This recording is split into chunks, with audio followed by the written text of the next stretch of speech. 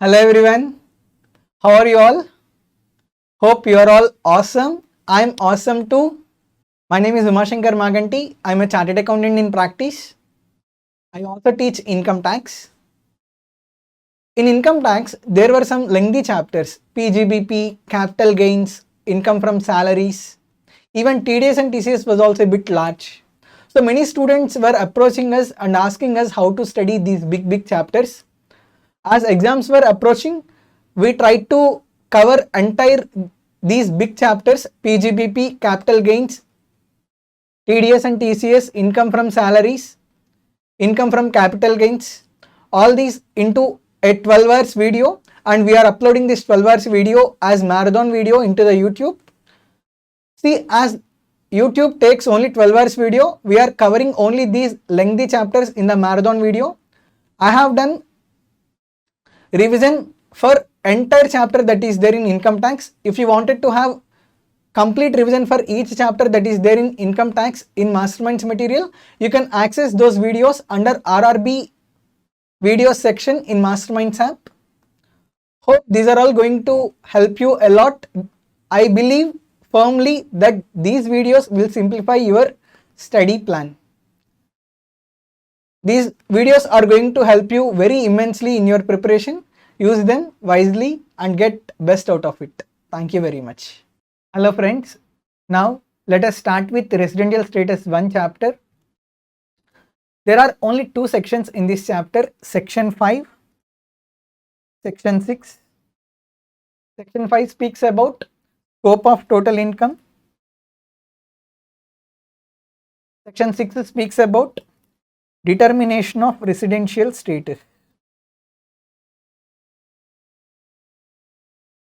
Now let us start with fundamentals. There are 2 types of income: Indian income, foreign income. When you call an income as Indian income, the base words are received or accrued. Received or accrued in India.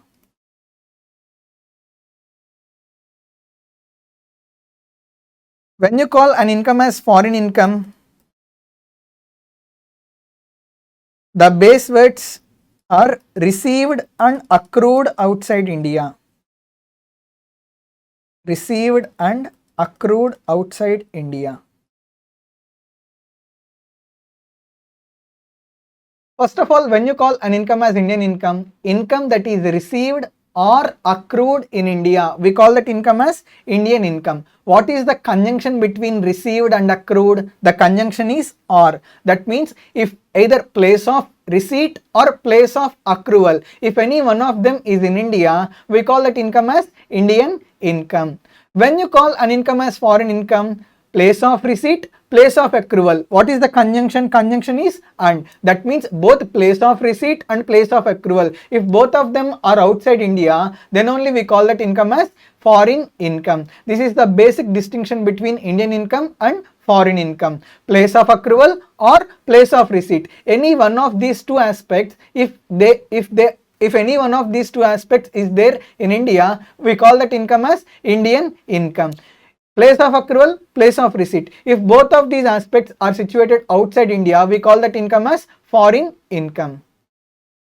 Generally, there are 3 residential statuses: ROR, RNOR, non-resident. In case of resident and ordinarily resident, global income is taxable. That means what? Both Indian income and foreign income, both are taxable. In case of resident but not ordinarily resident, Indian income is taxable. Along with Indian income, whatever the foreign income received from business controlled or profession set up in India is also taxable. Business controlled or profession set up in India is also taxable.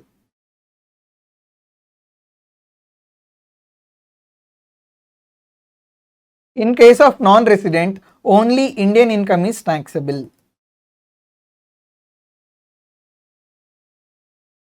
How many statuses are there? There are three residential statuses: resident and ordinarily resident, resident but not ordinarily resident, non-resident. In case of resident and ordinarily resident, global income is taxable. That means both Indian income and foreign income is taxable.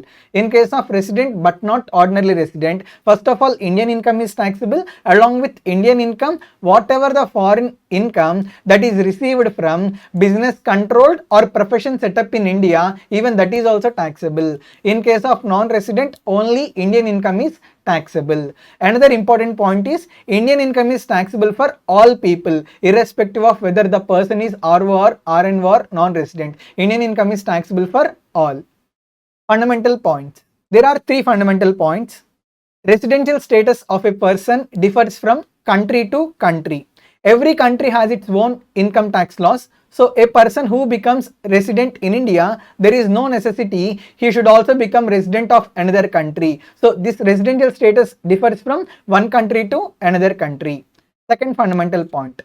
Residential status is different from citizenship. See, citizenship is determined on the basis of place of birth. Residential status is determined on the basis of number of days a person stays in India. Both are two different concepts. Don't combine and see them as together. Residential status is separate, citizenship is separate. Both are two different concepts. So residential status is different from citizenship. Third fundamental point is residential status differs from one previous year to another previous year. A person who becomes resident in India in one previous year, he may become non-resident in another previous year. That is the reason you need to check residential status of a person for each year separately. Residential status differs from one previous year to another previous year. These are the fundamental points. Next.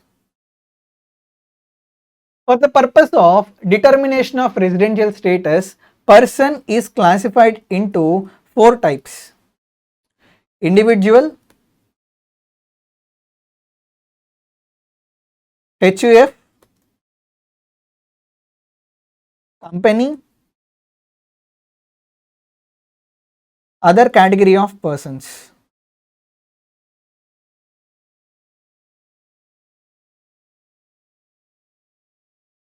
Individual have three residential statuses: ROR, RNOR, non-resident. HUF also have three residential statuses: ROR, RNOR, non-resident. Company have only two residential statuses: resident or non-resident. Even other category of persons also have two residential statuses, either resident or non-resident. So to determine residential status of a person has been classified into four categories: individual HUF, company, other category of persons. Individual HUF have three residential statuses: ROR, RNOR, non-resident. Company, other category of persons have two residential statuses: resident, non-resident. Now let us see the residential status of each one of these four persons. First of all, residential status of an individual.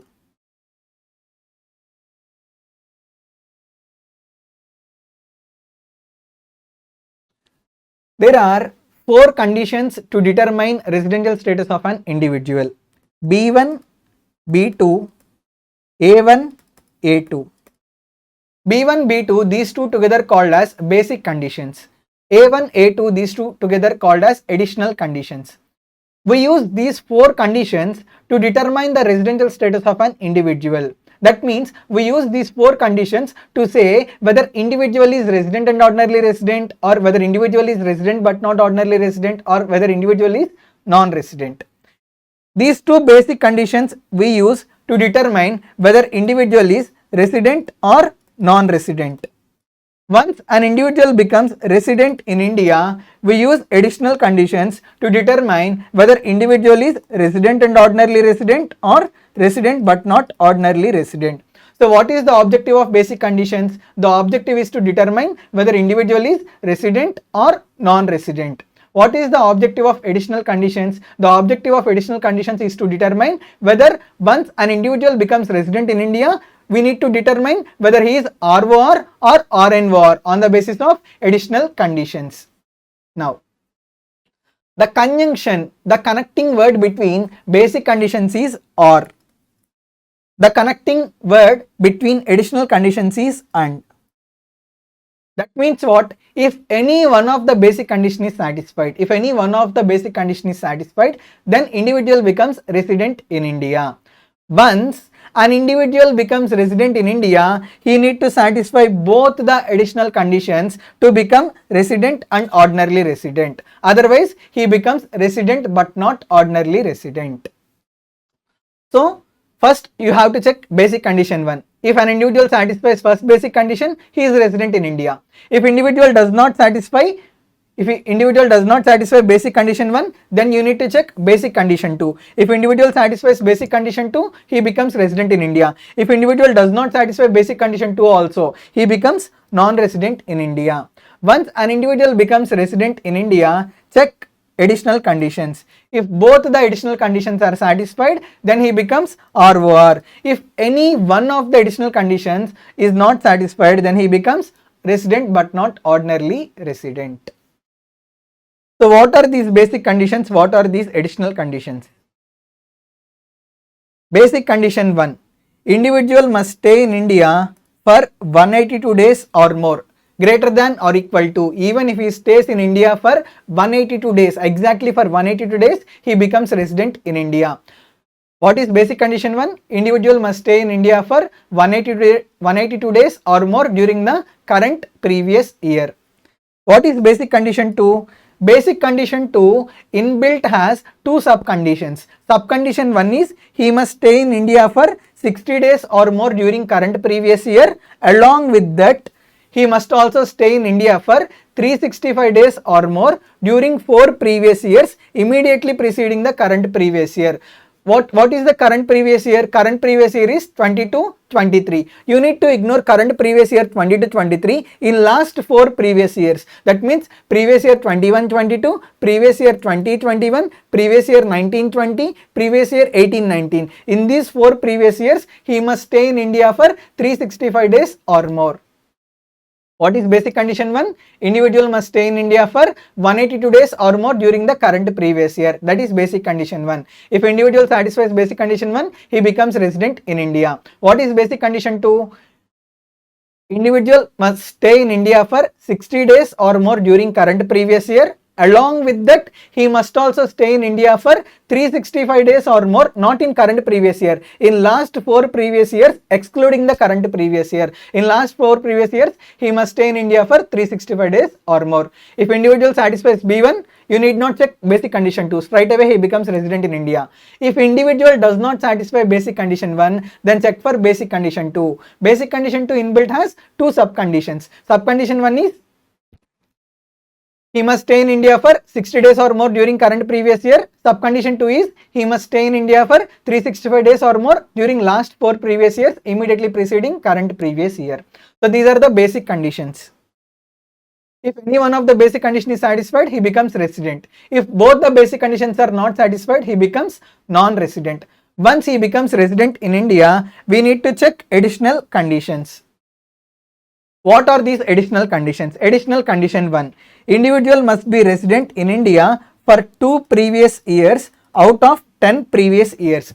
Out of 10 immediately preceding previous years. That means what? Current previous year is previous year 20-23. You need to ignore current previous year. Excluding this current previous year, in last 10 previous years, out of these 10 previous years, if he becomes resident in India for at least 2 previous years, then additional condition 1 is said to be satisfied. Okay, did you understand? You need to exclude current previous year. Ignore current previous year. In last 10 previous years, at least for 2 years, he must be resident in India. For at least 2 years, if he is resident in India, then additional condition 1 is said to be satisfied. What is additional condition 2? He must stay in India for at least 730 days. He must stay in India for exactly 730 days or greater than 730 days, not in current previous year, in last 7 previous years immediately preceding current previous year. These are the 2 additional conditions. Additional condition 1 is he must be resident in India for 2 previous years out of 10 previous years immediately preceding current previous year. That is additional condition 1. What is additional condition 2? He must stay in India for 730 days or more during last 7 previous years immediately preceding current previous year. What is the conjunction between additional conditions? Conjunction is and. Both the additional conditions are required to be satisfied, then only he becomes ROR. If any one of the additional condition is not satisfied, he becomes RNOR. Next. There are 2 exceptions to second basic condition. That means in 2 cases, second basic condition is not applicable. How many exceptions are there? 2 exceptions are there. Exception 1. In case of Indian citizen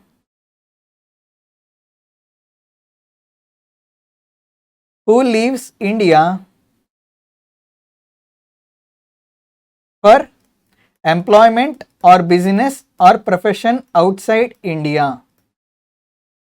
In case of an Indian citizen who lives outside India, why? For employment or business or profession. For that individual, you need not check second basic condition. You will check only basic condition 1. If he satisfies basic condition 1, he becomes resident in India. You need not check second basic condition. If he does not satisfy basic condition 1, he automatically becomes non-resident. Don't check second basic condition, because second basic condition is not applicable for Indian citizen who lives outside India for the purpose of employment or business or profession outside India. Next. In case of Indian citizen who leaves India as a member of crew of Indian ship.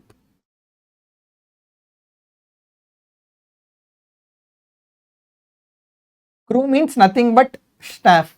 See, there will be certain Indian ships which are leaving outside India carrying passengers and cargo. As a staff member of that ship, if any Indian citizen goes outside India, even for that Indian citizen also, basic condition 2 is not applicable. For that Indian citizen, you will check basic condition 1. If he satisfies basic condition 1, he becomes resident. If he does not satisfy basic condition 1, don't check second basic condition, straight away he becomes non-resident. One more important thing in this point is, for crew member of Indian ship, continuous discharge certificate, there will be one certificate called continuous discharge certificate will be given.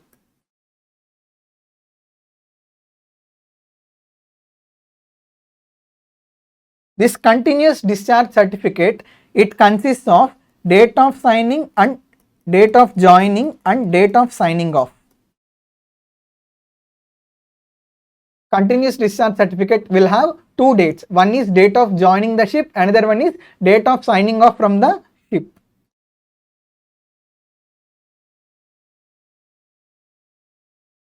Whatever the period that is there from date of joining and date of signing off, including these dates, whatever the period that is there from date of joining and date of signing off, including these dates, must be excluded at the time of calculating number of days of stay in India.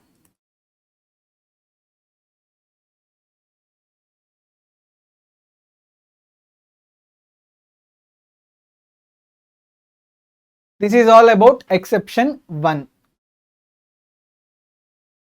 Next, exception 2.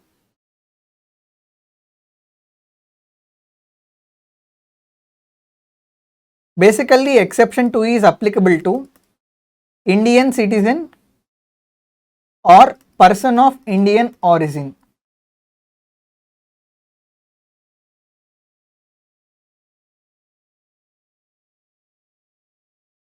Person of Indian origin means an individual whose parents or grandparents, if any one of them were born in undivided India. Undivided India means before 1947. An individual whose either parents or grandparents, paternal or maternal,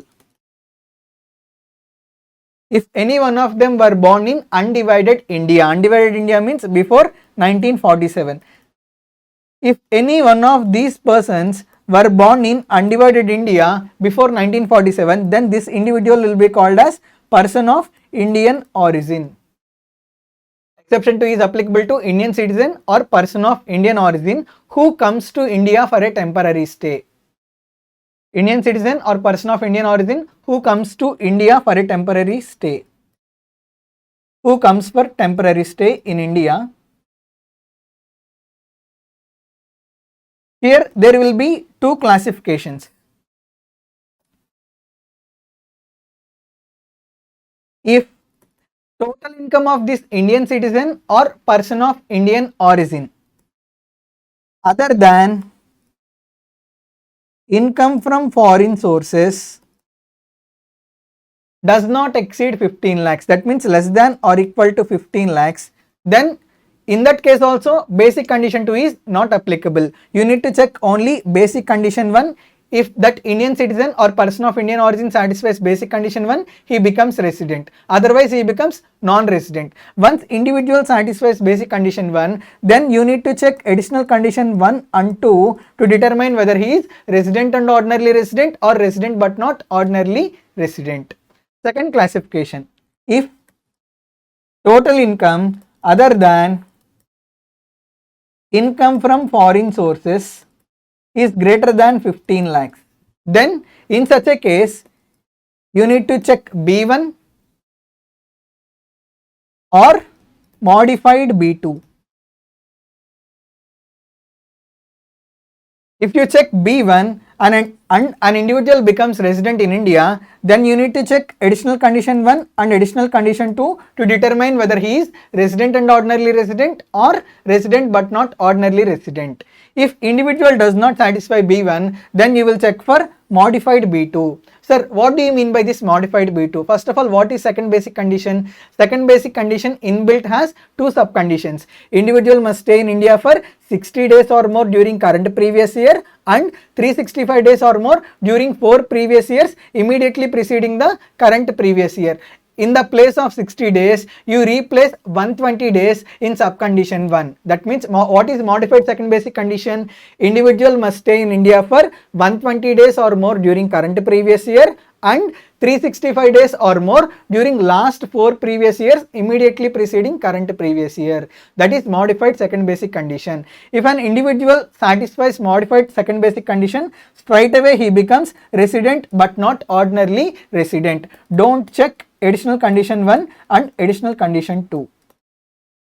You need not check A1 and A2, straight away he becomes RNOR. Simply residential status of an individual I will summarize in just 2 minutes. There are 4 conditions B1, B2, A1, A2. Basic conditions to determine whether individual is resident or non-resident. Additional conditions we will use to determine whether resident is resident and ordinarily resident or resident but not ordinarily resident. What is basic condition 1? Individual must stay in India for 182 days or more during current previous year. What is basic condition 2? It has 2 sub-conditions. Sub-condition 1, individual must stay in India for 60 days or more during current previous year and 365 days or more during 4 previous years immediately preceding current previous year. These are basic conditions. What are additional conditions? Additional condition 1, individual must stay in India for individual must be a resident in India for at least 2 previous years out of 10 previous years immediately preceding current previous year. Then second additional condition, individual must stay in India for 730 days or more during last 7 previous years immediately preceding current previous year. If both additional conditions are satisfied, he becomes resident and ordinarily resident. If any one of the additional condition is not satisfied, then individual becomes resident but not ordinarily resident. There are 2 exceptions to basic condition 1. First exception is in case of an Indian citizen who lives outside India for employment, business or profession outside India. Second exception is in case of an Indian citizen who lives as a member of crew of Indian ship outside India. For exception 1, that means in these 2 cases you will check basic condition 1. If he satisfies, he becomes resident, otherwise he becomes non-resident. Don't check second basic condition. Exception 2. This is applicable to Indian citizen or person of Indian origin who comes to India for a temporary stay. For that person, there are 2 classifications. If his total income other than income from foreign sources is less than or equal to 15 lakhs, then You need to check only basic condition 1. If he satisfies, you need to check A1 and A2. In case of an Indian citizen or person of Indian origin who comes on a temporary stay and his total income other than income from foreign sources exceed 15 lakhs, then first you need to check B1. If he satisfies B1, check A1 and A2 to determine the residential status. If he does not satisfy B1, then check modified B2. What is modified B2? Individual must stay in India for 120 days or more during current previous year and 365 days or more during 4 previous years immediately preceding current previous year. If he satisfies modified B2, don't check A1 and A2. Straight away his residential status is RN OR. Here there are some focus points. Please see focus point C and focus point D. Stay at the same place in India is not necessary, as well as regular stay is also not necessary. Purpose of the stay is also immaterial. It is sufficient that he stays in India for 182 days. He satisfies basic condition 1. There is no such rule that he must stay in India continuously for 182 days. There is no such rule that he must stay in only one place, either in Vijayawada in 182 days or in Guntur only for 182 days. There is no such rule. And there is also no requirement with regard to purpose. For whatever the purpose he comes to India, if he stays in India for 182 days, he satisfies basic condition 1 and becomes resident in India. Date of arrival and date of departure. See, the day on which he comes into India, the day on which he leaves India. These 2 days are to be included at the time of calculating number of days of stay in India. This is with regard to residential status of an individual. Now we will see residential status of HUF. HUF have how many residential statuses? 3 statuses: ROR, RNOR, non-resident. First of all, in case of HUF, we will check control and management. What do you mean by control and management? Place where Karta resides and takes the decisions. That is the place of control and management. If Karta resides in India and takes decisions from India, then control and management is situated in India. If Karta resides outside India and takes decisions from outside India, then control and management is said to be situated outside India. If control and management of Hindu undivided family is either wholly or partly is situated in India, then HUF becomes resident in India. If control and management of affairs of HUF is wholly outside India, that means Karta resides outside India and he takes all business decisions from outside India, then we will say control and management is situated outside India.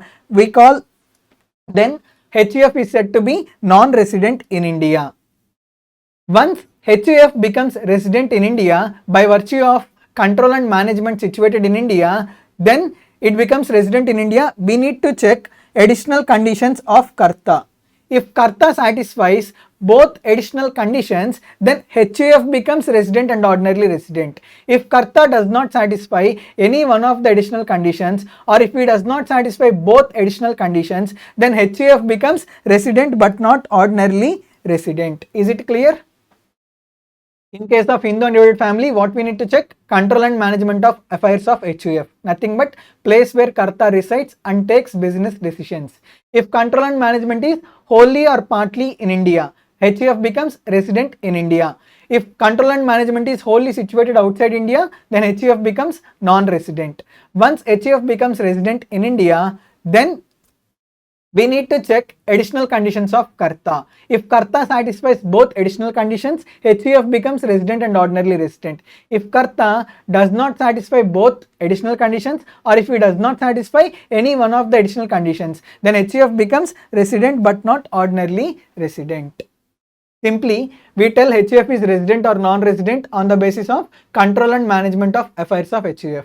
We tell HUF is resident and ordinarily resident or resident but not ordinarily resident. On which basis? On the basis of additional conditions to be satisfied by Karta. If he satisfies both additional conditions, HUF becomes ROR. If he does not satisfy any one of them or both, then HUF becomes RNOR, resident but not ordinarily resident.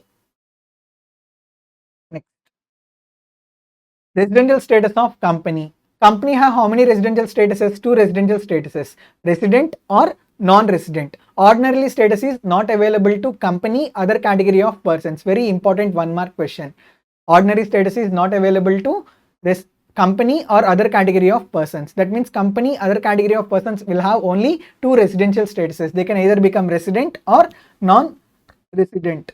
In case of company, if a company is registered in India, we call that company as Indian company. Indian company is always treated as resident in India. Always resident. Indian company, blindly it is resident in India. If it is a foreign company, then we need to check POEM, place of effective management. What do you mean by POEM? Here it was given. Place of effective management means place where key management and commercial decisions that are necessary for conduct of the business of an entity as a whole or in substance made. Nothing but place where majority of the board meetings are held. That place we generally call as place of effective management. If majority of the board meetings are held in India, we will say place of effective management is in India. If majority of the board meetings are held outside India, we say place of effective management is outside India. In case of Indian company, you need not check POEM. Blindly you can tell Indian company is resident in India. Only in case of foreign company, you need to check POEM. If place of effective management is in India, we call that foreign company as resident in India. If place of effective management is outside India, then we call that foreign company as non-resident in India. This is the residential status of company. Next, residential status of other category of persons. For other category of persons also we will check control and management. If control and management is wholly or partly in India, then other person is said to be resident in India. If control and management of other person is wholly outside India, then we call other person as non-resident. This is the residential determination of residential status, section 5, section 6. Next concept is deemed resident. My dear friends, this is very important concept, deemed resident. In previous examination also 6 marks question, second question in the income tax paper. 6 marks question was asked purely on the basis of deemed resident concept. Very important concept. I am expecting a question from deemed resident concept for this attempt also. When you call an individual as deemed resident, there are 4 conditions that are required to be satisfied. If these 4 conditions are satisfied, then you will call that individual as deemed resident. Once an individual becomes deemed resident in India, what is the residential status of deemed resident? Deemed resident will always be treated as resident but not ordinarily resident. That means residential status of deemed resident is RNOR. Straight away, you need not check any conditions. Okay, you need not check any basic conditions or additional conditions. There are only 4 conditions and the conjunction is and. If all these 4 conditions are satisfied, then you can tell that person as deemed resident in India. Once individual becomes deemed resident in India, his residential status will be resident but not ordinarily resident. He will be deemed as RNOR. Now what are those 4 conditions? First condition, he must be an Indian citizen. That means foreign citizen cannot become deemed resident. Only Indian citizen can become deemed resident. Second condition, he does not satisfy any of the conditions specified under section 6.1. Nothing but B1, B2. First condition is he must be an Indian citizen. Second condition is he should not satisfy basic condition 1 as well as basic condition 2. If an individual does not satisfy basic condition 1 as well as basic condition 2, then what will be his residential status? He will be non-resident. So first condition is he must be an Indian citizen. Second condition is he is non-resident because he did not satisfy basic condition 1 and basic condition 2. Next, third condition, his total income other than income from foreign sources exceed 15 lakhs. Third condition, what is third condition?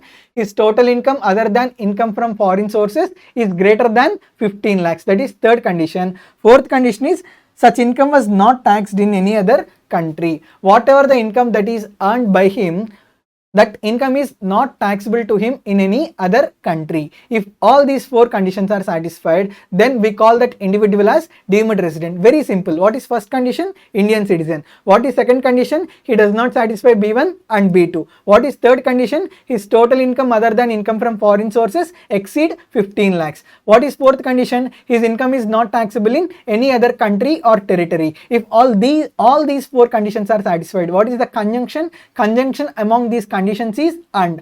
All the conditions are required to be satisfied, then individual becomes deemed resident. Once individual becomes deemed resident, then his residential status will be resident but not ordinarily resident. Scope of total income.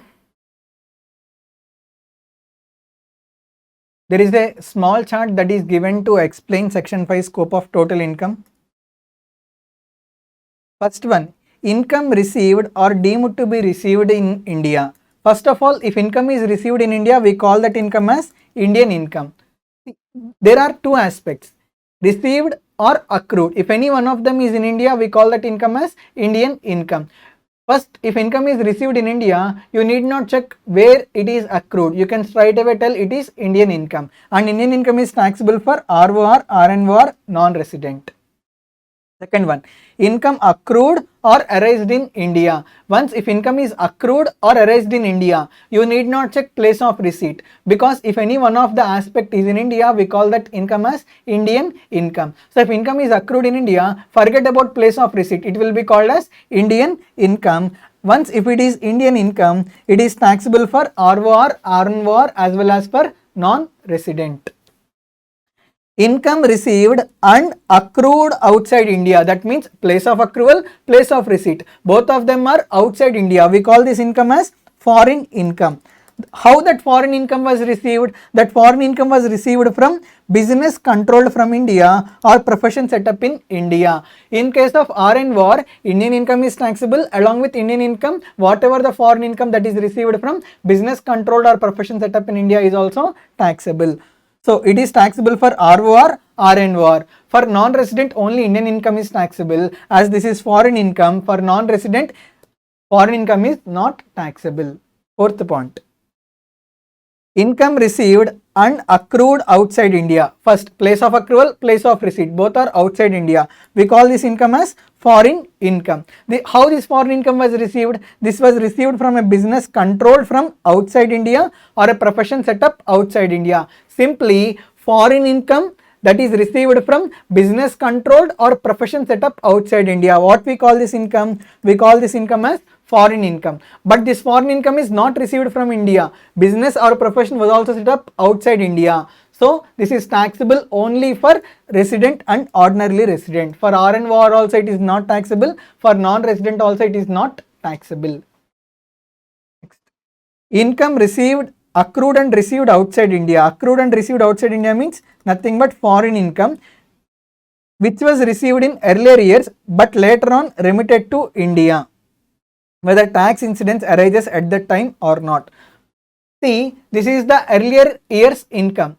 This income is not earned during current previous year. This income was earned in earlier years, foreign income it is. Now, whatever the foreign income that got accumulated, that got brought to India, this is nothing but a translation of income. That means whatever the earnings that are there outside India, merely they were transferred from foreign bank account to Indian bank account. No income was received. Income was already received outside India. Received income is just merely transferred from foreign bank accounts to Indian bank accounts. That too, that income is not current previous year's income. It is earlier year's income. So whatever the past year's income which is transferred from foreign bank accounts to Indian bank accounts, that income is not at all taxable for ROR, RNOR, non-resident.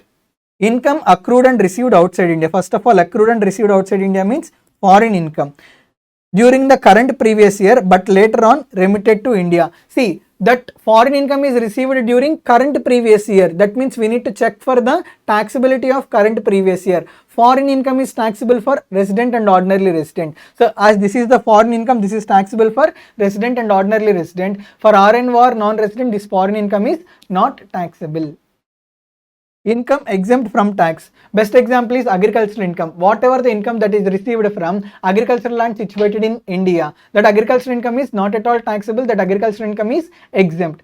See, exempted incomes are not at all taxable for all persons. Irrespective of the residential status, exempted incomes are not taxable. Exempted incomes are exempt in the hands of ROR, RNOR, non-resident. So for all persons, exempted incomes are not at all taxable. They are completely exempt. This is the discussion with regard to residential status. My dear friends, residential status is very important chapter. You can trust me. Definitely there will be a question in your examination from this chapter. You can easily get from 4 to 10 marks from residential status chapter. So please be serious. Go through this marathon lecture regarding residential status for 2 to 3 times and get clarity, get grip. I wish you all the best. Now let us discuss about income from house property chapter. Section 22 to section 27. These are the sections that deal with income from house property chapter. What is the charging section? Charging section is section 22. Charging section will specify three conditions. Upon satisfaction of these three conditions only, income is taxable under the head income from house property. What are those conditions? First condition is asset must be a house property. House property means what? Building plus land appurtenant thereto. This is called as house property. What is the first condition? First condition is asset must be a house property. Second condition is assessee must be the owner of the house property. Third condition is assessee shall not use the house property for his own business or profession. If all these three conditions are satisfied, then only income is taxable under the head income from house property. What is the conjunction among these three conditions? Conjunction is and. All the three conditions are required to be satisfied, then only income is taxable under the head income from house property. Asset must be a house property. Assessee must be the owner of the house property. Assessee shall not use the house property for his own business or profession. What do you mean by house property? House property means building plus land appurtenant thereto. Whatever the things that are there within the compound wall, even those are also to be considered as house property. If there is any car parking space, or if there is any shed, or if there is any garage, if there is any gardens, all these are also to be considered as house property only. House property means building plus land appurtenant thereto. Deemed owner. Section 27, deemed owner is very important concept. It is very important theory question. Don't leave it, just go through the deemed ownership concept. Next, I am going to discuss with you the format for calculating income from house property. The format is gross annual value will be there. From gross annual value, we will reduce municipal taxes. Thereby, we will arrive at net annual value. From net annual value, deductions under section 24 will be allowed. First one, 24A is standard deduction. It is allowed at the rate of 30% of net annual value. 24B is interest on borrowed capital or interest on loan. After making these deductions, you will arrive at income from house property. In case of self-occupied property, you will consider gross annual value as nil. Simple. In case of self-occupied property, only interest on borrowed capital under section 24B, only that is allowed as deduction. And the resultant income from self-occupied property can be either 0 or negative. However, the resultant income for let out property or deemed to be let out property can be either positive or negative or 0.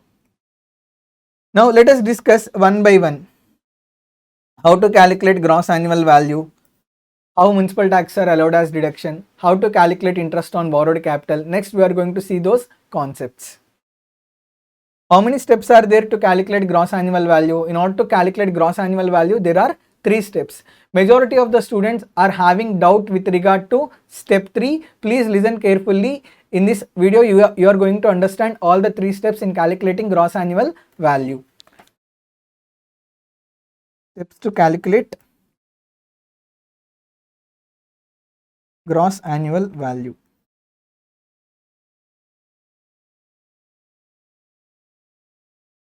What is step 1? Step 1 is fair rent or municipal rent, whichever is higher. Step 1 is fair rent or municipal rent, whichever is higher. What is step 2? Step 2 is result of step 1 or standard rent, whichever is lower. Result of step 1 or standard rent, whichever is lower. Result of step 2 is also called as expected rent. In step 3, what we will do? In step 3, we will compare actual rent with expected rent. In step 3, we will compare actual rent with expected rent. One more thing is, if there is any unrealized rent, in step 3, we will reduce unrealized rent from actual rent. Precisely, in step 3, we will compare actual rent minus unrealized rent with expected rent. After comparison, if actual rent minus unrealized rent is greater than expected rent, then gross annual value is equal to actual rent minus unrealized rent. If actual rent minus unrealized rent is less than expected rent, then two cases will arise. 23(1)(c) due to vacancy,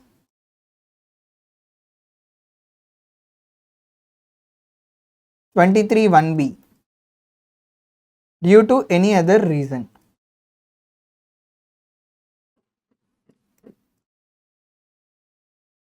If actual rent minus unrealized rent is less than expected rent, that means actual rent is less than expected rent. If the reason for actual rent minus unrealized rent is less than expected rent is due to vacancy, then gross annual value is equal to actual rent minus unrealized rent. If it is due to any other reason, gross annual value is equal to expected rent. Sir, how do we know the reason for actual rent minus unrealized rent is due to vacancy? How do we know? Actually, there are three conditions. Upon satisfaction of all these three conditions, we can say that actual rent is less than unrealized rent. The reason is due to vacancy. What are those three conditions? Conditions for section 23(1)(c).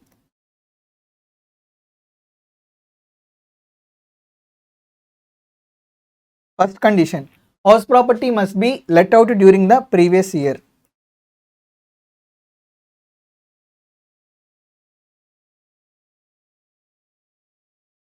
House property must be let out during previous year. Second condition, it must be vacant during the previous year.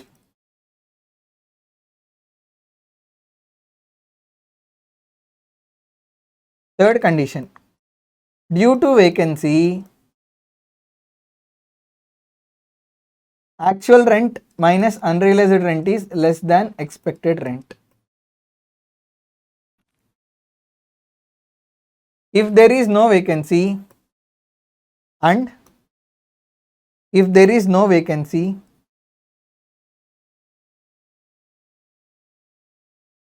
actual rent minus unrealized rent would have been greater than or equal to expected rent. This is very important. Actual rent minus unrealized rent would have been greater than or equal to expected rent. See, under section 23(1)(c), there are three conditions. What is the conjunction among these three conditions? Conjunction is and. All the three conditions are required to be satisfied. If all these three conditions are satisfied, then we can say actual rent minus unrealized rent is due to vacancy. If it is due to vacancy, gross annual value will be actual rent minus unrealized rent. If it is due to any other reason, if any one of these three conditions are not satisfied, means it falls under 23(1)(b). If it falls under 23(1)(b), gross annual value is equal to expected rent. So under 23(1)(c), how many conditions are there? There are three conditions. First condition is house property must be let out during the previous year. House property must be vacant during the previous year. Due to such vacancy, actual rent minus unrealized rent is less than expected rent. If there is no vacancy, actual rent minus unrealized rent would have been greater than or equal to expected rent. So the conjunction is and. If all these three conditions are satisfied, then we can say that the reason for actual rent less than expected rent is due to vacancy. If it is due to vacancy, gross annual value will be equal to actual rent minus unrealized rent. If any one of the condition is not satisfied, then reason for actual rent less than expected rent is due to any other reason. If it is due to any other reason, gross annual value is equal to expected rent. These are the steps that are involved in calculating gross annual value.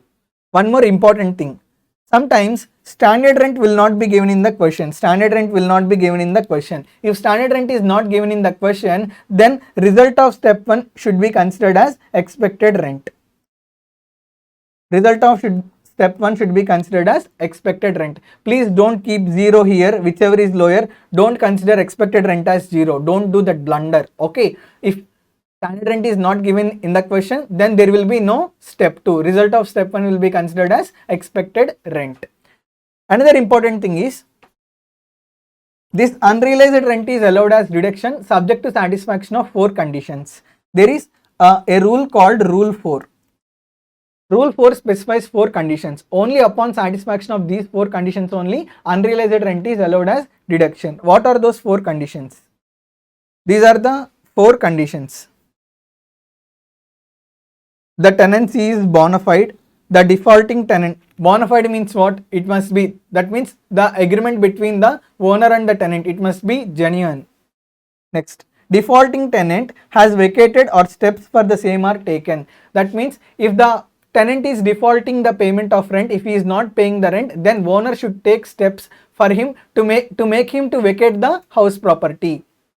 Then only unrealized rent is allowed as deduction. First of all, what do you mean by unrealized rent? The rent which cannot be recovered, which was not recovered from the tenant, that is called as unrealized rent.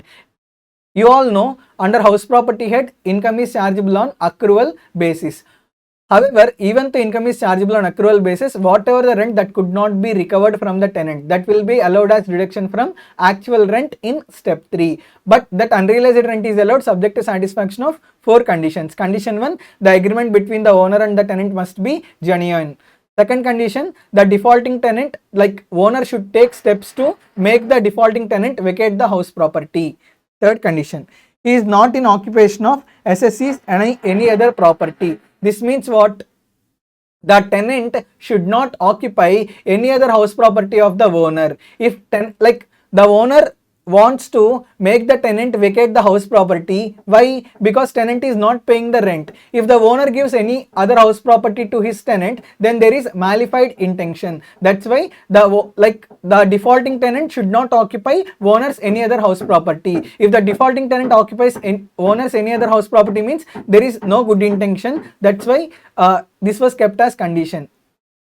Last one, SSC has taken steps for recovery of the unpaid rent. So whatever the unrealized rent that is there, for recovery of the same, for recovery of unrealized rent, SSC should take steps. That means he need to file a police complaint for recovery of that unrealized rent. If all these 4 conditions are satisfied, then in step 3, unrealized rent is allowed as deduction from actual rent. Unrealized rent can be deducted from actual rent. Have you understood? Some focus points. Gross annual value need not be calculated for self-occupied property or unoccupied property, because in case of self-occupied property, we will consider net annual value as nil. Third point, this is important. For example, house property comes into existence only during the previous year. That means, let's say construction of house property got completed on 30th June 2022. Construction of house property got completed on 30th June 2022. From 1st July 2022 onwards, it came into existence. Now, at the time of calculating income from house property, you should not calculate income for 12 months. You will calculate only for the period house property is in existence. Here, house property is in existence from 1st July 2022 to 31st March 2023. For how many months house property is in existence? House property is in existence for 9 months. That means for only 9 months, you will calculate fair rent, municipal rent, standard rent, as well as actual rent. Did you understand? See, sometimes what happens in the question, fair rent for the entire year will be given, but at the time of doing solution, at the time of calculating, you should not consider fair rent for the whole year. Especially in these cases, you should consider fair rent only for 9 months. Okay, so what do you mean by this? If house property is not in existence for the whole year, and if house property is in existence only for part of the year, you will calculate fair rent, municipal rent, standard rent, actual rent also for only this part of the year. Have you understood? Don't calculate it for the entire year. You need to be very careful, because in examination these kind of twists will be given. Don't straight away fall prey to those tricks. Okay, please observe, please read the question. If in the question fair rent is given for 12 months, and if the solution demands calculation of fair rent for only part of the year, convert those 12 months fair rent into part of the year and then do the calculation of gross annual value. So this is the concept relating to gross annual value calculation. Next, we will step into municipal taxes calculation. Next, municipal taxes. First of all, as per the method of accounting that is applicable for house property head, what is the method of accounting? Accrual basis except municipal taxes. That means what? Municipal taxes are allowed as deduction only on payment basis. See friends, there are two conditions. Municipal tax are allowed as deduction only if these two conditions are satisfied. First condition is owner should pay the municipal taxes. Only if owner pays the municipal taxes, then only municipal taxes are allowed as deduction. If tenant pays municipal taxes, then those municipal taxes will not be allowed as deduction to the owner. So first condition is municipal taxes must be allowed as deduction only if they are paid by the owner. Second condition is they should be actually paid during the current previous year. Simple. Municipal taxes, they should be paid by the owner and they should be paid during the current previous year. Then only municipal taxes are allowed as deduction. What is the tax treatment for municipal taxes? Municipal taxes are to be deducted from gross annual value. From gross annual value, after deducting municipal taxes, you will arrive at net annual value. There are some note points relating to municipal taxes. What are they? In case of self-occupied property or unoccupied property, municipal taxes are not allowed as deductions. That means for self-occupied property or unoccupied property, you will consider municipal taxes as nil. Another thing is, municipal taxes are allowed as deduction even municipal taxes exceed gross annual value. What is the format? First, you will calculate gross annual value.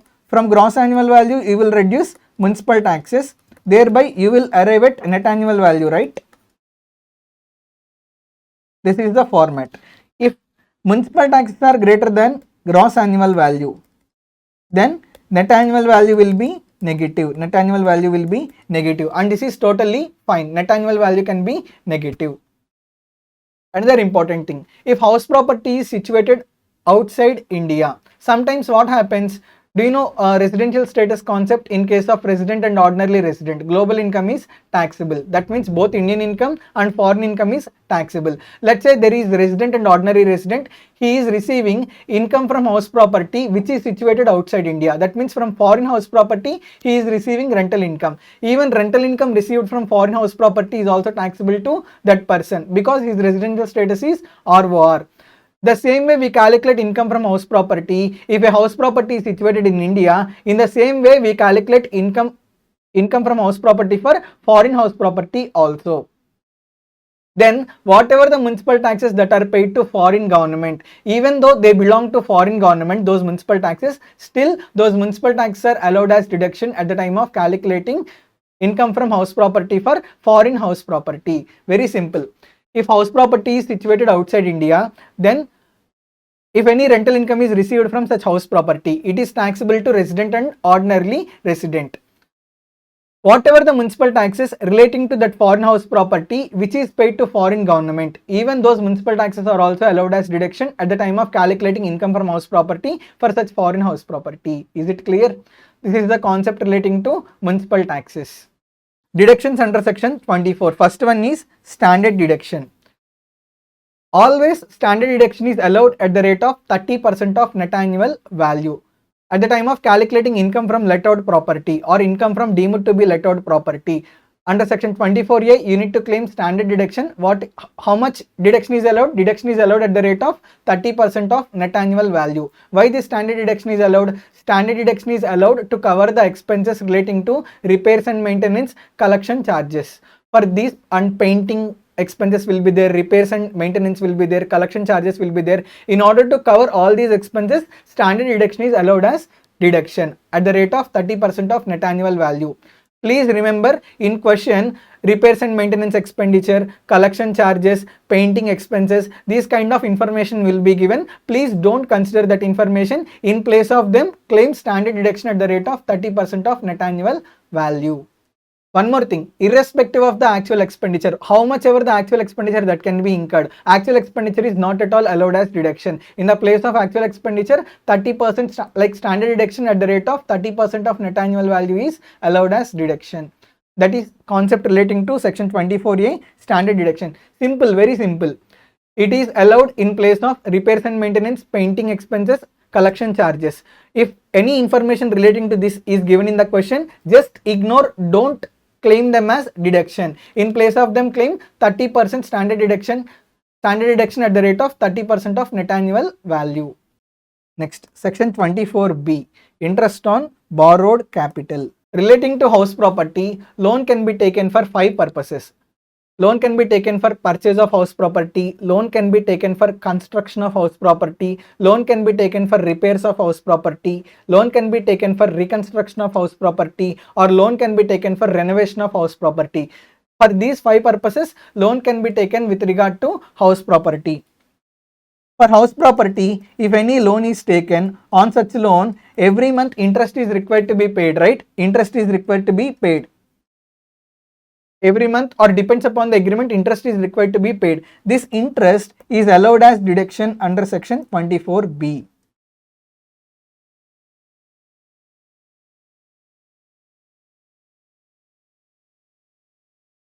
There are some important points. Only loan taken for the house property purpose, only such loan is, interest on such loan is allowed as deduction. If loan is taken for the purpose of education, interest on such loan cannot be allowed as deduction under section 24B. Only if loan is taken for house property, interest on such loan is allowed as deduction under section 24B.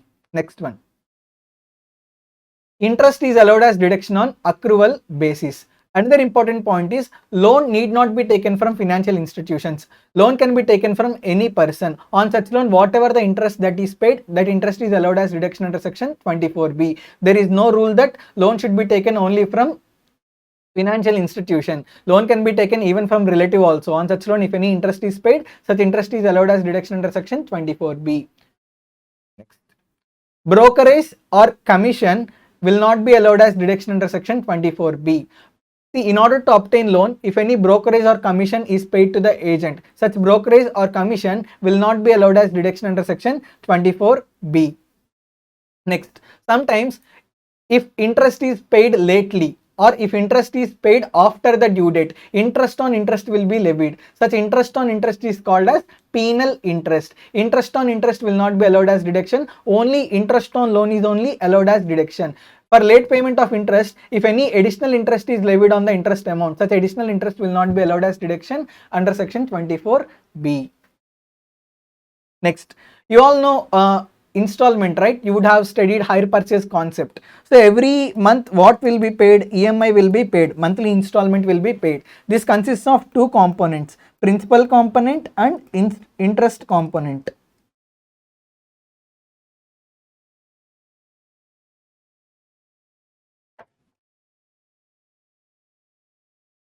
Principal component is allowed as deduction under section 80C under chapter 6A deductions. Interest is allowed as deduction under section 24B.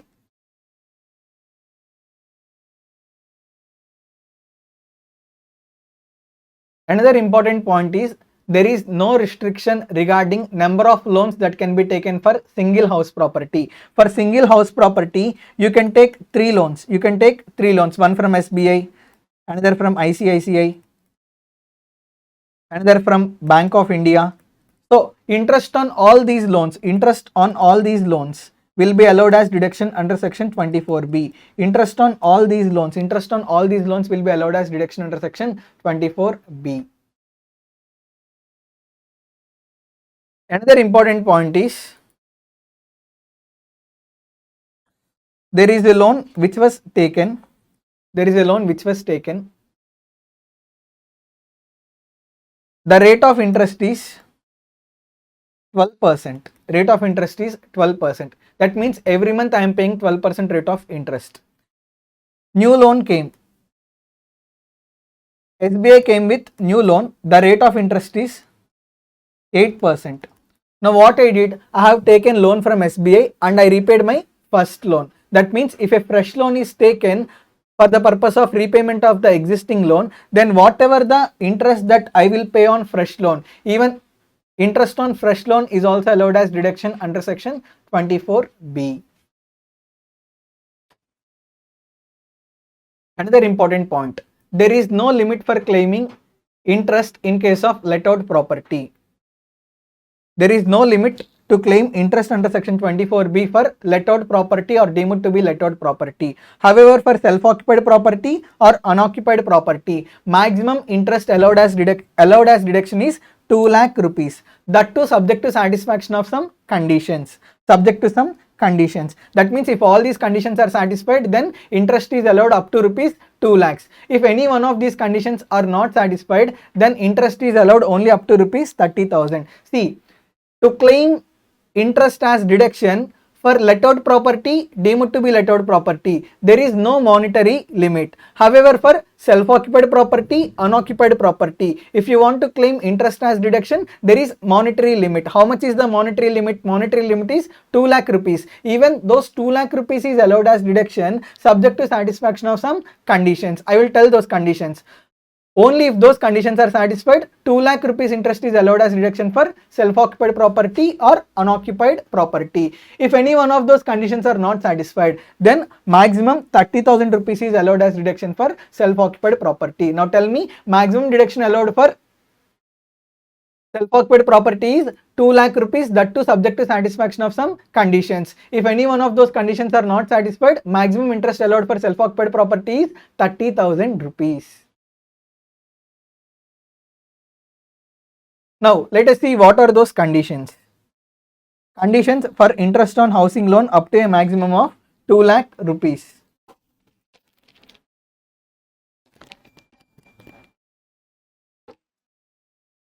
Loan must be taken only for the purpose of purchase or construction.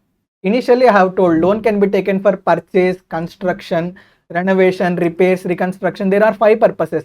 But in case of self-occupied property, interest up to 2 lakhs will be allowed as deduction only if the loan is taken for the purpose of purchase or construction. That means if loan is taken for these 2 purposes, then only 2 lakh rupees is allowed as deduction. If loan is taken for repairs, renovation, reconstruction, for self-occupied property, maximum 30,000 is only allowed as deduction. Next, loan should be taken on or after 1st April 1999. Here, loan should be taken means date of sanction of loan. Date of sanction of loan must be on or after 1st April 1999. Third condition, purchase or construction should be completed within 5 years from the end of the financial year in which capital was borrowed. That means the year in which loan is taken for the purpose of purchase or construction. From the end of such year, not from the date of taking the loan, but from the end of the year in which loan is taken, within 5 years construction should be completed or purchase should be completed. Let's say loan is taken on 10th November 2022. Loan is taken on 10th November 2022. You should not calculate 5 years from 10th November 2022. This calculation is wrong. From when you need to calculate? From the end of the previous year. 10th November 2022 falls under which previous year? It falls under previous year 22-23. What is the end of previous year? End of previous year 22-23 is 31st March 2023. From 31st March 2023 onwards, you need to calculate 5 years. It will be 24, 25, 26, 27, 28. 31st March 2028. That means for the loan that is taken on 10th November 2022, the construction or purchase of house property should be completed within on or before 31st March 2028. See, at the time of calculating 5 years, don't calculate it from the date of taking loan. Calculate it from the end of the financial year in which loan is, in the year in which loan is taken. How to remember, sir? 5 years always ends with 31st March. That is the shortcut. So if these conditions are satisfied, in case of self-occupied property, maximum 2 lakh rupees will be allowed as deduction. If any one of these conditions, what is the conjunction? Conjunction is and all the conditions are required to be satisfied. If any one of these conditions are not satisfied, then interest, maximum interest allowed for self-occupied property is 30,000 rupees. Next, interest includes current year interest plus pre-construction period interest.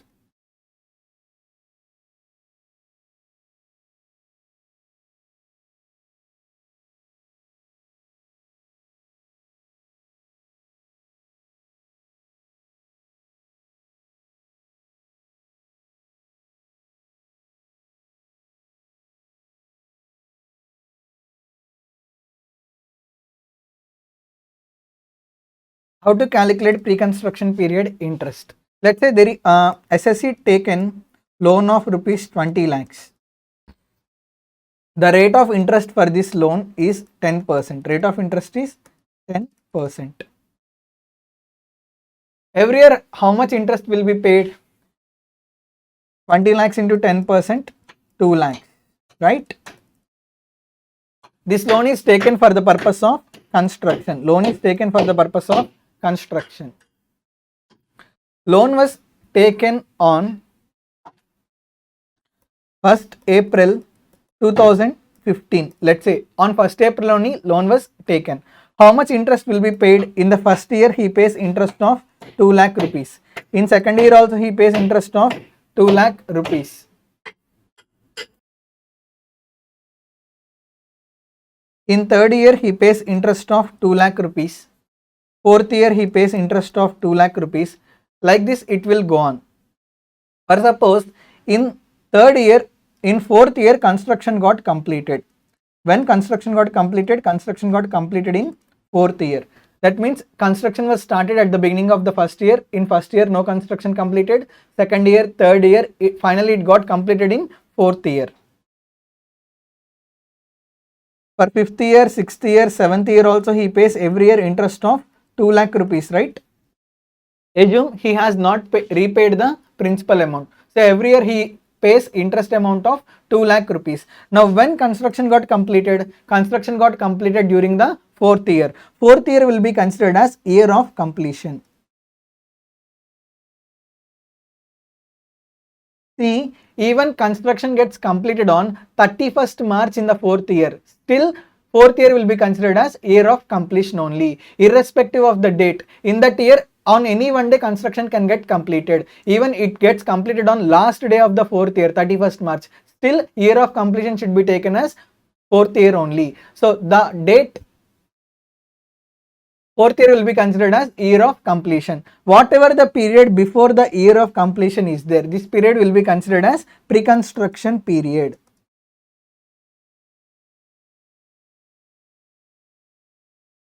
Whatever the interest that is there in pre-construction period, this interest will be considered as pre-construction period interest. It will be considered as pre-construction period interest. This pre-construction period this pre-construction period interest will be allowed as deduction from the year of completion over a period of 5 years in 5 equal installments. How much is the pre-construction period interest? 2 lakhs plus 2 lakhs plus 2 lakhs. Pre-construction period interest is equal to 6 lakhs. Now this 6 lakhs will be allowed as deduction from the fourth year.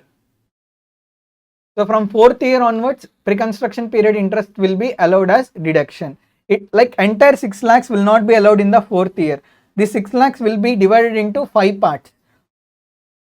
1/5 of pre-construction period interest. How much will be the 1/5 of pre-construction period interest? 6 lakhs divided by 5. It will come around 1.2 lakhs. So from fourth year onwards, every year how much interest will be allowed as deduction? 1.2 lakhs interest will be allowed as deduction.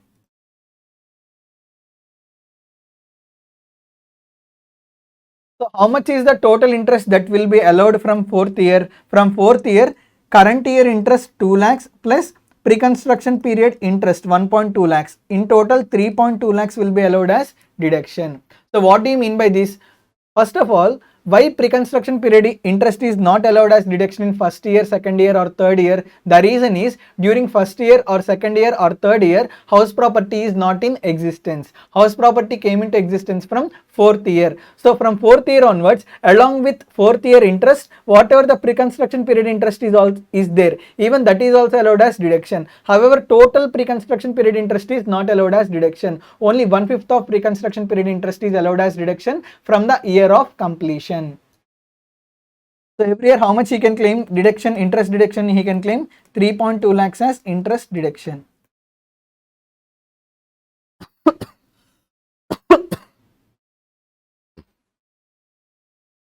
So this is the concept relating to pre-construction period interest.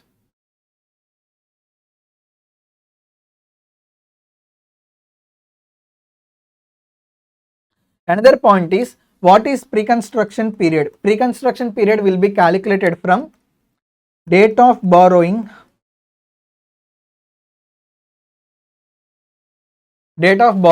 up to 31st March preceding the preceding the date of completion of construction, date of completion of construction, or preceding the date of purchase,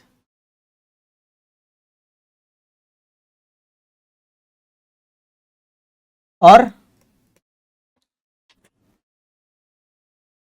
date of repayment, whichever is earlier. Date of repayment of loan,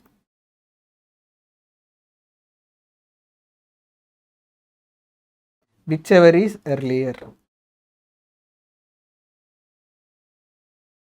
How we will calculate pre-construction period? Pre-construction period will be calculated from date of borrowing up to 31st March. That 31st March should be before the date of completion of construction or date of purchase or repayment of loan, whichever is earlier.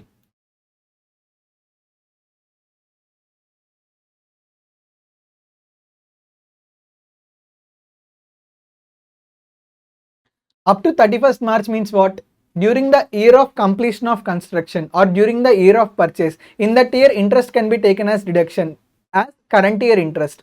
So before the year of completion, 31st March will be there, right? Up to this point there will be pre-construction period starting from date of borrowing up to 31st March preceding the year of completion or preceding the year of purchase. If loan is repaid even before this time, then interest will be calculated from date of borrowing up to the date of repayment of loan.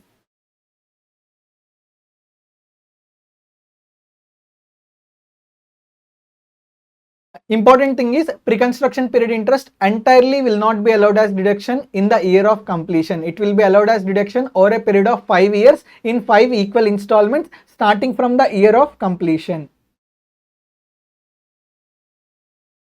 If SSC opts section 115 BAC, do you remember section 115 BAC? Yes, optional tax rates. If SSC chooses section 115 BAC optional tax rates, then interest under section 24B will not be allowed as deduction.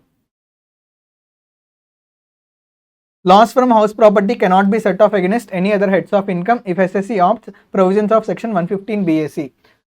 House property loss, intra-head set off is completely available. However, inter-head set off, if you want to set off house property loss with another head of income, maximum loss set off of loss allowed is 2 lakh rupees. However, if SSC chooses optional tax rates, then even that 2 lakh rupees set off of loss will also not be allowed. For example, if loan for the purpose of house property is taken from outside India, let's say loan is taken from non-resident, loan taken from non-resident.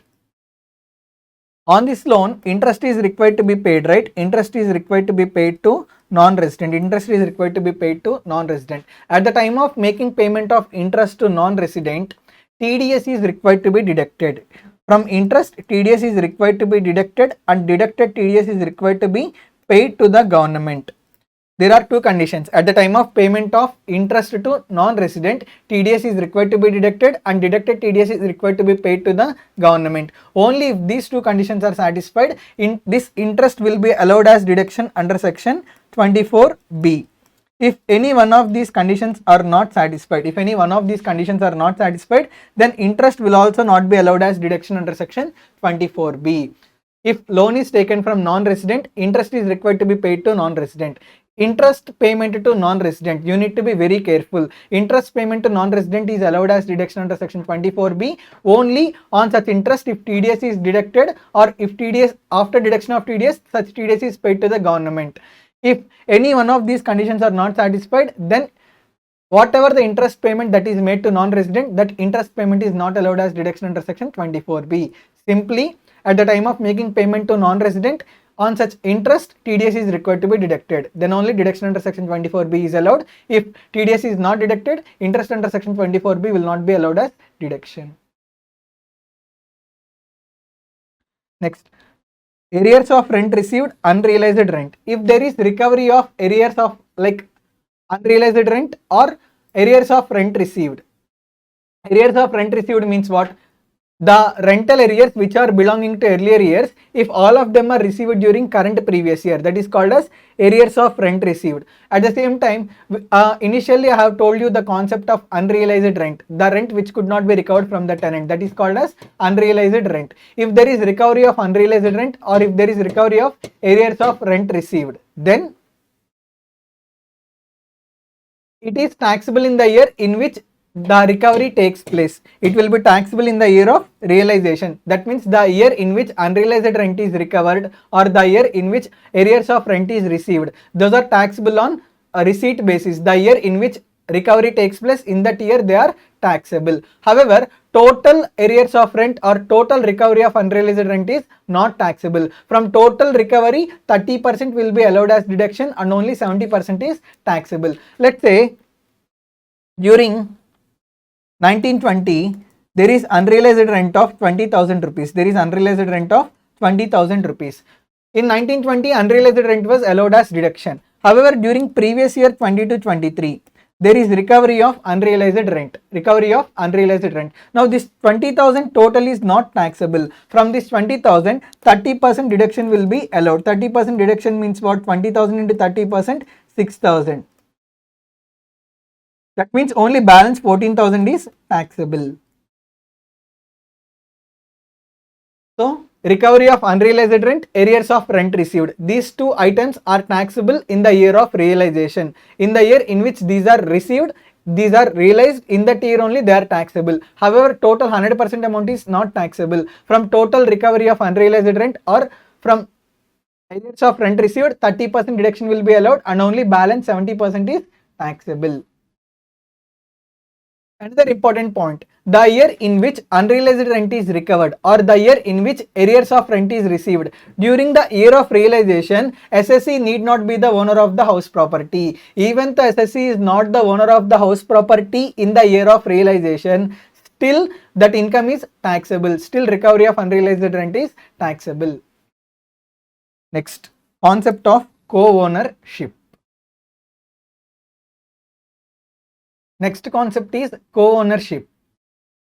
Co-ownership in case of let-out property. That means there is let-out property. That let-out property is co-owned by 2 or 3 people. Okay. What do you mean by co-ownership? If a house property is owned by more than one person, that means if there is more than one owner for house property, then we call that concept as co-ownership. So there is house property, that house property is given on let out. That means we can call it as let out property. Let out property is, let's say, co-owned by 3 people, A, B and C. First, what you need to do, you need to calculate income from such let out property as if that house property is owned by only single owner, as if that house property is owned by single owner. That means you will calculate gross annual value, you will reduce municipal taxes, you will arrive at net annual value. From net annual value, deductions under section 24 will be allowed. Ultimately, you will arrive at income from let out property. From this income from let out property of, like, you have to calculate as if the let out property is owned by the single owner. After doing all this calculation, you need to apportion this income among A, B and C, among co-owners as per their co-ownership ratio. Did you understand? If house property is let out and that let out property is under co-ownership, that let out property is owned by more than one owner, then what you will do, you will calculate income from such let out property as if that property is owned by single owner. After such calculation, you will split the income, you will divide the income among co-owners as per their co-ownership ratio. If the house property is self-occupied and that self-occupied property is owned by co-owners, then what is the tax treatment? Maximum interest that is allowed as deduction for each co-owner is 2 lakh rupees or 30,000. Let's say there is a self-occupied property. The self-occupied property is owned by 2 persons, U and S. It is owned by 2 persons, U and S. Now, maximum interest allowed for each co-owner is 2 lakhs or 30,000. That means you can claim 2 lakhs or 30,000 for the self-occupied property. S also can claim 2 lakh rupees or 30,000 for this self-occupied property. Another interesting thing is, let's say you has another self-occupied property which belongs to you. You has another self-occupied property which belongs to you. interest under this self-occupied property as well as this self-occupied property, both together cannot exceed 2 lakhs or 30,000. That means if an individual by himself has self-occupied property, then individual self-occupied property plus co-owned self-occupied property, these two together also interest amount maximum cannot exceed 2 lakh rupees or 30,000. If the house property is self-occupied and that self-occupied property is co-owned by two persons, then for each co-owner 2 lakh rupees or 30,000 is allowed as deduction. If a owner has separately another self-occupied property, that means independent self-occupied property plus co-owned self-occupied property, for these two self-occupied properties together also interest cannot exceed 2 lakh rupees or 30,000. Next, composite rent. When you call rent as composite rent, have you ever heard of furnished apartments, furnished flats, furnished houses? In furnished houses, along with giving flat or house as rent, like furniture will also be given on rent. That means once if you go into that house, everything will be ready. There will be AC, there will be washing machine, there will be sofa, there will be beds. All like entire furniture will also be available. Along with that, some services will also be provided like lift services, 24 water facility, electricity services, maintenance services, housekeeping. So what people will do, like if for example I have taken 3 BHK flat on rent, the rent is 40,000 per month. Now I am paying 40,000 not only for 3 BHK flat. Along with that 3 BHK flat, there is also furniture available. I am also receiving various kinds of services like housekeeping, electricity, 24 hours, water facility, maintenance, lift, all these facilities I am receiving. So sometimes what happens means, along with giving house property on rent, some other assets will also be given on rent and some additional services will also be provided. Now if lump sum amount is charged for providing all these kind of things, that lump sum amount we call as composite rent. This composite rent inherently consists of rent for house property, rent for other assets, and also fees for providing various kinds of services. This concept is called as composite rent. If rent is charged for providing all these things, that lump sum amount for providing all these things is called as composite rent. Did you understand the meaning of composite rent? Next, the thing is, we need to check whether composite rent is separable or not separable. Composite rent is separable or not separable. Sir, what do you mean by separable? What do you mean by not separable? For example, you went to a hotel. You asked for a suite. You asked for a suite room. Will he give only the plain room? No, right? He will give, along with that plain room, he will also provide bed, he will also provide furniture, he will also provide AC, he will also provide water facility, he will also provide electricity facility. That means along with giving like room on rent, he is also providing all these things. That means from SSC point of view, SSC will not accept taking room on rent without having all these things. That means SSC will take room on rent only if all these services are provided. That means what? If these services are not provided, like room cannot be taken on rent. One cannot be taken without another. That means SSC will not take house property on rent without providing these services. This we call as inseparable. If we go to a hotel, we cannot separate renting of house property from renting of other assets. We cannot separate. Like customer will take hotel room as a rent only if house property is provided. Along with house property, all these services are provided. Then only customer will take this house property, this room on rent. So this concept is called as composite rent, that is not separable.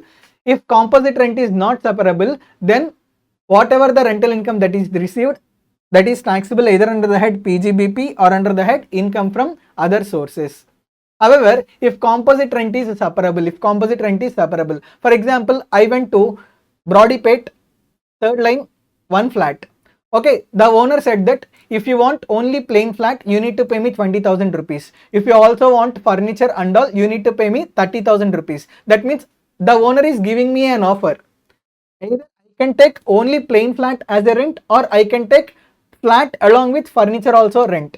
That means it is separable to me. That means I can accept only plain flat, or I can accept flat along with furniture. That means customer can accept either of the things. There is separability from the point of view of the customer. If customer wants only flat, he can take flat on rent. If customer wants furniture also, he can take both flat as well as furniture. So there is separability from the point of view of the customer. In this case, whatever the rent that belongs to house property is there, that is taxable under the head income from house property. Whatever the rent that belongs to other assets or for provision of various services, that rent is taxable either under the head PGBP or under the head income from other sources.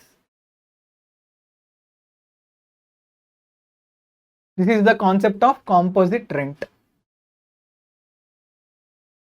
Next, occupation. Types of house properties. Self-occupied property. I am telling you from starting onwards, in case of self-occupied property, only one thing is allowed. Interest under section 24B is allowed as deduction. That to maximum of 2 lakh rupees. Those 2 lakh rupees are also allowed subject to satisfaction of 3 conditions. What are they? Loan should be taken for the purpose of purchase or construction. Date of sanction of loan should be on or after 1st April 1999. And third one is construction should be completed within 5 years. Not from the date of taking loan, but from the end of the financial year in which loan is taken. If any one of these conditions is not satisfied, then maximum interest under section 24B, which is allowed as deduction, is 30,000 rupees.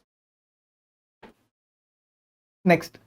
There is difference between self-occupied property and unoccupied property. Unoccupied property means what? That house property is completely vacant. It was not given on let out, neither it was not used for residential purposes also. That means, for example, I have a house in Vijayawada. I am not using that house. I did not give that house on let out basis also. That means that is idle, that is vacant. It is not used for self purposes, residential purposes, neither it is not given on let out. We call that house property as unoccupied property. As per Income Tax Act, there is no difference between self-occupied property and unoccupied property. That means unoccupied property is treated at par with self-occupied property. Whatever the tax treatment that is given to self-occupied property, the same tax treatment would also be given to unoccupied property. Let out property. In case of let out property, we have discussed, first we will calculate gross annual value. From gross annual value, we will reduce municipal taxes. Thereby, we will arrive at net annual value. Then we will claim deductions under section 24. 24 years standard deduction at the rate of 30% of net annual value.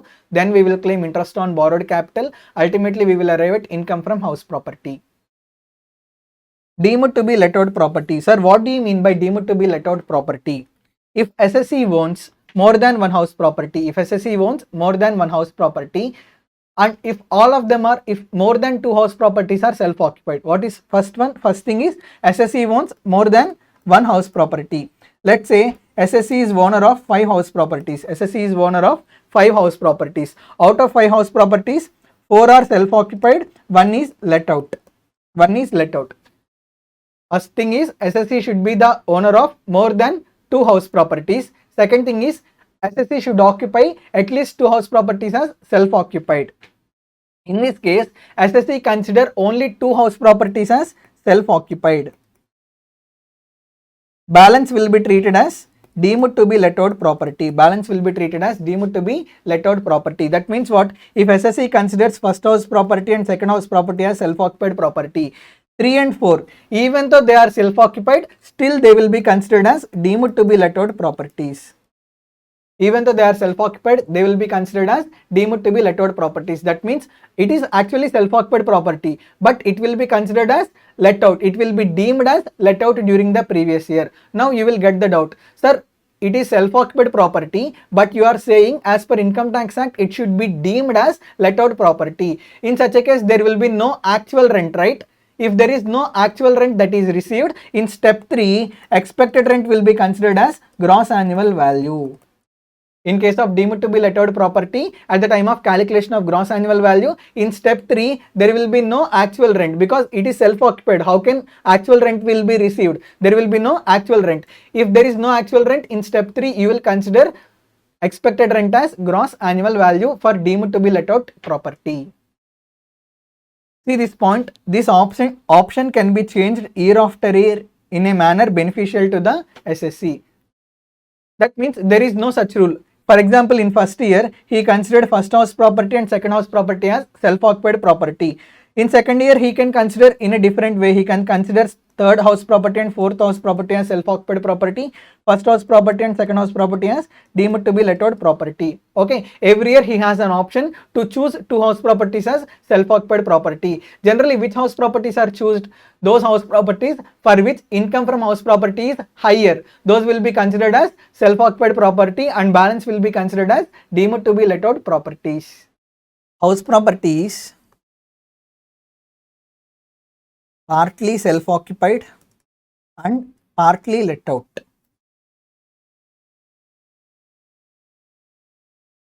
In brackets, area wise. That means we are saying part of the house, like house property is self-occupied and house property is let out on the basis of area. Let's take there is a house property. It consists of two floors, ground floor and first floor.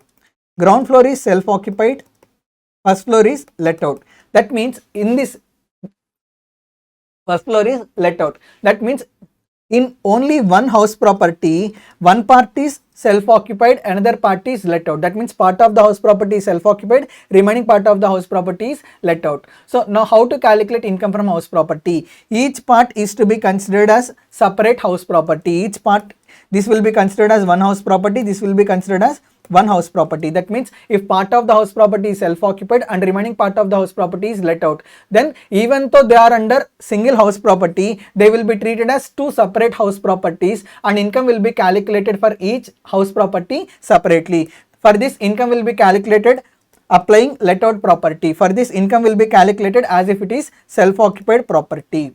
Are you able to understand? Municipal taxes are paid. Municipal taxes are paid. If municipal taxes given in the question are for both these house properties, then you need to divide municipal taxes in between let out property and self-occupied property. You need to be very careful. In question, information will be given for both these house properties. You should divide the municipal taxes or interest in between self-occupied property and let out property appropriately, accurately. Are you able to understand? So if under one house property, certain part is self-occupied and certain part is let out, even though they are under single house property, they will be considered as two separate house properties. The part which is self-occupied, for this income will be calculated as if this is a separate self-occupied property. The part which is let out, the part whichever is let out, for this income will be calculated as if it is separate let out property. Partly self-occupied and partly let out. In brackets, time wise. Partly self-occupied and partly let out time wise. 1st April 2022 onwards up to 31st December 2022. The house property was let out. The house property was let out. From 1st January 2023 onwards up to 31st March 2023. During this period, the house property was self-occupied. During this period, house property was self-occupied. That means for certain period, house property was let out and for certain period, house property was let out. For certain period, house property was let out and for remaining period, house property is self-occupied. That means within 1 year only, house property is used for self-occupation, house property is used for let out. Then how to calculate income from house property? You have to consider, you have to deem this house property is let out for the whole year. You have to deem this house property is let out for whole year.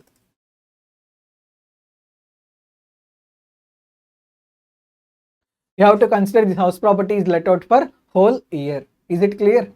And one more thing is, only for this concept, in step 3, in gross annual calculation, gross annual value is equal to expected rent or actual rent, whichever is higher. Only for this concept. That means only if for part of the year house property is self-occupied and for remaining part of their house property is let out. What you will do? You will deem that house property is let out for the whole year. If house property is let out for the whole year, you will calculate gross annual value, right? At the time of calculation of gross annual value, Only in this case, only especially in this case, in step 3, the formula is gross annual value is equal to expected rent or actual rent, whichever is higher. Generally, in step 3, what you will do? You will compare expected rent with actual rent. But in this case, don't compare expected rent with actual rent. Straight away, gross annual value is equal to expected rent or actual rent, whichever is higher. There is one special point. This is one special point. Second special point is, if fair rent is not given in the question, if fair rent is not given in the question,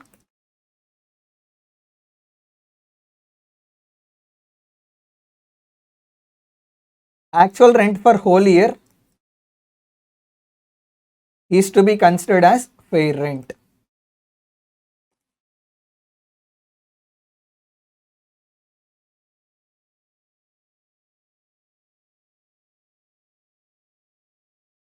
Actual rent for whole year is to be considered as fair rent. So this is the concept relating to income from house property head. Please don't ignore. Study well. Listen to this video twice or thrice so that you will remember very well. Try to do the problems. There are chances that if a question is asked from house property head, minimum for 4 marks it will be asked, and it can be extended up to 6 marks. So 4 to 6 marks can be expected from house property head. Including MCQs, you may also receive up to 8 marks. Hello everyone. Now let us start our discussion with income from salaries chapter. Section 15 to section 17. These are the sections that are going to speak about income from salaries. Charging section is section 15.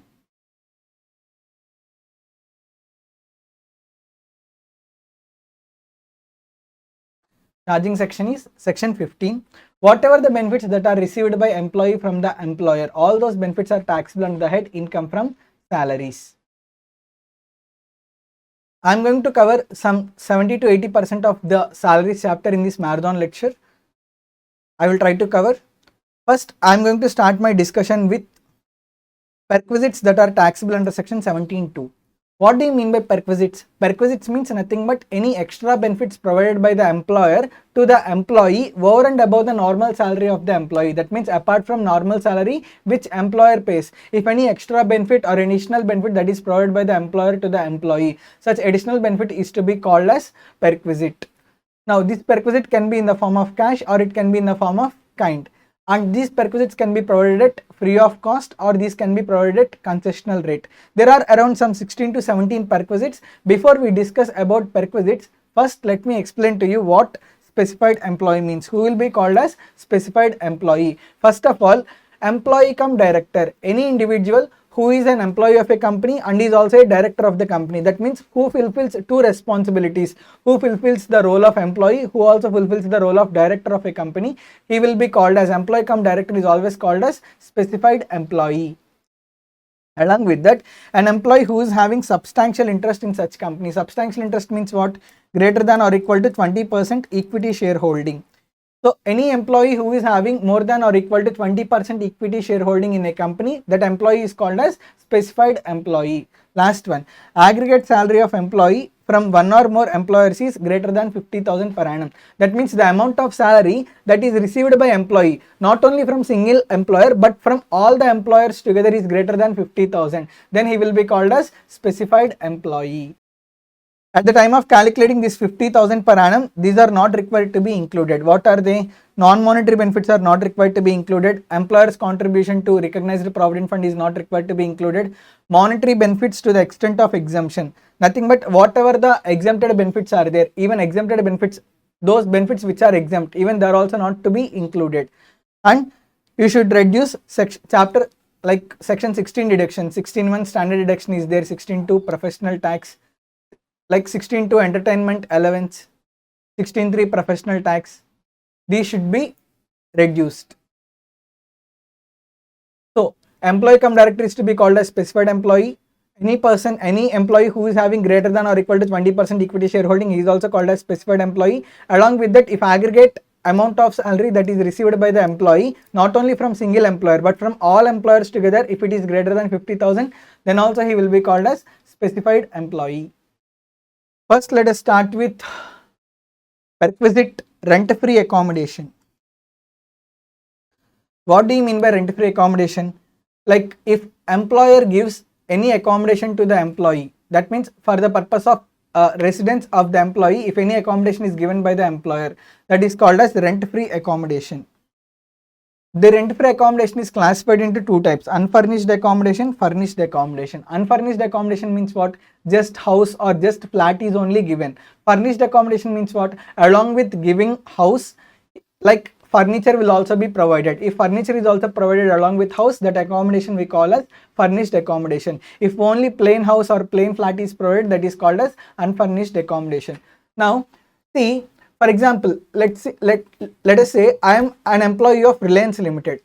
Now Reliance Limited gave me a bungalow, gave me a house property for my residence purpose. Now apart from paying salary, it is also providing me that benefit. Whatever the benefit that it provides to me, it is taxable to me as rent-free accommodation. For example, in case of unfurnished accommodation, if unfurnished accommodation is received by government employee, how much benefit is taxable? Taxable value is license fees fixed by the government.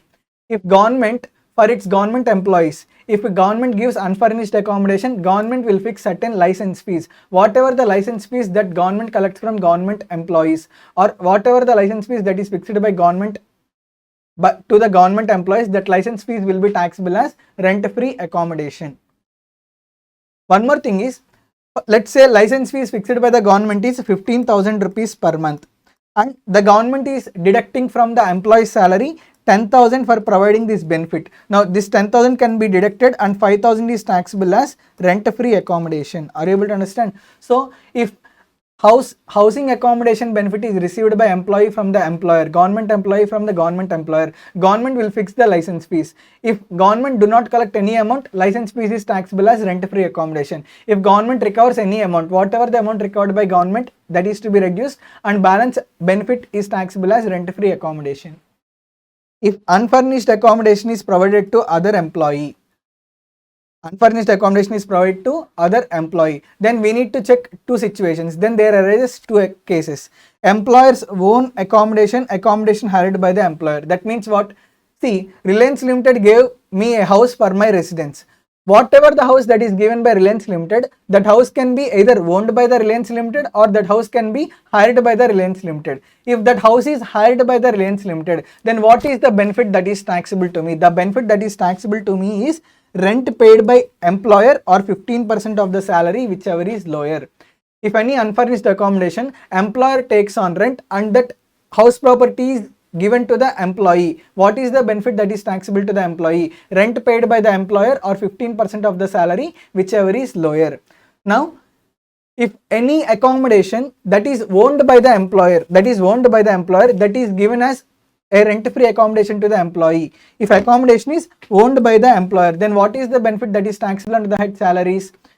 Population. Where you need to check the population? Population in the city where accommodation is provided. Population in the city where accommodation is provided.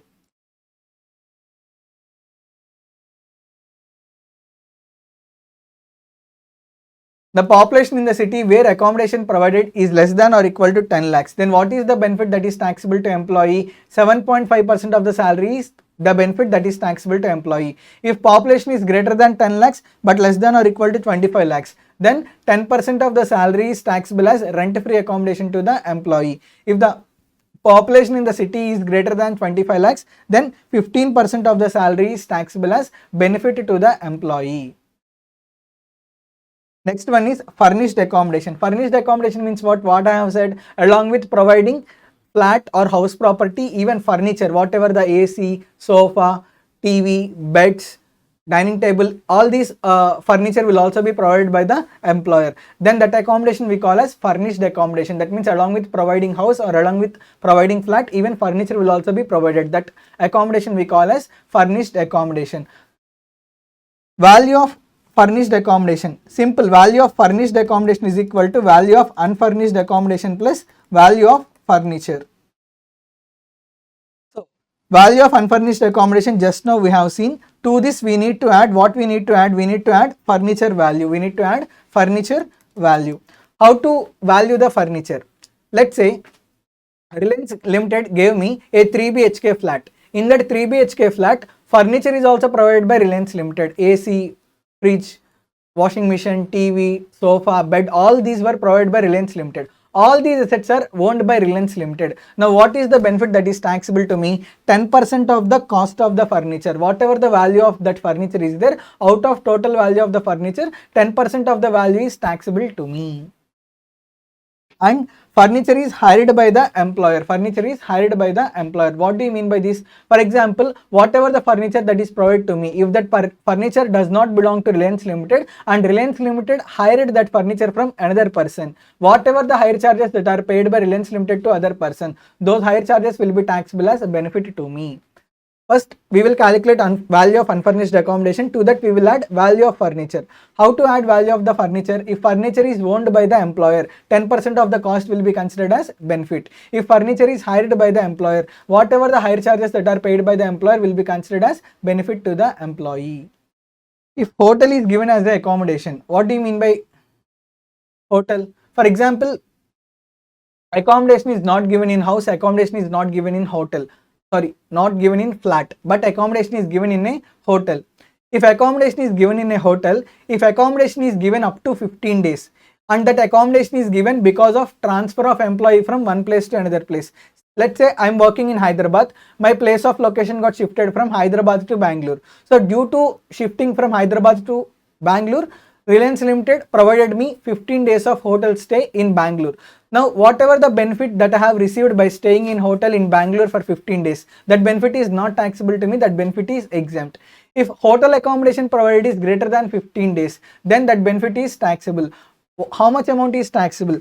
24% of the salary or hotel charges paid by the employer, whichever is lower is taxable to me. Are you able to understand? If hotel accommodation is provided, there are two conditions. If hotel accommodation is provided up to 15 days and if that is provided due to transfer of employee from one location to another location, then up to 15 days, whatever the hotel accommodation benefit that is received, it is not taxable, it is exempt. However, if a hotel accommodation provided is greater than 15 days, then it is that benefit is taxable. How much benefit is taxable? 24% of the salary or hotel charges paid by the employer, whichever is lower is taxable. More than one accommodation. That means what? If more than one house is given as a rent-free accommodation to the employee. Let's say I am a government employee. I am working for Andhra Pradesh government. Like I used to work in Hyderabad. After Andhra Pradesh got partitioned, like after Andhra Pradesh got bifurcated, like Andhra Pradesh and Telangana, I got shifted from Hyderabad to Vijayawada. That means government is giving me a house property in Hyderabad. Government is also giving me house property in Vijayawada. That means government is providing more than one accommodation to me. My employer is providing more than one accommodation to me. If more than one accommodation is provided to the employee, then for the first 90 days, only one of the accommodation which is having lower benefit, that is taxable. If more than one accommodation is provided for more than 90 days, that means over and above 90 days, for more than 90 days, two accommodations or two or more accommodations are provided to the employee, then all those benefits are taxable to the employee. Both accommodations shall be taxable. Next, exempted accommodations. Person-based accommodations. For certain people, even though house facility is given, even though house accommodation is given, those benefits are not taxable. Who are they? Supreme Court, High Court judges, Parliament officials, union ministers, leaders of opposition, chairman or members of UPSC. These are high, very big officials, right? High officials. For these people, if any rent-free accommodation is given, such rent-free accommodation benefit is not taxable to them and that benefit is completely exempt.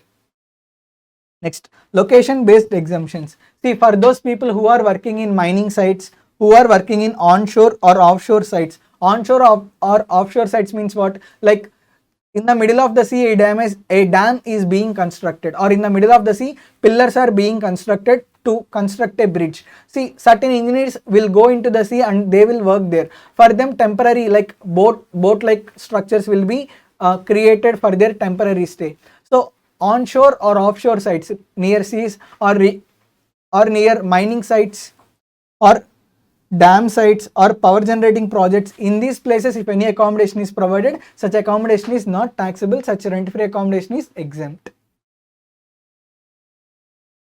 If any amount recovered from employee shall be deductible from taxable value. For providing this house facility or for providing this accommodation facility, if any benefit is recovered from the employee, that benefit is to be reduced from value of the benefit that is taxable under the head salaries. Salary for this purpose. Here we are saying 10% of salary, 7.5% of salary, 15% of salary, 24% of salary. What do you mean by salary? What is the definition of salary? Salary for the purpose of rent-free accommodation. Salary for the purpose of rent-free accommodation excludes these 6 items. What are those 6 items? First item is DA not forming part of retirement benefits. Second one is employer's contribution to provident fund. Third one is exempted allowances. See, whatever the salary that you take for the purpose of calculation of benefit of rent-free accommodation, in that salary calculation, you need to exclude 6 items. What are they? First, you need to exclude DA not forms part of retirement benefits. Next, you need to exclude employer's contribution to recognize the provident fund. Next, you need to exclude exempted allowances. See, next we are going to know what are the exempted allowances. Out of total allowances, some of the allowances are exempted. Whatever the exempted allowances are there, they are to be excluded from salary. Now, we are studying perquisites that are taxable under section 17(2). There are around 16 to 17 perquisites are there. Even these perquisites are to be excluded from salary. Next, you need to exclude interest amount. You need to exclude interest amount. In the same way, lump sum amount will be paid to the employee, like retirement compensation, VRS scheme, or pension, gratuity, whatever the lump sum amounts that are paid by employer to employee, even these lump sum amounts are also to be excluded from definition of salary. What are to be excluded? DA not forming part of retirement benefits, exempted allowances, value of perquisites, employer contribution to RPF, interest on provident fund, at the same time lump sum amounts. All these 6 items are to be excluded from salary. At the time, salary excludes these 6 items.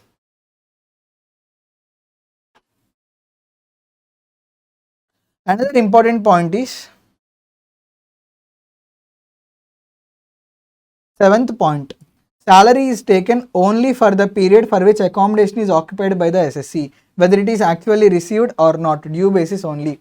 That means what? For example, company offered me rent-free accommodation on 1st April. I did not avail that benefit. I started availing that benefit from 1st October onwards. I started availing that benefit from 1st October onwards. I availed up to 31st December.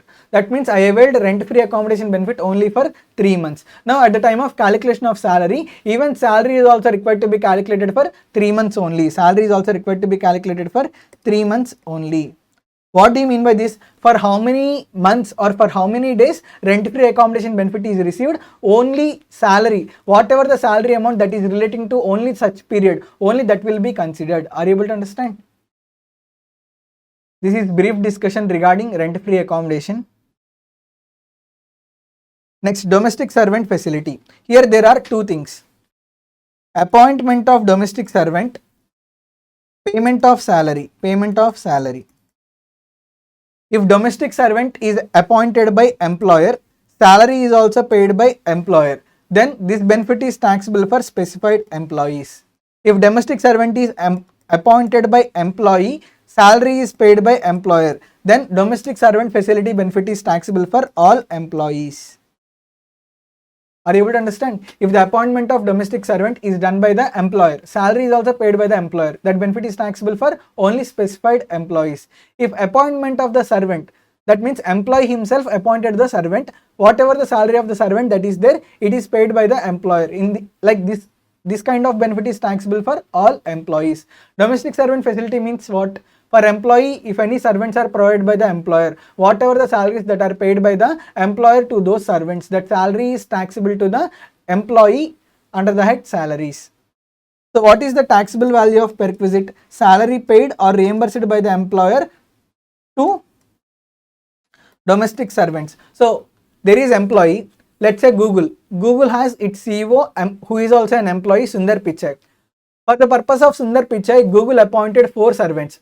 For Sundar Pichai, Google appointed 4 servants. Whatever the salary that is paid by Google to all these 4 servants, all this salary benefit is taxable to the Sundar Pichai, to the employee. Are you able to understand? So by providing any domestic servants, if any benefit is received by employee, whatever the benefit that is received, whatever the salaries that are paid to domestic servants, that salaries are taxable to the employee as a benefit, as a perquisite. Domestic servant allowance. Allowance means what? Some lump sum amount will be given. If allowance is given, allowance is fully taxable. If allowance is not given and salary is directly paid by the employer to the domestic servant, then it will be called as perquisite, and perquisite, whatever the salary that is paid, that is taxable as perquisite. However, if allowance is given, allowance is fully taxable. Any amount recovered from employee shall be deducted from value of perquisite. That means for providing domestic servant, Google provided for Sundar Pichai 4 servants. Each servant cost is 25,000 rupees. That means Google is paying to the servants 1 lakh rupees. For paying 1 lakh rupees to the servants, Google deducted 30,000 rupees from the salary of the Sundar Pichai. That means what is the benefit that is received by Sundar Pichai? Benefit received is 1 lakh rupees. Out of 1 lakh rupees benefit that is received, 30,000, whatever the amount that is recovered, 30,000 is to be reduced and 70,000 is taxable as perquisite. Now what is the benefit that is received by Sundar Pichai? Benefit received by Sundar Pichai is 70,000. Next one is gas, water and electricity facility. If this facility is provided by the employer and bills are also provided by the employer, that means these facilities, gas facility, water facility, electricity facility, these facilities are used by the employee. But when these are used, bills are required to be paid. Bill is not being paid by the employee, bill is being paid by the employer. Then benefit will be received by the employee, right? For example, there is gas. One gas cylinder costs, let's say 1,000 rupees. I use a gas cylinder, but the payment for this gas cylinder is paid by the employer. That means what? 1,000 rupees got saved from my pocket, right? Now whatever the 1,000 rupees that is paid by the employer to the gas cylinder, those 1,000 rupees is benefit to the employee. So even this is also to be considered as benefit, and this benefit is taxable as perquisite under the head salaries. So in this case, how taxability is there? In case of gas, water and electricity facility, that is used by the employee and bills are reimbursed by the employer. First you need to check the connection. If connection for these facilities are in the name of employer and bills are paid by the employer, this benefit is taxable for specified employees. If connections for these facilities are in the name of employee and bills are paid by employer, this benefit is taxable for all employees. Did you understand? Another thing is, what is the amount of benefit that is taxable? Nothing but what is the taxable value. If benefit is provided from employer's own resources, then manufacturing cost incurred by the employer is taxable as benefit. If it is provided from in other cases, that means let's say there is APCPDCL. It manufactures current, it manufactures electricity. If APCPDCL provides electricity facility to its employees, whatever the manufacturing cost that is incurred to produce 1 unit of electricity, that manufacturing cost will be taxable as benefit to the employee. Let's say employee uses 1000 units, each unit costs 5 rupees. 5000 is the benefit that is taxable to the employee. Let's say there is masterminds, like employee used electricity and electricity bill was paid by the masterminds. Let's say electricity bill comes around 3000 rupees. Whatever the amount that is paid by the employer, electricity bill, that electricity bill will be taxable to the employee as a benefit. Now for employee, 3000 rupees paid by the masterminds as electricity bill, those 3000 rupees are benefit and those benefits are taxable under as a perquisite under section 17(2). So if employer provides from own resources, whatever the manufacturing cost that is incurred by the employer, that manufacturing cost is taxable as benefit to the employee. If employer does not have own resources, if employer purchases or if employer pays the bill, whatever the bill that is paid by the employer, that is taxable as benefit. As usual, if any amount is recovered from the salary of employee for providing this benefit, the amount that is recovered, it is to be reduced from value of the benefit. Let's say electricity bill is 3000 rupees. For paying 3000 rupees bill, masterminds deducted 2000 rupees from the salary of the employee. Now 2000 rupees recovered, right, from the salary. What is the net benefit that is received by employee? 1000 rupees. Those 1000 rupees are taxable to him as perquisite. Next, education facility. Educational facility is chosen by the employee. Generally, like for the children of employee, education facility is provided. If education facility, that means educational institution, is chosen by the employee, then that benefit is taxable for all employees. If educational facility If employer provides education facility in his own educational institution, then benefit is taxable only for specified employee. Two things. Whatever the educational benefit that is provided by employer to the children of employee, that benefit is taxable to the employee. The thing is, if employer has own educational institution and children of employer studying in employer's own educational institution, that benefit is taxable only to specified employees. If educational institution is chosen by the employee, then whatever the benefit that is provided, that benefit is taxable for all employees. If educational institution is chosen by the employee, that means let's say employee wants to make his son study in Delhi public school, that means educational institution is chosen by the employee. In this case, whatever the fees that is reimbursed by the employer, entire fees is taxable to the employee. What is the taxable value? Amount paid or reimbursed by the employer for children and other family members. So whatever the fees that is paid by the employer for the children of employee or for any members of family members of employee, whatever the fees that is paid, entire fees is to be taxable as perquisite. Let's say Reliance Limited paid school fees of CEO's children. School fees is 2 lakhs per month. Sorry, 2 lakhs per annum. Whatever the 2 lakh rupees that is paid by Reliance Limited to children of CEO, those 2 lakh rupees are taxable to CEO as a benefit. Second case, facility provided in any educational institution owned or maintained by the employer. That means what? See, do you know railway schools? Like railway schools are maintained by Indian Railways. Indian Railways has many employees. The children of employees will be going to railway schools. The thing here is, if any educational institution is owned and maintained by the employer, in that educational institution, children of the employee are studying. In such a case, we need to check. We need to check whatever the school that is there in that particular area. If the same or similar school charges fees of 1000 rupees per month per children, then education facility is not taxable, education facility is exempt. Let's say there is a railway school in Guntur only, in Brodipet 3rd line Guntur. Children of railway employees are studying in that railway school. If the similar school in Brodipet charges 1000 rupees per month as a fees, then whatever the benefit that is received by children of employee, that benefit is not taxable to employee. If the fees that is charged by similar educational institution is more than 1000 per month per children, then two alternatives are available. Either total fees is taxable or excess fees is taxable. Let's say there is Balakutir. It is a similar educational institution just like railway school. Now Balakutir charges 3000 per month as fees. In this case, whatever the benefit that is received by employee, either in excess of 1000, 2000 rupees is taxable or entire 3000 is taxable. Two alternatives are available. Any alternative you can solve. Another thing is, educational facility is provided in employer's own educational institution. If that benefit is provided to children, then only 1000 rupees exemption is available. If benefit is provided to other family members, 1000 rupees exemption is not available. Whatever the benefit that is provided, entire benefit is taxable to the employee. Cost of education in similar institution is fully taxable. Is it clear? Employer's own educational institution, benefit was provided to employee children. If the fees charged by similar institution is up to 1000, benefit is not taxable. Fees charged is greater than 1000, then either excess is taxable or fully taxable. This is one scenario. Next, another scenario. Employer's own educational institution, benefit is provided to other family members. Whatever the fees that is charged in similar educational institution, that fees is taxable to them. Are you able to understand? So provide to children, 1000 rupees exemption is available. Provide to other family members, fees charged in similar institution is taxable, fully taxable. Another one is education allowance. If any education allowance is given, education allowance is fully taxable, but exemption is provided 100 rupees per month. If education allowance is given, out of total education allowance given, 100 rupees per month per children is allowed as exemption, that too for maximum of 2 children.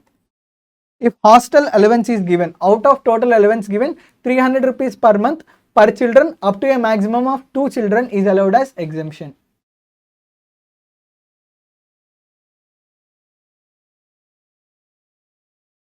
Next one is medical facility.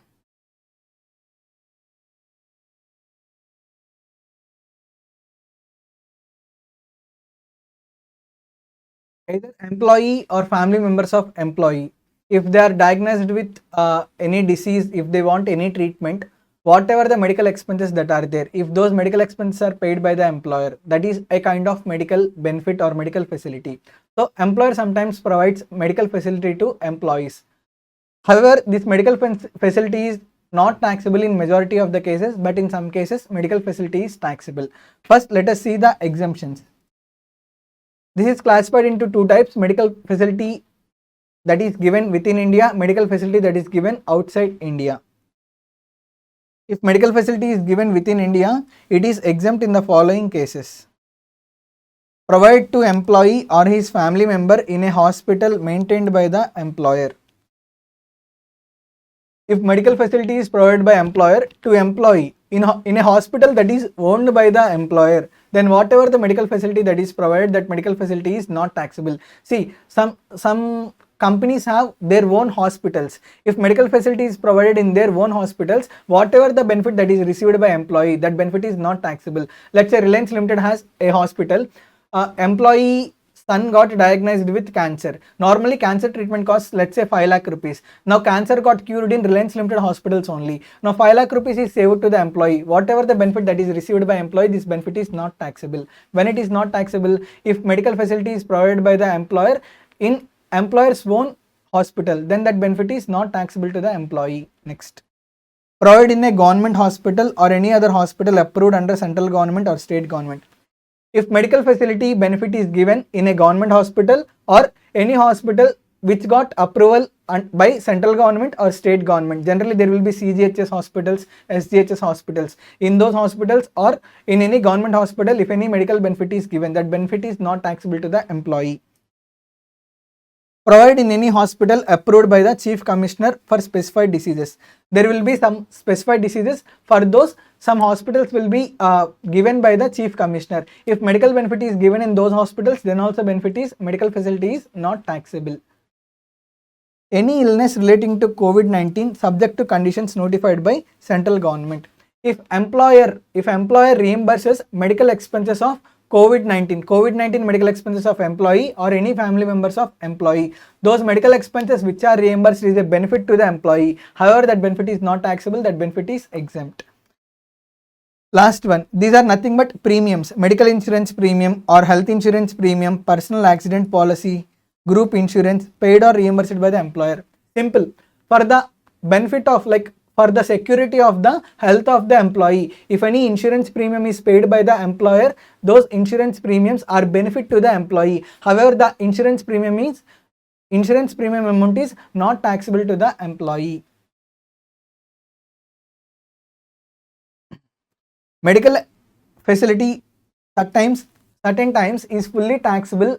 When it is fully taxable, if medical facility is received, like that means if medical treatment is received from a private doctor of the employee and that bill is reimbursed by the employer, then whatever the medical treatment bill that is reimbursed by the employer, that medical treatment bill is taxable as a benefit to the employee. That means if treatment is taken in government hospital or hospitals approved by central government or state government or hospitals notified by commissioner, and that amount is reimbursed by the employer, that benefit is not taxable. However, if medical treatment is taken from a private doctor or from any other doctor not belonging to the government, then whatever the medical treatment expenditure that is reimbursed by the employer, that medical treatment expenditure benefit is taxable to the employee. Example, other private hospitals or family doctors. From these people, family doctors or private hospitals, if any medical treatment is taken and that medical treatment expenditure is reimbursed by the employer, that treatment expenditure is taxable as benefit to the employee.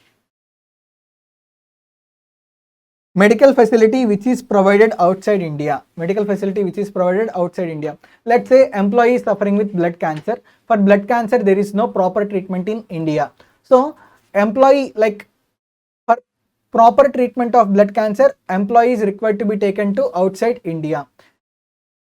In order to get medical treatment from outside India, three types of expenditure can be incurred. First one is he need to travel to outside India. Traveling expenditure can be incurred. Second one is he need to stay outside India during the course of treatment. So stay expenses are to be incurred. Outside India, he need to receive medical treatment. For that, medical expenses are required to be incurred. So if medical facility is provided outside India, three kinds of expenditures can be incurred. One is traveling expenditure, another one is stay expenditure, another one is medical expenditure.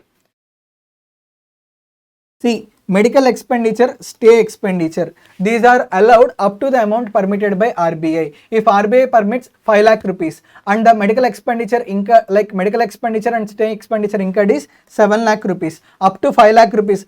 What is the amount that is permitted by RBI? RBI permitted 5 lakh rupees, right? Up to 5 lakh rupees it is allowed and balance 2 lakhs is taxable as benefit. Are you able to understand? Medical expenditure, stay expenditure. These expenditures are benefit to the employee because these two are paid by the employer. Whatever the benefit that is received in the form of reimbursement of medical expenditure, reimbursement of stay expenditure, this benefit is not taxable. Up to which amount this benefit is not taxable? Up to the amount permitted by RBI. Over and above the amount permitted by RBI, excess amount is taxable as benefit. Next one is traveling expenses, expenses for traveling.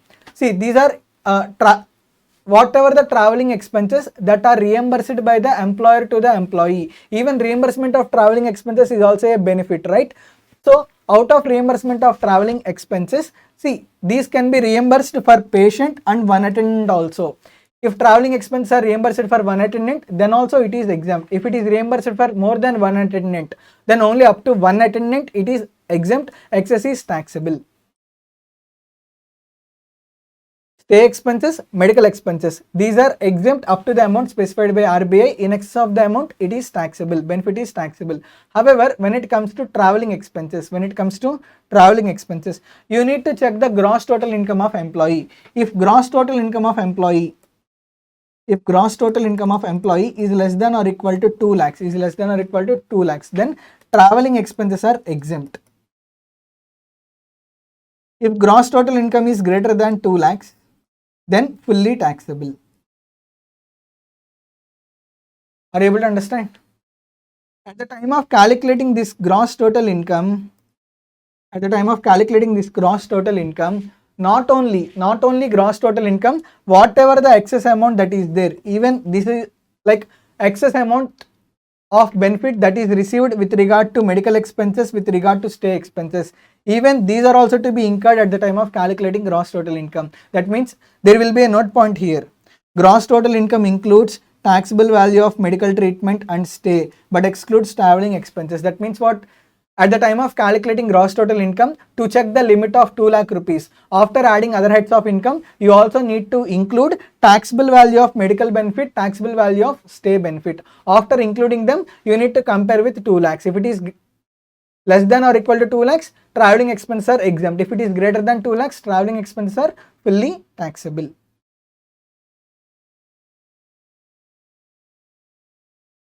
Medical allowance. Allowance means what? Some lump sum amount is given. Allowance is always fully taxable. Same time, family means what? Family includes spouse, children, dependent parents, dependent brothers and sisters. Simple.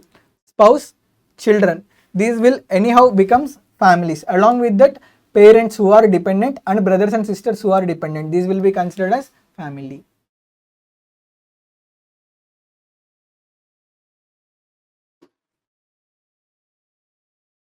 Next one is car facility. There are three basic questions. Car. Who is the owner? If it is owned by employer, what is the consequence? If it is owned by employee, what is the consequence? This is first question. Second question, who is incurring expenses of car? Who is incurring expenses of car? Expenses met by employer, expenses met by employee. If car is owned by employee and expenses are met by employer,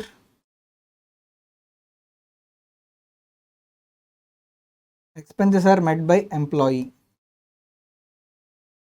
Further, there are three cases. If they are used for office purpose, personal purpose, both purposes. Office purpose, personal purpose, or both purposes.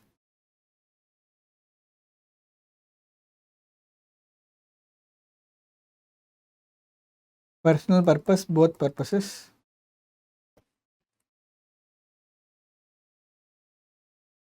So in total there are how many cases? In total there are 12 cases.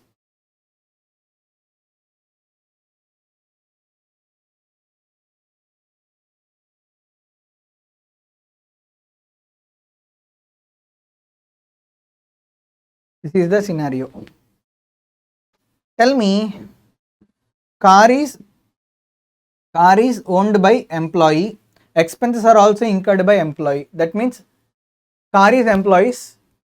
Regarding car, fuel expenses, maintenance expenses, repairs expenses all were also incurred by employee. Is there any benefit received by employee if all these benefits are incurred by if all these expenses are incurred by employee? There is no benefit, there is no personal benefit. See, I am the employee, I purchased my car and I am incurring car expenses and I am using car for office purpose, I am using car for personal purpose, I am using car for both purposes. Do I receive any benefit from the employer? I am not receiving any benefit from the employer. So in these three cases, benefit is not at all taxable. Benefit is not at all taxable. Next. Car is owned by employer. Expenses are also incurred by employer and is used for office purposes. If it is used for office purpose, do I receive any personal benefit? I do not receive any personal benefit, right? Next. Car is owned by employer. Expenses are incurred by employee. Car expenses are incurred by employee, but it is used for office purposes. If it is used for office purpose, any benefit is, do I receive any personal benefit? I do not receive any personal benefit. Car belongs to me. Car is employee's car, but expenses are met by employer. Who incurred expenses? Employer incurred expenses. And it is used for office purposes. Simple. If car is used for office purpose, no personal benefit will be received by the employee. In such a case, benefit is not at all taxable. As no personal benefit is received by employee, benefit is not at all taxable. Next. Car is owned by the employer. Car is owned by the employer. That means car belongs to employer. Expenses on that car are also incurred by the employer. And it is used for personal purpose. Car belongs to employer, expenses belongs to employer, but I am using it for my own personal purposes. Then definitely I am receiving personal benefit, right? How much is the personal benefit that is taxable? Whatever the 10% of cost of car plus actual expenses incurred by employer. These two are the benefits that are taxable. Car belongs to employer, expenses are also met by the employer. I am using it for my own personal purposes. Then what is the benefit that is taxable to me? 10% of the cost of the car plus whatever the expenses that are paid by the employer. These two are the benefits that are taxable to me. If any driver is provided, even driver salary is also taxable to me, taxable to the employee. Next. Car belongs to employer, expenses are met by the employee. Car is owned by employer. On that car, who is incurring petrol expense, repairs and maintenance expense? Employee is incurring those expenses. And for which purpose employee is using? Employee is using for personal purpose. Then what is the benefit that is taxable to the employee? Car does not belong to employee. Car belongs to employer, but he is using for personal purpose. Then 10% of cost of car is benefit that is taxable to the employee. Third case like owner is employee, car owner is employee, however repairs and maintenance, fuel, these expenses are incurred by the employer and that car is used for personal purpose. Then what is the benefit? Actually car belongs to me only, but on this car entire expenses are reimbursed by employer and I am using this car for my own personal purposes. That means what is the benefit that I am receiving? I am receiving benefit in the form of reimbursement of expenses. So whatever the actual expenses that are reimbursed by employer, those actual expenses are taxable as benefit to me.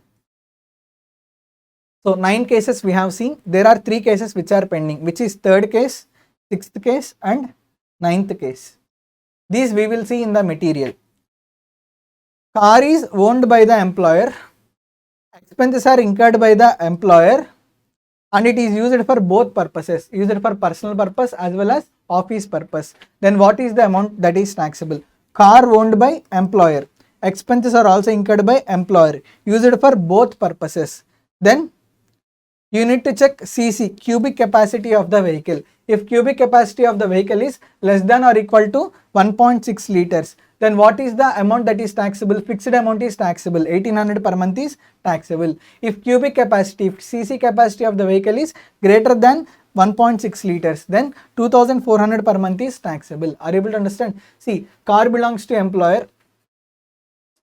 Expenses are also met by the employer, and that car is given to me being an employee. I am using this car both for my personal purpose as well as for office purpose. What is the benefit that is taxable to me? If this car is used for, or if this car's cubic capacity is less than or equal to 1.6 liters, 1800 per month is taxable. If cubic capacity of this car is greater than 1.6 liters, 2400 per month is taxable. Add 900 per month for driver if provided by the employer. That means along with this car, if any driver is also provided, then to the value of the benefit, that means either for 1800 or for 2400, we also add 900 per month as benefit. Next, car owned by employer, expenses were incurred by employee. Car owner is employer, but who incurred expenses? Employee incurred expenses, and employee is using for both purposes. Then what is the amount that is taxable? If the car cubic capacity is less than 1.6 liters, 600 per month is taxable. If car cubic capacity is greater than 1.6 liters, then 900 per month is taxable. If driver is also provided to this 600 or to this 900, we also add 900 per month for driver. Is it clear? Have you understood? Car is owned by employee, expenses are also incurred by, expenses are reimbursed by employer, and it is used for both purposes. To whom car belongs? Car belongs to the employee. Who incurred expenses on that car? Employer incurred the expenses, and car is being used for both purposes.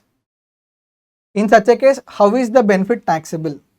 That means I have my own car. The only thing is, on this car, expenses are reimbursed by the employer, and I am using this car both for my personal purpose as well as for my office purpose. In this case, first, whatever the expenses that are incurred by the employer, all those expenses will be taken from, like, this is reverse approach.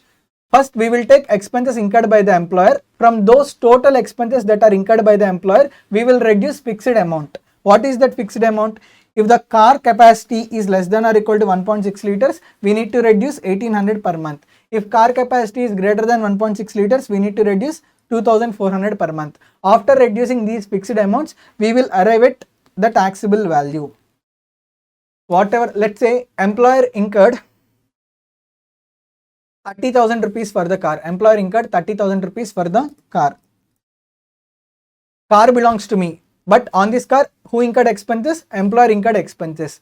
What is the expenses? What are the expenses that are incurred by the employer? The amount of expenditure is 30,000 rupees. And the cubic capacity of this car is, let's say, 1800 per month. Cubic capacity is 1800 per month.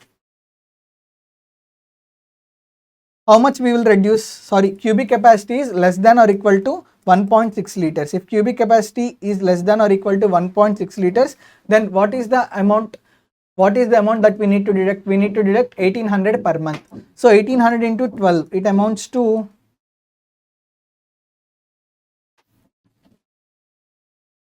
18,000 plus 3,600. It will be 21,600.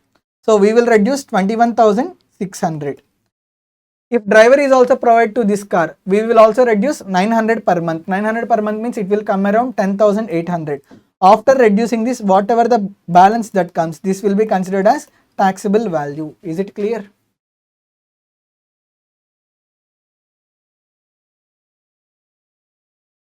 When two or more cars are allowed, that means for employee, employer is not giving only one car, employer is giving more than one car. In such a case, how car benefit is taxable?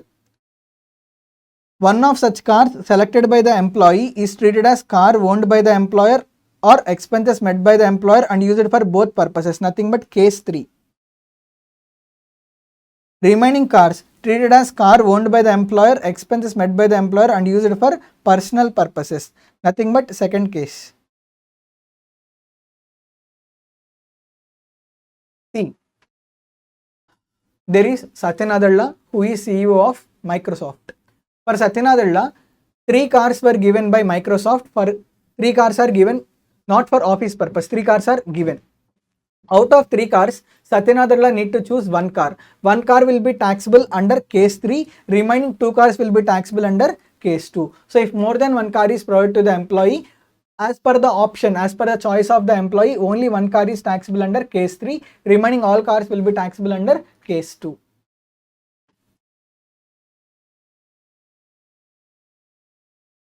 What is the taxable value? For case 3, taxable value is if cubic capacity is less than or equal to 1.6 liters, 1800, greater than 1.6 liters, 2400. If it is case 2, case 2 means what? If it is used for personal purpose. In such a case, actual 10% of the cost of the car plus actual expenses reimbursed by the employer, that is the benefit that is taxable. Where employer owns any automotive conveyance other than car. Other than car means what? Nothing but motorcycle. You can see lot of press reporters like who will go on bikes and they will gather news. Now sometimes these motorcycles will be owned by the news agencies or newspaper owners. Who is the employer? Newspaper agency is the employer. Employer is giving bike, and if the news reporter, like if the person who collects the news, if he uses that bike only for office purposes, then there is no problem. If he uses that bike for both personal purpose as well as office purpose, then what is the benefit that is taxable to that person? If it is used only for office purpose, taxable value is nil. If it is used for both purposes, first we will, whatever the expenses that are incurred by the employer, that we will take from that. For office purposes, we will reduce 900 per month. Let's say expenses on bike incurred is 1500 per month. 1500 per month is the expenditure that is incurred. So from this we will reduce for office purposes 900 per month, and balance 600 per month is taxable. It is the taxable value, 600 per month. And in some cases car facility is exempt. When car facility is exempt, if it is provided for traveling between office and residence. See, many software employees from home to office, office to home, they will travel in car. Whatever the car facility that is provided for moving from office to home and home to office, that car facility is not at all taxable. That car facility is exempt. If it is provided to Supreme Court and High Court judges, if car facility is provided to Supreme Court judge and High Court judge, then that car facility is not taxable to Supreme Court judge as well as High Court judge. If it is provided to UPSC members, that nothing but IAS, IRS, IFS officers, for these people, if any car facility is provided, such car facility is not taxable.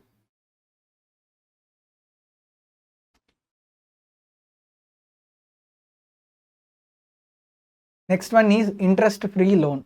Certain times what happens, if an employee wants any loan, instead of employee going outside, employee asks the employer to give the loan. Then whatever the interest rate difference is there, that interest rate difference is benefit to the employee. Let's say employee wants to take housing loan. The rate of interest that is charged for housing loan is, let's say, 10%. But employer gave housing loan to the employee only at 4% rate of interest. Now the difference between 10% and 4% that is there, 6% is benefit to the employee, right? The 6% interest is taxable to the employee as a benefit. Are you able to understand? So interest-free loan. Sometimes without charging any interest, employer gives loan. Sometimes employer gives loan at concessional rate. If loan is given at concessional rate, whatever the concessional benefit is there, that benefit is taxable to the employee as a perquisite. First we will see exemptions. There are 2 cases in which even though loan amount is given by the employer to the employee, even though no interest is charged, still no benefit is taxable. First one is aggregate amount of loan is not exceeding 20,000 rupees. Employer gave to employee loan of 20,000 rupees. If employer gives loan to the employee and the amount of loan is up to 20,000 rupees, then interest benefit is not at all taxable to the employee. Even though it is given at free rate of interest, still benefit is not taxable to the employee. If the amount of loan given is more than 20,000, then whatever the interest rate benefit is there, that interest rate benefit is taxable to the employee. The loan was taken for purpose of treatment of specified diseases. If loan is taken for the purpose of treatment of specified diseases, let's say employee is suffering with cancer. For treatment of cancer, employee do not have any money. Employer gave 2 lakh rupees as loan. Now, even though amount of loan is greater than 20,000 rupees, why loan was given? Loan was given for treatment of specified diseases. On this loan, let us say employer is not charging any interest. Even though interest is not charged, still interest benefit is not taxable to the employee. Generally, if employee gets loan of 2 lakh rupees from outside, he needs to pay every month interest. However, if loan is taken from employer, employee is not paying any interest. Whatever the interest that is not paid by the employee, it is benefit to the employee. However, that benefit is not taxable to the employee. Is it clear? So in two cases, interest rate benefit is not taxable if the amount of loan is less than or equal to 20,000, if loan is taken for specified diseases. If loan is taken for specified diseases, even the amount of loan taken is greater than 20,000, still interest rate benefit is not taxable. I said interest rate benefit is taxable. How to calculate the interest rate benefit? How to calculate the interest rate benefit? Interest rate benefit is equal to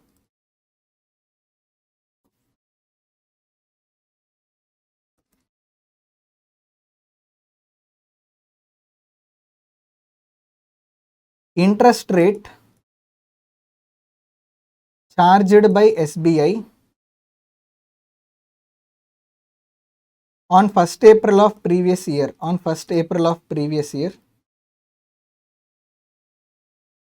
minus interest rate charged by employer.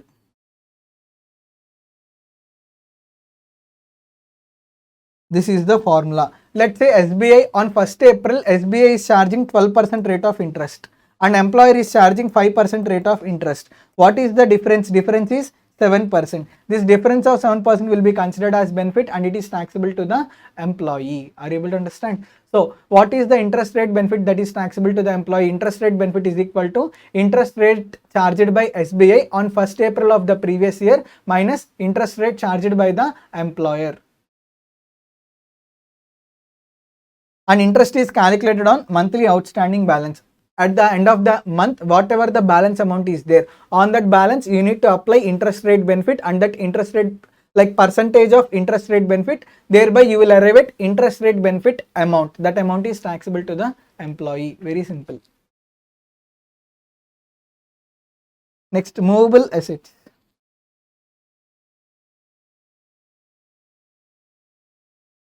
If movable assets which are belonging to the employer, if they are given to the employee for usage purpose, that means for the purpose of usage, not sale, for the purpose of usage, if employer gives any movable asset to the employee, and if that movable asset is laptop or computer, let's say I am employee of Masterminds Private Limited, Masterminds gave me a laptop and I am using this laptop for the purpose of gaming. Whatever the laptop that is given by Masterminds to me, that laptop benefit is not taxable to me. Are you able to understand? Even though I am using it for my personal purpose, that benefit is not taxable to me. If any movable asset is given by employer to employee, that movable asset benefit is taxable. That generally that movable asset benefit is taxable. However, if movable asset is laptop or computer, even though they are used for personal purposes, that benefit is not taxable. If the movable asset is other than laptop or computer, if it is any other asset, then we need to check. Let's say Masterminds gave me AC for purpose of my usage. That means movable asset is given by employer to employee. If that AC is owned by the employer, 10% of the cost will be considered as benefit to me. 10% of cost. Let's say AC cost is 50,000 rupees. For me, 50,000 into 10%, 5,000 will be taxable as perquisite. If the cost of the asset, if asset is not owned by the employer, if asset is hired by the employer, whatever the hire charges that are paid by the employer, those hire charges will be considered as perquisite. Let's say there is Masterminds did not buy AC. Masterminds took AC on rent and every month Masterminds is paying 2,000 as rent. Now that AC is not used by Masterminds, that AC is given as, like that AC was given to me for my usage purpose. Whatever the rent that is paid by Masterminds, 2,000 rupees, those 2,000 rupees are taxable to me as benefit. Actual expenses, actual rent for other assets paid by the employer will be considered as a benefit. Next one, transfer or sale. Next one is movable assets which are sold. That means if movable assets are sold to the employee which are belonging to the employer. Let's say owner of the movable asset is employer and this movable asset is sold to the employee. Then how to calculate the value of the benefit? Here we need to reduce depreciation. For calculation of perquisite, depreciation rates that are specified under section 32, those are not applicable. For the valuation of perquisite, separate depreciation rates are specified here. What are they? For laptop, computer and electronic gadgets, we will reduce 50% return on value. For car, we will reduce 20% return on value. For other assets, we will reduce depreciation at the rate of 10% SLM. These depreciation rates are solely for the purpose of calculation of benefit, solely for the purpose of valuation of perquisite. I will explain this with a small example. Hardly I will take 2 minutes, because only if I explain the example then only you will understand, otherwise it is of no use. Car is sold by employer to employee. Car is purchased on 1st October 2018. Car is sold to employee on 31st August 2021. This is the scenario. This is the scenario. And this is sold for rupees 1.5 lakhs. And car is purchased for rupees 10 lakhs. Car is purchased for rupees 10 lakhs. You need to consider completed years of service. You need to consider completed years of service. What do you mean by completed years of service? Completed year of service will be calculated from date of purchase. Date of purchase up to the date of sale. Date of purchase up to date of sale. In between date of purchase, date of sale, how many years that are completed? Only completed years you need to take. 1st October 2018 bought, 1st October 2019, 1st October 2020, 1st October 2021. Whether car is sold after 1st October 2021? No, car is sold before 1st October 2021 only. That means third year did not get, so third year is not completed. If third year is not completed, how much time is there? 2 years, 10 months is there. Part of the year you need to ignore. You need to consider only completed years of service. So in between date of purchase and date of sale, how many completed years are there? Completed years are 2 years only. So for 2 years you have to reduce depreciation. Only for completed year you need to reduce depreciation. If any year is not completed and it is part, you should not calculate depreciation. So cost of the car is equal to, cost is 10 lakh rupees less depreciation at the rate of 20% for the first year. For car, how much depreciation you need to provide? 20% return on value. So balance will be 8 lakhs. From 8 lakhs for second year you will provide depreciation at the rate of 20%. It will be 1,60,000. Balance will be 6,40,000. Will you also reduce depreciation for third year? No, you should not reduce. The reason is only 2 completed years are there. So this is the written down value. What is the sale value? Sale value is, it is sold for 1,50,000. You need to reduce sale value. After reduction of sale value, you will arrive at the benefit, 4,90,000. This is the benefit that is taxable. Did you understand? So in case of sale of movable assets, you need to reduce the depreciation. After reducing depreciation, you will arrive at written down value. This written down value you need to compare with sale value. Whatever the difference is there, additional written down value is there, that will be considered as benefit, which is taxable as perquisite. If any gift is received from employee, if gift is received in money, fully taxable. If gift is received in the form of kind, up to rupees 5,000, exempt. If the value of the gift is up to rupees 5,000, exempt. If the value of the gift is greater than 5,000, let's say I received 10,000 rupees gift from the employer. Now there are two alternatives available. Either in excess of 5,000 is taxable or fully taxable. I received 10,000 worth of gift from the employer. Now for me, either 10,000 fully is taxable or excess of 5,000, balance 5,000 is taxable to me. Either alternative is possible. You can answer using two alternatives, any one of them. Next, concessional food and non-alcoholic beverages. During the office hours, if any tea or snacks are provided, whatever the benefit that is received, that benefit is not taxable. However, during office hours, if any food and non-alcoholic beverages are provided, If they are provided in a remote area, not taxable. In remote area, employees are working, for them food is provided. Whatever the food benefit that is received, that food benefit is not taxable. However, if like food and alcoholic beverages, if they are provided during the employment, like in office hours, if these are provided by the employer to employee, up to rupees, it is exempt up to rupees 50 rupees per meal, and balance is taxable. Let's say the value of food that is provided by employer to employee during office hours is 200 rupees. Out of 200 rupees, 50 rupees is exempted, balance 150 rupees is taxable. Is it clear? Next, specified securities or sweat equity shares.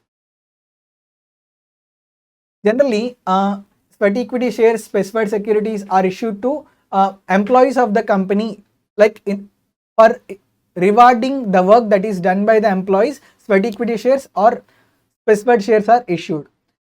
The feature is, the characteristic of these sweat equity shares is, generally these are issued at concessional price. For example, if fair market value of the share price is 20 rupees, these shares will be issued at 15 rupees only, or these shares will be issued at 12 rupees only. So whatever the difference that is there, difference between fair market value and concessional rate, the difference is there, that difference will be considered as benefit, and that benefit is taxable as perquisite. Are you able to understand? So let's say sweat equity shares are issued. The important thing here is date of exercising the option. Date of exercising the option.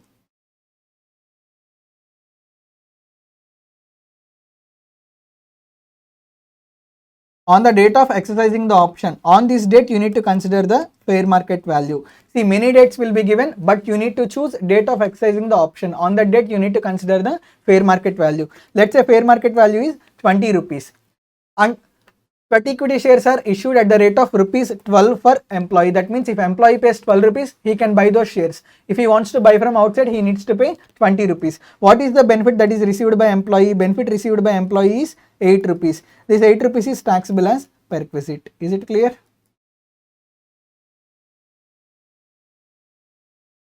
The important thing here is how to calculate fair market value. How you need to take the fair market value.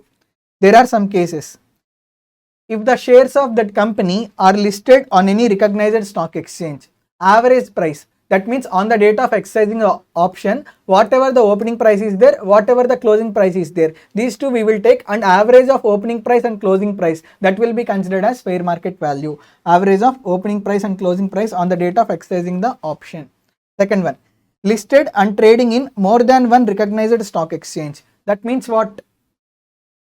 Shares are listed in stock exchange. Let's say Reliance Limited gave sweat equity shares. On the date of exercising the option, Reliance Limited shares are trading in Bombay Stock Exchange. Reliance Limited shares are trading in National Stock Exchange also. That means these shares are trading in BSE as well as NSE. Which share price we need to take as fair market value? First, we need to see in which stock exchange Reliance Limited shares are trading in high volumes. That means where Reliance Limited shares are trading in higher lots, where higher shares are being traded. Let's say if Reliance Limited shares are being traded high in Bombay Stock Exchange, we will take Bombay Stock Exchange. On the date of exercising the option in Bombay Stock Exchange, whatever the opening price and closing price is there, their average will be considered as fair market value.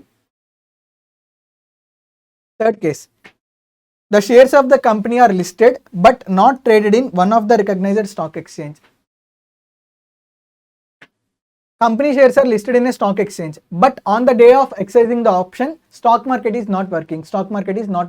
Let's say the date of exercising the option falls on Sunday. On Sunday, stock markets will not work, right? In such a case, how to take the fair market value? If Sunday does not work, Saturday also stock markets will not work. Then you have to go to Friday. On Friday, whatever the closing price that is there on the stock exchange, that closing price is to be taken as fair market value. Closing price on a recognized stock exchange on a date closest to the date of exercising the option. Fourth case, listed but not traded in more than one recognized stock exchange. What do you mean by this?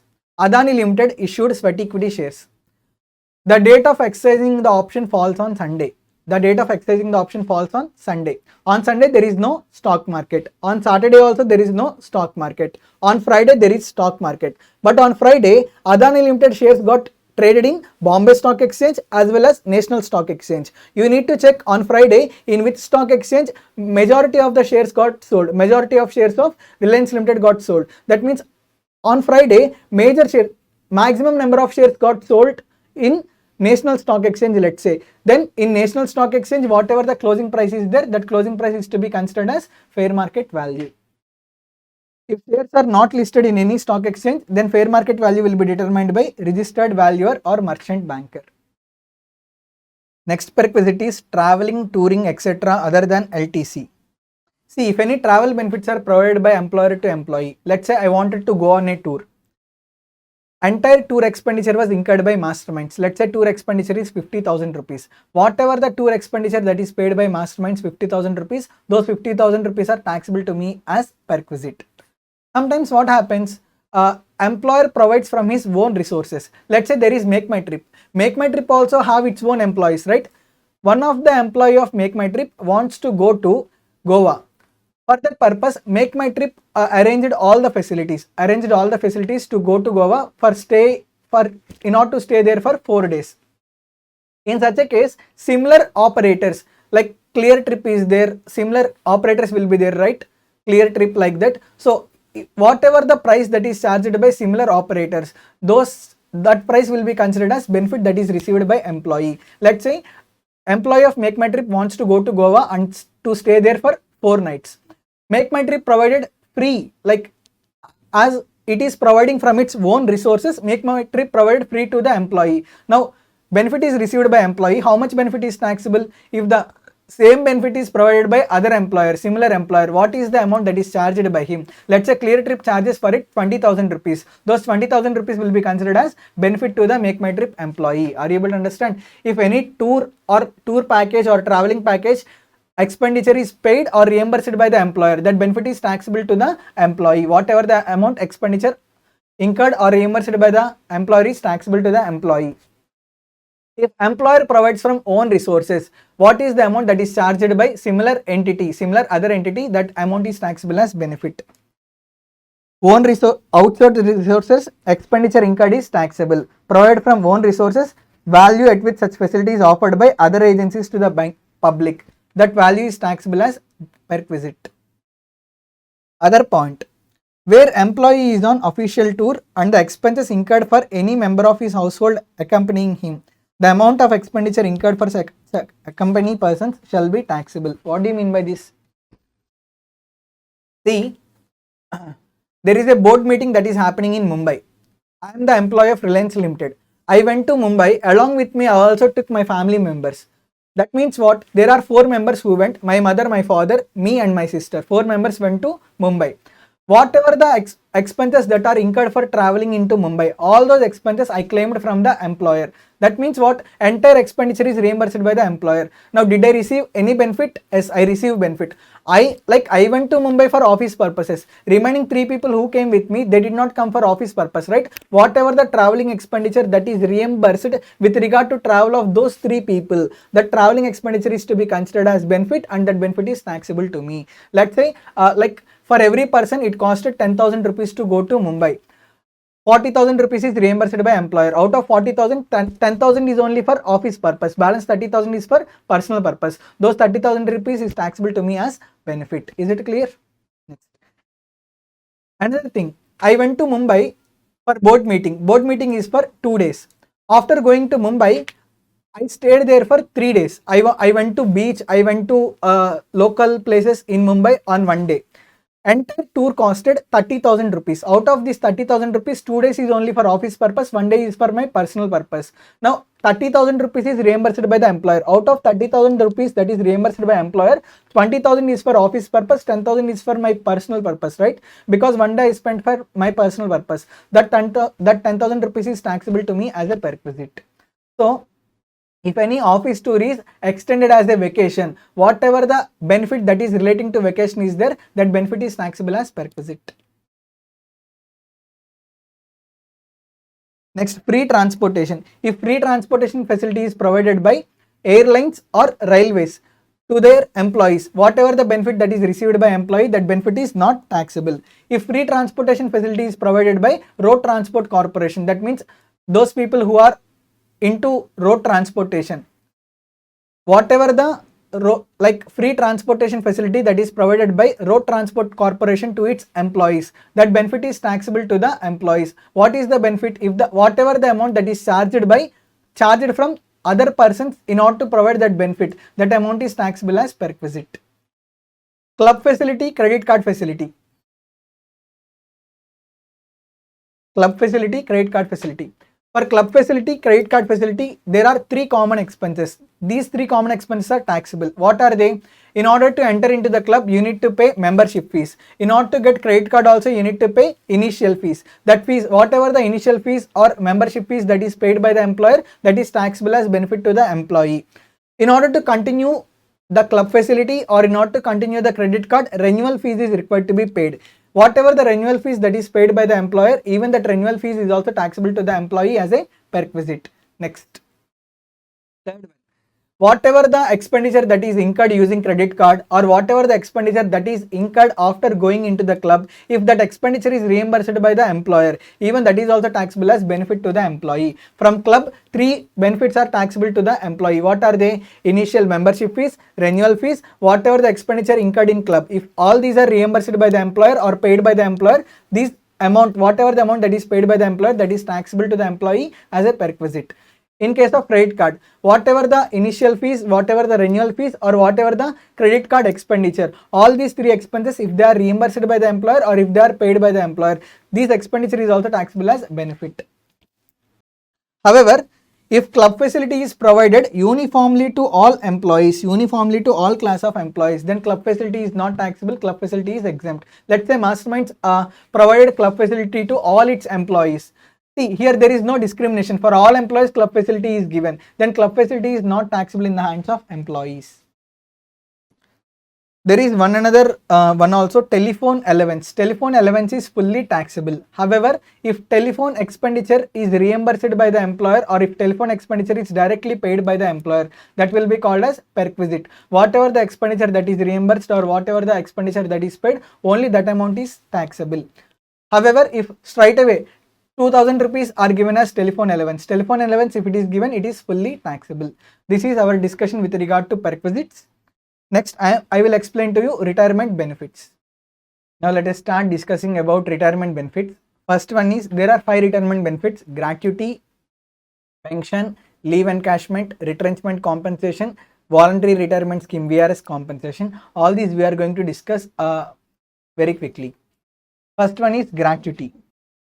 Gratuity, if it is received during the service, that means during the course of employment, if any gratuity is received, that gratuity is fully taxable both in the hands of government employees and non-government employees. Simply, if gratuity is received before the retirement at the time of service, that gratuity is fully taxable irrespective of whether employee is government employee or non-government employee. However, whatever the gratuity that is received after retirement, if it is received by government employee, fully exempt. If it is received by other employee covered under Gratuity Act, employee not covered under Gratuity Act. If after the retirement, if gratuity is received by other than government employee, then there are 2 classifications. First classification is employee covered under Gratuity Act, payment of Gratuity Act. If employee is not covered under payment of Gratuity Act. Let us see the first one. In case of employee covered under payment of Gratuity Act, what is the exemption allowed? Exemption is allowed in 3 steps. First one is statutory limit of 20 lakh rupees or actual gratuity amount received, or there is this formula 15/26 into last drawn salary into number of years of service, whichever is lower. Third step is very crucial. 15/26 into last drawn salary. What do you mean by salary? In case if employee is covered under payment of Gratuity Act, if he is covered under payment of Gratuity Act, salary is equal to basic plus any DA. Any DA means DA forms part of retirement benefits plus DA not forms part of retirement benefits. At the same time, number of years of service. What you have to multiply last drawn salary into number of years of service. What do you mean by number of years of service? Let's say there is 26 years 10 months. Employee worked for 26 years 10 months. Completed years means we need to ignore the months. We need to consider only how many years that are completed. Completed years means How much here? Completed years means 26. Years of service means if the number of months is greater than or equal to 6 months, it can be rounded off to the next year. In this case, years of service will be 27 years.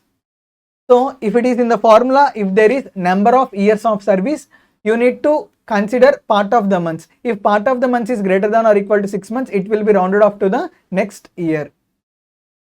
If in the formula, the rule is completed years of service, only how many years that are completed, that only you need to take.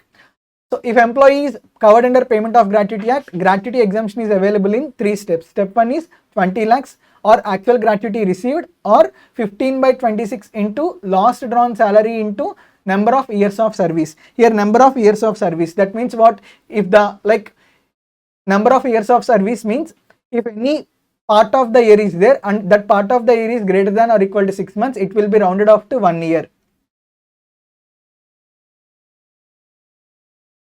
And what do you mean by last drawn salary?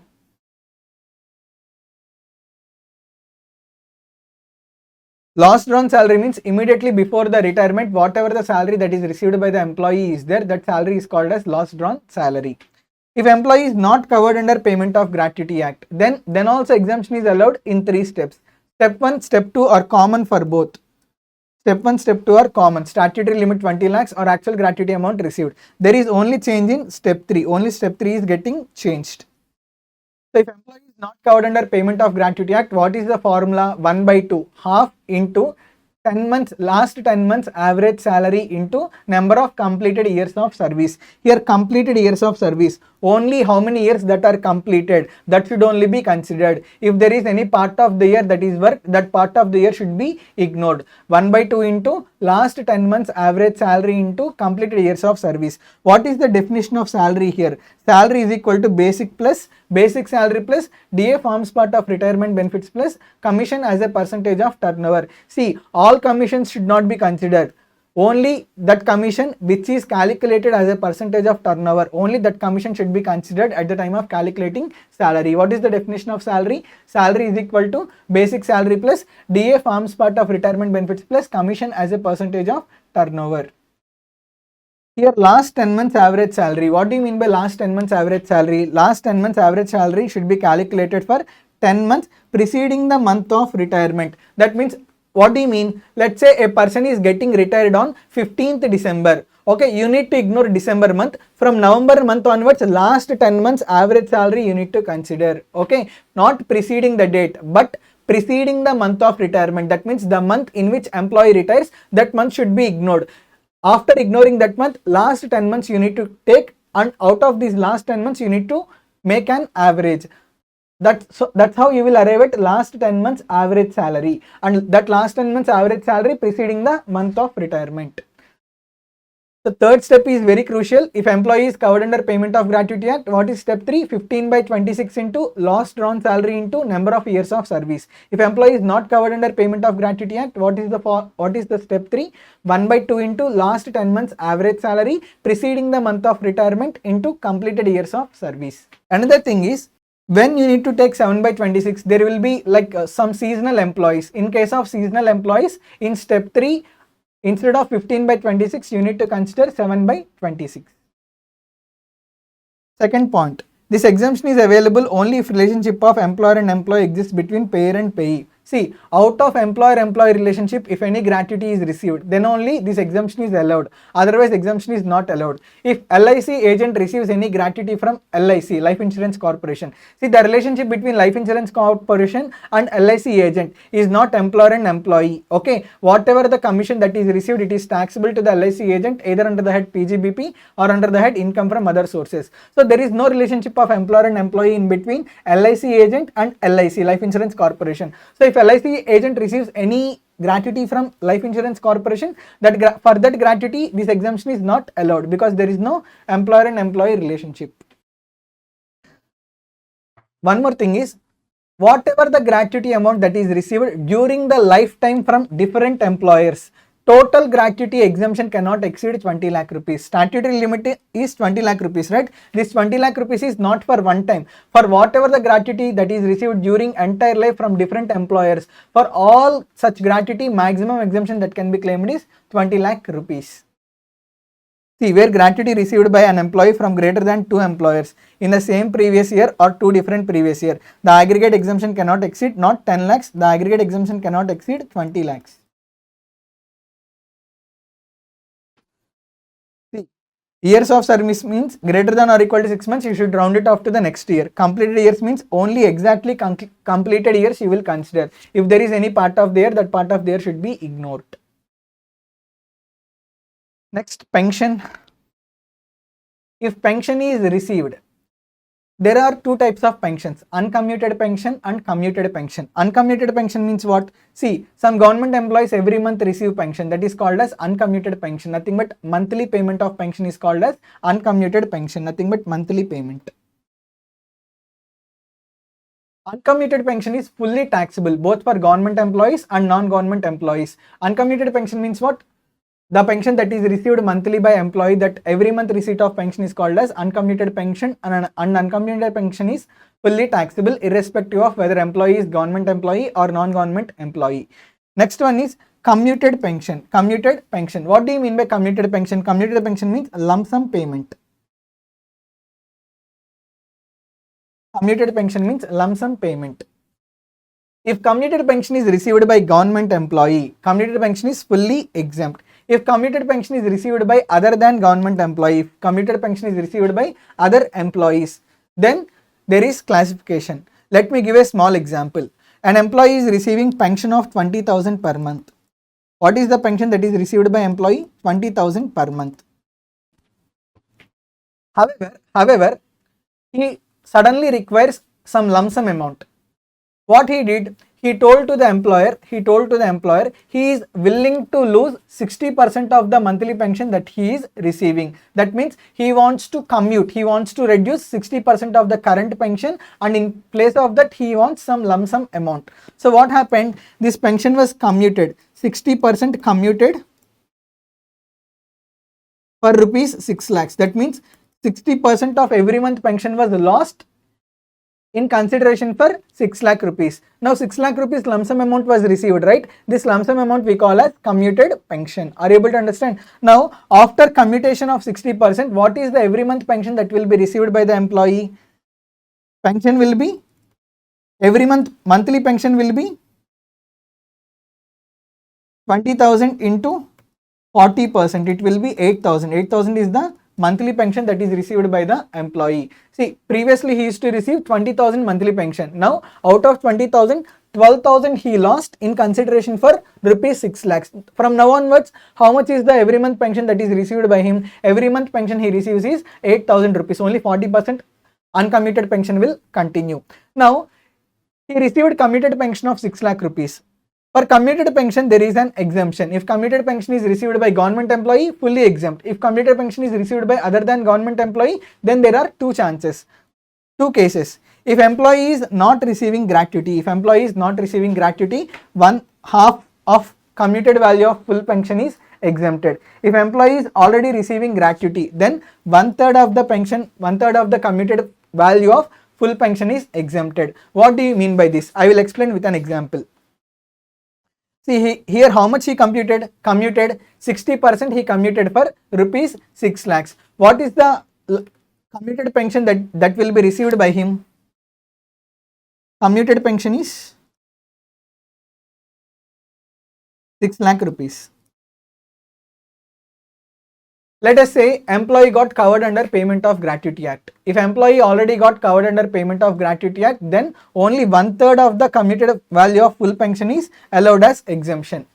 Here one thing is important, commuted value of full pension. That means out of full pension, 1/3 is allowed as exemption. What do you mean by full pension? Here commuted pension is 6 lakh rupees. From this exemption can be claimed. See, he received 6 lakh rupees for foregoing 60%. That means for losing 60%, he received consideration of 6 lakhs. 6 lakhs he received for 60%. For 100%, that means had he foregone 100% of his uncommuted pension, how much he would have received? He would have received 10 lakh rupees, right? This is full value of pension. This 10 lakh rupees is called as full value of pension.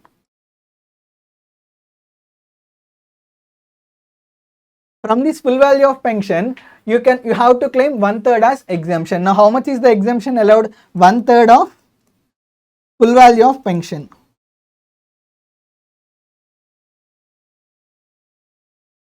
That will be 10 lakhs into 1/3. 3,333 would be the exemption that will be allowed. Now, how much is taxable? 2,66,667 would be the taxable pension. Are you able to understand? This is how you need to calculate. First, you need to take commuted pension. That commuted means what? He is foregoing some percentage of the pension. You need to convert it into full value of pension. How to convert? Like, you will take commuted pension, you will take that percentage. You need to convert it into 100%. For 100%, how much is the full value of commuted pension? You will arrive at full value of commuted pension. From that, you have to claim 1/3 as exemption. If employee is covered under Payment of Gratuity Act. If employee is not covered under Payment of Gratuity Act, then you will claim, instead of 1/3, you will claim half of the full value of pension. Half of the full value of pension will be 10 lakhs into 1/2, it will be 5 lakhs. That means instead of 6 lakhs, you will, like here, instead of 3,33,333, you will claim 5 lakh rupees, and ultimately 1 lakh rupees is taxable gratuity if employee is not covered under Payment of Gratuity Act. Is it clear? Sir, many students asks me, sir, how to remember if employee is covered, if employee is not covered, whether 1/3 or half, how do we remember? First tell me whether half is greater or 1/3 is greater. Half is greater than 1/3, right? Do you agree with me? Half is greater than 1/3. 0.5 is greater than 0.33. Now, will you agree with me? Yes. See, if employee is already covered under Payment of Gratuity Act, under Gratuity Act, he will be claiming exemption. As he is already claiming exemption, under pension, lower amount of exemption is allowed. That means 1/3 of exemption is allowed. Lower amount of exemption is allowed. If employee is not covered under Payment of Gratuity Act, at the time of receipt of gratuity, he will not be claiming any exemption.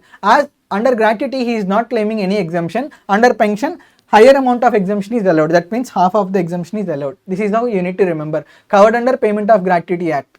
Okay, only 1/3 is allowed. Lower exemption is allowed. Not covered under Payment of Gratuity Act. Half of the commuted value of full pension is allowed as deduction, because he did not claim any exemption earlier. So now higher amount of exemption is allowed. Pension received from UNO by employee or his family members is exempt. From United Nations organization, if any pension is received by employee or any family members of employee, such pension is not taxable. Such pension is completely exempt. Pension received by family members after death of employee. That means what? Employee died. After the death of the employee, pension is being received by family members of employee. Then for family members, the income is taxable under the head income from other sources. Whatever the pension that is received, it is taxable under IFOS. Why? Because in between family members and employer, there is no relationship of employer and employee. That's why for them, income is taxable under income from other sources. Pension received by family members of armed forces after death of employee is exempt. Employees of armed forces, after their death, if any pension is received by family members of armed forces, then in the hands of family members of the armed forces, pension is not taxable, pension is exempt. Commuted value of full pension, like there is simple cross calculation. How we have done? 6 lakhs is for 60%, then for 100% how much it is, right? How we have calculated? 6 lakhs into 100% divided by 60%, right? The same is there here also. Leave encashment. Leave encashment means what? Every organization have certain number of leaves.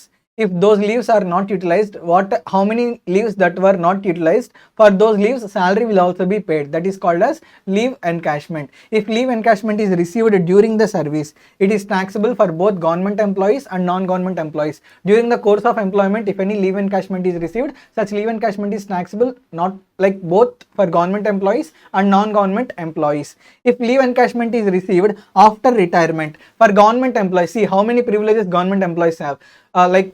Gratuity received after retirement, pension received, like commuted pension, now leave encashment received after retirement, these are all exempt for government employees. So leave encashment received or encashed after the retirement by government employees, it is fully exempt. If it is encashed by other than government employees, then exemption is allowed partly. Like exemption is allowed as per the calculation. How many steps are there? There are 4 steps. First one is statutory limit 3 lakh rupees or actual leave encashment received or 10 into 10 months average salary. 10 into 10 months average salary. What is the definition of salary here? Salary for the purpose of leave encashment is basic plus DA forms part of retirement benefits plus commission as a percentage of turnover. Service means completed years only. That means how many years are completed, only those years we will consider. Are you able to understand? If there is any part of the year that is worked, that part of the year should be ignored. And what do you mean by average salary? Average salary means last 10 months preceding the date of retirement. See, if an employee leaves organization on, let's say 16th June, from 15th June onwards, last 10 months salary you need to consider. On those last 10 months, you need to average it. Last 10 months average salary preceding the date of retirement, not the month of retirement. If employee retires on one date, excluding that date, last 10 months average salary you need to consider for the purpose of leave encashment.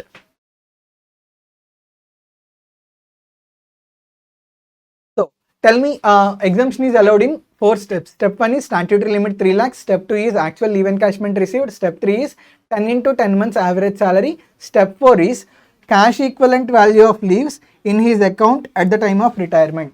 What do you mean by this? See, at the time of retirement, how many unutilized leaves are there? How many unutilized leaves are there?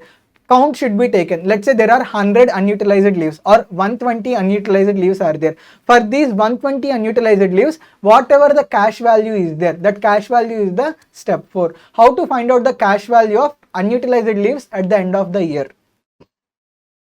First, we will take leaves as per organization rules. That will be compared with leaves as per income tax rules, whichever is lower. Let's say a company has a policy of 2 months leave every year. 2 months leaves means what? 60 days. So leaves as per organization rules are 60 days. But as per income tax rules, maximum only 30 days are allowed. So 60 days or 30 days, whichever is lower. Whichever is lower means what? 30 days. There are 30 days of unutilized leaves. I'm sorry, there are 30 days of leaves. From these 30 days of leaves, 15 leaves are already utilized. 15 leaves are already utilized by the employee. Now, how many unutilized leaves are there? Unutilized leaves are 15 days. For these 15 days, you have to multiply with average salary. These 15 days salary. That means average salary into 15 days. Average salary into 15 by 30. If you apply this, you will arrive at cash value of unutilized leaves. How to calculate cash value of unutilized leaves? First, you will take leaves as per organization rules. That you will compare with maximum 30 days per year as per income tax rules. Out of these two, whichever is lower, you will take. From that, how many leaves that are availed by the employee? Availed leaves should be reduced, so that you will arrive at unavailed leaves. From unavailed leaves must be multiplied with average salary to arrive at cash value of unutilized leaves at the end of the year. Is it clear? So this is how you need to calculate leave encashment exemption.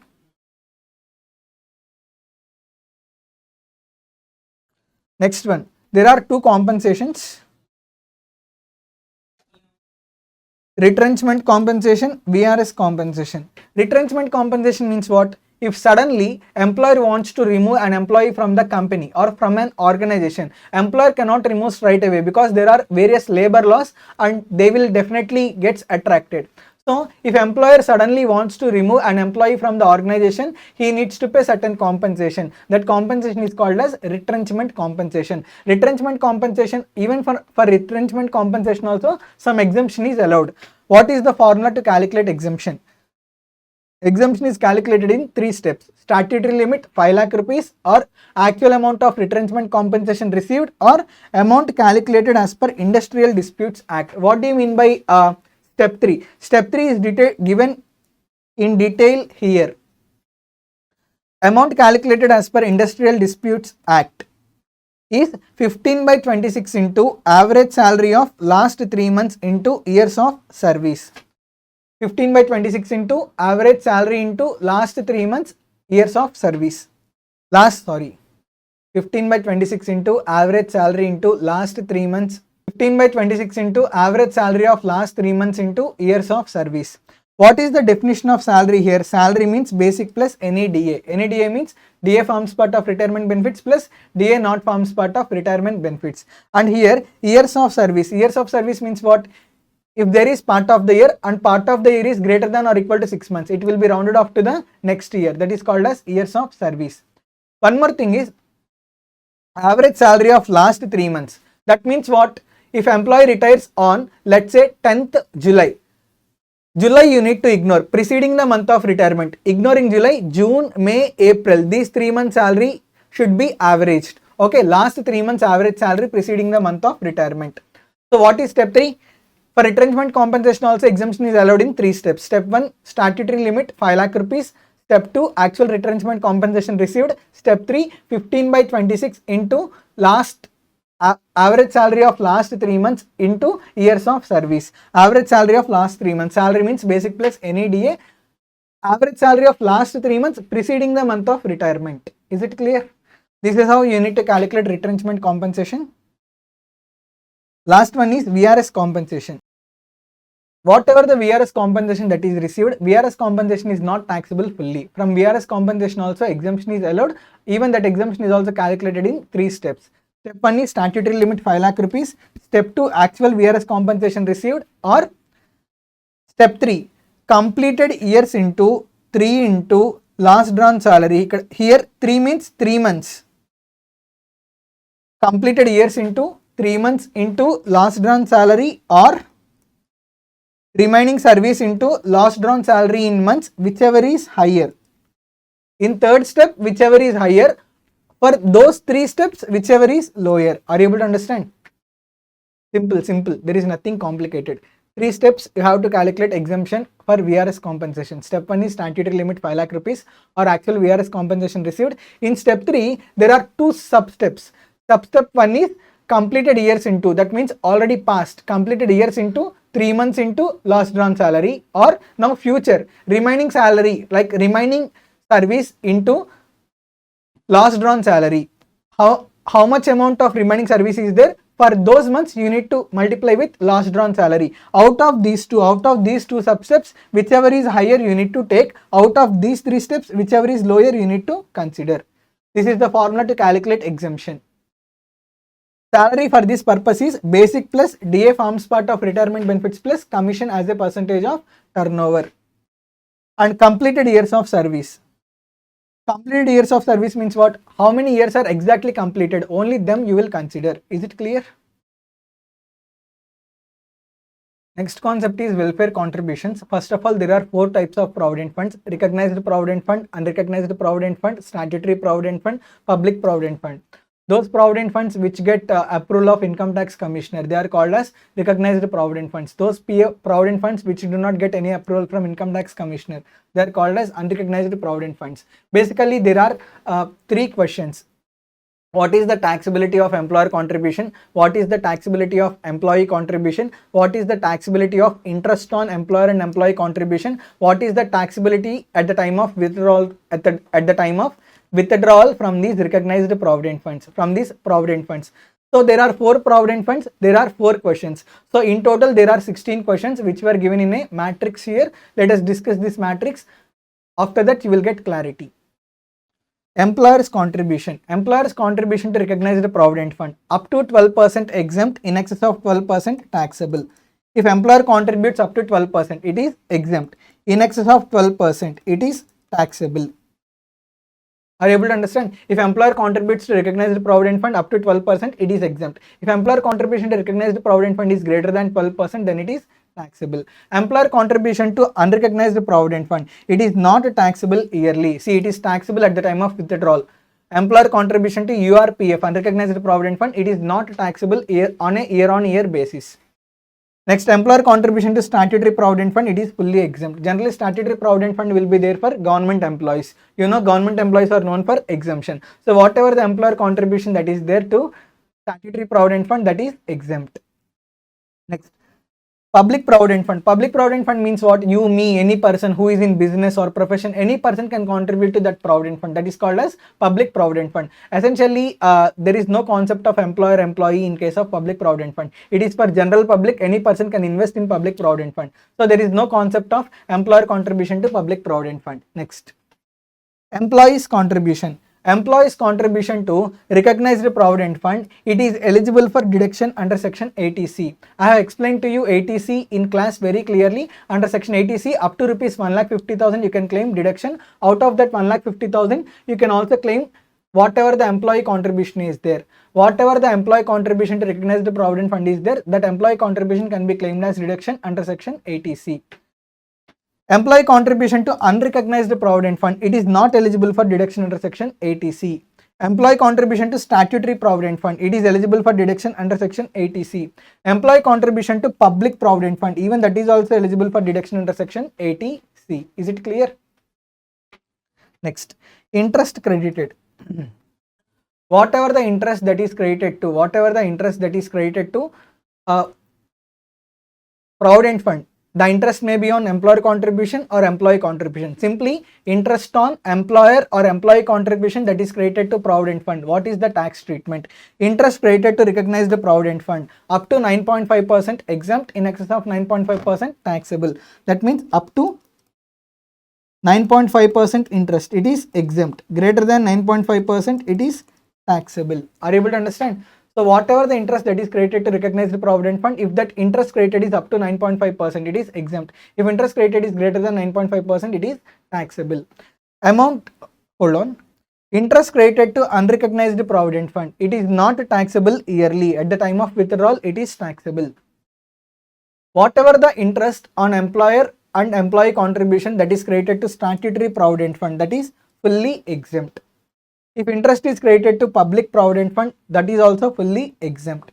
So interest, whatever the interest that is credited to recognized provident fund up to 9.5% exempt, in excess of 9.5% taxable. Interest credited to unrecognized provident fund, it is not at all taxable yearly, but it is taxable at the time of withdrawal.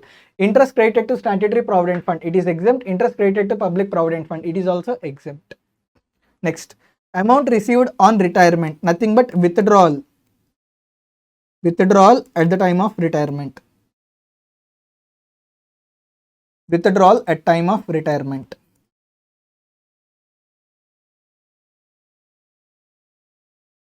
First, I will explain about unrecognized provident fund. I will explain about URPF. If any amount is withdrawn from URPF,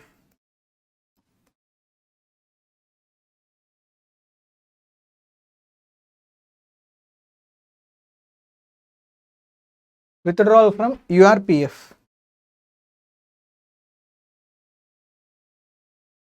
If employer contribution is withdrawn, what we can withdraw from unrecognized provident fund? We can withdraw employer contribution. We can also withdraw interest on employer contribution. We can withdraw employee contribution. We can withdraw interest on employee contribution. Whatever the employer contribution, interest on employer contribution that is withdrawn, this is taxable under the head salaries. As there is employer and employee relationship, whatever the employer contribution that is withdrawn from unrecognized provident fund, and on this employer contribution, whatever the interest that gets credited, these two amounts at the time of withdrawal are taxable under the head income from salaries. Employee contribution is not taxable. Why? Because it already got taxed in the year in which salary was received. Okay. See, I am receiving 10 lakh rupees salary. Out of this 10 lakh rupees, I invested 1 lakh rupees in Provident Fund. That means the salary already got taxed and I deposited 1 lakh rupees in Provident Fund. On a later date, I am withdrawing my 1 lakh rupees. If I am withdrawing my amount, how it can be taxable? It is not taxable. So employee contribution is not taxable at the time of withdrawal. However, interest on employee contribution is taxable under the head income from other sources. This is the concept. So in case of unrecognized provident fund, every year whatever the contributions that are made, they are not taxable, but they are taxable at the time of withdrawal. At the time of withdrawal, employer contribution, interest on employer contribution, these are taxable under salaries. Employee contribution is not at all taxable. Interest on employee contribution is taxable under the head income from other sources. Recognized provident fund. If any amount is withdrawn from recognized provident fund, what is the tax treatment? First question you need to ask is, has the employee rendered continuous service of at least 5 years with the employer? See, there is an employee called Mr. Raj. He has been working in Masterminds for last 10 years. That means he is in continuous service of Masterminds for last 5 years. Now he is leaving from Masterminds. Now at the time of leaving from Masterminds, whatever the recognized provident fund amount that is being withdrawn by this person, this is not at all taxable. This is completely exempt. If employee renders 5 years of continuous service, then whatever the salary that is received by employee, that salary is not taxable. Whatever the contribution that is withdrawn from recognized provident fund, or whatever the amount that is withdrawn from recognized provident fund, withdrawn amount is not taxable. Withdrawn amount is exempt. If employee does not render 5 years of continuous service with the employer and before 5 years only he is withdrawing amount from the recognized provident fund, then you need to check whether these three conditions get satisfied or not.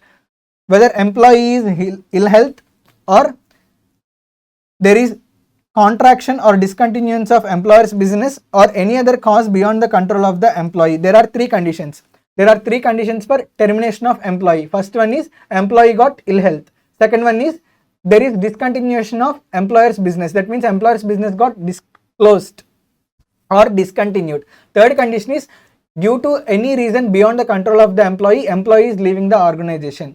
Okay, so if out of these three reasons, if employee is terminating from the employer before 5 years and he is in withdrawal of contribution, then at the time of withdrawal of contribution, such withdrawal is not taxable. If withdrawal of contribution is for any reason, that means employee is terminating from the employer before 5 years only. The reason for termination is any reason other than these three conditions. If it is any other reason, then it is taxable. How it is taxable? It is taxable as per this chart. Are you able to understand? Very simple. Listen. If employee renders continuous service with the employer and after that employee leaves employer and he withdraws from recognized provident fund, whatever the amount that is withdrawn, it is not taxable. It is exempt. Employee is leaving the employer before rendering 5 years of continuous service. Then there are three conditions, like if employee leaves organization due to ill health, or if employee leaves organization because of any reason which is out of the control of the employee, or if employee leaves organization because employer removes the employee. Out for any these three reasons, if employee leaves organization before 5 years, then whatever the amount that is withdrawn from recognized provident fund, that amount is not taxable. That amount is exempt. If employee goes out of the employment, that means if employee leaves the employer for any other reason other than these three reasons, then it is taxable. Whatever the amount that is withdrawn from recognized provident fund is taxable. How it should be taxable? Employer contribution, interest on employer contribution is taxable under salaries. Employee contribution is not at all taxable. Interest on employee contribution is taxable under the head income from other sources. Is it clear? Next, allowances. There are 4 types of allowances. Some of the allowances are fully taxable, some of the allowances are fully exempt.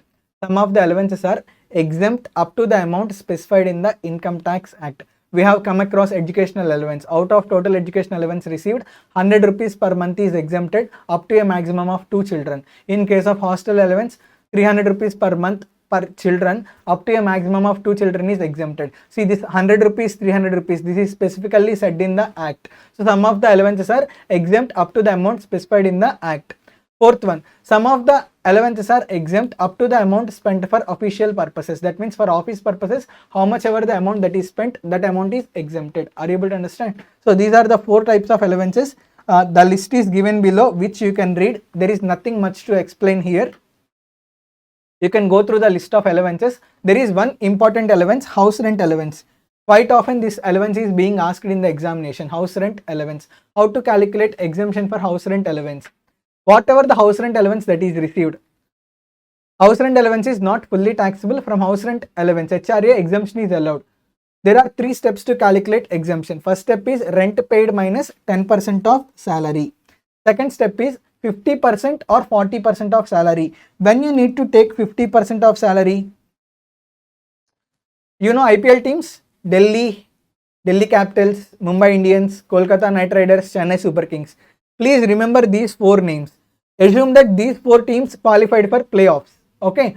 So if HRA is received, that means if employee is working in Delhi, Mumbai, Kolkata or Chennai, in these 4 cities, then in step 2 you need to consider 50% of salary. If employee is working in any other city other than these 4 cities, then in step 2 you need to consider 40% of salary. Let's say employee is working in Hyderabad, you need to consider 40% of salary. Employee is working in Bangalore, you need to consider 40% of salary. Employee is working in Chennai, you need to consider 50% of salary. 4 cities, Delhi, Mumbai, Kolkata, Chennai. For these 4 cities, if employee is living in those 4 cities, then up to 50% of the salary you can claim under step 2. If employee is working in any other city, in step 2 you will consider 40% of the salary. In third step, actual amount of HRA. Out of these 3, whichever is lower, that amount is allowed as exemption for HRA. Is it clear? What is the definition of salary for this purpose? Salary is equal to basic salary plus DA forms part of retirement benefits plus commission as a percentage of turnover. So what is the formula to calculate exemption under HRA? Rent paid minus 10% of salary, or actual HRA amount, or 50% of salary in step 2 in case if the employee is living in Delhi, Mumbai, Kolkata, Chennai. If employee is living in any other city, up to 40% of the salary. Out of these 3 steps, whichever is lower, that is allowed as exemption for HRA. Next, there are deductions under section 16. After you calculate gross salary, deductions under section 16 will be allowed. How many deductions are there under section 16? There are 3 deductions under section 16. First one is 16.1 standard deduction, second one is 16.2 entertainment allowance, third one is 16.3 professional tax. First one, 16.1 standard deduction. Please remember, if you get a problem under the head salaries, please keep in mind, always claim standard deduction 50,000. Many students forget to claim standard deduction under section 16.1. Please remember in mind, once you see the problem from salary side, please keep in mind, after calculation of gross salary, you must claim standard deduction at the rate of 50,000. Many students, despite how much we say, they will forget and they will not claim standard deduction 50,000 rupees, for which they lose marks.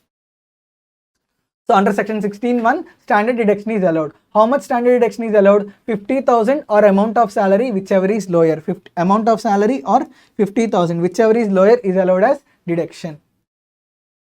16.2 entertainment allowance. How much entertainment? See, entertainment allowance, if it is received by all, it is not, deduction is not allowed.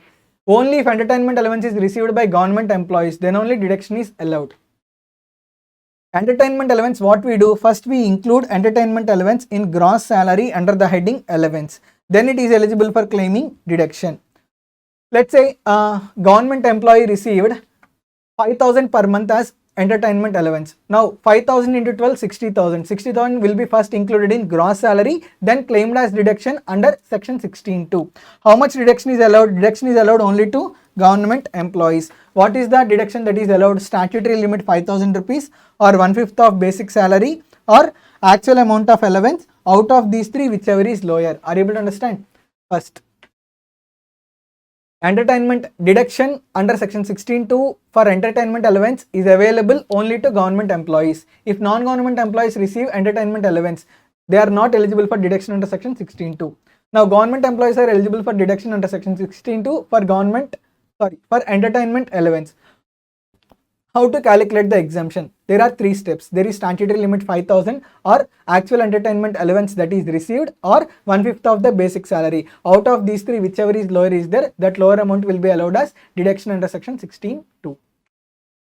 Next, 16(3) is professional tax, professional allowance or professional tax.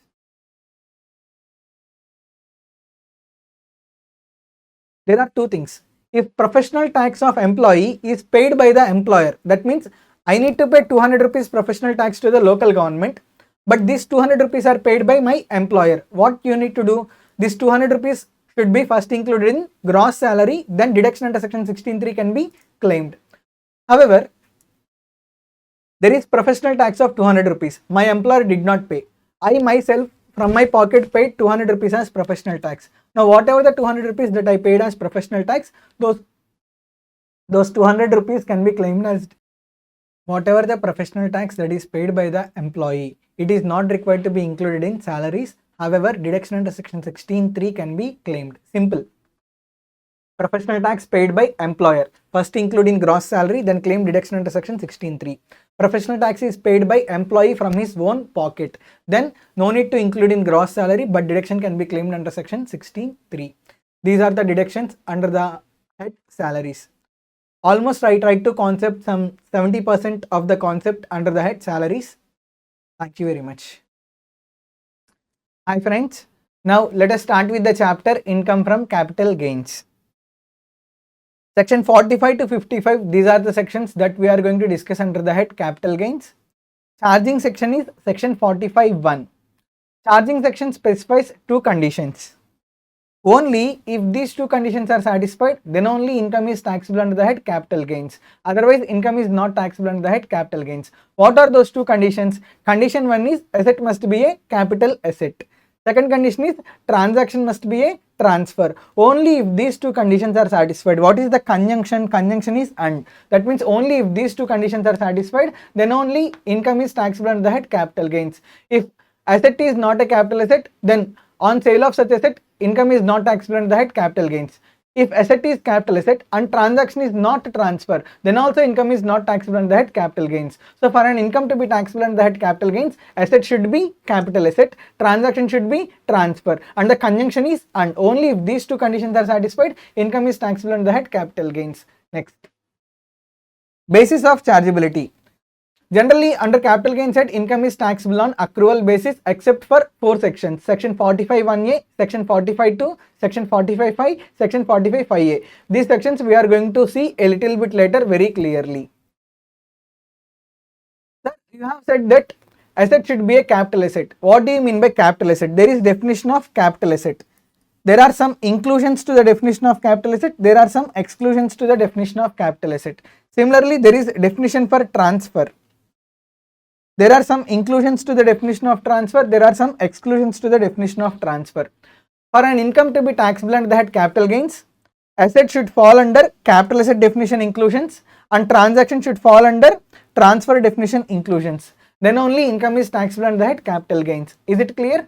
Now let us discuss about what capital asset means, what are inclusions to the definition of capital asset, what are exclusions to the definition of capital asset. First one, capital asset includes property of any kind, whether movable or immovable, tangible or intangible, connected to business or not. Simple.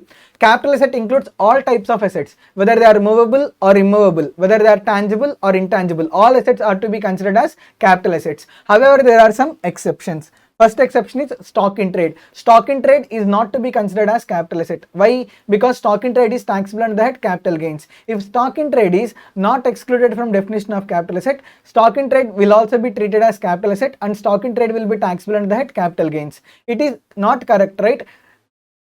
As stock in trade is already getting taxable under PGBP head, now if stock in trade is not excluded, then tax, like on sale of stock in trade, tax will be levied under PGBP head as well as under capital gains head. That means there will be double taxation. So that is why stock in trade is excluded from definition of capital asset. Second exception is personal effects. Personal effects are excluded from definition of capital asset. What do you mean by personal effect? For an asset to be called as personal effect, three conditions are required to be satisfied. First condition is it must be a movable asset except security. It must be a movable asset except security. That means what? Immovable asset should not be called as personal effect. Only movable assets are to be called as personal effects. At the same time, security is also not to be called as personal effect. Any securities, even though they are purchased for personal purposes, they are not to be treated as personal effects. I bought shares. Okay, I bought shares for my personal purpose. Even I bought it for personal purpose, they are to be treated as personal. They are not to be treated as personal effects. They are to be treated as capital assets. Second condition is it must be used for personal. It must be used for personal purpose. This is second condition. Third condition is it should not be jewelry, it should not be drawing, it should not be painting, it should not be sculpture, it should not be archaeological collection, it should not be any other work of art.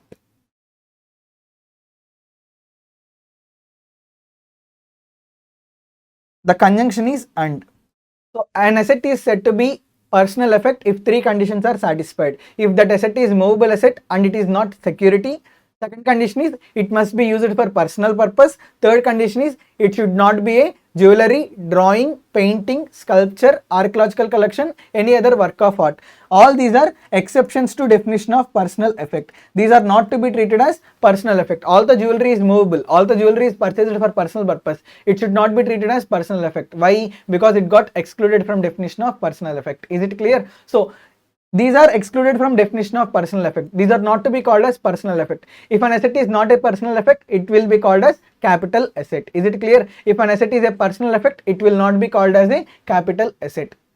So an asset is said to be a personal effect if all these three conditions are satisfied. So in order to determine whether asset is personal effect or not, check these three conditions. If all these three conditions are satisfied, asset is called as personal effect. Otherwise, asset is not to be called as personal effect. If asset is personal effect, it is excluded from definition of capital asset. If asset is not a personal effect, it will be called as capital asset. Is it clear? Next. Third exception is agricultural land situated in non-specified area. If agricultural land is situated in non-specified area, that agricultural land is called as rural agricultural land. Rural agricultural land is excluded from definition of capital asset. Sir, when you call agricultural land is situated in non-specified area, first of all, non-specified area is not defined in the Income Tax Act. In Income Tax Act, specified area is defined. If asset falls in specified area, it is called as urban agricultural land. If asset does not fall within the specified area, then it is called as rural agricultural land. Now what do you mean by specified area? If population in the city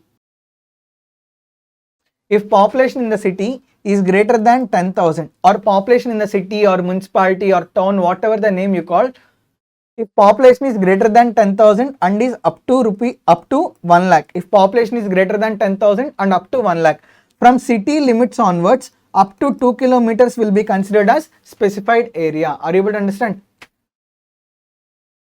If population of the city, this is the center point, if population of the city is greater than 10,000 and up to 1 lakh, then from the end of the municipality, 2 kilometers will be considered as specified area. Are you able to understand? If the population of the city is greater than 1 lakh and up to 10 lakhs, then 6 kilometers from the end of the municipality will be considered as specified area. If population of the city is greater than 10 lakhs, then 8 kilometers from the end of the municipality, this will be considered as specified area. If agricultural land is situated in specified area, this agricultural land is called as urban agricultural land. If agricultural land is situated outside specified area, this agricultural land will be called as rural agricultural land. What is excluded from definition of capital asset? Rural agricultural land is excluded from definition of capital asset. Are you able to understand? Urban agricultural land is not excluded. Urban agricultural land will be treated as capital asset only. Rural agricultural land is excluded from definition of capital asset. Specified gold bonds, special bearer bonds, gold bonds. Actually, these three are not there at present in the market, but if theory question is asked, you might have to write. For that purpose, please remember. Last one, deposit certificates issued under gold monetization scheme 2015. Whatever the deposit set, I have explained to you clearly what gold monetization scheme 2015 means in the class. So under gold monetization scheme 2015, whatever the deposit certificates that will be issued, that deposit certificate will not be treated as capital asset. So deposit certificates issued under gold monetization scheme, they are excluded from definition of capital asset. So these are the exceptions to the definition of capital asset. What are the exceptions? Tell me quickly. First one is stock in trade. It is excluded from definition of capital asset. Second one is personal effects. It is also excluded from definition of capital asset. Third one is rural agricultural land. It is also excluded from definition of capital asset. Fourth one is deposit certificates issued under gold monetization scheme 2015. These three are not there at present. Question regarding these three may not be asked in the exam, but remaining four, please remember: stock in trade, personal effect, rural agricultural land, deposit certificates issued under gold monetization scheme 2015. These four are excluded from definition of capital asset. Next, in inclusion, there is second inclusion is also there. Any securities held by foreign institutional investors. See, there are foreign institutional investors who will purchase shares or securities of Indian companies. If they purchase shares or securities of Indian companies as part of their business, generally as part of the business, if any shares and securities are purchased, they will be treated as stock in trade. Let's say I have investment company. My business is buying and selling of shares and securities. For me, say, what is the nature of sales and securities? What is the nature of shares and securities? The nature of shares and securities is not capital asset. The nature of shares and securities is stock in trade, because it is my business. I will trade shares and securities. In a similar way, foreign institutional investors, as part of their investment business, if they buy any shares and securities of Indian company, even though they are buying as part of their investment business, actually financially, as per accounting purpose, they should be considered as stock in trade. But as per Income Tax Act, even though they purchase it for investment purpose, still they have to be considered as capital asset. That is also included in definition of capital asset. So these are the, so this is the definition of capital asset in a simple way. One more thing.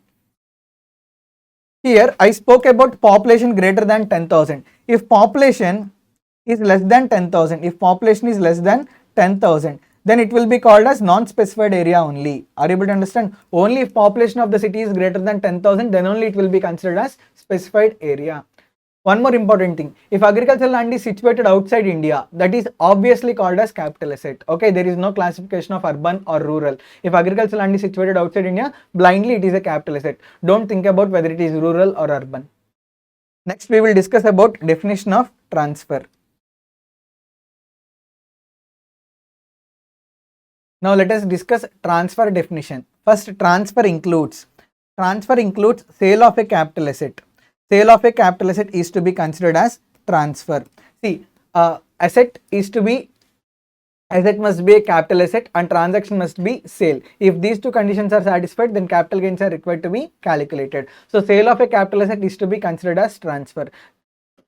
Not only sale of capital asset, even exchange of two capital assets, even those are also to be considered as transfer. That means many people think that only if sale is done, that will only be considered as transfer. No, not only sale, even exchange of two capital assets will also to be considered as transfer. Third one, relinquishment of capital asset. Relinquishment means what? Transfer of right without a transfer of asset. That means even on transfer of right also capital gains are required to be calculated. Why? Because transfer of right will be considered as transfer. Transfer of right, relinquishment, that is included in definition of transfer. Even transfer of right will be considered as transfer and capital gains are required to be calculated. Next, extinguishment of capital asset. Extinguishment of capital asset means damage or destruction of capital asset, or extinguishment means what? There will be no existence of capital asset. For example, company got liquidated. Okay, shares are surrendered to the company. Now there will be no more shares. That means there is no existence of shares. So non-existence of capital asset is called as extinguishment of capital asset. So what is the difference between relinquishment and extinguishment? In case of relinquishment, asset exists, but there is transfer of asset from one person to another person.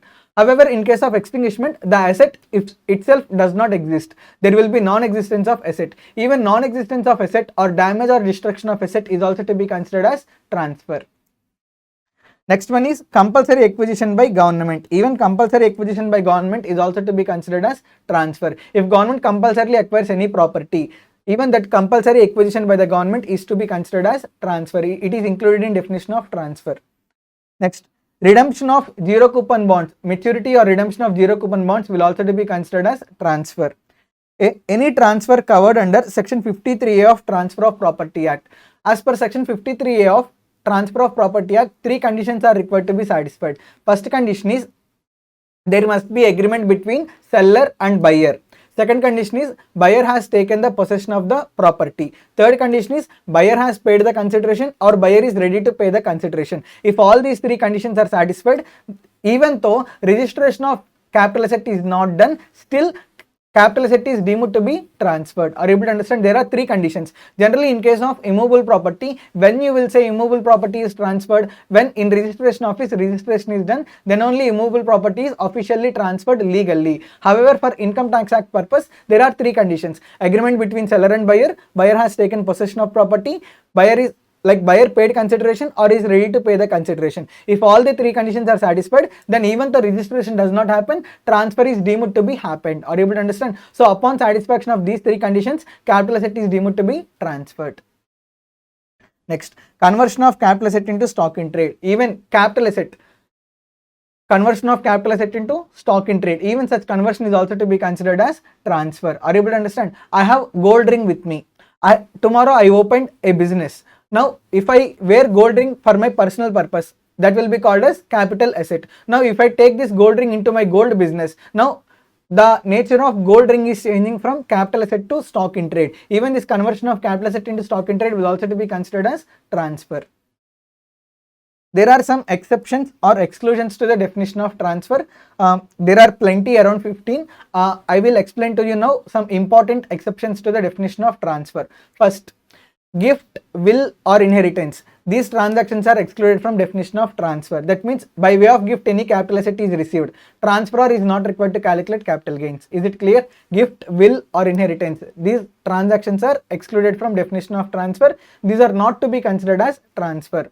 Second one, distribution of capital assets at the time of partition of HUF. That means at the time of partition of Hindu undivided family into small families, whatever the capital assets that are transferred from Hindu undivided family to small family, so the transfer of capital assets is not to be considered as transfer. Next, third one, at the time of amalgamation, whatever the capital assets that are transferred from amalgamating company to amalgamated company, so the transfer of capital assets is not to be considered as transfer.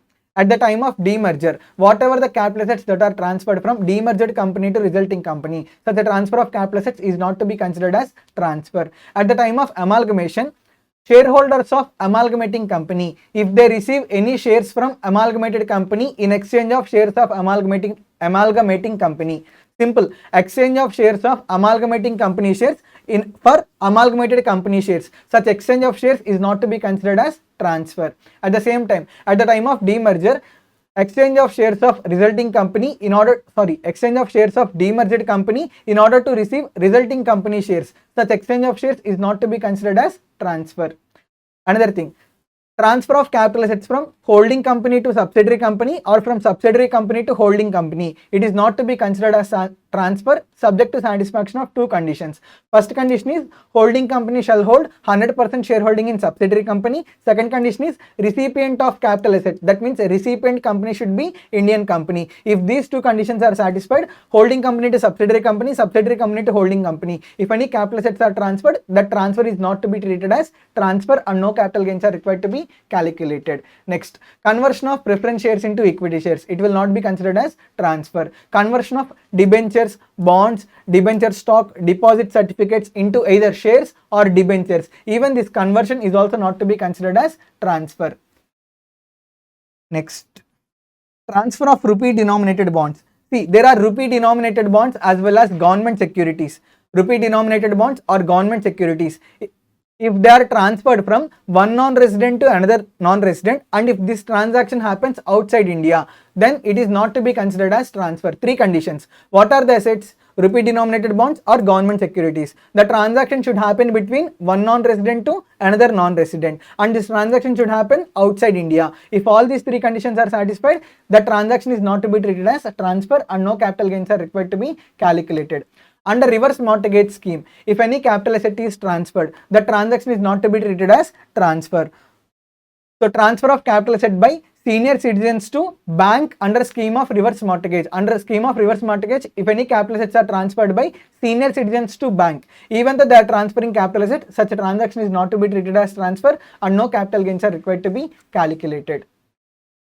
So these are the important exceptions to the definition of transfer. The list is a bit large. Rest all are not that much important. You can go through. Types of capital asset. Types of capital assets means what? See, there are two types of capital assets: short-term capital asset, long-term capital asset. Okay, the tax rates are different for short-term capital assets and long-term capital assets. Now the question is how to classify a capital asset as short-term capital asset or how to classify a capital asset as long-term capital asset. For this purpose, all capital assets are classified into three categories. Whatever the capital assets are there, all those capital assets are classified into three categories. Under category 1, there are 5 capital assets. First one is listed shares, whether they are equity shares or preference shares. Second one is listed securities. Third one is units of UTI, units of Unit Trust of India. Fourth one is equity oriented mutual fund units. Fifth one is zero coupon bonds. These are the 5 capital assets that are covered under category 1. For these capital assets, these capital assets are covered under category 1. Under category 2, there are only 2 capital assets: unlisted shares, immovable property. Immovable property means that can be either land or building or both land and building. That will be covered under category 2. So under category 1, how many capital assets are there? 5 capital assets are there. Listed shares. Those shares can be either equity shares or preference shares. Listed securities. See, listed shares got covered, listed securities got covered. However, listed units did not get covered here. Okay, that means listed units will not be covered under category 1. Listed shares, listed securities, units of UTI, equity oriented mutual fund units, zero coupon bonds. All these are covered under category 1. Under category 2, 2 capital assets: unlisted shares, immovable property. Except these 7, remaining all capital assets are covered under category 3. So category 3 is kind of residuary. Okay, whatever the capital assets that are not covered under category 1 and category 2, they will fall under category 3. For category 1 covered under capital assets, criteria is if period of holding is less than or equal to 12 months, they will be classified as short-term capital asset. If period of holding is greater than 12 months, they will be classified as long-term capital assets. For category 2 covered capital assets, if period of holding is less than or equal to 24 months, they will be classified as short-term capital asset. If period of holding is greater than 24 months, they will be classified as long-term capital assets. If period of holding is less than or equal to 36 months, they will be classified as short-term capital assets. If period of holding is greater than 36 months, they will be classified as long-term capital assets. This is the scenario. Very simple. Category 1, 12 months. Category 2, 24 months. Category 3, 36 months. Period of holding less than or equal to, not only less than or equal to means it will be classified as short term. Greater than means it will be classified as long term. This is how capital assets are being classified into short term capital asset or long term capital asset based on their category and criteria. Next concept is period of holding. Next, period of holding. Generally, period of holding will be calculated from date of purchase up to the date prior to the date of transfer. That means the date on which asset is transferred, that date should be excluded. That date should not be included in calculation of period of holding. So period of holding will be calculated from date of purchase up to the date prior to the date of transfer.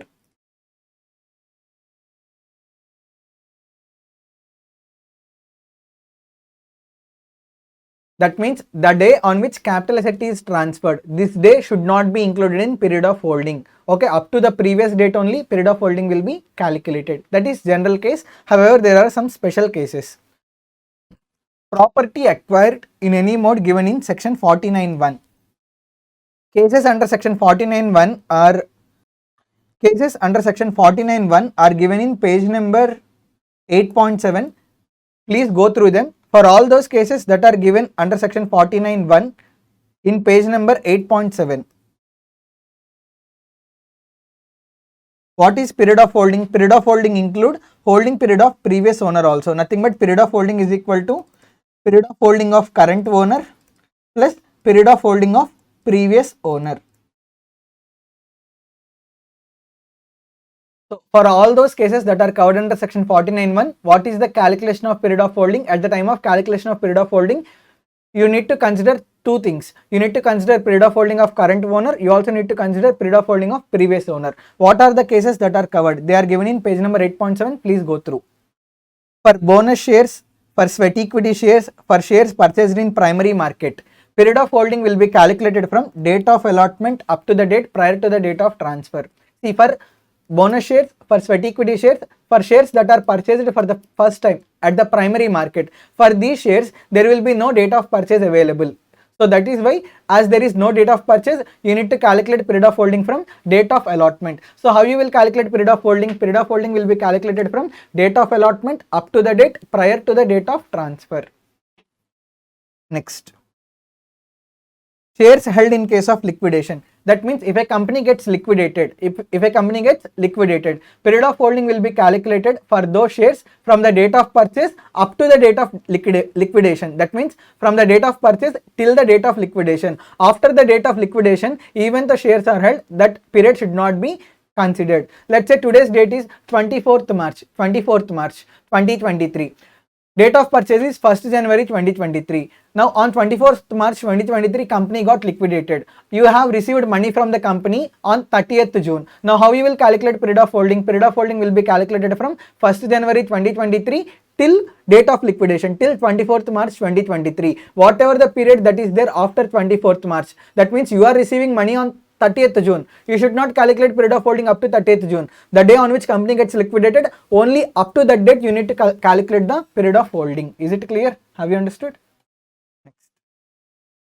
Shares in an amalgamating company acquired in a scheme of amalgamation. We have just now discussed, like, transfer of capital assets from amalgamating company to amalgamated company is not to be considered as transfer. At the same time, exchange of shares of amalgamating company in order to receive amalgamated company shares, this exchange of two capital assets is also not to be considered as transfer. Okay, so as it is not considered as transfer, in this case, at the time of calculation of period of holding of current capital asset plus period of holding of previous capital asset is also to be considered. So for these two both,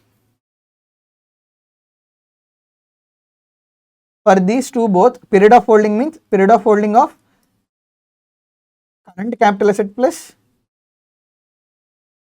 period of holding of previous capital asset.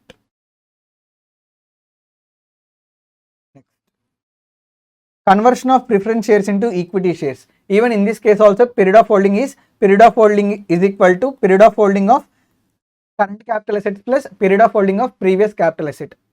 And there is one another transaction, conversion of bonds, debentures, debenture stock, deposit certificates into either shares or debentures. Even this conversion is not to be considered as transfer. Even in this conversion also, you will sell new capital asset, but you did not purchase new capital asset. You have purchased old capital asset. So at the time of calculation of period of holding, you also need to consider period of holding of old capital asset. So what is the formula for period of holding? Period of holding is equal to period of holding of current capital asset plus period of holding of previous capital asset.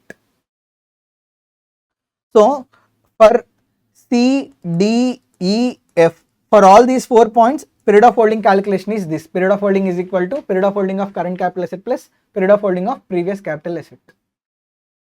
Next, right renouncement. Do you know the concept of right renouncement? Right renouncement means what? Let's say the fair market value of share is 20 rupees.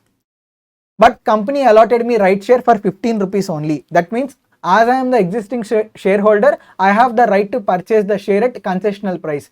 If I want to purchase from outside, I need to pay 20 rupees. As I am the existing shareholder, I have the right to purchase the share at 15 rupees. That means I have right to buy at 5 rupees discount, right? Now I will sell this 5 rupees discount to some other person. Are you able to understand? Right is an intangible asset and it is a capital asset. I am selling right of 5 rupees to some other person. Now I can purchase at 5 rupees discount. This right I sold to some other person for 2 rupees. I did not purchase this right?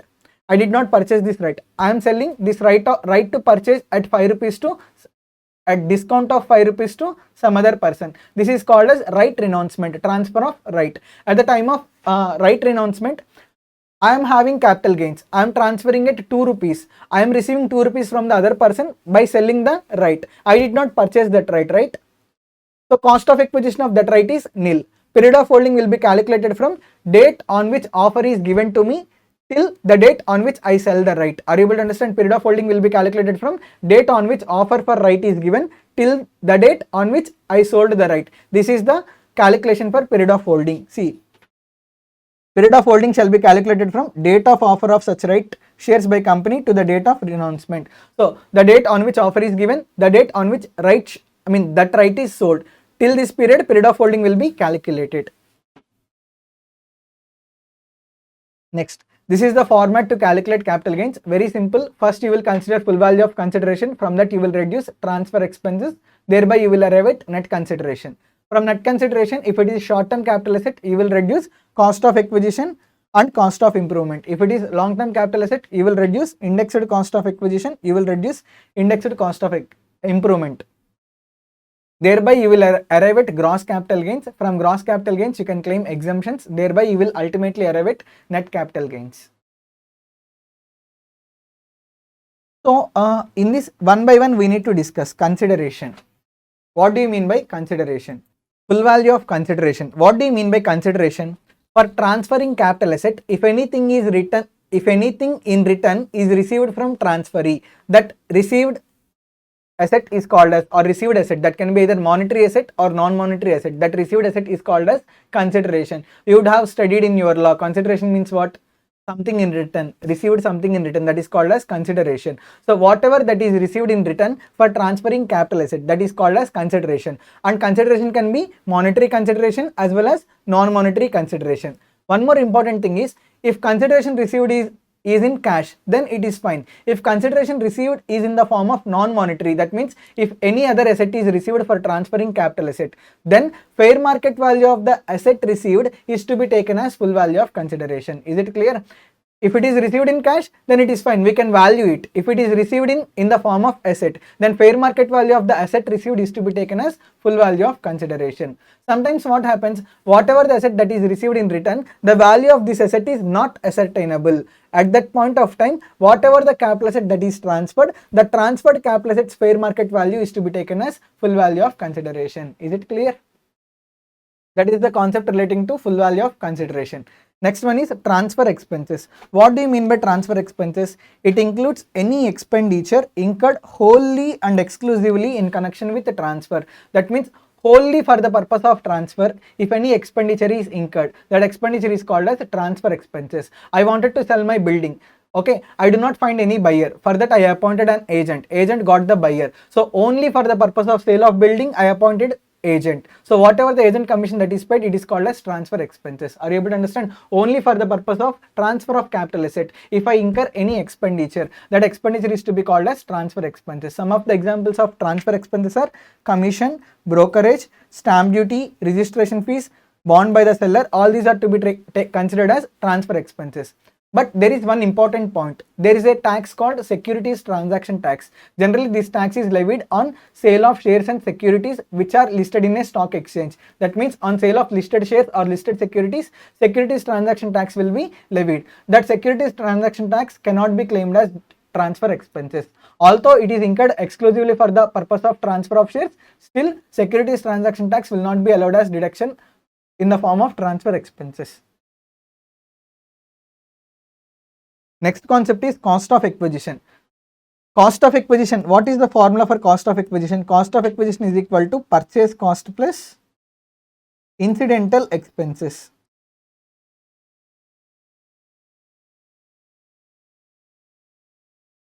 Cost of acquisition is equal to purchase cost plus incidental expenses.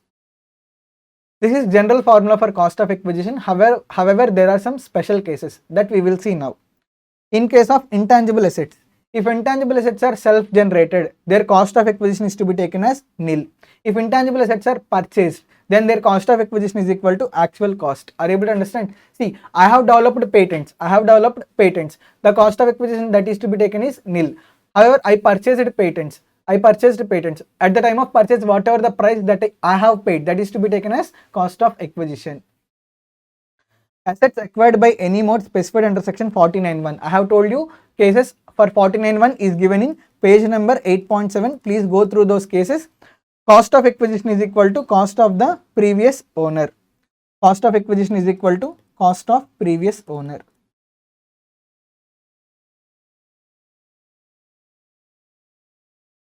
Next, shares acquired in amalgamation. At the time of amalgamation, if any shares are acquired, cost of acquisition is equal to cost of acquisition of shares of amalgamating company. Okay, so there is Idea and Vodafone merger and VI got formed. Now shareholders of Idea will receive new shares in VI, right? Now this person will sell this person is having not idea shares anymore. This person is having VI shares. This person in future will transfer VI shares, but this person did not purchase VI shares. This person purchased idea shares. Now, so at the time of transfer of VI shares, what is the cost of acquisition that is to be taken? Cost of acquisition is equal to cost of acquisition of previous capital asset, cost of acquisition of idea shares. Is it clear? So here cost of acquisition is equal to cost of acquisition of previous capital asset.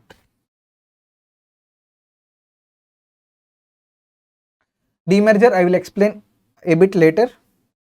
For sweat equity shares or specified securities. Specified securities means what? There will be share options that will be given, right, to the employees. They are sweat equity shares. For them, what is the cost of acquisition? Cost of acquisition is equal to fair market value that is considered for valuation of perquisite. See, at the time of issue of sweat equity shares, there is some benefit that is taxable under the head salaries. So, at the time of calculation of salary, you will consider fair market value of the share on the date of exercise of the option or on the date of allotment. Such fair market value is to be taken as cost of acquisition. For bonus shares, if bonus shares are allotted before 1st April 2001, cost of acquisition is nil. Sorry. If bonus shares are allotted before 1st April 2001, cost of acquisition is equal to fair market value as on 1st April 2001. If bonus shares are allotted after 1st April 2001, cost of acquisition is nil. In case of right renouncement, there are two people. Previous example is there. Fair market value of the share is 20 rupees. For me, the company issued shares at 15 rupees. Now, I have the right to purchase this share at 5 rupees discount. This right I am selling to other person at 2 rupees. I did not purchase any right? As I am the existing shareholder, I got this right. So, cost of acquisition is to be taken as nil. Amount paid to the company which is nil. However, the person who is purchasing right from me, he is paying 2 rupees to me and he is paying 15 rupees to the company to buy that share. That means total share price is 17 rupees. So for him, what is the cost of acquisition? Cost of acquisition is equal to amount paid to me plus amount paid to the company. That's what, right? So that's what here it was given. For transferee in case of right renouncement, cost of acquisition is equal to amount paid to company plus amount paid to renouncer. Renouncer means what? Who is selling the right? I am the person who is selling the right. So whatever the amount that is paid to me plus whatever the amount that is paid to company to purchase that share.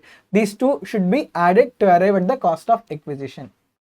In case of conversion of preference shares into equity shares, conversion of debentures, bonds, debenture stock, deposit certificate into either shares or debentures. For these two conversions, cost of acquisition is equal to cost of acquisition of previous capital asset.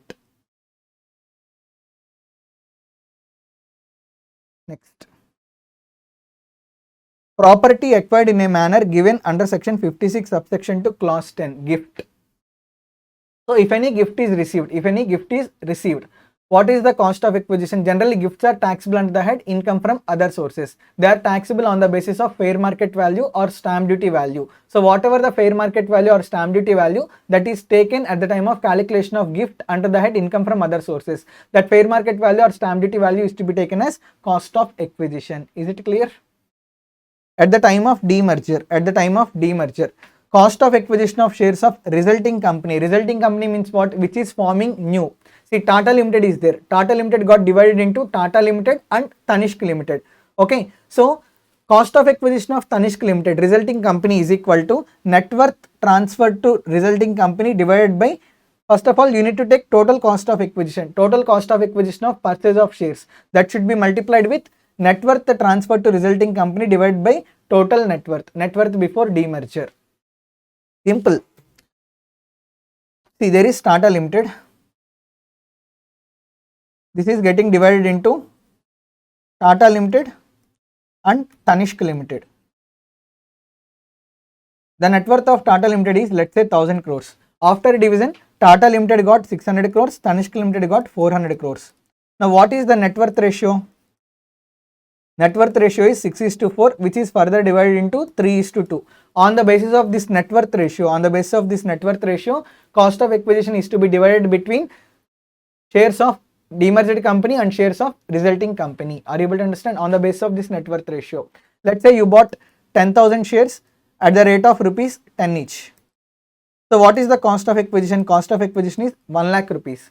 After demerger, you also got Tanishq Limited shares, 5,000 shares.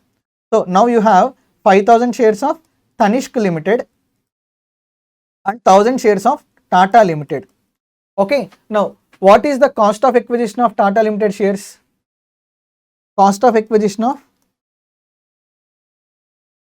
Tata Limited shares is equal to, what is the original cost of acquisition? Original cost of acquisition is 1 lakh rupees. Original cost of acquisition is 1 lakh rupees. 1 lakh rupees into what is the ratio? Net worth ratio 3 by 5. That means 60,000 is the cost of acquisition of Tata Limited shares.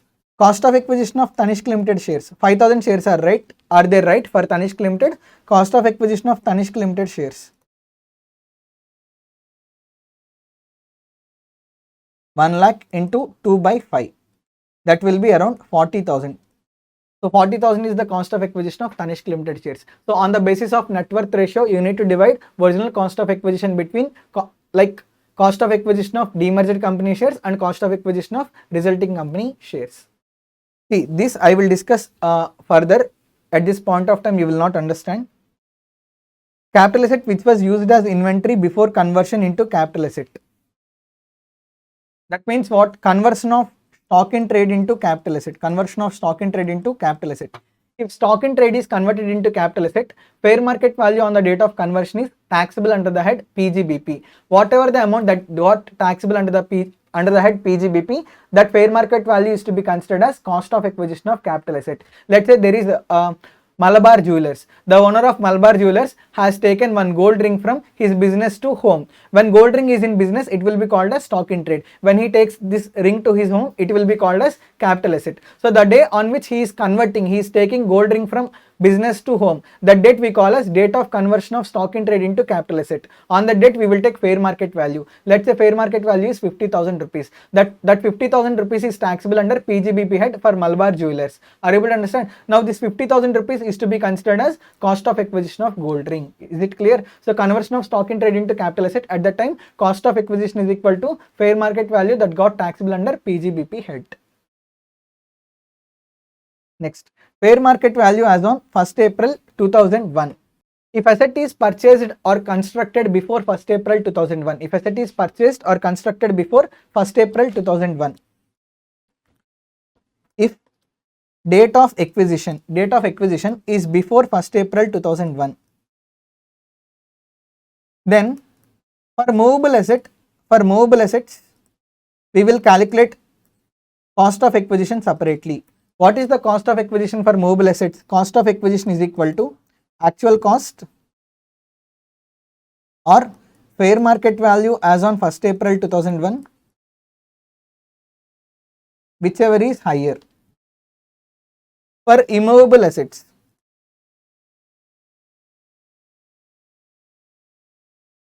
cost of acquisition is calculated in 3 steps. Cost of acquisition is calculated in 3 steps. Step 1 is actual cost. Step 2 is stamp duty value or fair market value, whichever is lower. Step 3 is cost of acquisition. Under step 3, cost of acquisition is equal to step 1 or step 2, whichever is higher. This is how you need to calculate cost of acquisition. For movable assets, cost of acquisition is equal to actual cost or fair market value as on 1st April 2001, whichever is higher. For immovable assets, cost of acquisition is calculated in 3 steps. Step 1, actual cost. Step 2, stamp duty value or fair market value, whichever is lower. Step 3 is step 1 or step 2, whichever is higher. If date of acquisition is after 1st April 2001, if date of acquisition is after 1st April 2001, then what is the scenario? Cost of acquisition is equal to actual cost only. There is no concept of fair market value. Are you able to understand? Whatever the cost of acquisition, whatever the actual cost is there, that actual cost is only to be taken as cost of acquisition. Another important point is This fair market value benefit is available only for tangible assets. For intangible assets, there is no benefit of fair market value as on 1st April 2001. That means in case of intangible assets, even though capital asset is purchased before 1st April 2001, that means for intangible asset, even though date of acquisition is before 1st April 2001, still cost of acquisition is equal to actual cost only. There is no benefit of fair market value. Is it clear? Have you understood? Cost of improvement. See, whatever the expenditure that is incurred on capital asset after its purchase, that expenditure is called as cost of improvement. Whatever the expenditure that is incurred on capital asset after its purchase, that is called as cost of improvement. However, in order to claim cost of improvement as deduction, two conditions are required to be satisfied. To claim cost of improvement as deduction, two conditions are required to be satisfied. First condition is expenditure must be capital in nature. Expenditure must be capital expenditure. Second condition is it must be incurred on or after 1st April 2001. It must be incurred on or after 1st April 2001. Two conditions are required to be satisfied to claim cost of improvement as expenditure. First condition is it must be a capital expenditure. It should be incurred on or after 1st April 2001. Only if these two conditions are satisfied, then only capital expenditure is allowed as deduction. That means if the expenditure incurred is revenue expenditure, it is not allowed as deduction. If the expenditure incurred is before 1st April 2001, then that is also not allowed as deduction. So to claim cost of improvement as deduction, the expenditure should be capital expenditure and it should be incurred on or after 1st April 2001. The conjunction is and. If both these conditions are satisfied, then only cost of improvement is allowed as deduction. Next, cost of improvement is available to both tangible assets as well as intangible assets.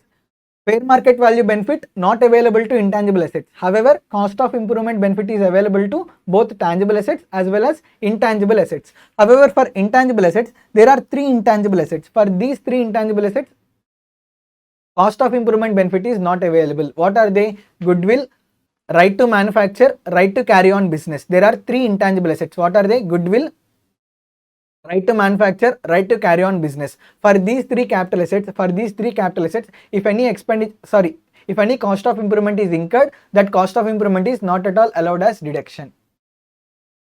Next, indexation facility is available to cost of improvement if asset is transferred as, if the asset transferred is long-term capital asset. That means what? Next, I am going to tell you the indexation benefit. For long-term capital assets, indexation benefit is available. Even for cost of improvement also, you can claim indexation. That means you can claim indexed cost of improvement for long-term capital asset. Yes. Next concept is indexation. Indexation benefit. Generally, for long-term capital asset, indexation benefit is available. For short-term capital asset, indexation benefit is not available. Indexation means what? We will inflate the cost of acquisition. See, you can see the index numbers. What these index numbers indicate? If the price of a good is ₹100 in 2001-2, the same price of that good in 22-23 is 331 rupees. That means if I purchase any asset for 100 rupees in 2001-2, the price of that asset today is 331 rupees. So for long-term capital asset, indexation benefit is available. We will inflate the cost of acquisition using index numbers. So the concept of inflating the cost of acquisition using index numbers, this concept is called as indexed cost of acquisition. Through indexed cost of acquisition, you can claim more and more cost of acquisition, but this benefit is available only for long-term capital assets. What is the formula for indexed cost of acquisition? Indexed cost of acquisition is equal to cost of acquisition into cost inflation index in the year of transfer divided by cost inflation index in the year of purchase, or 100. What is the what is the formula for indexed cost of improvement? Indexed cost of improvement is equal to cost of improvement into cost inflation index in the year of transfer divided by cost inflation index in the year of improvement, or 100. If improvement is done before 1st April 2001, then it is not at all allowed as such a cost of improvement should be ignored. So there is no 100 concept here. Indexed cost of improvement is equal to cost of improvement into cost inflation index in the year of transfer divided by cost inflation index in the year of improvement. Indexation facility is not available to following cases. See, for short-term capital asset, indexation benefit is not available. You need to remember for non-residents also indexation benefit is not available. For depreciable capital assets, we will discuss section 50 later, little later. For depreciable capital assets also, indexation benefit is not available. Slum sale, this concept also we will discuss little later. For slum sale also, indexation benefit is not available. For debentures, bonds. See, there are note point. Capital indexed bonds issued by government and sovereign gold bonds. There are two bonds. What are they? Capital indexed bonds issued by government, sovereign gold bonds. Only for these two bonds, indexation benefit is available. For any kind of other bonds, indexation benefit is not at all available. Cases covered under section 112A. This section 112A also I will discuss little later. Previous owner holding period. What do you mean by this? See, there is Mr. A, there is Mr. B. Mr. A gifted gold to Mr. B. Gift. Whether gift transaction is covered under transfer? No. Gift is not to be treated as transfer. On gift transaction, no capital gains are required to be calculated by transferor. Later on, Mr. B sold this gold. Sold this gold to Mr. C. Sold this gold to Mr. C. Now, how to calculate period of holding? Income Tax Act says period of holding is required to be calculated from Mr. B to Mr. C. See, from the date of receipt of gift by Mr. B up to the date prior to the date of transfer. That means period of holding of Mr. B is to be considered as period of holding as per Income Tax Act. As per Income Tax Act. There is a case law called Manjula Jesha case law.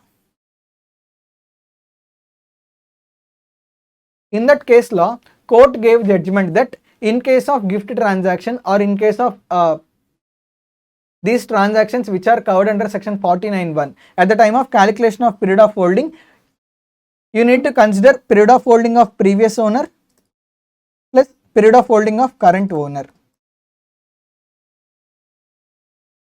So there are two alternatives. Income Tax Act is saying one alternative and Manjula Jesha case law is saying another alternative. You can solve using any other any one of the alternatives. You can choose A1 or A2. You can choose period of holding as only period of holding of the current owner, or you can choose period of holding as period of holding of previous owner plus period of holding of current owner. Either for this period you can calculate indexation, or for this entire period you can calculate indexation.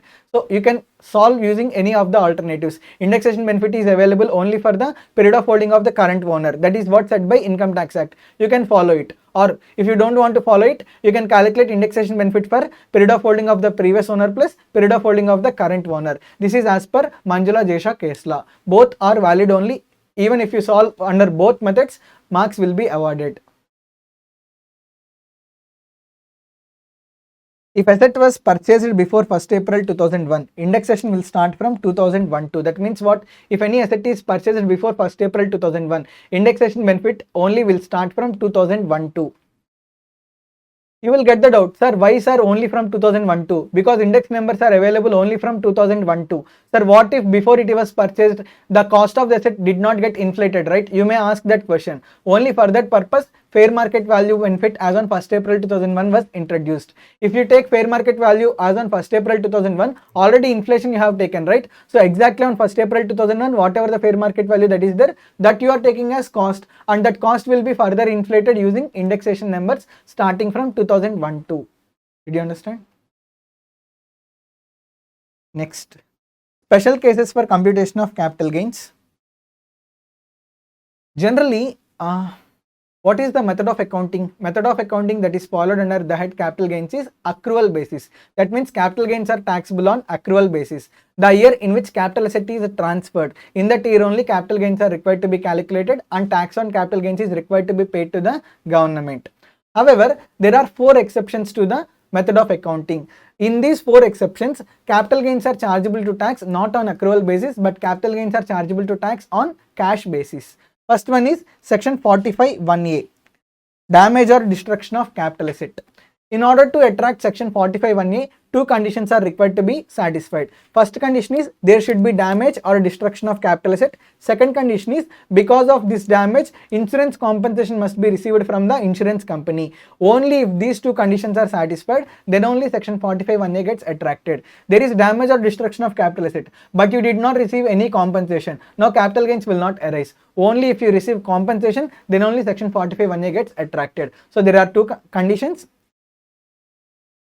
There should be damage or destruction of capital asset, and because of the damage or destruction, you should receive compensation from insurance company. Only if these two conditions, conjunction is and only if both these conditions are satisfied, then only capital gains are required to be calculated. What is the year of transfer? Year of transfer will be year of damage or year of destruction. What is the year of taxability? Year of taxability will be the year in which insurance compensation is received from insurance company. That year is to be considered as year of taxability. Generally, in the year of transfer, capital gains are calculated, right? But in this case, the year in which compensation is received from insurance company, in that year capital gains are required to be calculated. That's why it is an exception to method of accounting. Next, how you will calculate period of holding? Period of holding will be calculated from date of purchase up to the date prior to the date of transfer. That means period of holding will be calculated from date of purchase up to the date prior to the date of damage or destruction. Whether indexation benefit is available? Yes, indexation benefit is available if that capital asset is long-term capital asset. For which period you will calculate indexation? Indexation will be calculated from year of purchase up to the year of damage or destruction. From year of purchase up to the year of damage or destruction. Not up to the year of taxability, not up to the year of receipt of compensation. Please remember, indexation will be calculated from year of purchase up to the year of damage or destruction. Next, what will be considered as full value of consideration? Whatever the compensation that is received from insurance company, that compensation is to be considered as full value of consideration. If compensation received is non-monetary, then fair market value of the non-monetary consideration that is received on the date of receipt, that is to be taken as full value of consideration.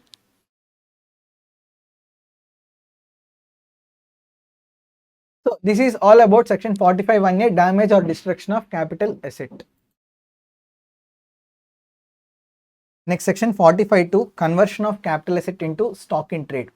If capital asset is converted into stock in trade, even such conversion of capital asset into stock in trade is to be considered as transferred. Initially, it is a capital asset. Capital asset got converted into stock in trade. Ultimately, this stock in trade is sold. Now, the year in which conversion got happened, the year in which capital asset is getting converted into stock in trade, this is to be taken as year of transfer. And the year in which stock in trade is sold, this year is to be taken as year of taxability. That's why this is an exception to method of accounting. Generally, capital gains are taxable in the year of transfer. In this case, capital gains are taxable in the year in which stock in trade is sold. That's why this is an exception to method of accounting. Here, how you will calculate period of holding? Period of holding will be calculated from date of purchase up to the date prior to the date of conversion. Period of holding will be calculated from date of purchase up to the date prior to the date of conversion. Are you able to understand? Whether indexation benefit is available? Yes, indexation benefit is available. Indexation benefit is available from year of purchase up to year of transfer. Indexation benefit is available from year of purchase up to the year of transfer. What is the full value of consideration? Fair market value on the date of conversion. Fair market value on the date of conversion. This is to be taken as full value of consideration. Is it clear?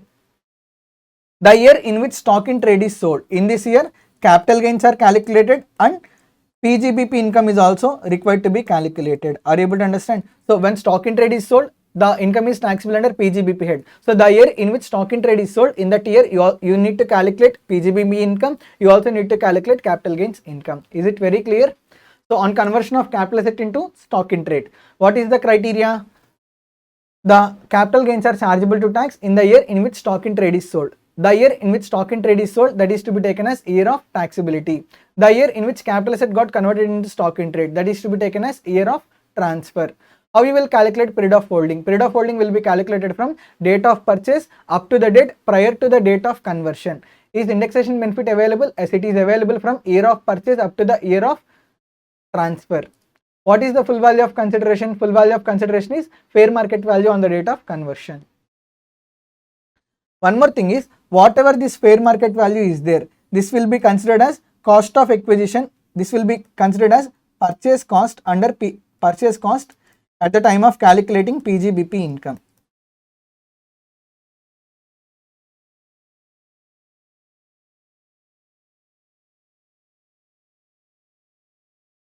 This is the concept relating to section 45(2), conversion of capital asset into stock in trade. One more thing is, in previous point 45(1)(a), damage or destruction of capital asset. Only if there is damage or destruction of capital asset, then only 45(1)(a) gets attracted. If stock in trade is got damaged or if stock in trade got destroyed, then section 45(1)(a) does not get attracted. The reason is stock in trade is not a capital asset. Next, section 45(5), compulsory acquisition of capital asset. See, even compulsory acquisition of capital asset by the government is also to be considered as transfer. In transfer definition inclusions we have seen. So there is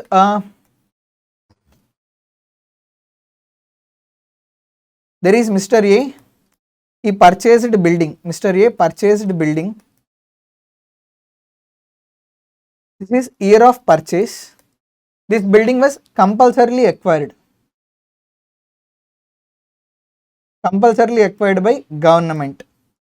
This is called as year of transfer, because compulsory acquisition of capital asset by the government is also to be considered as transfer. So the year in which government compulsorily acquires the property, that will be called as year of transfer. And government for compulsorily acquiring a property, government will definitely pay the compensation. The year in which compensation is received, that year capital gains are chargeable to tax. That means the year in which capital gains are received, that is, the year in which compensation is received, that will be the year of taxability. Let's say compensation is received later. Compensation is received. The year in which compensation is received, that will be considered as year of taxability. Is it clear?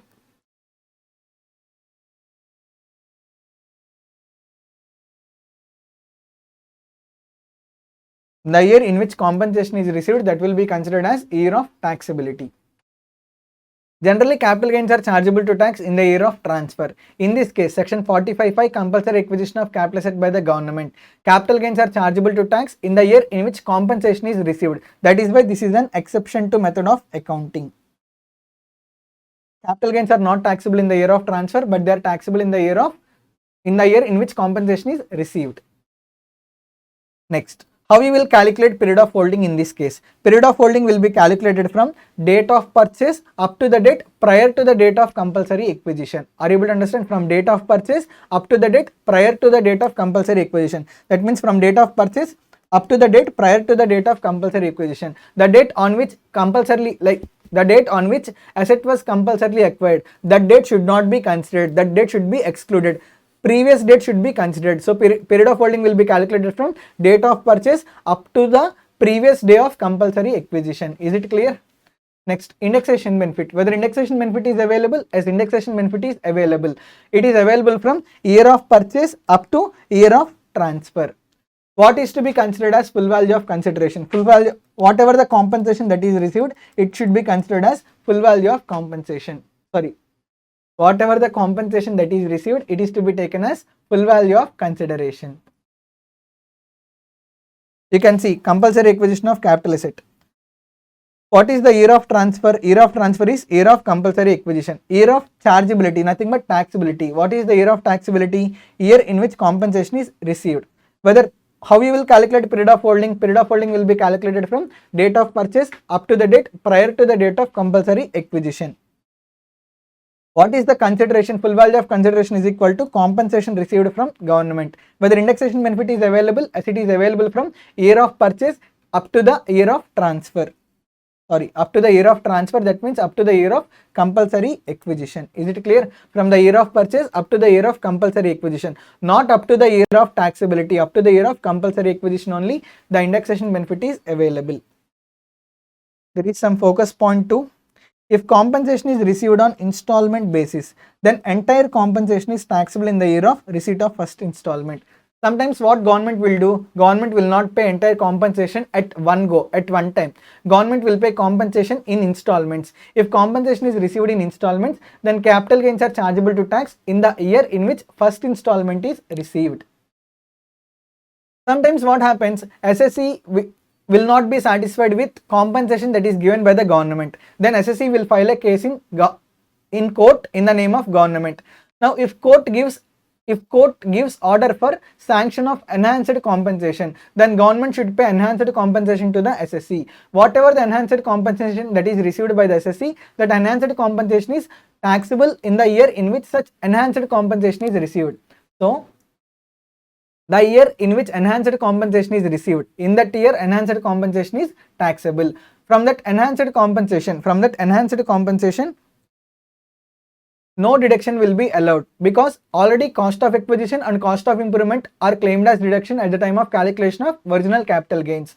So at the time of receipt of enhanced compensation, no expenditure, no deduction will be allowed. And the nature of enhanced compensation is same as original capital gains. If original capital gains are long-term capital gains, then enhanced compensation will also be treated as long-term capital gain only. Are you able to understand? Same nature, whatever the nature that is there for original capital gain, long-term or short-term, the same nature applies for even enhanced compensation also.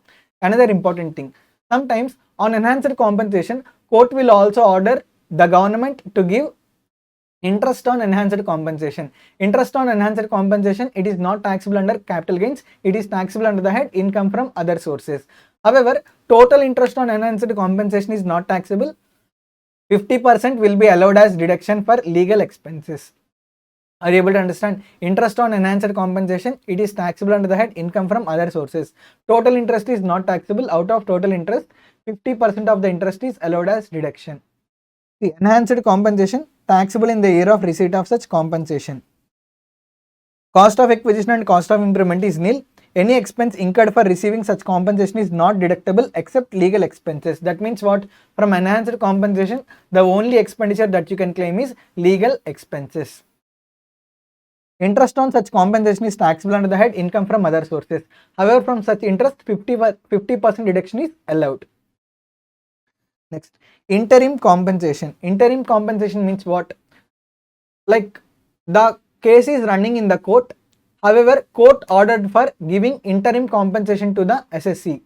Then interim compensation is not taxable in the year of receipt. Only when final compensation is decided by the court, then only that final compensation is taxable. Interim compensation is not at all taxable in the year of receipt of interim compensation. So interim compensation is taxable in the year of receipt of final order. Whenever final order is received, in that final order only interim compensation is taxable. Next, section 45(5)(a). Transfer of land or building under joint development agreement. Let's say there is Mr. Balu. He purchased land in 2004-5 for rupees 30 lakhs. He purchased land in 2004-5 for rupees 30 lakhs. During 1920, he entered into joint development agreement with a builder and he gave his land to the builder. Joint development agreement with builder. What happened? Balu gave his land to the builder. Builder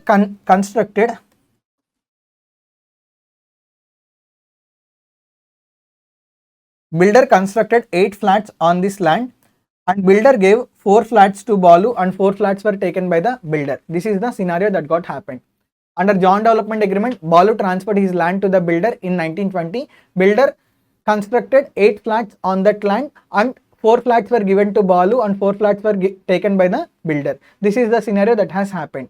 Actually, here there is transfer of land. Land is a capital asset and it is a transfer. So capital gains are required to be calculated. What is the year of transfer? This is the year of handover of possession.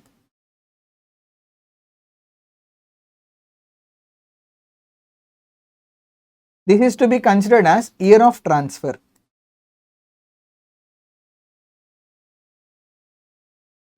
That means the year in which landlord gives his land to the builder.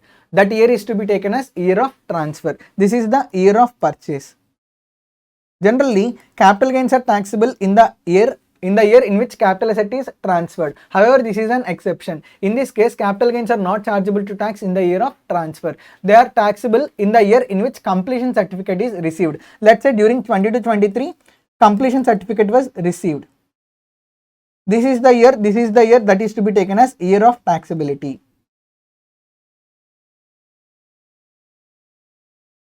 So generally capital gains are taxable in the year of transfer. However, here capital gains are not taxable in the year of transfer, but they are taxable in the year in which completion certificate was received. That is why this is an exception to method of accounting.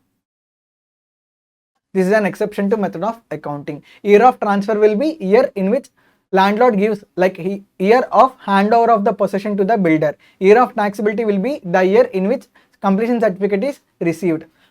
Whether period of holding, how to calculate period of holding? Period of holding will be calculated from date of purchase till the date preceding the date of handover of the possession. That means the date on which capital asset was purchased. From that date onwards, you need to calculate period of holding. The date on which the possession is handed over to the builder, this date should be excluded before that date. That means period of holding will be calculated from date of purchase up to previous date of handing over of the possession. Till that date, you need to calculate period of holding. Whether indexation benefit is available, yes, if capital asset is long-term capital asset, indexation benefit is available. Indexation benefit is available from year of purchase up to the year of transfer, or indexation benefit is available from year of purchase up to the year of handover of the possession to the builder. Next, what is the full value of consideration? Full value of consideration is equal to fair market value of flats received, or fair market value of flats received. Here Balu is receiving how many flats? Balu is receiving 4 flats, right? So you need to consider fair market value of 4 flats on, sorry, it is not fair market value, it is immovable property, right? Stamp duty value. Stamp duty value of 4 flats on completion certificate date plus monetary consideration, if any. If landlord, if he receives monetary consideration and if he also receives 4 flats, then full value of consideration is equal to monetary consideration plus stamp duty value of 4 flats. On which date you need to consider stamp duty value? You need to consider stamp duty value on the date of issuance of completion certificate. This is the full value of consideration. Are you able to understand?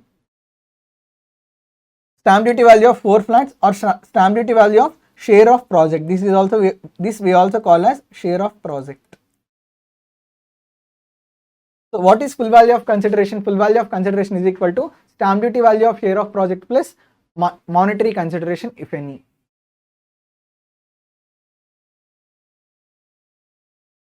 So transfer of land or building under joint development agreement.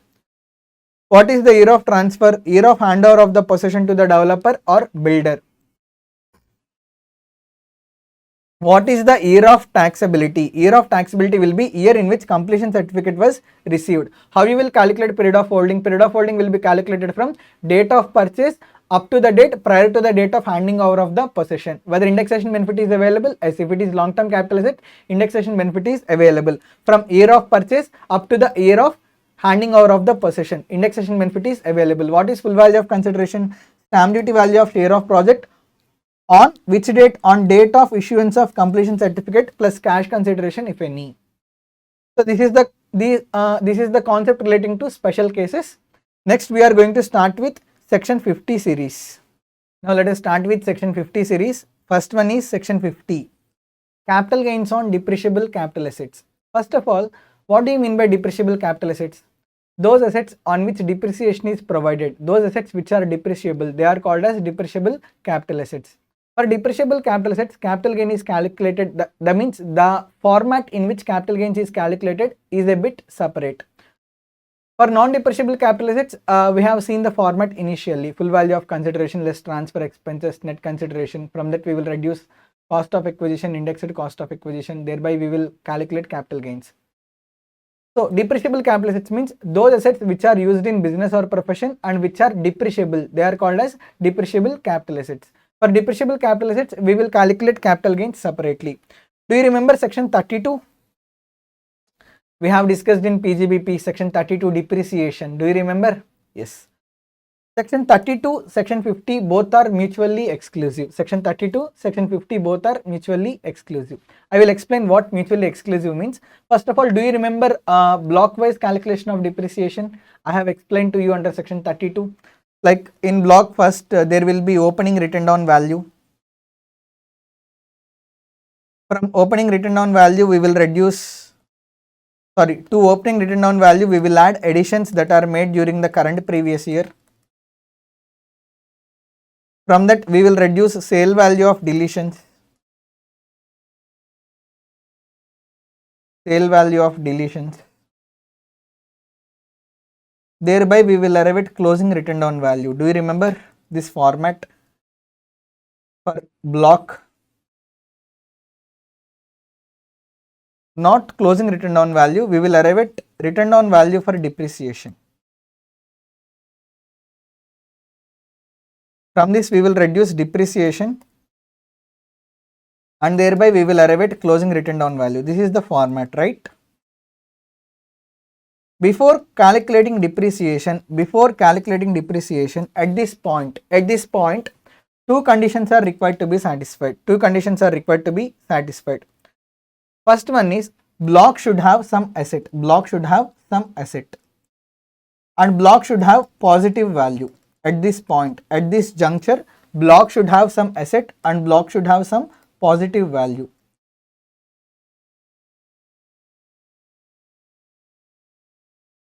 What is the conjunction? Conjunction is and. Block should have some asset and block should have some positive value. Only if these two conditions are satisfied,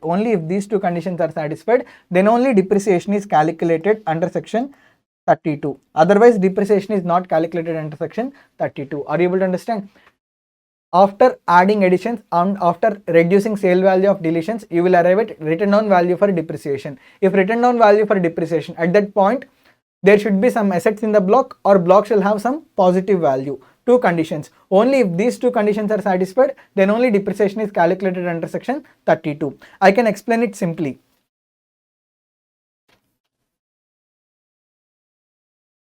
Asset value,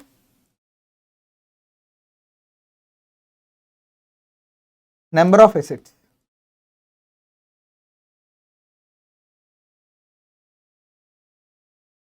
If block has some asset value, however, block do not have any assets.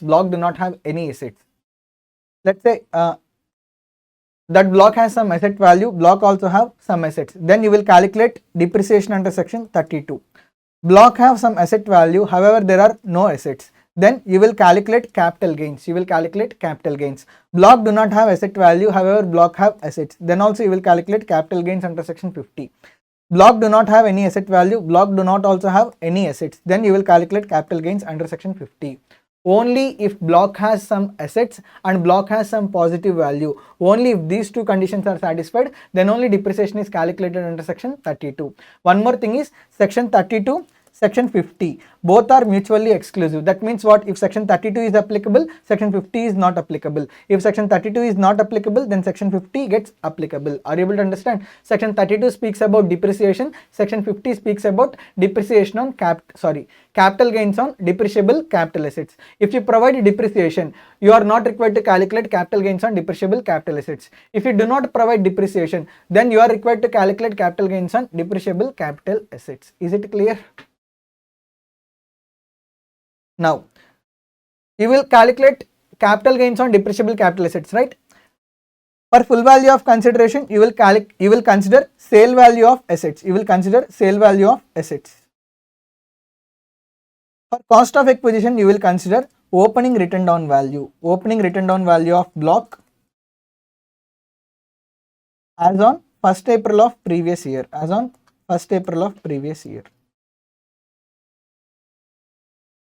From sale value of assets, you need to reduce opening written down value of the block as on 1st April of the previous year. Another important point is indexation benefit is not available. Indexation benefit is not available for depreciable capital assets. Ultimately, you will arrive at capital gain or capital loss, right? Always the capital gain or capital loss is short-term capital gain or short-term capital loss. For depreciable capital assets, always the gain or loss will be short-term capital gain or short-term capital loss. Is it clear? section 32, section 50, both are mutually exclusive. When section 32 is applicable, if the block has some assets and block has some positive value, if these two conditions are satisfied, then only section 32 is applicable and depreciation is required to be calculated. If any one of the conditions are not satisfied, then section 50, capital gains are required to be calculated for depreciable capital assets. What is the full value of consideration? What is the sale value of the assets are there? That is to be taken as full value of consideration. From that you will reduce cost of acquisition. What is to be taken as cost of acquisition? Opening written down value as on 1st April of the previous year. That opening written down value you need to take as cost of acquisition. By reducing cost of acquisition, you will arrive at capital gain or capital loss. That capital gain or capital loss is always short-term capital gain or short-term capital loss. For depreciable capital assets, always you will calculate short-term capital gain or short-term capital loss. Is it clear? So this is the concept relating to section 50, capital gains in case of depreciable capital assets. Hope I made it clear to you.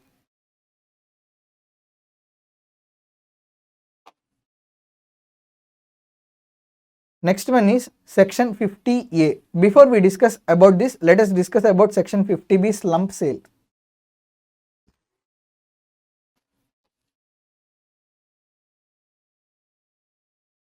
Section 50B, slump sale. What do you mean by slump sale? Slump sale means transfer of business as a whole for lump sum consideration without identifying individual assets and liabilities. In business, there will be assets, there will be liabilities, right? Without identifying individual assets and individual liabilities. If entire business as a whole is transferred for lump sum consideration, that concept is called as slump sale. Let's say there is medical shop. In medical shop there are medicines, there is computer, there is furniture, there is building. Okay, all these assets are there. Okay, if these assets are sold individually, then capital gains are required to be calculated. However, the SSE is selling medical shop as a whole. If medical shop as a whole is sold for 1 crore rupees, now whatever 1 crore rupees that is received for entire medical shop, this concept is called as slump sale. Here, the person is not identifying individual medicines, individual computer, individual furniture, individual building. He is not identifying individually. All of these are transferred for a lump sum consideration. If all of these are transferred for a lump sum consideration, if business as a whole is transferred for lump sum consideration, then that concept we call as slump sale. Is it clear? First of all, did you understand what slump sale means? Yes. In slump sale, how we will calculate capital gains? Capital gain is consideration minus cost of acquisition, right? In case of slump sale, consideration will be fair market value of assets on date of transfer, fair market value of assets on date of transfer, or consideration received.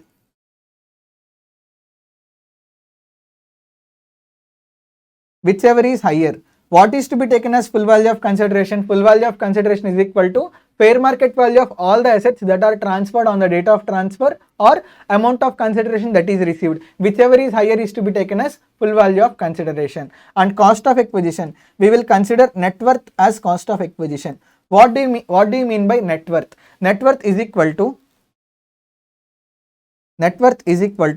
total value of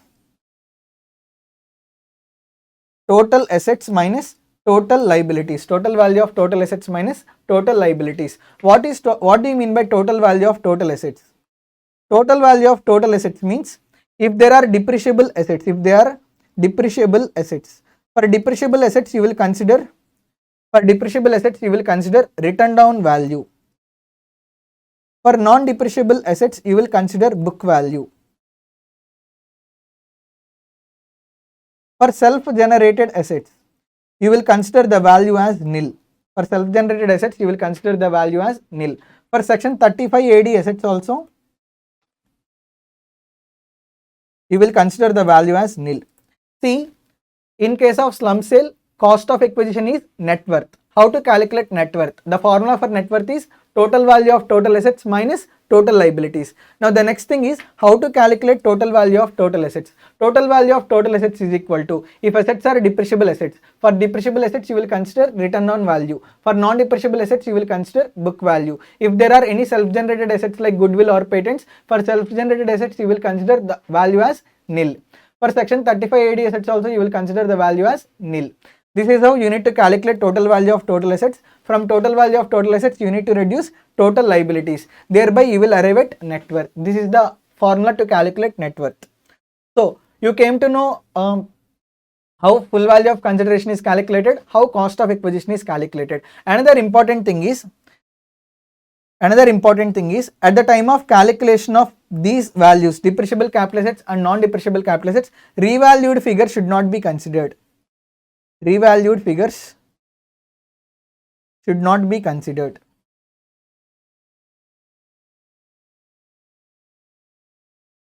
So now I have explained about cost of acquisition.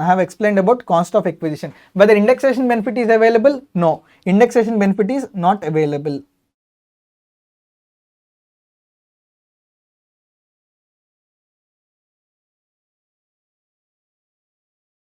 Next. How to calculate period of holding? Here entire business is transferred, right? Individual assets are not transferred. In the place of individual assets, entire business is transferred. So business itself is treated as capital asset. Business is treated as capital asset. If business is treated as capital asset. If period of holding of business is less than or equal to 36 months, then business will be classified as short-term capital asset. If period of holding of business is greater than 36 months, then business will be classified as long-term capital asset. Are you able to understand? Period of holding of business is less than or equal to 36 months, classified as short-term capital asset. Period of holding of business is greater than 36 months, then business will be classified as long-term capital asset. Is it clear? This is how you need to calculate capital gains in case of slump sale. Entire business will be treated as capital asset. If business is held for, if period of holding of business is less than or equal to 36 months, like it will be classified as short-term capital asset. If period of holding of business is greater than 36 months, it will be classified as long-term capital asset. Hope I made it clear to you. This is the concept of slump sale. Once go through it. It will be classified as long-term capital asset, right? On long-term capital gain, tax rate is 20%. Short-term capital gain will be, on short-term capital gain, normal tax rates will be attracted. One more thing is, after slump sale, SSE is required to furnish audit report from a chartered accountant to the income tax department on or before 30th September. Regarding correctness of the net worth calculation, certifying the correctness of the net worth calculation. Next, we will discuss about section 50C. When section 50C is applicable, generally section 50C is applicable in case of determination of full value of consideration for immovable property being a capital asset. First of all, the asset transfer should be immovable property and it should be a capital asset. Then for that immovable property, at the time of determining full value of consideration, section 50C is applicable. So when it is applicable for immovable property being a capital asset. If immovable property is stock in trade, then section 50C is not applicable. Only if immovable property is capital asset, then only section 50C is applicable. What is the provision? Provision is very simple. If stamp duty value is greater than 110% of actual consideration, then stamp duty value is to be taken as full value of consideration. If stamp duty value is less than or equal to 110% of actual consideration, then actual consideration is to be taken as full value of consideration. I will give very small example quickly. Let's say actual consideration on transfer is 10 lakh rupees. Actual consideration on transfer is 10 lakh rupees. Stamp duty value is 10.5 lakhs. Now you need to compare. What you need to compare? Always you need to compare stamp duty value with 110% of actual consideration. So you are comparing stamp duty value with 110% of actual consideration. Actual consideration is 10 lakhs. 110% of actual consideration is 11 lakhs. Here stamp duty value is less than 110% of actual consideration. So what will be the full value of consideration? Full value of consideration is actual consideration, which is 10 lakh rupees. Second example, actual consideration is 10 lakhs only. Stamp duty value is 11.5 lakhs. Then 110% of actual consideration is 11 lakhs. So stamp duty value is greater than 110% of actual consideration. What is to be taken as full value of consideration? Stamp duty value is to be taken as full value of consideration. Third scenario, actual consideration is 10 lakhs. Stamp duty value is 11 lakhs. 110% of actual consideration is 11 lakhs. Stamp duty value is equal to 110% of actual consideration. So what is to be taken as full value of consideration? 10 lakhs is to be taken as full value of consideration because stamp duty value and 110% of actual consideration both are equal. Sometimes what happens, date of agreement,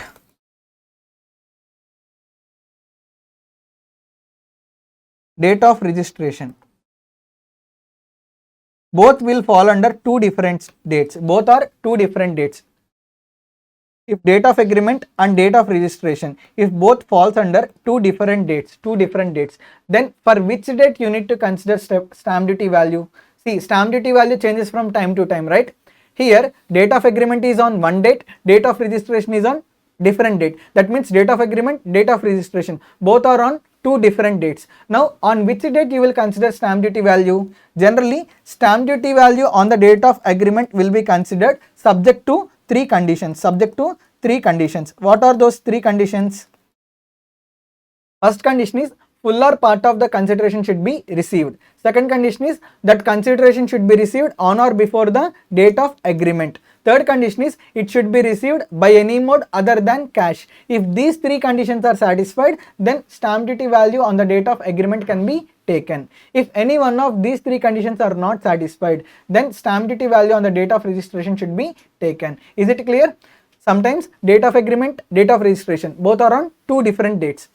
At the time, on which date you need to consider stamp duty value? For that purpose, there are three conditions. First condition is full or part of the consideration should be received. Second condition is it should be received on or before the date of agreement. Third condition is it should be received by any mode other than cash. If all the three conditions, what is the conjunction? Conjunction is and. All the three conditions are satisfied, then stamp duty value on the date of agreement will be taken. If any one of the condition is not satisfied, then stamp duty value on the date of registration should be taken. Is it clear? Next, sometimes what happens, sometimes SSC feels that stamp duty value is greater than fair market value. Sometimes SSC feels that stamp duty value is greater than fair market value. Then SSC have two remedies. First one is SSC can file appeal before court or appellate authority. SSC can file appeal before court. That means SSC can file case against income tax department, or SSC can file case for the purpose of redetermination of stamp duty value in the court. At the time, whatever the value that is determined by court or appellate authority, that stamp duty value is final. Stamp duty value determined by court or appellate authority is final. First remedy is, if SSC feels that stamp duty value is greater than fair market value, first remedy is SSC can file appeal before court or appellate authority. Then whatever the stamp duty value that is determined by court or appellate authority is final. Second remedy. What is the second remedy? Second remedy is like SSC can request assessing officer to recompute stamp duty value. Then assessing officer refers case to valuation officer.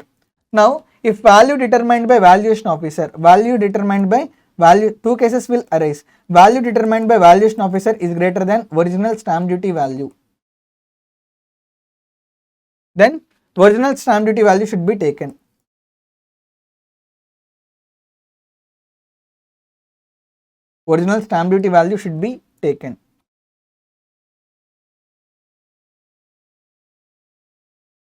If value determined by valuation officer is less than original stamp duty value, then value determined by valuation officer should be taken. This is the scenario. You can see the same here also. Consideration is if fair market value determined by valuation officer is less than stamp duty value, then consideration is equal to fair market value determined by valuation officer. If fair market value determined by valuation officer is more than stamp duty value, then consideration is equal to original stamp duty value. Is it clear? This is all about section 50C. Now let us discuss about section 50A. Section 50A.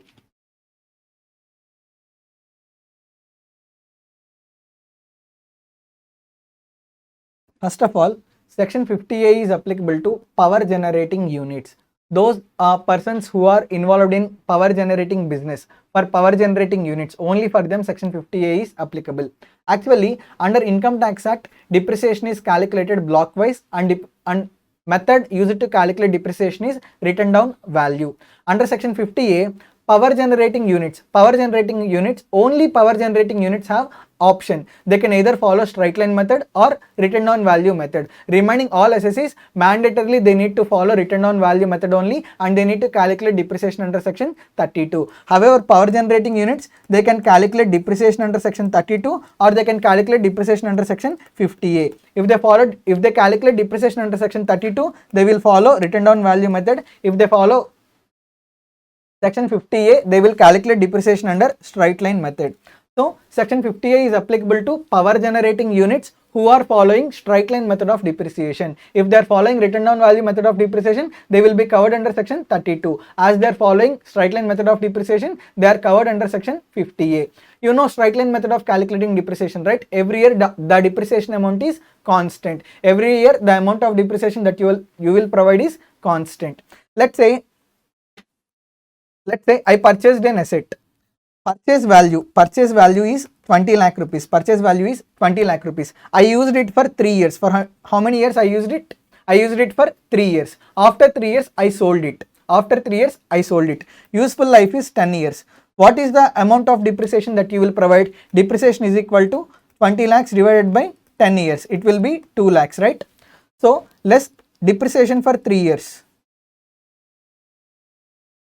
How much will be the depreciation? Depreciation will be 2 lakhs into 3, it will be 6 lakhs. 6 lakhs is the depreciation. So, what is the balance? Balance will be 14 lakh rupees. Balance will be 14 lakh rupees. This is the written down value of the asset. Now, 3 cases can arise. If this asset is sold for rupees 12 lakhs, what is the treatment? If this asset is sold for rupees 12 lakhs, what is the treatment? Is there any surplus or shortfall? In books, the value is 14 lakhs. However, it is sold for 12 lakh rupees only. That means for 2 lakh rupees shortfall, it was sold. So, what is the shortfall? Shortfall is equal to 12 lakhs. Sorry, shortfall is equal to 2 lakhs. This shortfall will be debited to P&L account. As normal depreciation.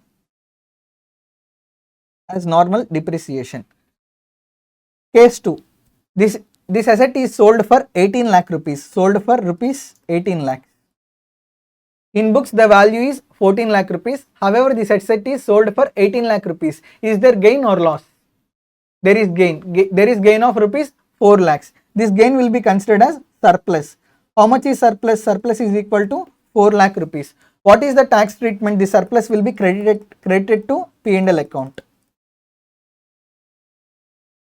And this is taxable under PGBP head. The surplus will be called as balancing charge, and whatever the shortfall that is there, this will be called as terminal depreciation. Shortfall will be called as, technical word is terminal depreciation. For surplus, technical word is balancing charge. Then case 3. It is sold for 23 lakhs. See, the asset was purchased for 20 lakhs. At the time of sale, it is sold for 23 lakhs. Forget about depreciation. The asset is being sold for an amount which is more than purchase cost. Here, whatever the amount that is there more than purchase cost, that will not be taxable under PGBP head.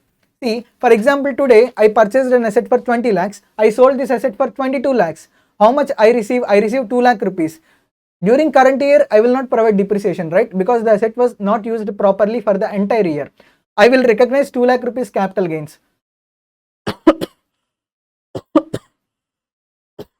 So, the same concept applies. Even the asset is sold after 3 years, but the asset is being sold for an amount which is more than the purchase cost. So, whatever the amount that is more than purchase cost, that excess amount should be recognized as capital gains. Okay. So, here it is sold for 23 lakhs. How much is the depreciation that is provided till now? 6 lakh rupees is the depreciation that is provided till now. Now, how much is surplus? There is surplus of 9 lakh rupees, right? There is surplus of 9 lakh rupees. This 9 lakh rupees will be divided into 2. First one is 6 lakhs. Second one is 3 lakhs. Now, what is the excess amount over and above the purchase amount? Excess amount over and above the purchase amount is 3 lakh rupees. This will be regarded as short-term capital gain. Whatever the depreciation that is already provided till now, depreciation provided means what? In P&L account till now 6 lakh rupees was debited. Whatever the amount that was debited to P&L account, that will be reversed now. That means it will be credited to P&L account under PGBP head. See, I purchased it for 20 lakhs. Now 23 lakhs I received. In previous years, I claimed depreciation of 6 lakhs. Now whole that amount I received back. So whatever the depreciation that I have claimed, I am reversing it now and it is taxable under PGBP head. Over and above purchase cost, whatever the additional amount that I have received, I recognize it as short-term capital gain. See, I explained this example, section 50A. Regarding section 50A, I explained it through an example. Just go through this concept. After you see the example, you will understand it pretty clear. Okay, after you listen to my example, just go through this chart, just go through this concept, you will have fair understanding. Next one is section 50CA. Section 50CA is applicable in case of transfer of capital asset being unlisted shares. Unlisted shares means what? First of all, listed share means what? Those shares which are listed in recognized stock exchange. Those shares we call as listed shares. If shares are not listed in any stock exchange, then those shares we call as unlisted shares. Okay. So in case of transfer of unlisted shares, if fair market value is greater than actual consideration, then fair market value is to be taken as full value of consideration.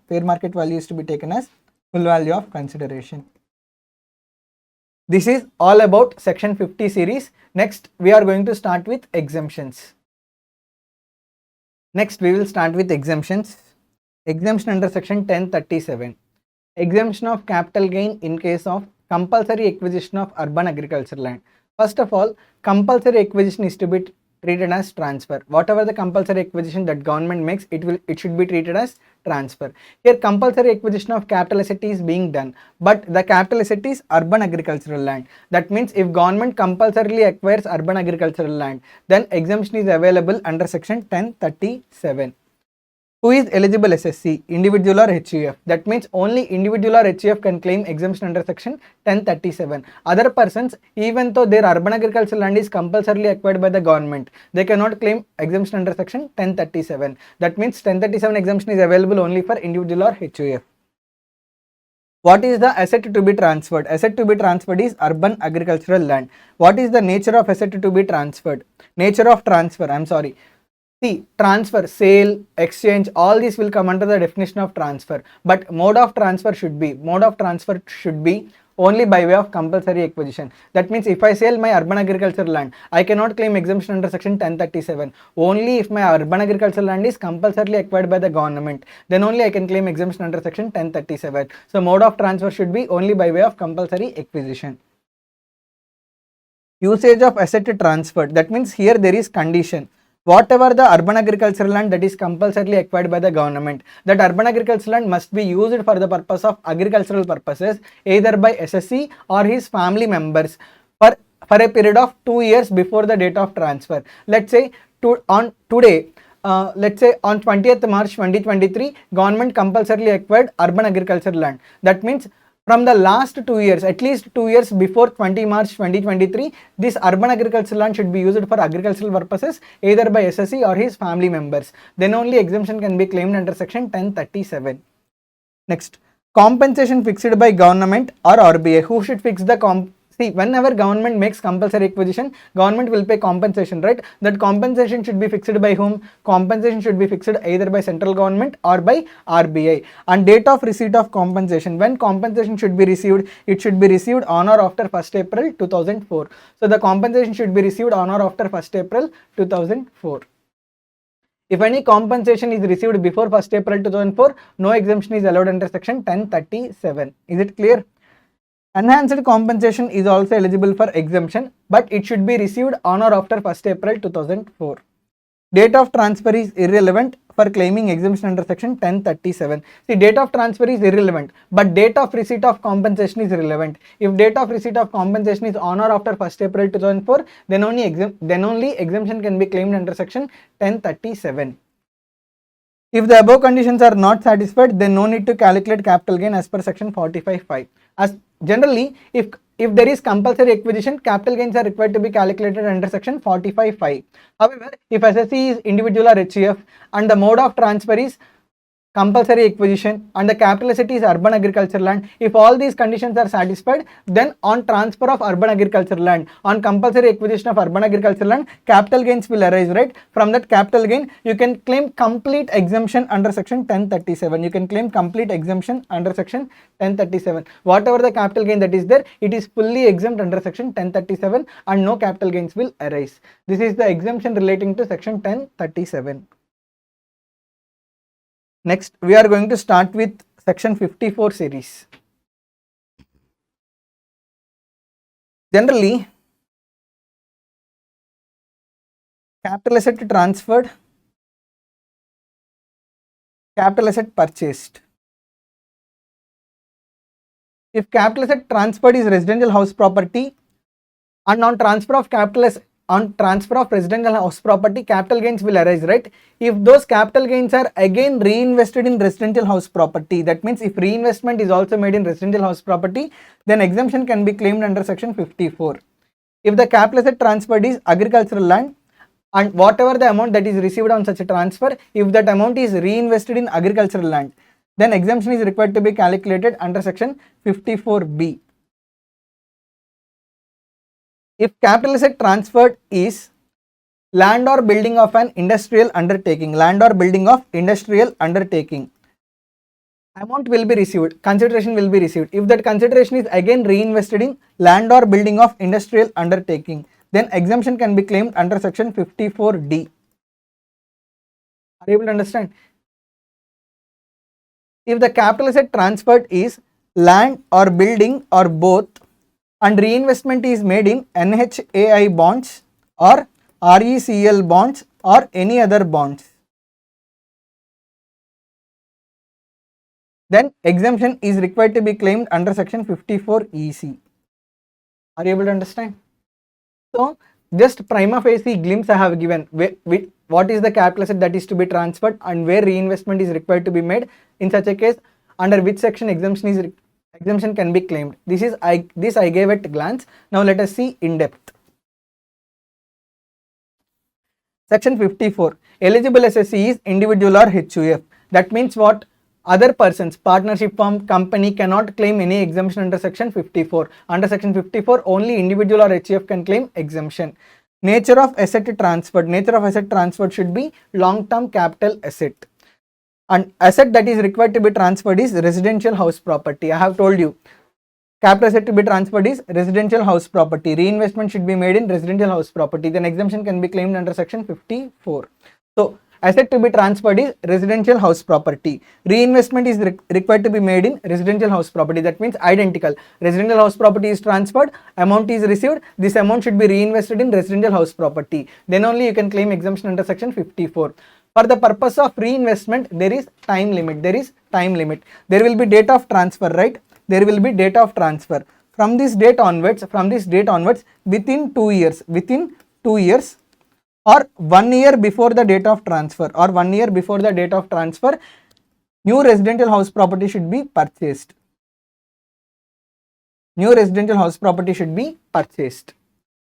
if the new residential house property is constructed, it should be constructed within 3 years.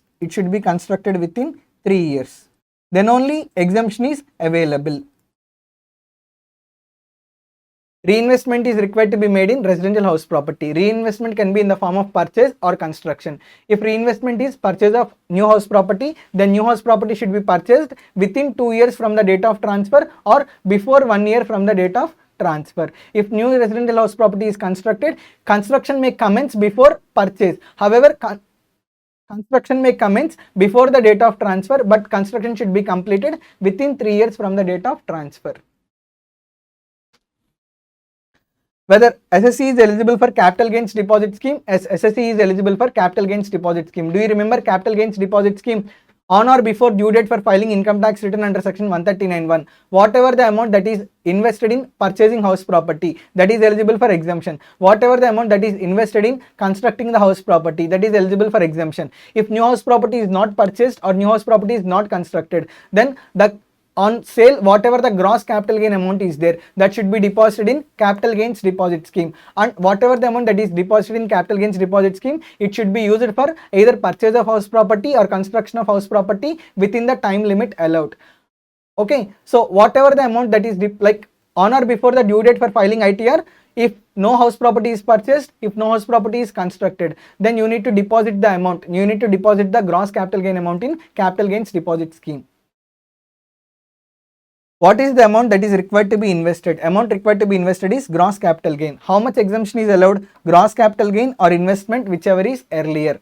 Holding period of new asset. This is nothing but lock-in period. Lock-in period. That means whatever the new residential house property that you are purchasing, you should not transfer new residential house property from the date of purchase for a period of 3 years. That means the new residential house property is getting locked. Once you purchase new residential house property, you should not transfer it for the next 3 years from the date of purchase. If you transfer it within 3 years from the date of purchase, then whatever the earlier exemption that is claimed, it should be reduced from cost of acquisition at the time of transfer of new residential house property. On transfer of new residential house property, you are required to calculate capital gains, right? At the time of calculation of capital gains on transfer of new residential house property, you will claim cost of acquisition. From that cost of acquisition, whatever the earlier exemption that you have claimed, it should be reduced. That is the punishment. Unutilized amount in capital gains deposit. What do you mean by this? See, whatever the amount that is deposited in capital gains deposit scheme, that should be used within 2 years for the purpose of purchase of house property or within 3 years for the purpose of construction of house property. That means after expiry of 2 years or after expiry of 3 years, if there is still any left balance in unutilized balance in capital gains deposit scheme, that unutilized balance will be taxable as gross capital gains. So capital gain relating to unutilized amount shall be taxable after expiry of time. Let's say I have deposited 10 lakh rupees in capital gains deposit scheme. For the next 3 years, I did not use those 10 lakh rupees. Whatever the unutilized amount that is there in capital gains deposit scheme, after expiry of 3 years, it will be taxable as capital gains. Okay, this is the exemption relating to section 54. I wanted to tell one more point, very easy.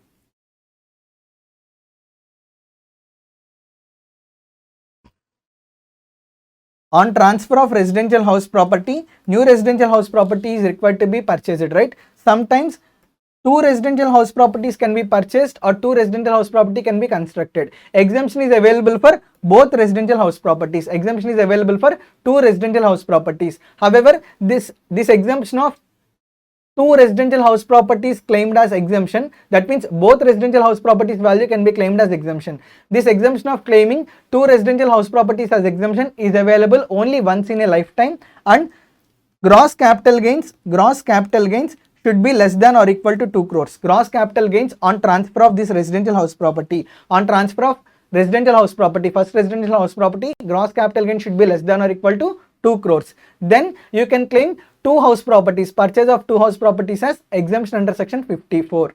Purchase or construction of 2 house properties as exemption under section 54. This claiming of 2 house properties as exemption is available only once in a lifetime. This is all about section 54. Next, section 54B.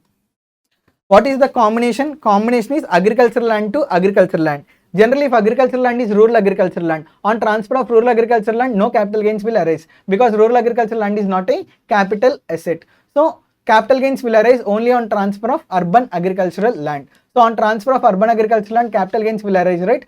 Then you can claim exemption under section 54B.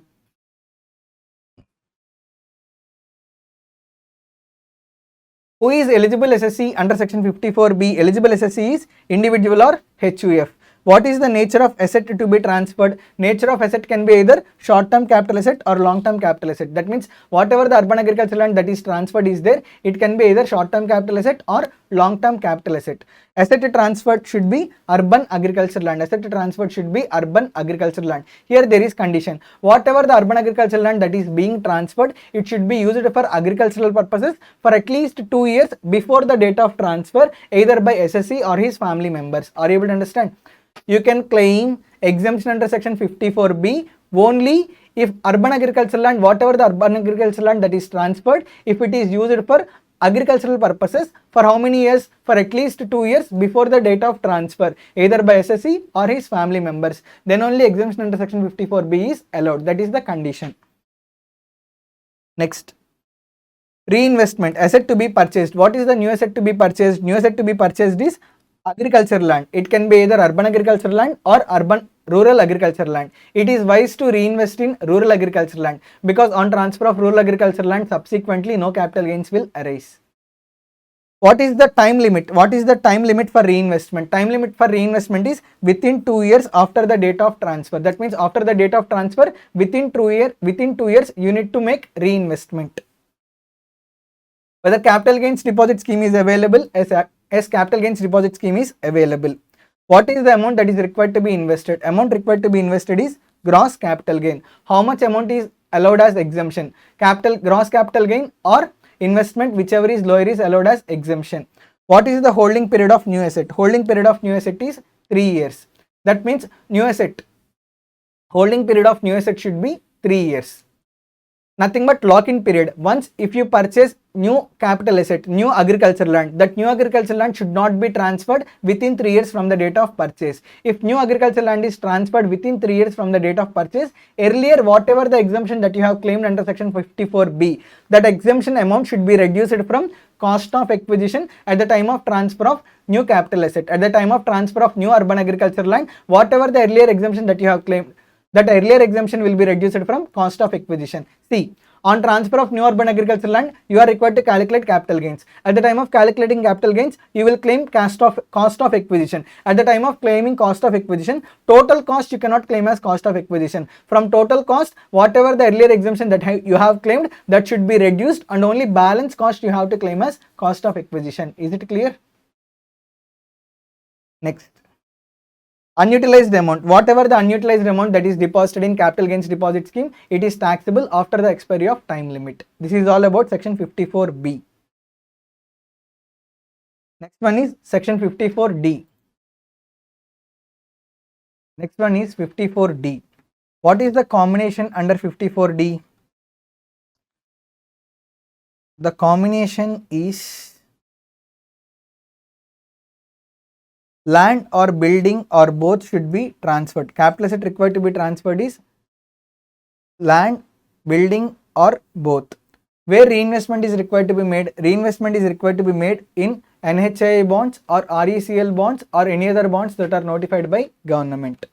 First of all, who is eligible SSC under section 54 EC? For section 54 EC,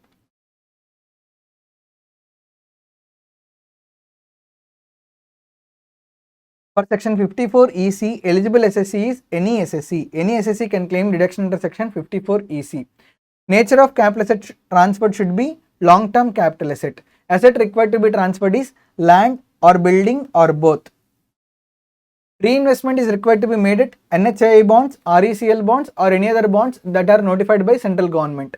However, time limit to make reinvestment is within 6 months from the date of transfer. See here, there is no concept of capital gains deposit scheme. Capital gains deposit scheme is not available for section 54 EC. The time limit is very shorter, 6 months. From the date of transfer of land or building or both, you need to reinvest the gross capital gain within 6 months in either NHI bonds or RECL bonds or any other bonds that are notified by government. Amount required to be invested is gross capital gain. Exemption available. Here the amount of exemption changes. Okay. So capital gain or investment or 50 lakhs, whichever is lower. Till now, exemption will be capital gain or investment amount, whichever is lower. However, for section 54 EC, maximum exemption allowed is 50 lakh rupees. So capital gain amount or investment amount or 50 lakh rupees, whichever is lower is the amount that you can claim as exemption. Holding period, lock-in period is for 5 years. Consequence on transfer of asset within 3 years or 5 years. See, under section 54 EC, whatever the new capital asset, that means NHI bonds, RECL bonds or any other bonds that are notified by government, if you invest in them, you should not transfer them within the next 5 years. That means for the next 5 years there is lock-in, you cannot transfer. If you transfer within next 5 years, whatever the exemption that you have claimed now, it will be taxable as capital gain in the year in which you are transferring. Are you able to understand? It should not be reduced from cost of acquisition, but it is taxable as capital gain only. Are you able to understand? Whatever the exemption that you have claimed now, it will be taxable as capital gain in the year in which you transfers the new capital asset, in the year in which you transfers the bonds. And on transfer of new bonds, capital gains are calculated separately. Whatever the exemption that is claimed earlier, that will be taxable as capital gains. Section 54D. See, I will give a bit clarity on this amount, on this point. On sale of land or building or both, these bonds were purchased. What is lock-in period? Lock-in period is 5 years. That means these bonds should not be transferred within 5 years. If these bonds are transferred within 5 years, if these bonds are transferred, whatever the earlier exemption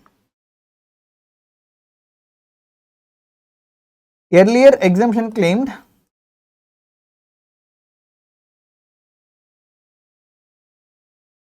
taxable as capital gain separately and on new transfer, that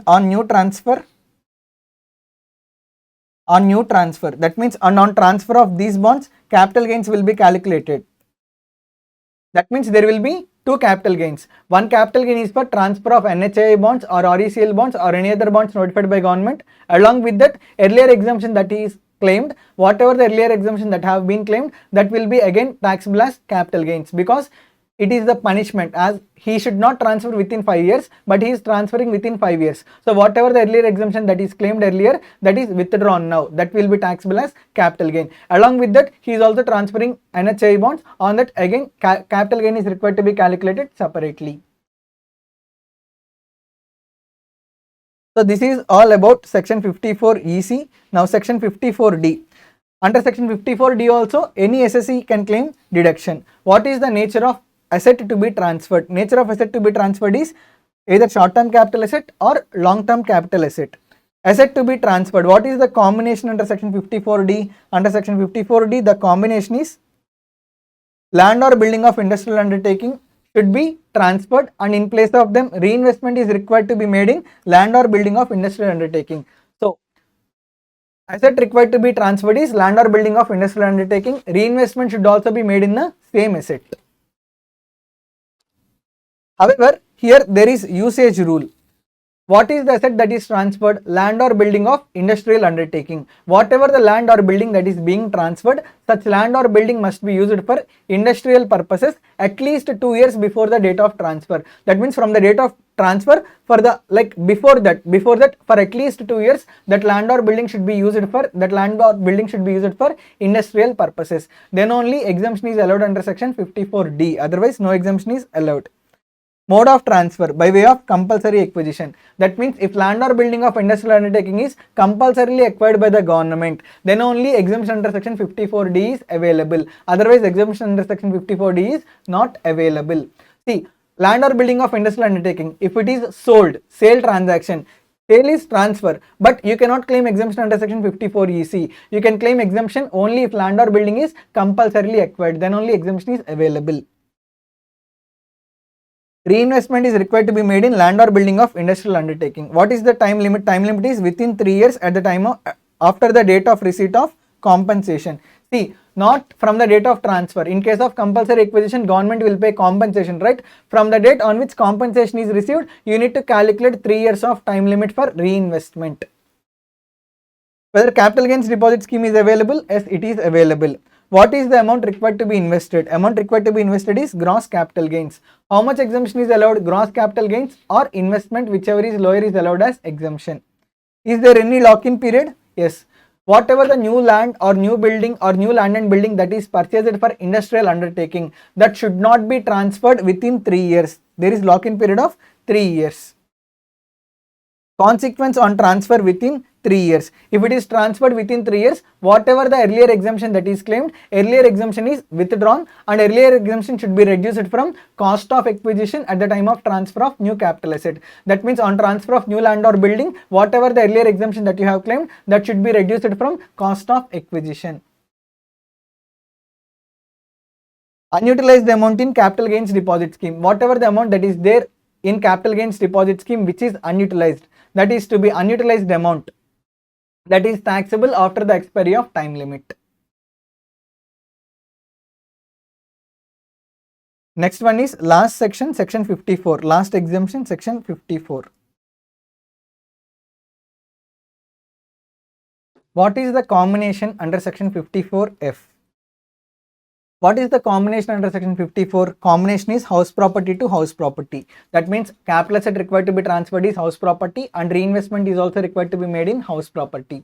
Combination under section 54F is other than house property to house property. That means asset required to be transferred is other than house property. Let's say gold is there. I transferred gold. Gold is a capital asset. I transferred gold. Now capital gains will arise. Now I need to invest this amount in house property, other than house property to house property. This is the combination. Capital asset required to be transferred is other than house property. Reinvestment is required to be made in house property. So who is the eligible SSE? Eligible SSE is individual or HUF. What is the nature of asset that is required to be transferred? Nature of asset required to be transferred is long-term capital asset. And asset required to be transferred is any capital asset other than house property. Any capital asset other than residential house property. If such capital asset is transferred, section 54F gets attracted. Where reinvestment is required to be made? Reinvestment is required to be made in residential house property. That can be either for purchase of residential house property or for construction of residential house property. What are the time limits? The time limits that are there under section 54. New residential house property must be purchased within 2 years from the date of transfer, or it must be purchased before 1 year from the date of transfer. If new residential house property is constructed, construction should take place within 3 years from the date of transfer. Whatever the time limits that are there under section 54, the same time limits are applicable here also under section 54F. Whether capital gains deposit scheme is available, as capital gains deposit scheme is available. What is the amount that is required to be invested? Amount required to be invested is net consideration. See, till now gross capital gain is required to be invested. From now onwards, net consideration is required to be invested. What do you mean by net consideration? Let's say on transfer of other than capital asset, there is full value of consideration of 1 or 2 lakhs. There is full value of consideration of 1 or 2 lakhs. From this, let's say transfer expenses are 2 lakhs. We will reduce 2 lakh rupees. We will arrive at net consideration being 100 lakhs. From this 100 lakhs, we will reduce indexed cost of acquisition. Let's say indexed cost of acquisition is 40 lakh rupees. So how much is gross capital gain? Gross capital gain is 60 lakh rupees. Till now, amount required to be invested is the 60 lakh rupees. Amount required to be invested is gross capital gains. However, under section 54F, amount required to be invested is not gross capital gains. Amount required to be invested is net consideration. 100 lakh rupees is required to be invested. Are you able to understand? Till now, whatever the capital gain amount is there, capital gain amount is required to be reinvested to claim exemption. But from now onwards, capital gain amount is not required to be invested, but net consideration amount is required to be invested to claim exemption under section 54F. And exemption is also allowed proportionately. That means what? 100 lakh rupees are there. Let's say I invested 50 lakh rupees. I invested 50 lakh rupees. How much percentage I am investing? I am investing 50%, right? Now exemption is also 60 lakhs into 50%. 30 lakhs is allowed as deduction. Let's say out of 100 lakhs, I invested 10 lakh rupees. That means how much percentage I am investing? I am investing 10%. That means even from gross capital gain, only 10% is allowed as exemption. 10% means 6 lakhs is allowed as exemption. So exemption is allowed proportionately. How much percentage of net consideration is being invested? That percentage of gross capital gain will be allowed as exemption. If I invest 100% of net consideration, I can claim 100% of gross capital gain as exemption. If I invest 50% of net consideration, I can claim 50% of gross capital gain as exemption. So exemption is allowed proportionately on the basis of percentage. Next, holding period of new asset. Whatever the new residential house property that is being purchased, it should be hold, like it should not be transferred within 3 years. It should not be transferred within 3 years. That means lock-in period. What is the lock-in period? Lock-in period is for 3 years. Consequence on transfer of asset within 3 years. Whatever the consequence that is there for section 54 EC, the same consequence will apply. What is the consequence for section 54 EC?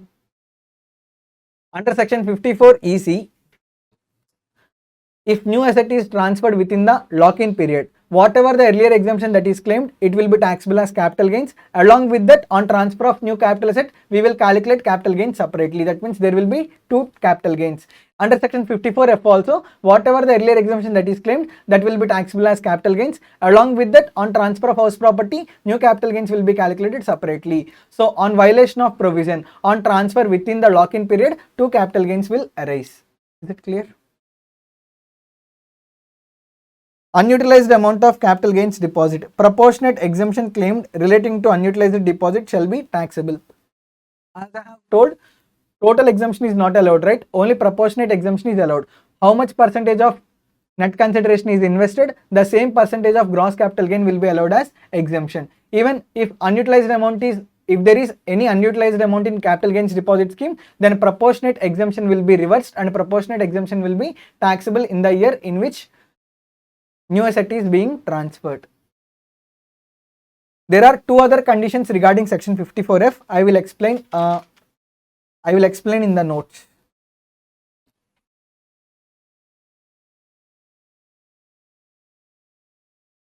Conditions for claiming section 54 exemption.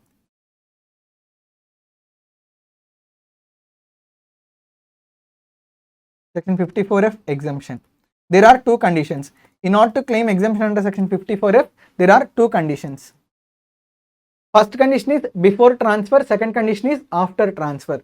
So one condition is before transfer, another condition is after transfer. First one, SSE is not having more than one house property at the time of transfer,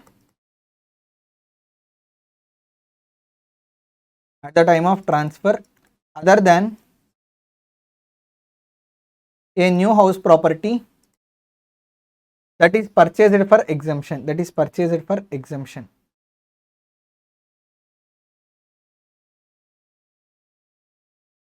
See, on transfer of any other capital asset, 54F exemption can be claimed when reinvestment is made in residential house property. Let's say there is gold with me. It is a capital asset other than house property. I transferred gold. On transfer of gold, there arises capital gains. I got capital gains. I invested these capital gains in residential house property. Now I can claim exemption under section 54F.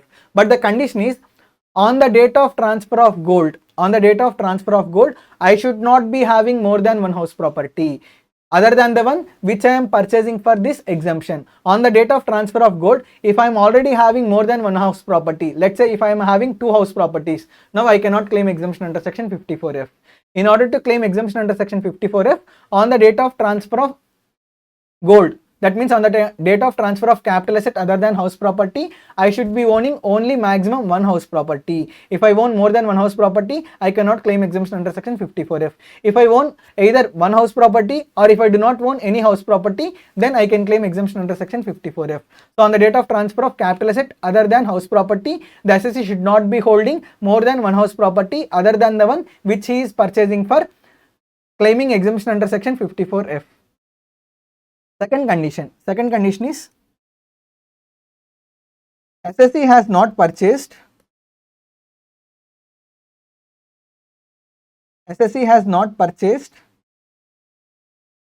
within 2 years. Assessee has not purchased within 2 years or constructed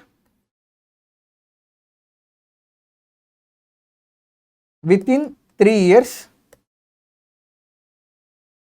any other house property from date of transfer. That means what? In order to claim exemption under section 54F, I am purchasing or constructing a residential house property, right? I am purchasing or constructing a residential house property. From this date onwards, again I should not purchase any house property. From this date onwards, for 3 years, again I should not construct any house property. That means after purchasing or constructing a residential house property to claim exemption under section 54F, after I do this, I should not again purchase another residential house property within 2 years. I should not construct another residential house property within 3 years. This is the criteria. Are you able to understand? Only if these two conditions are satisfied, then only exemption under section 54F is allowed. Hello everyone. Now let us start with PGBP, profits and gains from business or profession, the lengthiest chapter in our income tax syllabus. I will try to cover almost every section that is there in our syllabus in the most possible minimum time. You are definitely going to get a question from this chapter. So listen very carefully. It is very important chapter for your examination. First of all, section 28 to section 44. These are the sections that are covered under PGBP head. Charging section is section 28.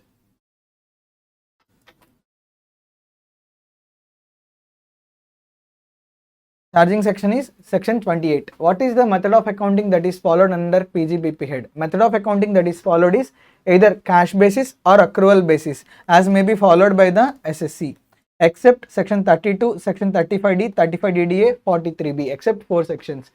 Like in 43B, the method of accounting that is followed is cash basis. In those sections, I will explain clearly to you what is the method of accounting that is followed. In general, under PGBP head, method of accounting followed is either accrual basis or cash basis. Section 28 is charging section, right? Section 28 will specify certain incomes which are taxable under PGBP head that we are going to see now very quickly.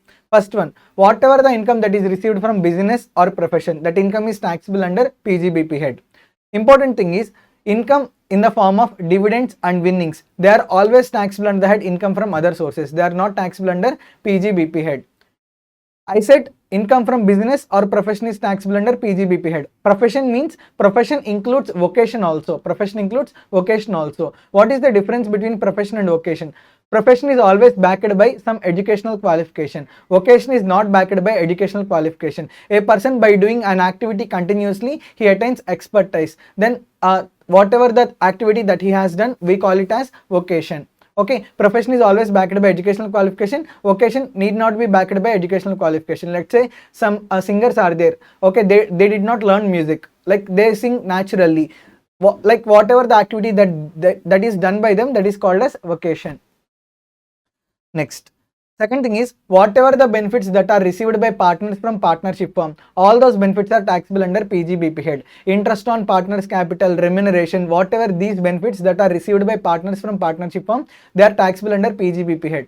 Except share of profits. Share of profits are not taxable to partners because on profits of the partnership firm is already paying tax liability. So whatever the share of profits that are received by partners from partnership firm, share of profits, partners are not required to pay any tax. Share of profits are not taxable. However, apart from share of profits, whatever the interest, remuneration, bonus that is debited to partnership firm P&L account, which are considered as expenditure to partnership firm, they will be treated as income to partners under PGBP head only. These incomes are taxable to partners under PGBP head only. Next. Third one, Keyman insurance policy. Maturity amount including bonus of Keyman insurance policy, if it is received by employer, it is taxable under PGBP head. If it is received by employee, it is taxable under the head income from salaries. Maturity amount including bonus of Keyman insurance policy, if it is received by family members of employee, for them it is taxable under the head income from other sources. Under PGBP head, whatever the maturity amount including bonus of Keyman insurance policy that is received by the employer, if it is received by employer, it is for employer it is taxable under PGBP head. Next, conversion of stock in trade into capital asset. On conversion of stock in trade into capital asset, on the date of conversion, whatever the fair market value of the stock in trade is there, the fair market value of stock in trade is to be treated as income under PGBP head. Next, export incentives provided by government to employees. Whatever the export incentives like duty drawback,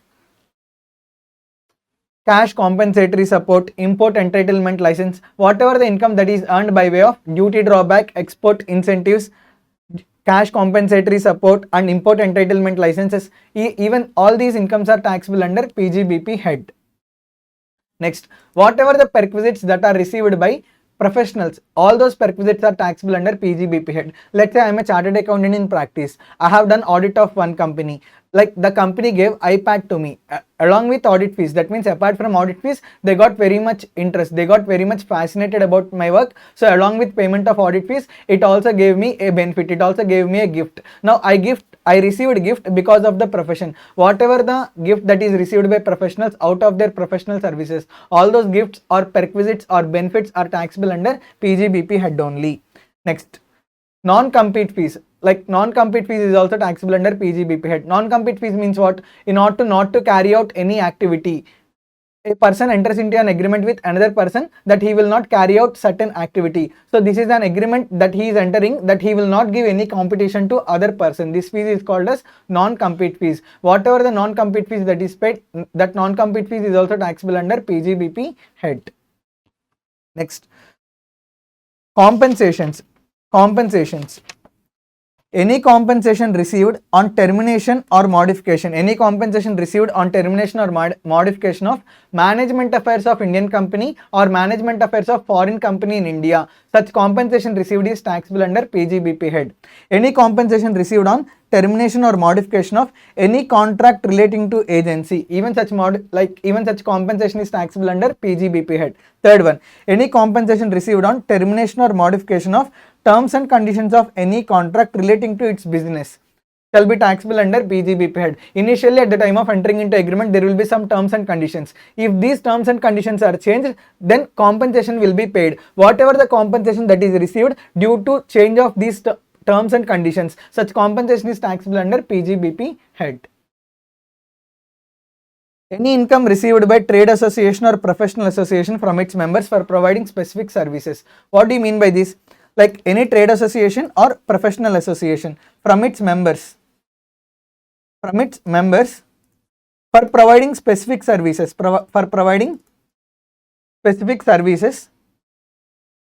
if any fees is charged, this fees is taxable under PGBP head. Are you able to understand? Let's say Institute of Chartered Accountants of India is there. It is a professional association. From members of Institute of Chartered Accountants of India, if ICAI collects any membership fees, that membership fees is collected on a general basis. It is general service. However, for conducting a seminar, if any fees is collected from member, this is special service that is provided to the member. So for providing any special service, if any income is collected, if any amount is collected, that income is taxable under PGBP head. So these are the main points under section 28, and these all are taxable under PGBP head. Next, we will start with section 30, expenses relating to building. Now, expenses relating to building. Generally, if building is owned by the owner, then these are the expenses that are allowed as deduction. First of all, building is a capital asset. So on building, whatever the depreciation that is there, that is allowed as expenditure. Along with the depreciation, you can claim revenue repairs, you can claim insurance premium, you can claim land revenue, you can also claim local taxes. Whatever the municipal taxes that are paid, they can be claimed as expenditure. See, as a owner and as a tenant, only one expenditure differs. As a owner, he can claim depreciation. As a tenant, he can claim rent as an expenditure. Are you able to understand? So even revenue repairs, if they are incurred by tenant, he can claim as expenditure. If insurance premium relating to building is paid by the tenant, even those can be claimed as expenditure by the tenant. So if owner incurs whatever the expenditure, revenue nature, they can be claimed by owner, and tenant can also claim expenditure. Note points. Capital repairs shall not be allowed as deduction. The reason is capital repairs, they are to be capitalized, and on capital repairs which are capitalized will further be allowed as deduction under PGBP head in the form of depreciation. See, revenue repairs incurred, they are allowed as expenditure. Capital repairs are incurred, they are not allowed as expenditure, they are capitalized. They are allowed as deduction over a period of time in the form of depreciation. In case of sole proprietary concern, See, in case of sole proprietary concern, whatever the notional rent that is there, that cannot be claimed as expenditure. Let's say there is a building, I am using it for my practice. That building is owned by me. That building is owned by me. Now, I cannot claim notional rent. I cannot claim imaginary rent. Had this building been given on rent every month, I would have received 10,000 rupees. That means per annum the rent is 1,20,000 rupees. Now, as I am using it for my own practice, 1,20,000 is the rent for me. I cannot claim this imaginary rent. The reason is, on that building, as it is owned by me, I am claiming depreciation. As I am already claiming depreciation, now notional rent is not allowed as expenditure. However, in case of partnership firm, partners, both are treated as two separate persons. So whatever the rent that is paid to partner, rent paid to partner is allowed as expenditure in case of partnership concern. Next, if SSC has sublet part of the premises, what do you mean by this? See, SSC has taken a building on rent. In that building, rent for building is, let's say, 40,000. Rent for building is, let's say, 40,000. Out of total building, this building was sublet. Part of the building was sublet for rupees 25,000. Now, what is the expenditure that is allowed as reduction? Expenditure that is allowed as reduction is original rent minus income from subletting. Income from subletting is 25,000 rupees. So, what is the net amount? Net amount is 15,000 rupees. Only this 15,000 is allowed as expenditure. Next, where premises are used partly for business and partly for other purposes. Let's say there is a building. In this building, ground floor I am using for residence. First floor I am using for practice. Now, total repairs for buildings, total revenue repairs for buildings are, total revenue repairs for building is 30,000 rupees. Now, I cannot claim 30,000 as expenditure under PGBP head. Whatever the expenditure that is relating to first floor is there, whatever the expenditure that is relating to practice is there, only that expenditure can be claimed as reduction under PGBP head. So, expenditure relating to first floor is 30,000 divided by 2, which will be 15,000. Only this 15,000 is allowed as reduction under PGBP head. Are you clear? So, if any repairs or if any revenue expenditure is incurred, and that expenditure is incurred both for business and other purposes, then whatever the proportionate expenditure relating to business is there, only that is allowed as expenditure. Next one is section 31. Expenses relating to plant and machinery and furniture. See, on assets also certain expenditure is required to be incurred, like maintenance of assets is required, like lubricants and all. For that some revenue expenditure will be incurred. So if plant and machinery and other assets are owned by the SSC, then SSC first of all can claim depreciation, then after he can claim revenue repairs, then after he can claim insurance premium. If plant and machinery and other assets are not owned by the SSC but are rented by the SSC, then what he can claim as expenditure? He can claim rent on assets as expenditure, he can claim revenue repairs as expenditure, he can also claim insurance premium as expenditure. These are the expenses that are allowed for plant and machinery and other assets. Capital repairs shall not be allowed as deduction. Why? Because capital repairs are always capitalized. See, in the year of incurrence of capital repairs, they are completely not allowed as deduction, but they are capitalized. Once the capital repairs are capitalized, once the capital expenditure is capitalized, then it will be allowed as deduction over a period of time in the form of depreciation. If machinery, plant or furniture are taken on hire, rent payable is not covered under section 31. See, whatever the rent that is paid on taking plant and machinery or furniture on hire, that rent payable or rent paid is not allowed as expenditure under section 31. It is allowed as expenditure under section 37. 37 and I am going to explain to you later. One more thing is, even if the asset is used for only part of the previous year, still for the whole year, whatever the expenditure that you have incurred on that asset, entire expenditure can be claimed as deduction. During COVID, there is lockdown. Some 3 to 4 months, industries did not work. Even though industries did not work, whatever the revenue expenditure that is incurred during those 3-4 months, even that can also be claimed as expenditure. Simply, even if the assets are used for part of the previous year, part of the time, then also whatever the total expenditure that is incurred for full year on those plant and machinery or other assets, entire total expenditure can be claimed as deduction. And repairs means renewal or renovation. Replacement or reconstruction will not be called as repairs. See, when you replace or when you reconstruct, it results in emergence of a new asset. It cannot be called as repairs. So repairs means only renewal or renovation. Next, let us discuss about section 32. Very important concept, depreciation. Definitely there will be a question from this section 32 concept, from this concept. First of all, it is mandatory for the assessee to calculate depreciation and claim depreciation. Assessee cannot deny that he will not claim depreciation. It is mandatory on part of the assessee to claim depreciation every year. So it is mandatory to claim depreciation. Under Income Tax Act, generally as per accounts, we will calculate the depreciation separately for each asset. However, under Income Tax Act, we do not calculate depreciation for each asset separately. We will calculate depreciation per block. That means whatever the assets that are there, all assets will be classified into blocks. What are the conditions to classify block, that I will tell little later. So all the assets that are there in the business, they will be classified into blocks. For each block, depreciation is calculated separately. And what is the method of depreciation that is followed? Method to calculate depreciation. The method to calculate depreciation followed under PGBP head is written down value. We will use only written down value method to calculate depreciation under PGBP head. How many types of depreciations are there? There are 3 types of depreciations. Normal depreciation, reduced depreciation, additional depreciation, that we are going to study now. Now, I will tell you how to classify a block. Assets having similar nature and same rate of depreciation is falling under the same block.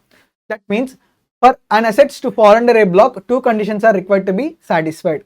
Those assets which are of similar nature and those assets which are having same rate of depreciation, both will be classified into same block. Are you able to understand? 2 conditions are required to be satisfied for an asset to be classified under a block. First condition is whatever the assets that are there in the block, they all should have similar nature. Second condition is whatever the assets that are in the block, they all should be having same rate of depreciation. Conjunction is and. Both the conditions are required to be satisfied. Whatever the assets that are there in the block, they all must be of similar nature and they all must have same rate of depreciation. If these 2 conditions are satisfied, then we will classify those assets into block.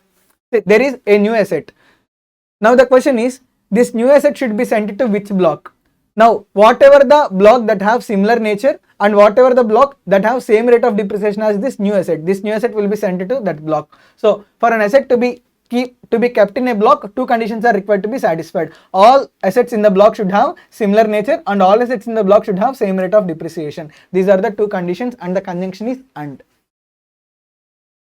Next, conditions for claiming depreciation. In order to claim depreciation also, certain conditions are required to be satisfied. There are 2 conditions.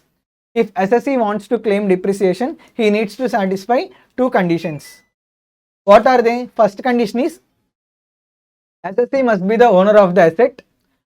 Assessee must be the owner of the asset and asset shall be used for business or profession. First condition is assessee must be the owner of the asset. If assessee is not the owner of the asset, then he cannot claim depreciation. There are some exceptions. Apart from those exceptions, assessee cannot claim depreciation. First condition is assessee must be the owner of the asset. Then only assessee can claim depreciation. Second thing is such asset should be used for assessee's business or profession. Then only depreciation can be claimed. For example, assessee purchased the asset. Assessee purchased the asset. Now assessee is the owner of the asset, but assessee is using this asset for his own personal purposes. If asset is used for personal purpose, can he claim depreciation under business or profession? No, he cannot claim depreciation under business or profession. So 2 conditions are required to be satisfied to claim depreciation. First condition is assessee must be the owner of the asset. Second thing is he must use that asset for his own business or profession. That means ownership and usage for business or profession. These 2 conditions are required to be satisfied. Then only depreciation can be claimed by the assessee. However, there are 4 cases. In these 4 cases, even though assessee is not the owner, still depreciation is allowed. Even though assessee is not the owner, still depreciation is allowed. First case is hire purchase. You all know that under hire purchase, the ownership will be transferred on the payment of last installment. That means only when last installment is paid, then only ownership will be transferred from seller to buyer. However, even the ownership transfers after the last installment, immediately after payment of first installment, even though assessee buyer is not the owner, still he can claim depreciation. Are you able to understand? If an assessee purchases an asset on hire purchase basis, even though ownership transfers after payment of last installment, still SSE can claim depreciation from the payment of first installment onwards. Okay, that means even though he is not the owner in the beginning, still he can claim depreciation. Second case, purchase covered under section 53A of Transfer of Property Act. Do you remember 3 conditions are required to be satisfied under section 53A? There must be agreement between seller and buyer. Buyer has taken the possession of the property, buyer has paid the consideration, or buyer is ready to pay the consideration. If all these 3 conditions are satisfied, then even though registration is not done, still property is deemed to be transferred and capital gains are required to be calculated. Now, when these 3 conditions are satisfied, we are calculating capital gains, right? So, after these 3 conditions are satisfied, SSE becomes the owner. Even though he is not the owner in registered documents, for income tax act purpose, we should deem him as owner, and he is eligible to claim depreciation also. Next. Joint ownership or co-ownership is sufficient for claiming depreciation. In order to claim depreciation, there is no such rule that SSE must be the single owner. There is no such rule that SSE must be the single owner or sole owner. Even though SSE is in co-ownership or even though SSE is in joint ownership, still he can claim depreciation. First one, SSE incurred any capital expenditure on leased property as a tenant. See, I have taken a building on lease. Okay, in that building, I have done interior work done. In order to do the interior work, it costed me 10 lakh rupees. Now, this building is under lease with me for next 5 years. Now, I will claim this 10 lakh rupees, like whatever the 10 lakh rupees that I have incurred now, it is going to give me the benefit for the next 5 years. So, this is called as capital expenditure. I will capitalize 10 lakh rupees because it is going to give me the benefit over a period of 5 years. Now, whatever the interior expenditure that I have incurred, for that interior expenditure, I am the owner. But for building, for leased property, I am not the owner. So, whatever the capital expenditure that is incurred on leased property, even though for that leased property, SSE is not the owner, still he can claim capital expenditure as depreciation over the useful life. Over the useful life under accounts here as per the block wise. So, these are the 4 exceptions to ownership. In these 4 cases, even though SSE is not the owner, still SSE can claim depreciation.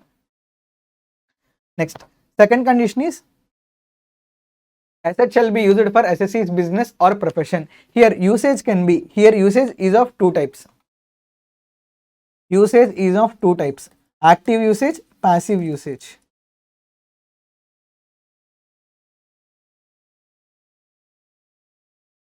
Usage is of 2 types, active usage, passive usage. Passive usage means what? Kept ready to be used. Even though asset is kept ready to be used, still depreciation can be claimed. See, there are power generators. When the class, when class is running on, suddenly if power goes off, means generators will be switched on. That means what? We don't use generators every time. We will keep generators ready for use. As and when their requirement is there, then only we will use it. Gas cylinders are there. Okay, fire extinguishers are there. We do not use them every time. Whenever fire breaks out, then only we use them. So, if fire extinguishers are kept ready, then it is sufficient. It will be considered as those fire extinguishers are used only. That means passive usage. Passive usage means what? Kept ready for use. Even kept ready for use will also be considered as usage and depreciation can be claimed. So, usage is classified into 2 types, active usage, passive usage. Under both usages, you can claim depreciation. Even if it is used for passive usage also, then also depreciation is allowed. See, examples for passive usage. Asset remain idle during lockouts, strikeouts and breakdown. See, when strike is going down during the COVID time, during lockdowns time, assets remain idle. Even the assets remain idle, they are ready for use. The moment when asset is ready for use, you can claim depreciation. Okay, there is no such rule that asset should be used daily, then only depreciation is allowed. There is no such rule. Even passive usage can also be called as usage only and depreciation can be claimed. No depreciation shall be allowed if such asset is neither active usage nor passive usage. That means if the asset is kept idle and if it is not used for active usage or if it is not passively used, then no depreciation will be claimed. Let's say I purchased 100 fire extinguishers. I kept them in godown. When they are kept in factory, when they are kept in industry, then we can say passive usage. If they are kept in godown, how can we say as passive usage? They are kept as a stock only. Now on those fire extinguishers, I cannot claim depreciation. Only when those fire extinguishers are installed in various places of the factory or various places of the industry, then only I can claim depreciation, because whenever they are kept at various places, they are passively used, so I can claim depreciation. If asset is kept idle and if asset is not used actively, if asset is not used passively, no depreciation can be claimed. For the purpose of depreciation, all assets are classified into 4 types: building, furniture, plant and machinery, intangible assets. Whatever the assets are there, all assets for the purpose of section 32 depreciation are classified into 4 types: building, furniture, plant and machinery, and other intangible assets. Now, what are the rates of depreciation that are applicable? First, we will see buildings. In case of buildings which are used for residential purposes, the rate of depreciation applicable is 5%. Let's say there will be employee quarters. Employee quarters are used for residential purposes. See, they also belong to business only. Residential purpose means not personal purpose. Under business only, they are being used for residential purposes. For those buildings, the rate of depreciation applicable is 5%. If buildings are used for purposes other than residential purposes, that means if buildings are used for commercial purposes, rate of depreciation applicable is 10%. For temporary erections, for pure temporary erections, just like movie sets and all, the rate of depreciation applicable is 40%. In case of furniture and fittings, the rate of depreciation applicable is 10%. For intangible assets, the rate of depreciation applicable is 25%. Intangible assets excluding goodwill. Now, goodwill cannot be depreciated. Are you able to understand? So, for buildings used for residential purpose, rate of depreciation applicable 5%. For commercial purpose, rate of depreciation applicable 10%. Pure temporary erections, rate of depreciation applicable 40%. Furniture and fixtures 10%. Intangible assets excluding goodwill, the rate of depreciation or amortization applicable is 25%. For plant and machinery, first of all, for aeroplanes and aero engines, the rate of depreciation applicable is 40%. See, airways. Then waterways, for ships and vessels, the rate of depreciation applicable is 20%. Next, motor car, roadways. If they are used in business of running them on hire, that means if motor vehicle is purchased in hire business, motor vehicle hiring business, then that hiring business can claim 30% rate of depreciation.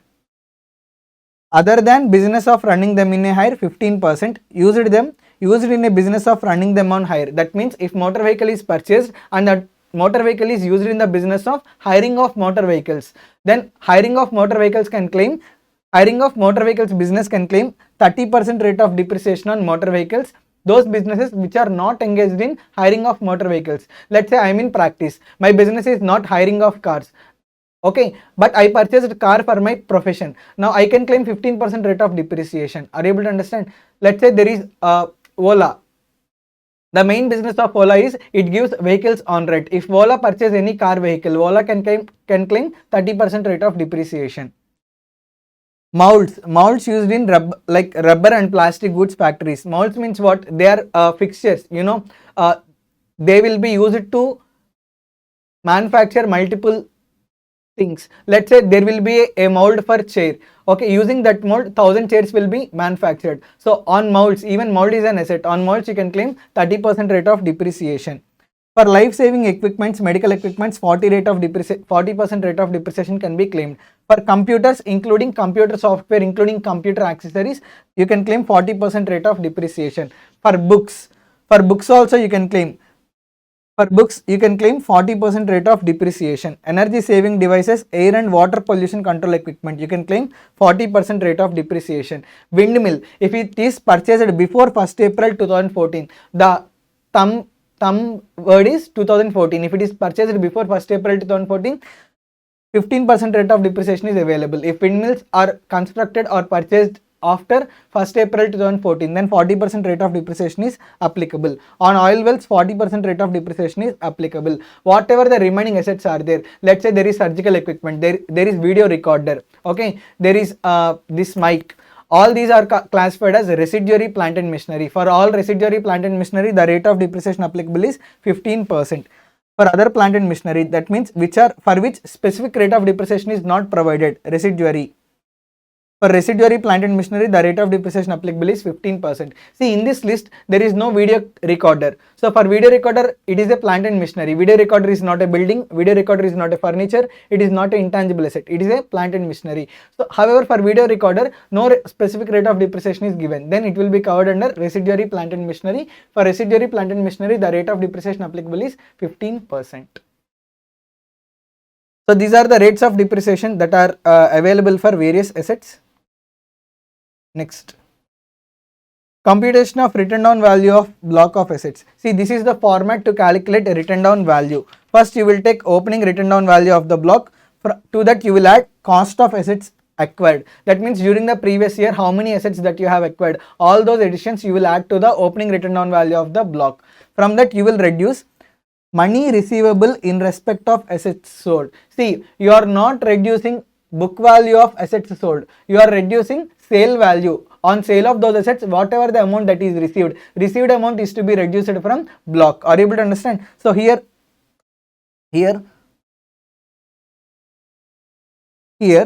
value of asset is not received. Value of asset is not reduced. But what is reduced? Sale value of asset is reduced.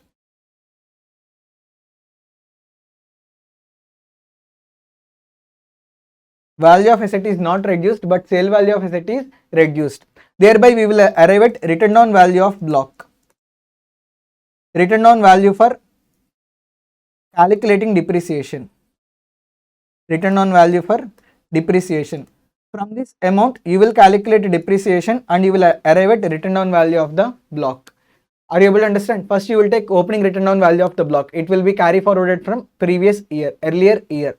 To that, you will add whatever the assets that you have acquired during the current previous year. From that, you should not reduce value of the assets sold, but you have to reduce whatever the amount that is received on sale of those assets. That means you need to reduce sale value. Are you able to understand?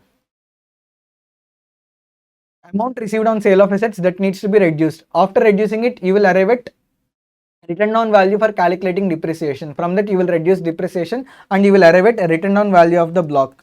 Another important point is whenever you arrive at this step, two conditions are required to be satisfied to claim depreciation. First of all, there should be some assets in the block and that block shall have positive value. Only if these two conditions are satisfied, then only you can claim depreciation. Are you able to understand? Once you reduce money, like money receivable from assets sold, then you will arrive at some value, right? At this point of time, two conditions are required to be satisfied. First condition is there should be some assets in the block. Second condition is block shall have some positive value. Only if these two conditions, conjunction is and, only if these two conditions are satisfied, then only you can calculate depreciation. Otherwise, section 32 depreciation is not calculated. Section 50 capital gains will be calculated. Next one is cost of additions. See, at the time of purchase of asset, what is the cost of additions? Cost of the asset. That means cost of asset is equal to purchase cost plus incidental expenses. Purchase cost plus incidental expenses. That means along with cost of the asset, you will add taxes and duties which are paid, for which no input tax credit is allowed. If input tax credit is allowed, it should not be added to cost of the asset. For those assets to which input tax credit is not allowed under GST, then if input tax credit is not allowed, they can be added to the cost of the asset. And you will add loading and unloading charges, you will add transportation charges, you will add installation charges. If any subsidies or grants that are received with regard to that asset, subsidies and grants that are received from government, they should be reduced. And we will also add interest on borrowed capital from purchase of asset, from the date of borrowing to the date when first asset was put to use. See, I wanted to buy a machinery.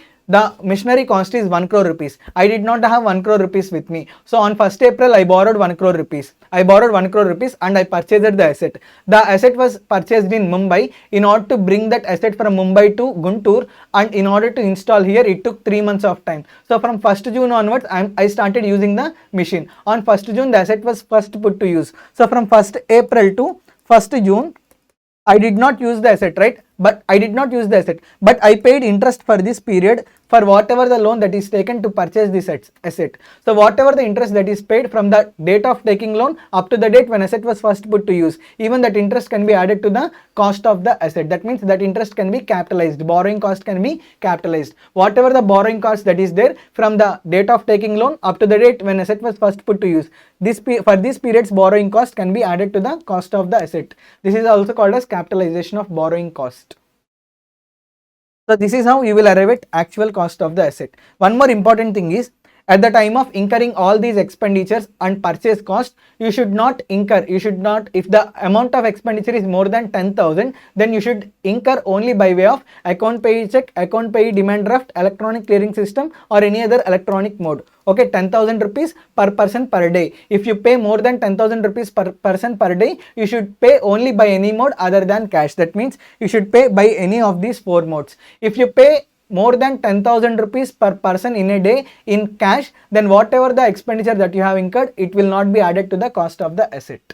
Only more than 10,000 expenditure means you should incur only by any mode other than cash. If you incur by cash, it will not be added to the cost of the asset. Next, there are some special cases, important special cases I am going to discuss here. For Point 1. Asset used in business after it ceases to be used for scientific research. If any asset is purchased and it is used in scientific research, then after it is brought into normal business, then cost of addition is to be taken as nil. This case is conversion of stock in trade into capital asset. In case of conversion of stock in trade into capital asset, whatever the fair market value of stock in trade on the date of conversion will be there, that will be considered as cost of addition. So cost of addition is equal to fair market value on date of conversion. For second point, sixth point, 7th point and 7a point, for all these 4 points, cost of addition is equal to WDV of previous owner. For second, 6th, 7 and 7a points, cost of additions is equal to WDV of previous owner. That means during demerger, during amalgamation, during transfer of assets by holding company to subsidiary company or subsidiary company to holding company, at that time, what is the value of cost of additions? Cost of additions is equal to written down value of the previous owner. Next, asset earlier transferred reacquired by the SSC. Asset earlier transferred reacquired by the SSC. Then what is the cost of additions? Cost of additions is equal to original actual cost, actual original cost minus depreciation or repurchase price, whichever is lower. This is the cost of additions. Next, building brought into use for business purpose subsequent to its acquisition. Cost of additions is equal to cost minus notional depreciation. In this case, what is the cost of additions? Cost of additions is equal to cost minus notional depreciation. That means what? Initially I purchased building for my personal purpose. After 5 years, I converted I brought this building into my business purpose. That means I am converting building from personal purpose to business purpose.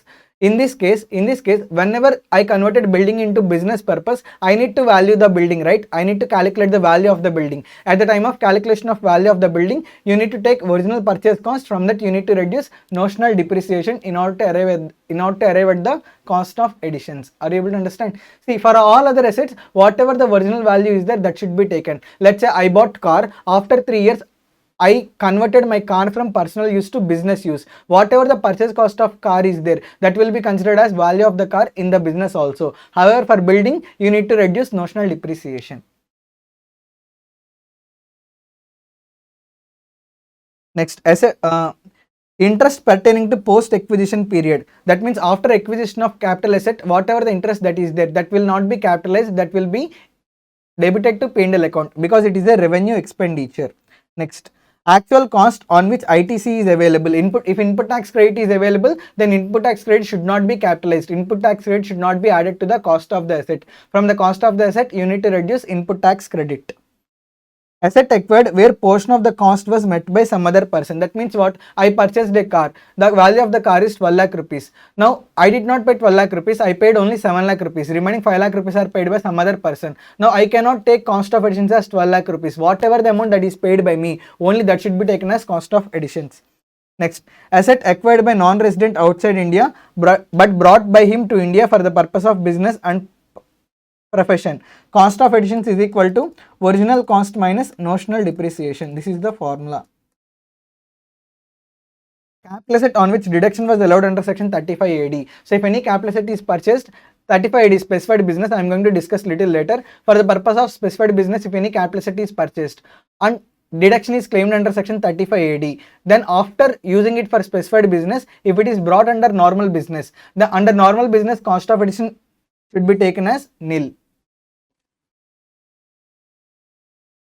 Next, reduced depreciation. What do you mean by this concept of reduced depreciation? See, if a new asset is purchased, in the first year,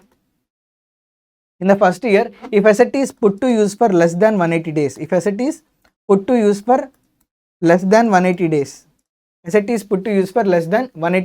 then you will provide half rate of depreciation. If asset is put to use for greater than or equal to 180 days, then you will provide full rate of depreciation. Are you able to understand?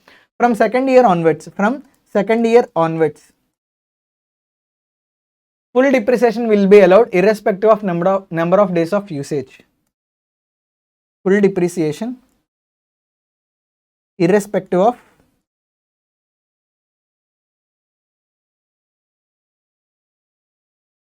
number of days of use. That means during first year only, if the asset purchased is put to use for less than 180 days, you will not provide full rate of depreciation, you will provide half rate of depreciation. From second year onwards, even the asset is used for 180 days, greater than 180 days or less than 180 days, that is not at all relevant. From second year onwards, if the asset is put to use, irrespective of number of days of put to use, you will provide full rate of depreciation. That means reduced depreciation, the concept of providing half rate of depreciation is applicable only in the first year of purchase of the asset. Is it clear? So there are two conditions. Asset was acquired by the SSC during current previous year. That means during the current previous year, asset should be purchased and that asset should be put to use for less than 180 days. Then only reduced depreciation is applicable. Then only you will provide half rate of depreciation.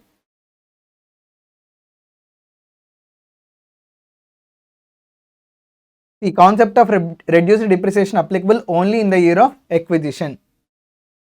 From subsequent year onwards, even the asset is put to use for greater than 180 days or less than 180 days, still you will provide full rate of depreciation. Next concept is additional depreciation. This additional depreciation is available only for two SSCs. One is for manufacturer, another one is for power generating unit. Only for these two people additional depreciation is available. Manufacturer, power generating unit. Only for these two SSCs additional depreciation is allowed. What is the eligible asset? Eligible asset, like when additional depreciation is allowed, for which asset additional depreciation is allowed? Always additional depreciation is allowed for plant and machinery. There are four classes of assets like building, furniture, plant and machinery, intangible assets. For building, no additional depreciation is allowed. For furniture, no additional depreciation is allowed. For intangible assets, no additional depreciation is allowed. Additional depreciation is allowed only for plant and machinery. What is the rate of additional depreciation is allowed? Rate of additional depreciation allowed is 20%. If the asset is put to use for less than 180 days, then only 10% of the additional depreciation is allowed. Are you able to understand? See, during the current previous year, the year in which new plant and machinery is bought, and that plant and machinery is put to use for greater than 180 days, apart from providing normal depreciation, you will also provide 20% of the cost as additional depreciation. You bought new plant and machinery during current previous year, that plant and machinery was put to use for less than 180 days. During current previous year, you will provide 10% of the additional depreciation. In the next previous year, you will provide 10% of the additional depreciation. Are you able to understand? So 20% additional depreciation is allowed for new plant and machinery. The only thing is, if asset is put to use for greater than 180 days, during current previous year only, you can claim 20% additional depreciation. If it is put to use for less than 180 days, 10% additional depreciation during current previous year, balance 10% additional depreciation in the next previous year. Are you able to understand? So very simple. See, first year second year, third year. Additional depreciation. In first year you have claimed 20%. There is no scope in second year or third year. In first year you have claimed 10% additional depreciation. Why? Because asset was put to use for less than 180 days. Then in second year balance 10% will be claimed. From third year onwards there is no concept of additional depreciation. This additional depreciation is provided over and above the normal depreciation. That means anyhow normal depreciation is calculated. Apart from providing normal depreciation, additional depreciation will also be allowed. And this additional depreciation can also be reduced from written down value.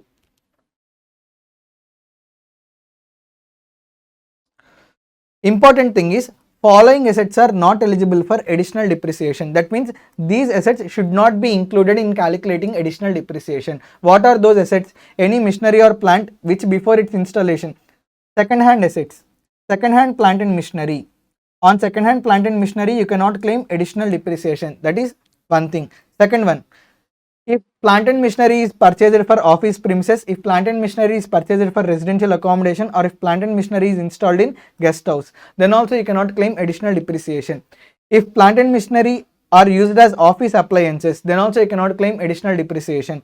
Road transport vehicles, nothing but cars or wagons, whatever there, on them also you cannot claim additional depreciation.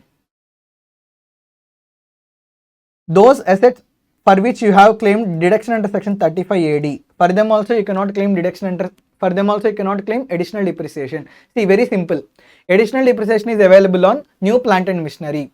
However, for new plant and machinery, even though it is a new plant and machinery, for some plant and machinery assets, additional depreciation is not allowed. For them, for second hand plant and machinery, no additional depreciation is allowed. If new plant and machinery is purchased and that plant and machinery is used in office, no additional depreciation is allowed. New plant and machinery is used in residential quarters, no additional depreciation is allowed. New plant and machinery is used in guest house, no additional depreciation is allowed. New plant and machinery is used as office appliances, no additional depreciation is allowed. If new plant and machinery purchased is transport vehicle, then also additional depreciation is not allowed. That means for all new plant and machinery, additional depreciation is not allowed. There are some exceptions. Last one is unabsorbed depreciation. When unabsorbed depreciations arise, the concept of unabsorbed depreciation arises in two cases. When there are no profits, or there are profits, but available profits are not sufficient to set off with depreciation. Available profits are not sufficient to claim depreciation.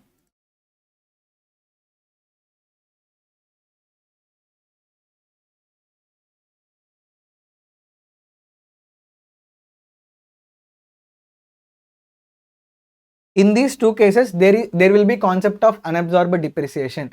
Unabsorbed depreciation arises when during the current previous year, if there are no profits to set off depreciation, or there are profits in current previous year, but available profits are not completely available to set off with depreciation. They are not completely available to claim depreciation. Then there arises the concept of unabsorbed depreciation. Unabsorbed depreciation means what? Depreciation which was not able to set off during the current previous year, which was not able to set off with the profits available during the current previous year. That depreciation we call as unabsorbed depreciation. Are you able to understand? See, there is depreciation of 10 lakh rupees. There is depreciation of 10 lakh rupees. Available profits are only 4 lakh rupees. That means you can set off depreciation up to rupees 4 lakhs only. Balance depreciation is 6 lakhs. This balance depreciation of 6 lakhs is called as unabsorbed depreciation. If there are no profits, then entire 10 lakhs will be called as unabsorbed depreciation. Entire 10 lakh rupees will be called as unabsorbed depreciation. Are you able to understand?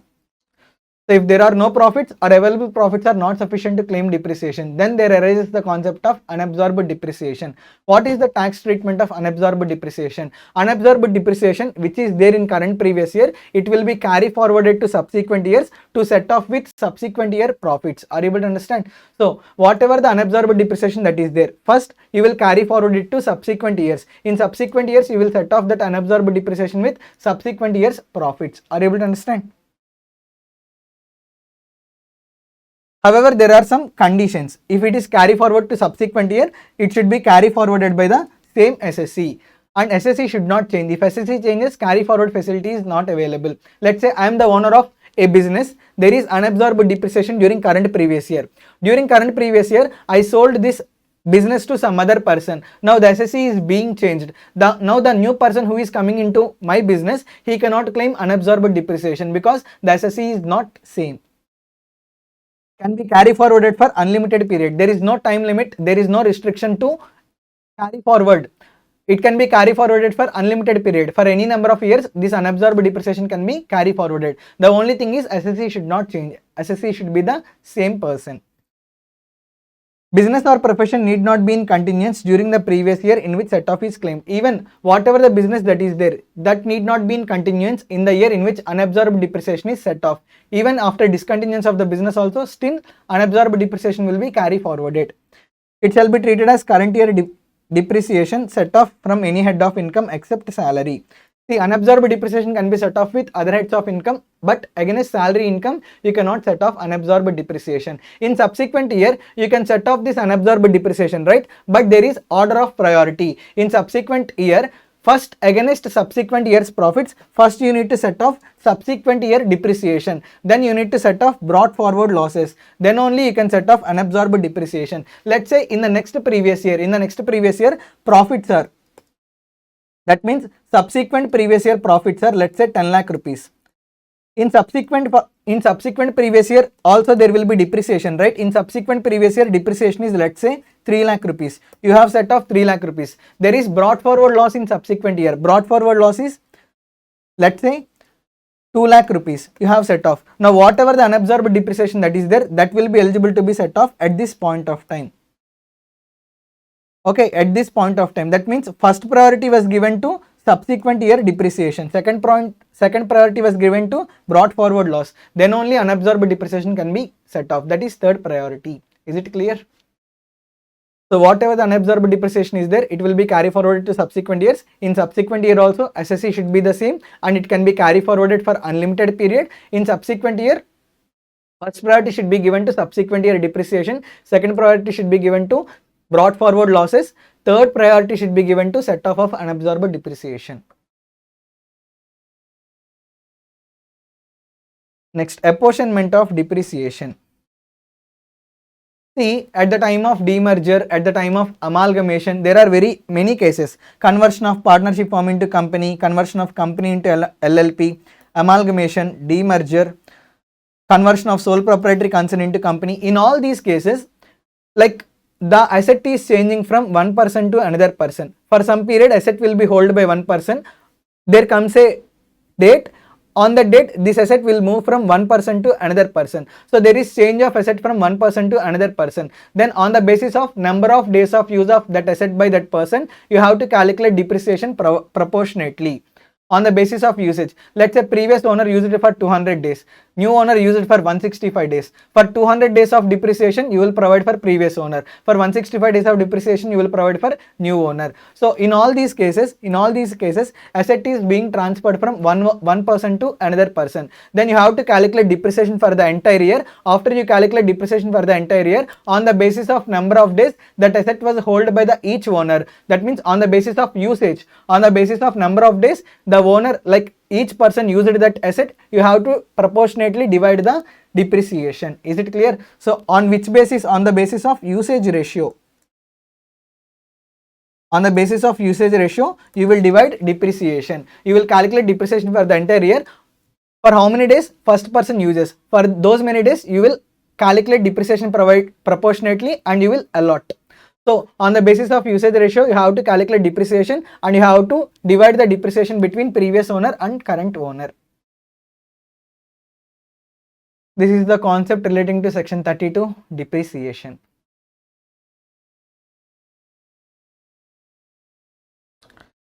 Now let us discuss about section 35, scientific research expenditure. See, there are two types of scientific research expenditure. First is in-house scientific research expenditure. In-house scientific research expenditure means if you incur any expenditure for scientific research within the business, within the company, then you call it as in-house scientific research expenditure. In-house scientific research expenditure is allowed as deduction.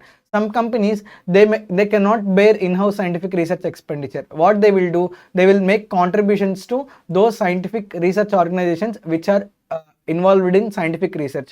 So whatever the donation that is given to outside scientific research organizations, even those donations are also allowed as expenditure. That means in-house scientific research is allowed as expenditure. Donations given to outside scientific research organizations, for them also whatever the donation that is given, even that is also allowed as expenditure.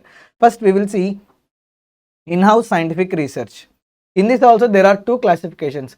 Before commencement of the business, scientific research expenditure can be incurred. After commencement of the business, scientific research expenditure can be incurred. After commencement of the business, if any scientific research expenditure is incurred, it is allowed as deduction. Both revenue expenditure and capital expenditure relating to scientific research. See, not only revenue expenditure, even capital expenditure relating to scientific research. For the purpose of scientific research, computer was purchased, machinery was purchased, entire cost of machinery, entire cost of computer is allowed as deduction under PGBP head. Are you able to understand? So for the purpose of scientific research, both revenue expenditure and capital expenditure, 100% of revenue expenditure and capital expenditure is allowed as deduction under PGBP head.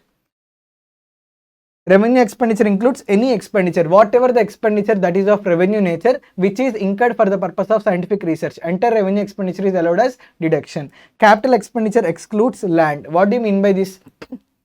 For the purpose of scientific research, you have purchased a land, and in that land you have constructed a building. Whatever the building cost is there, it is entirely allowed as deduction. But land cost is not allowed as deduction because land is not a depreciable asset. Are you able to understand? So after commencement of the business, whatever the expenditure relating to scientific research that you have incurred, 100% of revenue and capital expenditure relating to scientific research will be allowed as deduction. But under capital expenditure, you cannot claim land expenditure as deduction. That is the only exception.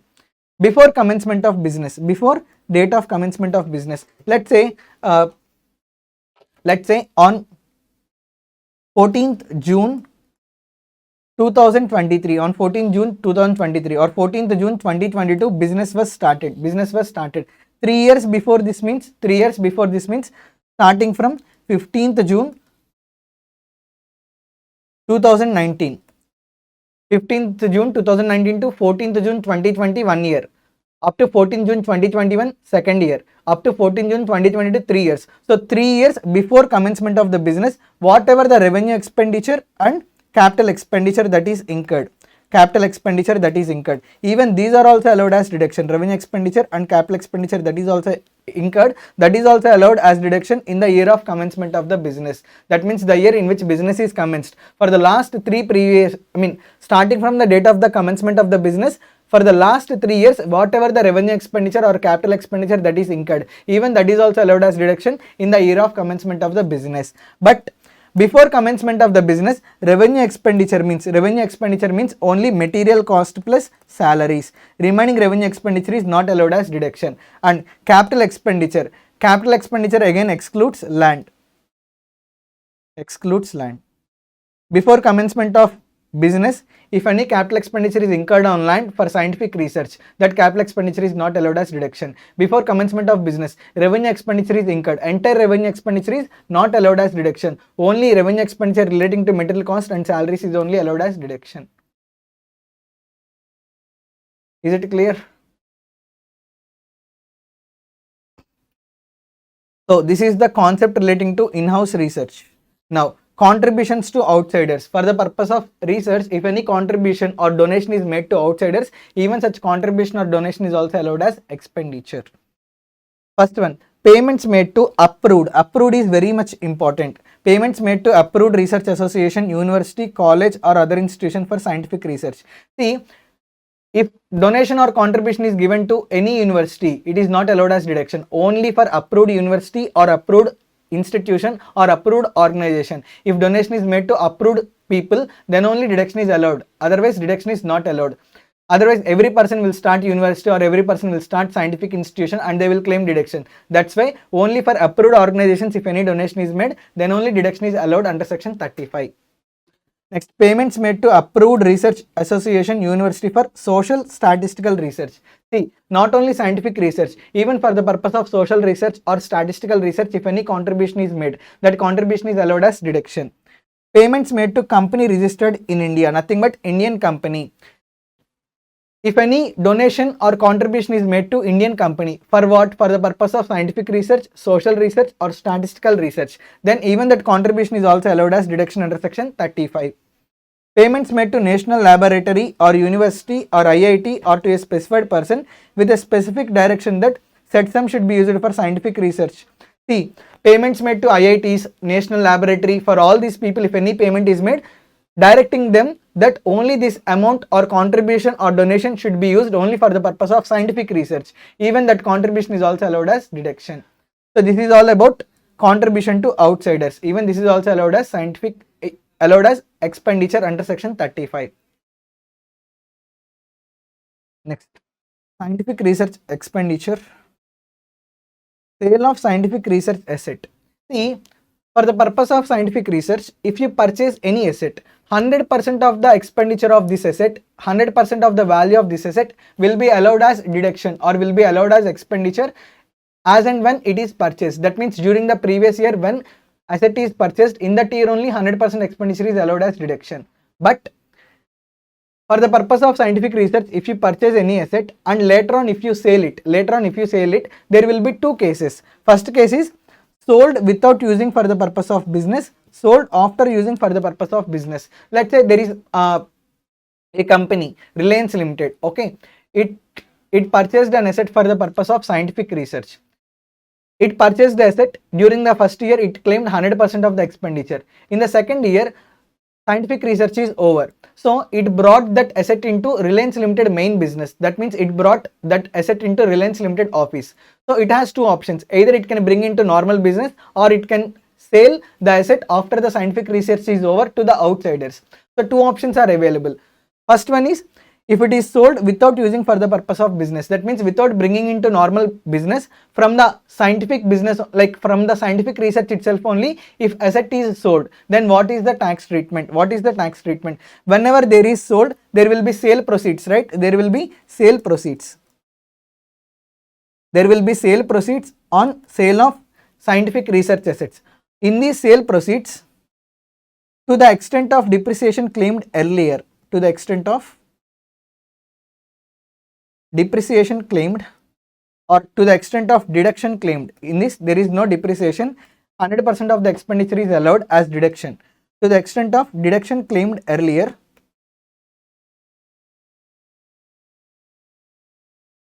it will be considered as income under PGBP head.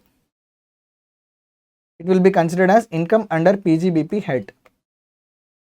To the extent of deduction claimed earlier, it will be considered as income under PGBP head. Balance, it will be taxable under the head capital gains. That can be either short term capital gain or long term capital gain.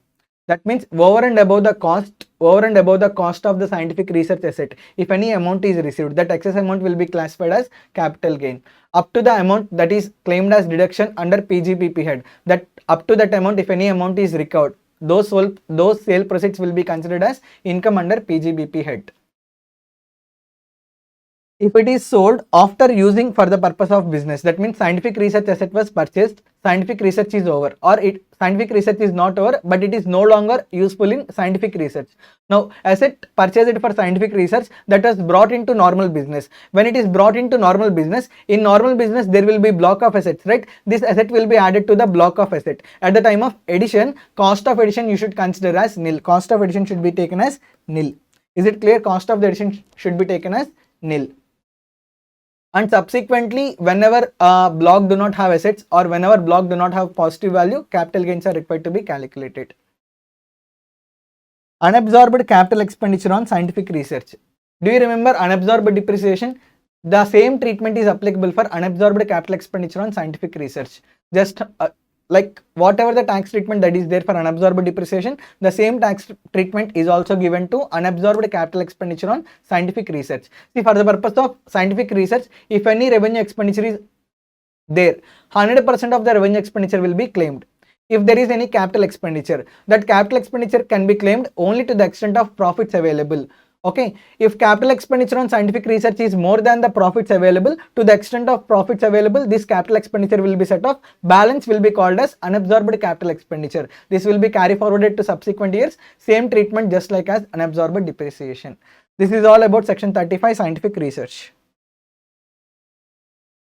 Next, we will start with section 35 AD specified business. Under section 35 AD, there are around 14 businesses. For these 14 businesses, whatever the capital expenditure or revenue expenditure that is incurred, it will be allowed as deduction. So now let us see those 14 businesses, and there will be date of commencement of operations. Only if these businesses start after the commencement date, after the date of commencement that is given here, then only they are eligible to claim deduction under section 35 AD. First one is cold chain facilities. First one is cold chain facility. Cold chain facility is to be considered as specified business. Second one is warehousing facility for agricultural produce. Third one is cross country oil, gas or petroleum through pipeline. Cross country oil or gas, cross country transfer of natural gas, crude oil or petroleum pipeline. That means construction of pipelines for the purpose of transfer of crude oil, natural gas in between countries. Even construction of those pipelines business is also treated as specified business. Fourth one is hotels of 2-star or above. Fifth one is hospital containing minimum 100 patient beds. Even that is also to be considered as specified business. Sixth one is housing projects for developing housing projects for slum rehabilitation.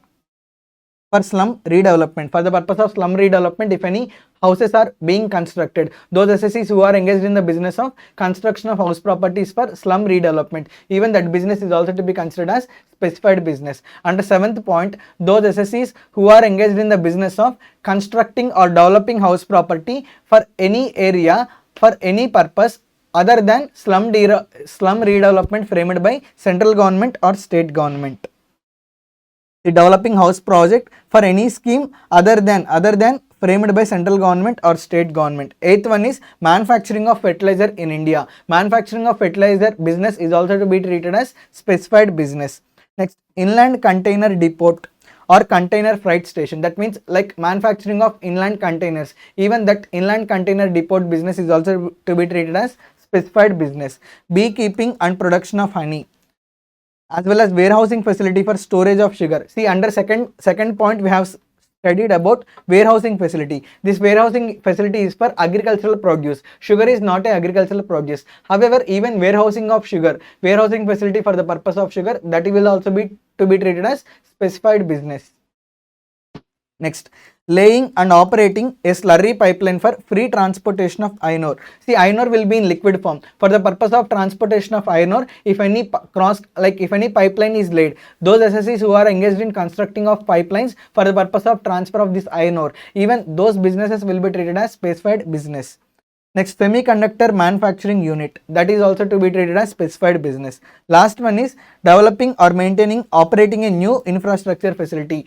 Those SSCs who are engaged in business of developing or operating a new infrastructure facility, even they also to be treated as specified businesses. So in total there are 14 specified businesses. For 14 specified businesses, there are date of commencement of operations given. If these businesses start after the date of commencement of operation that is given, then they will be treated as specified businesses, and for them and they are eligible to claim deduction under section 35 AD. For these 14 businesses, what is the benefit? For all these 14 businesses, they are eligible to claim 100% of the capital expenditure incurred during the previous year would be allowed as deduction. See, generally revenue expenditure is anyhow allowed as deduction. Not only revenue expenditure, along with revenue expenditure, for these 14 businesses, whatever the capital expenditure that is incurred, entire 100% of the capital expenditure is allowed as deduction in the year in which the capital expenditure is being incurred. However, expenditure incurred on acquisition of land, goodwill, financial assets would not be eligible for deduction. See, if any expenditure is incurred for purchase of land or for purchase of goodwill or purchase of financial assets, it is a capital expenditure, but this capital expenditure is not allowed as deduction under section 35 AD. Three assets, what are they? Goodwill, financial assets, land. For the purpose of these three assets, if any capital expenditure is incurred, such a capital expenditure is not allowed as deduction under section 35 AD.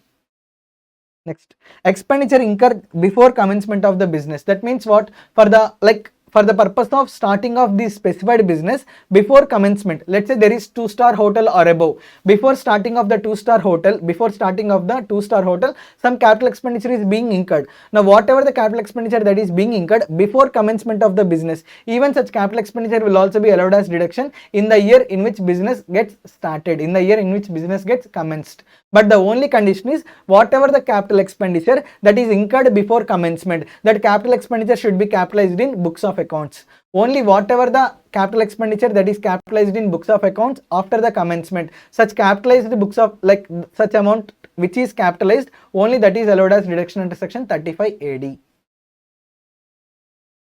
Expenditure incurred after commencement of business. After commencement of business, if any expenditure is incurred, that is anyhow allowed as deduction, both revenue expenditure as well as capital expenditure.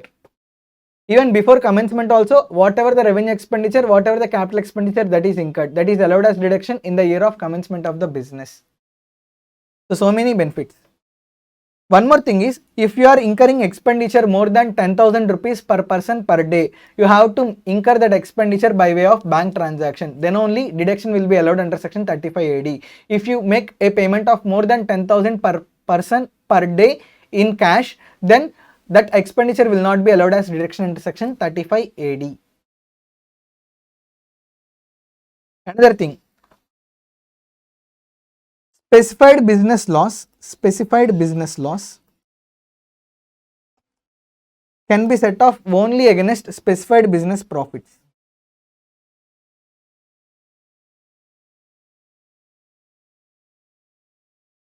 Non-specified business loss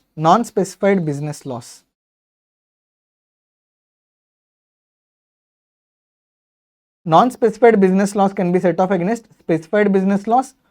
Non-specified business loss can be set off against non-specified business profits or specified business profits. However, specified business loss can be set off only against specified business profits. That means identical. Specified business loss, specified business profits. However, non-specified business loss, it can be set off against specified business profits or non-specified business profits.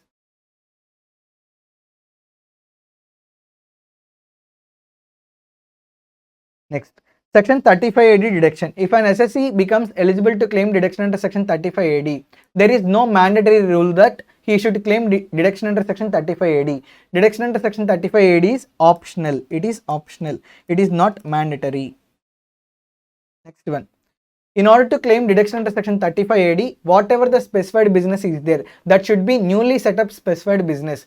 Like by reorganization or reconstruction of the existing business, if any new business is started, that new business is not eligible for deduction under section 35 AD. For a new business to be eligible to claim deduction under section 35 AD, it should be started very newly. That means by reorganization, by amalgamation or by demerger or by splitting up, if any old organization is treated as new business, then even that new business is not eligible for deduction under section 35 AD. Another thing, see, in case of new business, you will purchase the assets, right? You will purchase the assets. 80% of the assets should be new assets. 80% of the assets should be new assets. Only up to 20% of the assets can be second hand. Up to 20% of the total assets can be second hand. 80% of the assets should be new assets. Are you able to understand? That means if new business is started, in that new business more than 20% of the assets are second hand, then that new business is not eligible to claim deduction under section 35 AD. So for a new business, in order to get eligible to claim deduction under section 35 AD, minimum more than 80% of the assets should be new assets. The percentage of second hand assets should be less than 20%. Then only that new business is eligible to claim deduction under section 35 AD. Another thing is, in these two cases, second hand assets will not be treated as second hand. If such machinery or plant is imported into India from any country outside India and no deduction on account of depreciation has been allowed or is allowable in respect of such machinery or plant to any person earlier. What do you mean by this? See, in foreign an asset was purchased, that asset was used in foreign. That means it is second hand asset only. But that second hand asset was imported into India, that is second hand asset, but in India that asset was not used by anyone. this asset will not be treated as second hand. Okay, in this case, even though it is second hand used outside India, but it should not be treated as second hand for the purpose of calculating this 20%. For the purpose of calculating 20%, if any asset is imported into India after its usage, and on that asset, if any person in India has not claimed any depreciation, then even though it is second hand asset outside India, it shall not be treated as second hand asset for the purpose of calculating 20%. And deduction under section 35AD is allowed only if books of accounts are audited by a chartered accountant under section 44AB, then only deduction will be allowed. Another thing is, once if you claim deduction under section 35AD, you cannot claim deduction under any other section. That means dual deduction, dual benefit is not available. If you claim deduction under section 35AD, final, that over then. You cannot claim deduction under any other section. Now, this provision is applicable to hotel business. What this provision says, see, if I purchase 2-star hotel or above, it will be considered as specified business and I can claim 100% of the capital expenditure in the year in which it is incurred. But see, I purchased, I constructed a hotel. The name of the hotel is Taj Grand. The name of hotel is Taj Grand. After 2 years, what happened? I could not run this Taj Grand hotel. I am the owner of the Taj Grand hotel, but operation and maintenance of this Taj Grand hotel is contracted to some other person. Now, just because I own the hotel and I am giving operation of this hotel as a contract to some other person, I am not ineligible to claim deduction under section 35AD. Still, I am eligible to claim deduction under section 35AD. That means, while continuing to own the business, if the operation of that business is given as a contract to some other person, still I can claim deduction under section 35AD. But this benefit is available only for hotel business. Next, whatever the asset that is purchased for the purpose of section 35AD, for the purpose of specified business, that asset should be held for a minimum period of 8 years. That asset should not be transferred before 8 years from the date of purchase. If that asset is transferred before 8 years from the date of purchase, whatever the deduction that has been claimed earlier, that will be disallowed and that will be chargeable as deemed income in the year of violation of the provision. That means within 8 years, if the asset that is purchased for specified business is transferred, then the year in which the asset is transferred, in the year of transfer, whatever the deduction that has been claimed earlier under section 35AD, that deduction will be disallowed and that amount will be considered as deemed income. However, at the time of calculating deemed income, let's say in 5th year that asset was sold. Asset was purchased in 1st year. Now for 8 years, this asset should not be sold. However, this asset is sold in 5th year. Now, for the 4 years, whatever the depreciation is there, that depreciation can be reduced from deemed income. That means only net amount will be taxable as deemed income. Are you able to understand? For section 35AD, if any asset is purchased, there is lock-in period of 8 years. For the next 8 years, you should not transfer that asset. If you transfer that asset within the lock-in period, let's say you have transferred in 6th year. So, whatever the deduction that you have claimed under section 35AD, the deduction will be reversed now and it will be charged as deemed income. At the time of reversal, whatever the depreciation that would have been there for the first 5 years, that can be reduced and the balance amount will be considered as deemed income. There are 2 exceptions to it. If the company is declared as sick company or if assets are destroyed, discarded or transferred. If the assets are destroyed, discarded or transferred, that means within 8 years only, whatever the asset that is purchased, it got destroyed, it got transferred or it got discarded, then this deemed income concept will not apply. So this is all about section 35AD specified business. Now let us start with section 35D, amortization of preliminary expenditure. See, this deduction under section 35D is available only for resident SSCs. For non-resident SSCs, this deduction is not available. So eligible SSCs, in case of company, only Indian company is eligible to claim deduction under section 35D. That means foreign company cannot claim deduction under section 35D. Another thing is, in case of other SSCs, only resident SSC can claim deduction under section 35D. Generally, why 35D deduction is allowed? In case of preliminary expenditure is incurred before starting the company or before starting the business, if any preliminary expenditure is incurred, that preliminary expenditure is allowed as deduction from the year in which business was commenced over a period of 5 years. However, this preliminary expenditure deduction is not allowed to foreign company and non-resident. For foreign company and non-resident, deduction under section 35D is not available. Foreign company and non-resident. Next, what is the eligible expenditure? Any expenditure incurred either before commencement of the business or after commencement of the business for setting up a new undertaking or extension of existing undertaking. What do you mean by this? Before starting of the business, before commencement of the business, if any expenditure is incurred, that is called as preliminary expenditure, that is allowed as deduction over a period of 5 years from the year in which business commences. That is one thing. After commencement of the business, for the extension of the business or for setup of new undertaking within the business. That means, let's say there is masterminds. For setting up a new branch, if any preliminary expenditure is incurred, even that preliminary expenditure can be claimed as deduction under section 35D. Before starting masterminds, whatever the expenditure that is incurred, it will also be called as preliminary expenditure. So after commencement of business also, you can claim deduction under section 35D. For what? For preliminary expenditure that is incurred for extension of undertaking or setup of new undertaking within the business.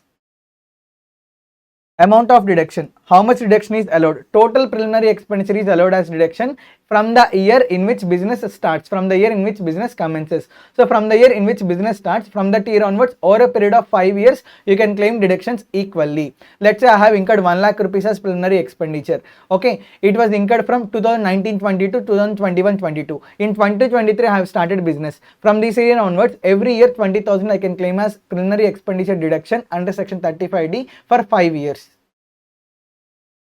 Yes, there is threshold limit. Entire preliminary expenditure is not allowed as deduction. There are limits. In case of company, preliminary expenditure is allowed as deduction up to 5% of cost of project or 5% of capital employed, whichever is higher. In case of others, up to 5% of cost of project is allowed as deduction for preliminary expenditure. Let's say cost of project is 10 crore rupees. I incurred preliminary expenditure of 2 crores. Now this 2 crores will not be allowed as deduction. 10 crores into 5% means 10 crores into 5% means 50 lakhs. Even though I incur preliminary expenditure of 2 crore rupees, I can claim only 50 lakh rupees as preliminary expenditure deduction under section 35D. That means what? Entire preliminary expenditure is not allowed as deduction. There are threshold limits. In case of company, what is the threshold limit? 5% of the cost of the project or 5% of the capital employed, whichever is higher. In case of other SSCs, the threshold limit is 5% of the cost of the project. Cost of the project means what? The value of assets and liabilities that are there, the value of assets as on the last date of the previous year in which business commences. Whatever the value of assets that are there, that will be considered as cost of the project. Report of chartered accountant must be submitted along with return of income in the first year. See, certificate should be taken from chartered accountant regarding amount of preliminary expenditure that is incurred. So chartered accountant should give certificate for preliminary expenses. That certificate should be submitted along with filing of income tax return. Apart from that, SSC is a person other than company, cooperative society. If SSC is other than company or cooperative society, then they are mandatorily required to get books of accounts audited by a chartered accountant and they are required to submit chartered accountant report. If chartered accountant report is not submitted, deduction under section 35D is not admissible unless accounts are audited. This is the concept relating to section 35D, amortization of preliminary expenditure. Next, let us see about section 35DDA, amortization of expenditure incurred under voluntary retirement scheme. See, section 35DDA is available in the hands of employer. Employer will pay voluntary retirement scheme compensation, right? Whatever the VRS compensation that is paid by employer to employee, that VRS compensation is allowed as expenditure to the employer under section 35DDA. Now, employer cannot claim entire expenditure at one go, at a time. See, let's say employer paid, BSNL recently gave VRS compensation to all of its employees and it removed majority of the employees from BSNL. Let's take BSNL paid 20 lakh rupees as VRS compensation. Now BSNL cannot take 20 lakh rupees as expenditure in the first year only. That means the year in which it paid 20 lakh rupees, it cannot claim total 20 lakhs as expenditure. Whatever the VRS compensation that is paid, VRS compensation is allowed as expenditure over a period of 5 years. So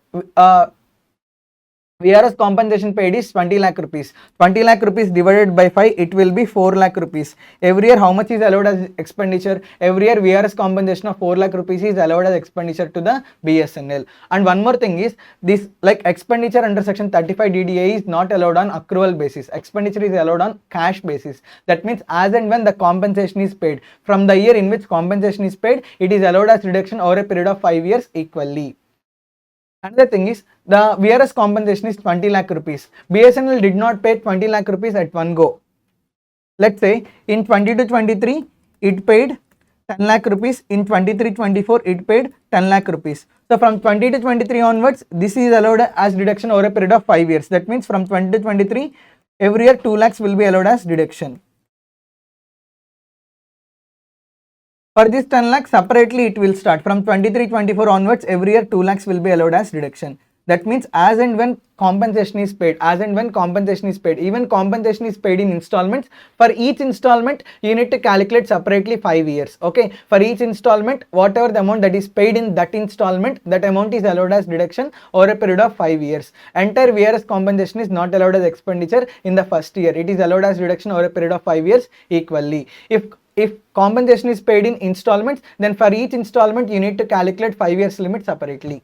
So this is an exception to method of accounting. Generally under PGBP head, method of accounting followed is accrual basis or cash basis as may be followed by the SSE, but VRS compensation is allowed as expenditure only on cash basis. So eligible SSE is, any SSE is eligible. Period of deduction, how much deduction is allowed? Deduction will be allowed in 5 equal installments from the year of payments. That means the year in which first compensation is paid. From that year onwards, over a period of 5 years, every year 1/5 like equal deduction is allowed. Double deduction is not available. That means what? Once if you claim VRS compensation as expenditure under section 35 DDA, in any other section you cannot claim this same amount as deduction. That means only one time benefit is available. Deduction is allowed only once. You cannot claim 2 times benefit. You cannot claim dual deduction. You cannot claim double benefit. The deduction will be allowed on cash basis. If compensation is paid on installment basis, for each installment it shall be allowed as deduction for 5 equal installments. Next, amalgamation. Amalgamation means what? See, amalgamating company has incurred VRS compensation expenditure. Now, amalgamating company can claim VRS compensation as deduction for a period of 5 years. However, in third year, amalgamating company got amalgamated with amalgamated company. So, for third year, fourth year, fifth year, that means for third year, fourth year, fifth year, amalgamated company can claim VRS compensation expenditure as deduction. First 2 years, amalgamating company claimed deduction. From third year onwards, amalgamating company did not exist. It got merged with amalgamated company. Now, amalgamated company can continue this preliminary, can continue this VRS compensation deduction. For third year, fourth year and fifth year, amalgamated company will claim the VRS compensation deduction. So like on conversion of sole proprietary concern into company or partnership firm into company, or on amalgamation of amalgamating company with amalgamated company, or demerger of demerged company into resulting company, whatever the VRS compensation expenditure that is there with the previous entity, that can be carry forwarded by the subsequent entity, new entity. Are you able to understand? So whatever the VRS compensation that is left with the previous entity, that can be claimed by the new entity for the rest of the period. Next, section 36(1) other deductions. There are around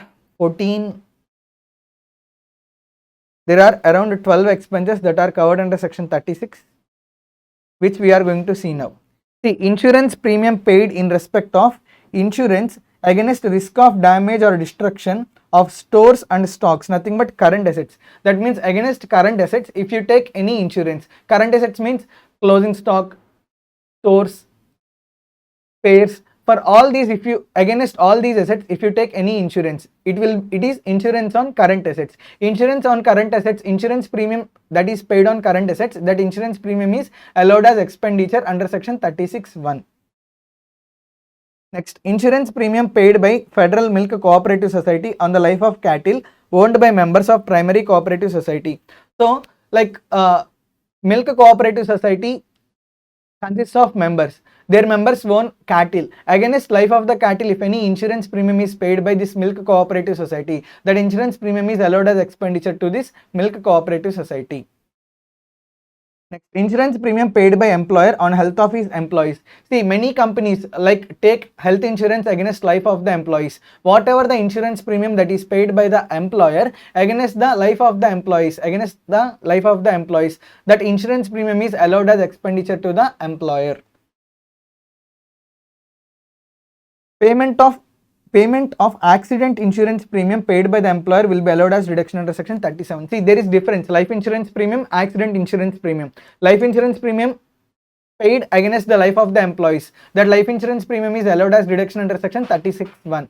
If accidental insurance premium is paid by the employer against for the benefit of employees, that accidental insurance premium is allowed as reduction under section 37. Any sum paid to employees or directors as bonus or commission for services rendered. So sometimes like bonus or commission is not only paid to employees, bonus or commission will also be paid to directors. So whatever the bonus or commission that is paid to employees or that is paid to directors, bonus or commission is allowed as deduction under section 36(1), but it is subject to section 43B. As per section 43B, expenditure is allowed as reduction only on payment basis, that means cash basis. That means only when bonus is actually paid to employees, only when bonus is actually paid to directors, then only bonus is allowed as reduction, otherwise bonus is not allowed as deduction. So we can draw a small chart actually. Insurance premium. If it is paid for building, insurance premium is paid for building. It is allowed as deduction under which section? We have discussed. It is allowed as deduction under section 30. If insurance premium is paid for plant and machinery and furniture, it is allowed as deduction under section 31. If insurance premium is paid on current assets, it is allowed as deduction under section 36(1). If insurance premium is paid for employees, if it is life insurance, it is allowed as deduction under section 36(1). If it is accidental insurance, it is allowed as deduction under section 37. Is it clear? So we can summarize all insurance premium payments into one chart. Next one is interest on borrowed capital. The interest on borrowed capital. First of all, capital should be borrowed. Capital should have been borrowed. That means on own capital, interest will not be allowed as deduction. In case of sole proprietary concern, whatever the capital that is brought by the owner, that is his own capital. On that capital, whatever the interest, notional interest is there, that notional interest is not allowed as deduction. Only if capital is borrowed from outsiders, on such capital, whatever the interest is that is paid to outsiders, interest paid to outsiders only allowed as deduction. Another thing, borrowed money shall be used for business or profession. Money is borrowed, but money borrowed is used for personal purposes. Whatever the interest that is paid on money borrowed, that interest is not allowed as deduction under PGBP head. Under PGBP head, in order to claim interest as deduction, whatever the money that is borrowed, it should be used only for the purpose of business or profession. Then only interest is allowed as deduction. Otherwise, if money borrowed is used for personal purposes, interest is not allowed as deduction. Next, interest should be paid to other persons. That means whatever the interest that is paid to self, interest paid to self in case of sole proprietary business, that is not allowed as deduction. That means what? I invested 10 lakh rupees in my sole proprietary business. Had I invested this 10 lakh rupees in any other business, I would have received 1 lakh rupees. Now 1 lakh rupees will be the notional interest that is lost by me. I cannot claim notional interest 1 lakh rupees as expenditure. Are you able to understand? So whatever the interest that is paid to self, notional interest in case of sole proprietary business, that interest is not allowed as deduction. Only if interest is paid to outsiders, whatever the interest that is paid to outsiders, only that is allowed as deduction. In case of partnership firm, whatever the interest that is paid by partnership firm to partners, interest paid by partnership firm to partners is allowed as deduction, but maximum 12%. Up to a maximum of 12%. That means partnership firm paid 20% interest to partners. Now 20% is not allowed as deduction. Out of 20%, only 12% of the interest is allowed as deduction. Balance 8% will not be allowed as deduction. In case of genuine borrowings, AO cannot object even if the rate of interest is very high.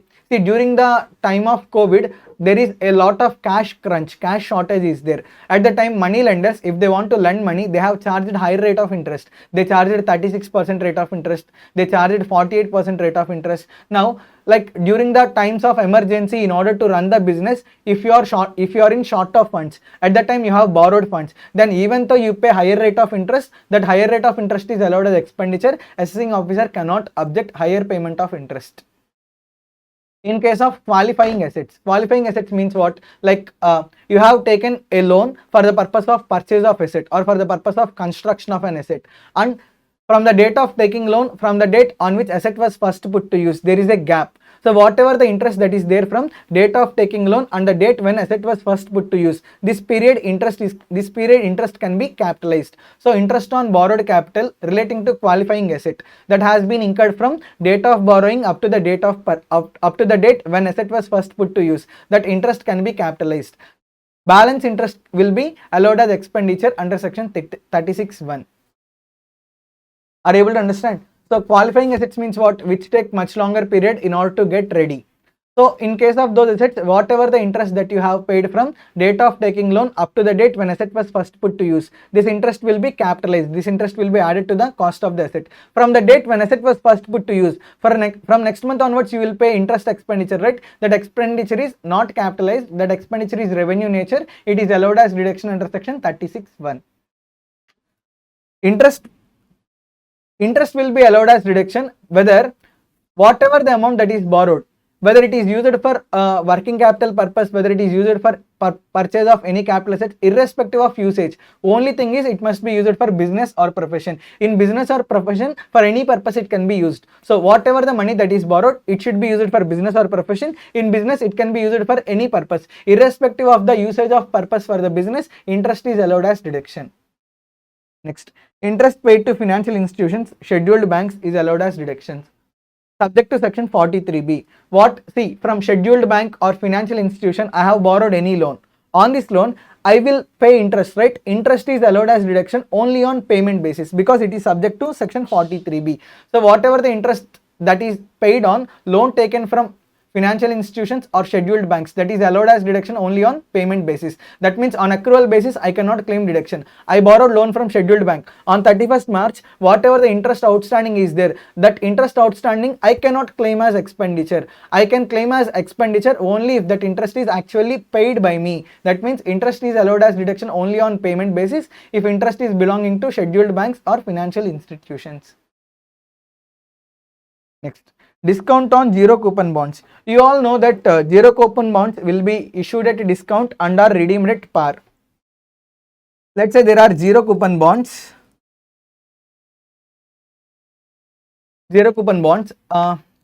Issue price is 60 rupees, face value is 100 rupees. That means today they will be sold at 60 rupees. Tomorrow at the time of redemption 100 rupees will be paid. Whatever the margin that is there, 40 rupees, whatever the margin 40 rupees is there, that will be the income to the person who is purchasing zero coupon bonds. The person who is purchasing zero coupon bonds, this 40 rupees is the income. Let's say 1000 zero coupon bonds are issued. 1000 into 40, 40,000 is the discount. 40,000 is discount. Let's say these were issued on 1st January 2023. These were issued on 1st January 2023. So when redemption will take place? Redemption will take place on 2023, 24, 25, 26, 27. On 31st December 2027. On 31st December 2027, these zero coupon bonds will be redeemed. So for 2023, how many months are there? 2023, there are total discount is 40,000 rupees. This will be spread over 60 months. This will be spread over 60 months because 5 years consists of 60 months. So for 2023, how many months are there? January, February, March. So 2023, 3 months discount will be claimed as deduction. For 23-24, you will claim 12 months. For 24-25, 12 months. For 25-26, 12 months. For 26-27, 12 months. For 27-28, you will claim for 9 months. In this way, you will claim deduction of discount on zero coupon bonds. Entire 40,000 is not allowed. Entire 40,000 is not allowed in 22-23, only 3 months, 40 months divided by 60. For 1 month, you will arrive at discount, right? Only for 3 months, discount will be allowed as reduction in 22-23. That means what? As per the life of the zero coupon bonds, on the basis of life of the zero coupon bonds, proportionately that amount, discount amount will be allowed as reduction for each year. So this is the concept relating to discount on zero coupon bonds. Now let us discuss about welfare contributions. First of all, what do you mean by welfare contributions? Whatever the contribution that is made to recognize the provident fund or pension fund or superannuation fund, these contributions are called as welfare contributions. To these funds, generally employer contributes and employee also contributes. So there will be two contributions: employer contribution to this provident fund, pension scheme or superannuation fund, and employee also contributes to these funds. So now we are going to study about these two contributions. Welfare contributions are classified into two types: employer contribution as well as employee contribution. Generally what happens, employee contribution will be taken by the employer and employer deposits it to the those employee contribution to those funds. That means first of all, employer contribution anyhow employer deposits. Along with that, whatever the employee contribution is there, employee do not directly deposit to those funds. Employer takes employee contribution and employer pays the employee contribution to those funds. That means employer acts as a mediator for payment of employee contribution to those funds. Now what is the tax treatment for employer contribution? Whatever the employer contribution is there, that is directly allowed as expenditure. Directly allowed as deduction under section 36(1). But the thing is, employer contribution to these funds is allowed as deduction only on payment basis because it is subject to 43B. That means as and when employer pays his contribution to provident fund or pension scheme or superannuation fund, then only it is allowed as deduction. For example, for the month of January, no contribution was paid. Although contribution is recognized, it is not paid to these funds. It is not allowed as deduction. In the month of March, it was paid. Now in the month of March, whatever the employer contribution paid, it is allowed as deduction. So it is allowed as deduction subject to 43B. Next, employee contribution is there. Whatever the employee contribution is there, employee contribution is first included in income of the employer. First included as income of employer under PGBP head. See, that amount do not belong to the employer.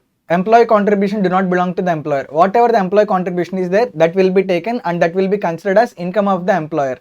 When it is considered as income of the employer, if it is income to the employer, then on that income he needs to pay tax. Now he needs to claim expenditure also simultaneously to nullify the effect, to set off the effect. Now whatever the employee contribution that is considered as income, that is again allowed as expenditure. That is again allowed as expenditure if it is paid within the due dates. If it is paid within the due dates to those funds, to recognized provident fund or superannuation fund or pension scheme, there will be some due dates. If within those due dates, if employee contribution is paid, then only it is allowed as expenditure. Otherwise, it is not allowed as expenditure. That is punishment. See, when employer takes money from the employee, he needs to deposit that money to those organizations within the due dates. If they are not paid within the due dates, then expenditure will not be allowed. If expenditure will not be allowed, and if income is recognized, on this income he is required to pay tax, right? That is the punishment. Now, employee contribution is first considered as income. Then it is eligible for expenditure, eligible for deduction. Then eligible for deduction only to the extent of amount deposited in concerned fund account.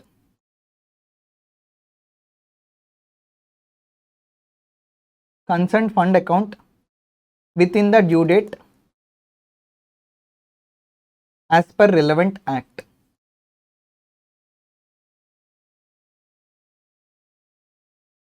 That means what? Employee contribution to recognized provident fund was taken by the employer. Now employer has to deposit this employee contribution on or before the due date specified by Provident Fund Act. If deposit is made, expenditure is allowed. If an employer do not deposit this amount within the due date, then whatever the employee contribution is there, this is disallowed forever. And firstly, this employee contribution was recognized as income and it will continue. On that income, he is required to pay tax. This is all about employee contribution. Next one is deduction of animals used in business otherwise than stock in trade. Certain businesses will purchase animals not for the purpose of stock in trade but for the purpose of use in business. Let's say there is event management company. Event management company will purchase horses for the purpose of a horse cart, for the purpose of horse cart. Nothing but like for marriages and for various functions, horses will be used, right? For that purpose, event management company will purchase horses. Now, horse is not a stock in trade to that event management company. It is a kind of asset, but depreciation is not allowed on animals. But how to claim expenditure? Like every year, expenditure will not be allowed, and even depreciation is also not provided. But in the year of death of the animals or in the year in which animal becomes useless, in that year you will claim deduction. What is the amount that you will claim as deduction? Actual cost of the animal minus amount realized in respect of sale of animals or carcasses. So the year in which animal is sold or the year in which animal becomes animal dies, in that year only you will recognize the expenditure. The expenditure is equal to original cost minus amount recovered at the time of sale or amount recovered by selling the dead body of the animal. The difference amount will be considered as expenditure. So deduction will be allowed in the year of death. That means the year in which it dies, then only in that year only deduction is allowed.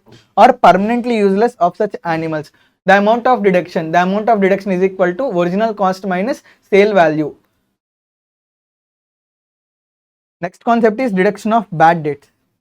First of all, bad debts are allowed as expenditure. However, provision for bad debts are not allowed as expenditure. Even to recognize bad debts as expenditure, some conditions are required to be satisfied. Whatever the amount that you are recognizing as bad debts now, it should be recognized as income in earlier years. It should be recognized as income. It should have been taken into account in computing the income of the SSC, or it should represent money lent in the course of banking or money lending. That means what? Earlier you have recognized it as sales and sales was shown as income, but sales amount was not able to be realized. Now you can recognize it as bad debts. How much amount of the sales revenue that you could not realize, now you can claim it as bad debts expenditure. So straight away you cannot claim bad debts. You can claim bad debts only once if you have recognized it as income previously. And these bad debts should be incidental to business or profession. Only business related bad debts are allowed as deduction. That means personal bad debts cannot be claimed as deduction under PGBP head. Under business, you cannot claim personal bad debts. Only whatever the bad debts that are relating to business or profession are there, they only you can claim as expenditure. Mere provision is not sufficient, but actual write-off of account is required. What do you mean by this? Provision for bad debts are not allowed as expenditure. Only actual bad debts are allowed as deduction. See, provision for bad debts are allowed as deduction only for two people. For banking and financial institutions, provision for bad debts are allowed as deduction. For all other SSCs, provision for bad debts is not allowed as deduction. Another thing is, the business or profession must be in continuation. Here I wanted to tell you one thing. Bad debts of one business cannot be set off with income of the another business. Let's say I have two businesses. One business is trading of cotton. Another business is giving vehicles on hire. Now whatever the bad debts that come in cotton business, I cannot adjust these bad debts with income of the hiring business. Okay, so bad debts of one business can be set off with only income of that business only. Another thing, business or profession must be in continuation. That means in order to claim bad debts as expenditure, the business or profession must be in continuance. Then only you can claim. Once the business gets discontinued, then you cannot claim bad debts as expenditure. Focus points. The successor of a business or profession is entitled to claim deduction in respect of bad debt created by the predecessor. That means what? Like currently I am doing cotton business. I am engaged in the business of cotton. In cotton business there are bad debts. I sold this cotton business to Mr. A. Now whatever the bad debts that are there when I was there, these bad debts can be claimed. by Mr. A also. That means I am the predecessor, he is the successor. I made credit sales. These credit sales were not able to be realized by Mr. A. Now Mr. A can claim bad debts on whatever sales made by me. Are you able to understand? So whatever the bad debts that are relating to predecessor are there, they can be further claimed by successor also. Recovery of bad debts is taxable under PGBP head in the year of recovery. I claimed bad debts. In subsequent years, there is a recovery of bad debts. Recovery of bad debts is taxable under PGBP head as deemed profits. Next one is family planning expenditure. See, for the purpose of education relating to family planning, some programs will be conducted, some activities will be taken up by the companies. See, family planning expenditure is available only to company SSCs, sirf company SSCs. Okay, so you need to remember, once family planning expenditure, once if you read family planning expenditure, what like it should strike in your mind that it is eligible only for company SSCs. Next, how much is the deduction that is allowed for company SSCs? In case of revenue expenditure, allowed as deduction in the year in which it is incurred. That means whatever the family planning expenditure that is incurred, it is allowed as deduction in the year in which it is incurred. Capital expenditure. See, for the purpose of family planning, like seminar was conducted, for seminar, for meeting expenses will be there, right? They are revenue expenses. All revenue expenses are allowed as deduction for companies. Big companies, many number of employees will be there. Let's say there is ITC company, in that company 7,000 employees are working. So in order to impart knowledge relating to family planning, a floor was constructed only for the purpose of giving training on family planning. Now this floor expenditure is capital expenditure. Whatever the capital expenditure is there, it is not allowed as deduction completely. This capital expenditure is allowed as deduction over a period of 5 years. Okay. So 1/5 of such expenditure will be allowed as deduction in the year in which it is incurred. That means the year in which capital expenditure is incurred, from that year onwards, over a period of 5 years, this capital expenditure can be claimed as deduction. So revenue expenditure relating to family planning, it is allowed as deduction as and when it is incurred. Capital expenditure incurred relating to family planning, that capital expenditure is allowed as deduction over a period of 5 years from the year in which such capital expenditure is incurred. Unabsorbed family planning expenditure. Unabsorbed family planning expenditure means what? There is family planning expenditure, but to set off this family planning expenditure, there are no sufficient profits. Then we call this planning expenditure, family planning expenditure, as unabsorbed family planning expenditure. This unabsorbed family planning expenditure can be either revenue expenditure or capital expenditure. This will be carry forwarded to subsequent years. What is the treatment that is given for unabsorbed depreciation? The same treatment will also be given for unabsorbed family planning expenditure. Next one is securities transaction tax. Generally, when securities transaction tax is levied on transactions relating to sale or purchase of listed shares, listed securities, on these transactions, securities transaction tax will be levied. Let's say listed shares and listed securities were held by a person as stock in trade. See, for investment companies and for brokers and dealers, listed shares and listed securities are stock in trade, because their main business is buying and selling of listed shares and listed securities. For them, listed shares and listed securities are stock in trade. So at the time when, if it is stock in trade, whatever the securities transaction tax that is paid on transactions relating to listed shares and listed securities, that securities transaction tax paid is allowed as deduction. STT paid on such a transaction, it is allowed as deduction under section 36(1). And any income arising on transfer of such securities through recognized stock exchange will be considered as business income. That's what, right? For investment companies, for brokers, for dealers, their main business is buying and selling of listed shares and securities. So at the time of buying and selling of listed shares and securities, they will be considered as stock in trade. Once stock in trade is sold, whatever the income that comes, it will be taxable under PGBP head, right? So for investment companies, brokers, dealers, income arising from transfer of listed shares and securities is taxable as business income, and whatever the securities transaction tax that is paid, it is allowed as business expenditure. It is allowed as deduction under section 36(1). However, normal people like you and me, if we purchase any listed shares and securities, for us listed shares and securities are capital asset. Then what if listed shares and securities are capital asset to the SSC, whatever the securities transaction tax that is paid on purchase or sale of listed shares and securities, that securities transaction tax will not be allowed as expenditure at the time of calculation of capital gains.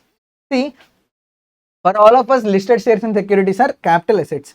And income arising on transfer of these capital assets, transfer of these listed shares and securities are taxable under the head capital gains. Now, whatever the securities transaction tax that we have paid on transfer of these listed shares and securities, that is not allowed as expenditure at the time of calculation of capital gains. The STT paid, it is not allowed as deduction under the head capital gains. So, listed shares and securities held as stock in trade. Income is taxable under PGBP head. STT paid is allowed as expenditure. Listed shares and securities held as capital asset. Income is taxable under capital gains. Whatever the expenditure that is incurred, whatever the securities transaction tax that is paid, it is not allowed as expenditure under capital gains. Next, commodities transaction tax. Generally, commodities transaction tax is levied on commodity derivatives in respect of commodities. At the time of sale of commodity derivatives, commodities transaction tax is levied. So, sale of commodity derivatives, if income arising on sale of commodity derivatives, if that income is taxable under PGBP head, then whatever the commodity transaction that tax that is paid, it is allowed as business expenditure under section 36(1). If commodity derivatives are held as stock in trade, whatever the income that arises on sale of these commodity derivatives, it is taxable under PGBP head only. If it is taxable under PGBP head, whatever the commodity transaction tax that is paid, it is allowed as business expenditure only under section 36(1). Next, last expenditure, section 37, residuary expenses. Section 32 to 36, we have seen about specific expenditure. That means under every section, what is the expenditure that is allowed, it was given specifically. Under section 37, there is no specific expenditure. Whatever the expenditure that is not allowed under section 30 to section 36, remaining all expenses are allowed under section 37. Let's say our audit fees is there. For audit fees, there is no specific section from section 30 to section 36. Audit fees is allowed under section 37. However, see, it is a kind of residuary section. Whatever the expenses that are not allowed from section 30 to section 36, remaining all expenses are allowed under section 37. However, in order to claim expenditure under section 37, certain conditions are required to be satisfied. What are those conditions? We will see. Only if all these conditions are satisfied, then only expenditure is allowed under section 37. Otherwise, expenditure is not allowed under section 37. First condition, expenditure should not be covered under section 30 to 36. Why? If expenditure is covered under section 30 to 36, expenditure treatment for that expenditure is already given in those sections. That is why under section 37, only if expenditure is not covered under section 30 to 36, remaining expenses will only be allowed as deduction. It must have been incurred after business was set up. That means what? Preliminary expenditure is not allowed as deduction under section 37. For preliminary expenditure, there is separate section called section 35D. Under that section, preliminary expenditure is allowed as deduction. After business was set up, whatever the expenditure that is incurred, and if that expenditure is not covered under section 30 to 36, then only it is allowed under section 37. It should not be in the nature of capital expenditure. Capital expenditure is not allowed as deduction under section 37. Only revenue expenditure is allowed as deduction under section 37. It should not be of personal expenditure of the SSC. From the beginning, we are discussing only expenditure incurred in relation to business or profession. Only that expenditure is allowed as deduction under PGBP head. Whatever the personal expenditure is there, personal expenditure cannot be claimed as deduction under PGBP head. It should have been incurred in the previous year. That means what? Whatever the expenditure that is incurred in previous year, only that expenditure is allowed as deduction under section 37. Let's say at the time of collecting all expenditure bills, you have forgot one expenditure bill. You did not claim that expenditure bill in current previous year. Now in next previous year, you cannot claim this expenditure bill. The reason is, like, whatever the expenditure that is incurred in current previous year, only that expenditure is allowed in current previous year. Are you able to understand? Expenditure belonging to earlier years cannot be claimed in current previous year. So under section 37, whatever the expenditure that you have incurred in this previous year, that only you can claim as deduction. Earlier previous year expenditure you cannot claim in current previous year. It should have been expended wholly and exclusively for the purpose of business. Only business expenditure is allowed as deduction. Next, the expenditure should not have been incurred by the SSC for any purpose which is an offence or which is prohibited by law. That means what? See, if any expenditure is incurred for violation of law, if any expenditure is incurred, that expenditure is not allowed as deduction under PGBP head. Let's say, like, I'm going on bike on a road. Police stopped me. I do not have license. He charged me a penalty of 10,000 rupees. I paid 10,000 rupees. Now I am going on office work. I am going on office bike. Whatever the penalty 10,000 rupees I have paid, this penalty is not allowed as expenditure because this is the expenditure that I have incurred for violation of a law. So for committing an offense for violation of a law or for violating any provisions of any act, if I pay any expenditure, that expenditure is not allowed as deduction under PGBP head. That's what here also said. Like explanation to section 37(1) penalties. Any expenditure incurred which is an offence or which is prohibited by law shall not be treated as business expenditure, hence not allowed as deduction. So whatever the expenditure that is incurred for violation of law or for committing an offence or for violating provisions of any act, it is not allowed as expenditure, it is not allowed as deduction.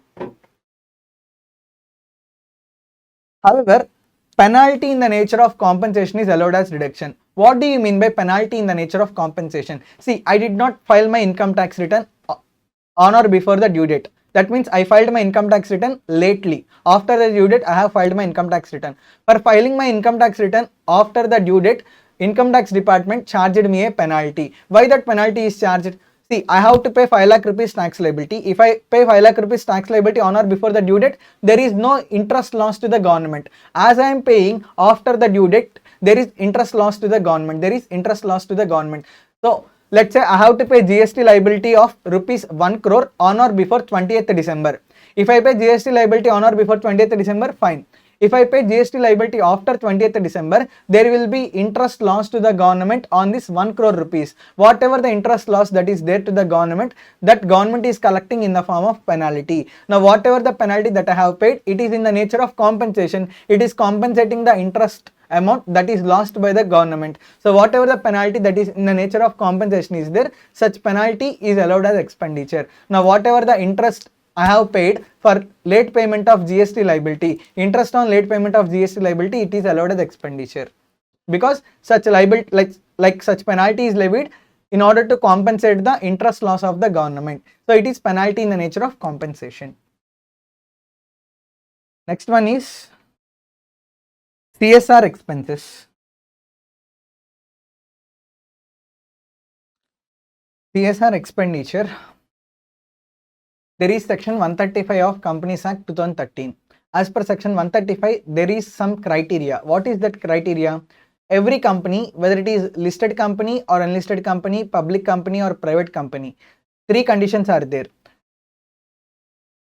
Whether net worth of the company is 500 crores or more, or turnover of the company is 1000 crores or more, net profit of the company is 5 crores or more. Out of these 3 conditions, if any one of the condition is satisfied, net worth 500 crores or more, turnover 1000 crores or more, net profit 5 crores or more. If any company satisfies any one of these conditions, then that company is mandatorily required to incur CSR expenditure, corporate social responsibility expenditure. How much expenditure is required to be incurred? You need to ignore current financial year. Current financial year you need to ignore. Last 3 financial years you have to consider. Last 3 financial years. In last 3 financial years, whatever the average net profits are there, 2% of these average net profits, 2% of the average net profits, it needs to spend for corporate social responsibility. Now, why I have explained about corporate social responsibility expenditure? Whatever the CSR expenditure that is incurred, that CSR expenditure is not allowed as deduction under PGBP head under section 37. You can see any expenditure incurred by an SSE on activities relating to CSR of Companies Act shall not be treated as business expenditure. As per Companies Act, it is mandatory to incur CSR expenditure. However, whatever the CSR expenditure that is being incurred, it is not allowed as deduction under PGBP head. One more thing, there are 2 funds called Swachh Bharat Kosh and Clean Ganga Fund. Whatever the amount that is being contributed to Swachh Bharat Kosh and Clean Ganga Fund, that will be allowed as deduction under section 80G donations. However, contribution to Swachh Bharat Fund or Swachh Bharat Kosh and Clean Ganga Fund, even this contribution will also be called as CSR expenditure. That means once if you make contribution to Swachh Bharat Kosh or Clean Ganga Fund, either you can claim expenditure, CSR expenditure, or you can claim donation under section 80G. You cannot claim both the deductions. Dual benefit is not available. Either you can consider it as CSR expenditure or you can consider it as donations under section 80G and claim deduction. So, You cannot claim both benefits, you can claim only one benefit. Next, we are going to discuss about section 40, 40A and 43B. Conditions for allowability of expenses under section 30 to section 37.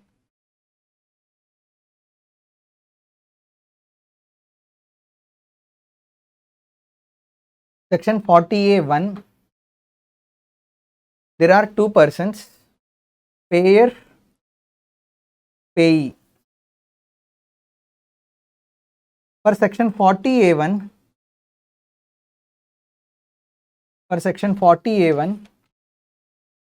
who will be considered as payee? Payee must be person outside India or non-resident in India or foreign company. For 40A1, who is the payee? Person resident outside India, foreign company or a non-resident in India. Payer at the time of making payment, to payee, payer is required to satisfy two conditions. Condition 1 is he is required to deduct TDS. On or before 31st March of previous year. This is condition 1. Condition 2 is deducted TDS is required to be deposited.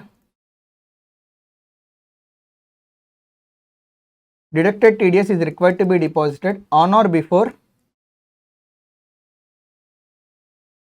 due date for filing ITR under section 139(1). This is condition 2. Conjunction is and. Both the conditions are required to be satisfied. Condition 1 is he is required to deduct TDS on or before the 31st March of the previous year. Second condition is deducted TDS is required to be deposited to the government on or before due date for filing ITR under section 139(1). What is the conjunction? Conjunction is and. That means both the conditions are required to be satisfied. If any one of the condition is not satisfied, 100% of the expenditure is disallowed. If any one of the conditions are not satisfied, 100% of the expenditure is disallowed. 100% disallowed as expenditure. When 100% is disallowed as expenditure, if any one of the conditions are not satisfied.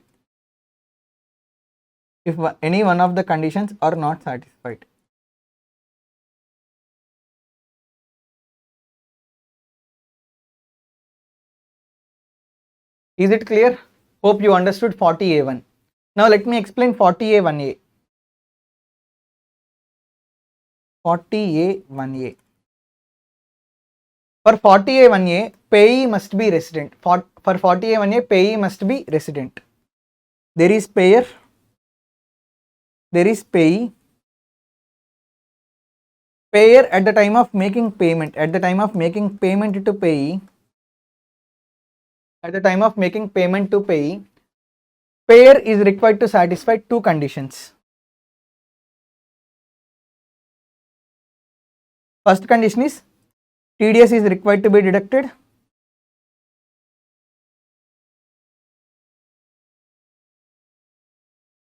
On or before 31st March of previous year.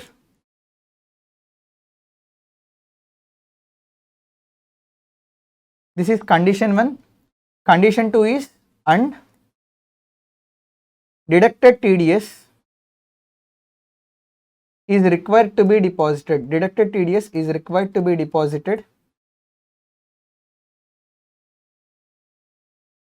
To government on or before due date for filing ITR under section 139(1). Under section 139(1). These are the two conditions. Only if these two conditions are satisfied, then only this payment is allowed as expenditure. If any one of the condition is not satisfied, then 30% of the payment is disallowed. 30% of expenditure disallowed. When 30% of the expenditure is disallowed if any one of the two conditions is not satisfied. If any one of the two conditions are not satisfied. If any one of the two conditions are not satisfied. One more thing is, this 30% of expenditure is getting disallowed.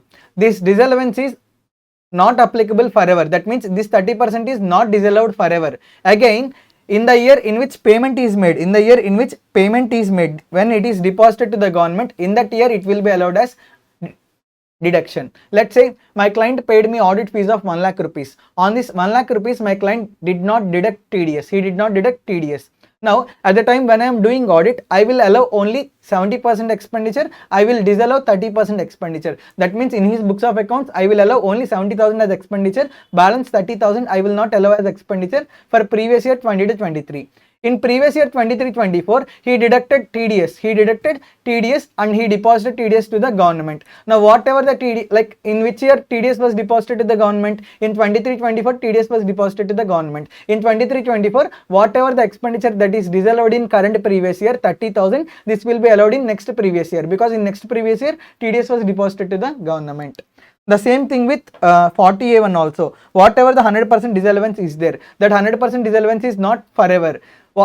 Again, in the next previous year, if TDS is deposited to the government, in that previous year, this 100% expenditure can be claimed as deduction. This is the provision relating to 40A1 and 40A1A. Now, there is one another point which I wanted to tell you. That one is, there is an exception. That means in certain cases, this disallowance does not get attracted. If 4 conditions are satisfied, disallowance does not get attracted. If these 4 conditions are satisfied, disallowance will not get attracted. What are those 4 conditions? First of all, I will explain with my audit fees example. Client paid me 1 lakh rupees audit fees without deduction of tax. Actually, for that client, 30% of the audit fees should be disallowed. However, there are 4 conditions. Payee means who is receiving the amount. I should file my income tax return. In the income tax return that I have filed, I have to consider whatever the audit fees that is received from the client, and I have to discharge my tax liability to the government. First thing is, payee should file his income tax return. I must file my income tax return. In his income tax return, he should consider whatever the income that is received from the payer. From payer, I received audit fees. This audit fee should be considered in this income tax return. Next, third condition is, on this audit fees, whatever the tax liability is there, this tax liability I have to pay to the government. These 3 conditions are satisfied. After that, payer has to obtain certificate from the chartered accountant that first 3 conditions are satisfied, and that certificate should be deposited to the government. If all these 4 conditions are satisfied, then even though without deduction of TDS, if any payment is made, it will not be disallowed and it is allowed as an expenditure. Okay, generally it is disallowed. Disallowance gets attracted. However, if payee files income tax return, payee considers that income, payee discharges tax liability on that income, and payer furnishes certificate from chartered accountant. If all these 4 conditions are satisfied, then even though no TDS is deducted, still expenditure is allowed and expenditure is not disallowed. Disallowance will not get attracted. So this is about 40A1 and 40A1A. Next, any sum paid on account of tax or cess levied on profits on the basis of or in proportion to the profits. Nothing but, see, whatever the income tax, wealth tax and dividend distribution tax is there, these taxes are not allowed as expenditure under PGBP head. One more thing, not only income tax, like at the time of calculation of income tax, we will calculate surcharge, health and education cess, right? Even though surcharge and health and education cess are also not allowed as expenditure under PGBP head. Whatever the penalty interest that is paid as per income tax act, even that also not allowed as expenditure under PGBP head. Next point is, I will explain this point in a very small chart. There are state government undertakings, right? There will be state government undertakings, just like RTC, Road Transport Corporation, Tourism Corporation, like this, there will be state government undertakings. If state government undertaking makes any payment to state government. If state government undertakings makes any payment to state government, then whatever the payment that is made, this payment is not allowed as deduction. This payment is disallowed. Are you able to understand? So any payment made by state government undertaking to a state government, on such payment, that payment expenditure is not allowed, that payment expenditure is disallowed. Next, 40A3. Any salary payable outside India or to a non-resident shall be disallowed if tax has not been deducted or paid. What do you mean? What do you mean by this? See, there is employer. He is required to pay salary to employee. And this employee is located outside India. On the payment of this salary, TDS is required to be deducted. If TDS is not deducted, 100% of salary will be disallowed. 100% forever disallowed. Okay, it cannot be claimed further also. 100% forever disallowed. Are you able to understand? So at the time of making payment of salary to the employee who is located outside India, on payment of such salary, employer is mandatorily required to deduct TDS. If employer do not deduct TDS, means danger. Okay, expenditure is disallowed. If TDS is deposited in next year, then in next year whether it is allowed? No, in next year also it is not allowed. Forever it will be disallowed. So you need to be very careful when you are making payment to non-resident employee. Guaranteely, mandatorily you are required to deduct TDS. If you do not deduct TDS, whatever the salary that you have paid, it will be disallowed forever. Next, tax on non-monetary benefits. See, non-monetary perquisites. We have seen under the head salaries what perquisites means or what non-monetary benefits means. On non-monetary benefits, if any tax is paid by the employer, that means, see, non-monetary perquisites, non-monetary benefits is a benefit to the employee. Along with non-monetary benefits, tax on non-monetary benefits is also paid by the employer. If tax on non-monetary benefits is paid by the employer, tax on non-monetary benefits is not allowed as an expenditure under PGBP head to the employer, and tax on non-monetary benefits is exempt. It is not taxable to the employee and it is exempt under section 1010cc. See, my salary is 10 lakh rupees. Apart from my salary, car facility, house facility, like assets like furniture facility, all these facilities were given. All these facilities amounted to 5 lakh rupees. On this 5 lakh rupees, these 5 lakh rupees are taxable to me under the head salaries. On this 5 lakh rupees, tax amount is, let's say, 1 lakh rupees. I did not pay 1 lakh rupees. Even tax on non-monetary benefits of 1 lakh rupees, even this 1 lakh rupees is also paid by the employer. Now this 1 lakh rupees is not allowed as deduction to the employer under PGBP head. Apart from, see, 10 lakh rupees is income to me, 5 lakh rupees is income to me. On 5 lakhs, actually I need to pay 1 lakh rupees out of my pocket. But who paid 1 lakh rupees? Employer paid 1 lakh rupees. That means I am saving 1 lakh rupees. Even this 1 lakh rupees is also income to me. However, on this 1 lakh rupees, like I need not pay any tax. This 1 lakh rupees is exempt under section 1010cc. Is it clear?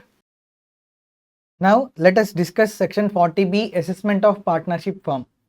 First of all, whatever the share of profit that is received by partner from partnership firm, share of profit is not taxable. Share of profit is exempt under section 10(2)(a). Next, whatever the interest, salary, bonus or commission that is received by partner from partnership firm, that salary, remuneration, bonus or commission as well as interest on partner's capital, all these are taxable to partner under the head PGBP only. See, these are all allowed as expenditure in partnership firm P&L account. Whatever the expenses that are allowed as expenditure under partnership firm P&L account, the same expenditure will be credited as income to the partner in his P&L account under PGBP head. So whatever the remuneration, salary, bonus or commission or interest on partner's capital that is received by partner from partnership firm, all these incomes to the partner from partnership firm, all of these are taxable under PGBP head. To the extent of these which are allowed as expenditure in partner's P&L account, they will be considered as income to partners under PGBP head.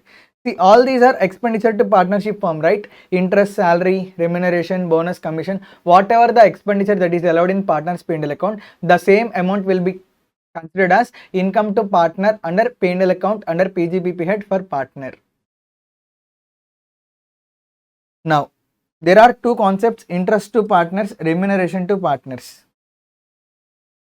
See, interest to partners, remuneration to partners, these two are allowed as deduction. Whatever the interest that is paid to partner, whatever the remuneration that is paid to partner, it is allowed as deduction. But it is allowed subject to satisfaction of some conditions. What are those conditions? Let us see now. There are two sections, section 40B, section 184. These two sections will keep the conditions. For interest to be allowed as deduction, all these conditions, like there are 3 conditions, there are 4 conditions. Total 7 conditions are required to be satisfied. For remuneration to be allowed as deduction, 4 conditions plus 4 conditions. Total 8 conditions are required to be satisfied. First of all, interest to partners capital. What are the conditions that are required to be satisfied to claim interest on partners capital as expenditure? First one, it should be authorized by and in accordance with partnership deed. Interest on partners capital should be specified by partnership deed. Only in partnership deed, if there is any clause for payment of interest on partners capital, then only interest is allowed as deduction. In partnership deed, if there is no clause relating to payment of interest to partners, then no interest will be allowed as expenditure. Second, prospective only. Prospective only means what? Let's say on 1st April 2022, ABC partnership firm was formed. On that date, there is no partnership deed. They have written partnership deed starting from 1st July. That means for the first 3 months, there is no partnership deed. On 1st July, they have drafted partnership deed. In that partnership deed, they have included a clause for payment of interest to partners. Now, interest on partners capital, it is not allowed from 1st April, but it is allowed from 1st July. That means prospectively, the day on which partnership deed is drafted, the date on which that clause is included, the date on which interest on partners capital clause is included, only from that date interest will be allowed as expenditure. Even though in partnership deed, like interest is allowed from 1st April, but as per Income Tax Act, only from 1st July interest is allowed. Are you able to understand? So 1st July partnership deed came into force. Even though interest is paid for 12 months, you can claim interest on partners capital as expenditure starting from 1st July. That means only for 9 months you can claim interest on partners capital as expenditure. And one more thing is, interest on partners capital cannot exceed 12% simple interest. Partnership deed is specifying interest on partners capital is required to be paid at the rate of 18%. Even though in practically 18% is paid, but as per Income Tax Act, maximum interest allowed is 12% only. Next, as per section 184, what are the conditions? There must be partnership deed, that is first condition. And partnership deed should specify profit sharing ratio. That means partnership deed should clearly mention which partner is eligible for how much amount of share of profits. That means profit sharing ratio of all the partners that are there in partnership deed should be clearly mentioned in the partnership deed. Then only interest is allowed as deduction. Third condition, this whatever the partnership deed is there, this partnership deed must be attached with income tax return at the time of filing of ITR. Whenever there is change in constitution of firm, whenever there is change in partners or change in constitution of firm, at that time revised, like partnership deed will be revised. Now revised partnership deed is also required to be attached and filed along with return of income. So these are total 7 conditions. Only if all these 7 conditions are satisfied, then only interest on partners capital is allowed as deduction. Otherwise, interest on partners capital is not allowed as deduction. Next, we are speaking about remuneration to partners. Remuneration to partners. Remuneration means what? See, remuneration, salary, bonus, commission, all will come under this only. Like all will be in the nature of payment for the work that is done by the partners. Now, what are the conditions that are required to be satisfied to claim remuneration as deduction? First condition, it should be authorized and in accordance with partnership deed. Manner of payment should be specified. If it is not, it will be disallowed. That means whatever the remuneration that is required to be partners, remuneration to each partner should be clearly specified in the partnership deed. What is the amount of remuneration, for which period that remuneration should be given. These details should be clearly given in the partnership deed. Then only that remuneration is allowed as deduction as per Income Tax Act. Otherwise, remuneration is not allowed as deduction. Prospectively only, as and when clause, as and when remuneration to partners capital is included in partnership deed, from that date only. That means if there is no partnership deed, remuneration is not allowed as deduction. If there is partnership deed and in that partnership deed, if there is no clause relating to remuneration to partners, then also remuneration is not allowed as deduction. Remuneration is allowed as deduction from the date on which remuneration to partners capital clause is included in partnership deed. Only from that date, remuneration is allowed as deduction. Even the remuneration is provided, even the remuneration is given for earlier period, such remuneration is not allowed as deduction as per Income Tax Act. It should be paid to working partner. See, remuneration paid to working partner only allowed as deduction. If it is paid to sleeping partner, such remuneration is not allowed as deduction as per Income Tax Act. And there are limits. There are limits for payment of remuneration. Only if remuneration is within those limits, then only remuneration is allowed as deduction. So let us see now what is the maximum remuneration allowed. Here remuneration is allowed on the basis of book profits. On the basis of book profits. If there are no book profits, if there are no book profits, what is the maximum remuneration allowed? Maximum remuneration allowed is, if there are no book profits, maximum remuneration allowed is 1,50,000. That means if there is book loss, maximum remuneration allowed is 1,50,000. If there are book profits,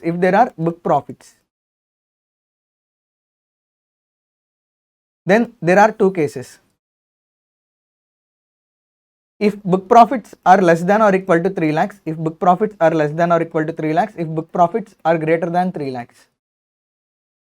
If book profits are less than or equal to 3 lakhs, then what is the scenario? Maximum remuneration allowed is 1,50,000 or 90% of book profits, whichever is higher. 1,50,000 or 90% of book profits, whichever is higher. If book profits are greater than 3 lakhs, then two cases will arise. On first 3 lakhs, how much remuneration is allowed?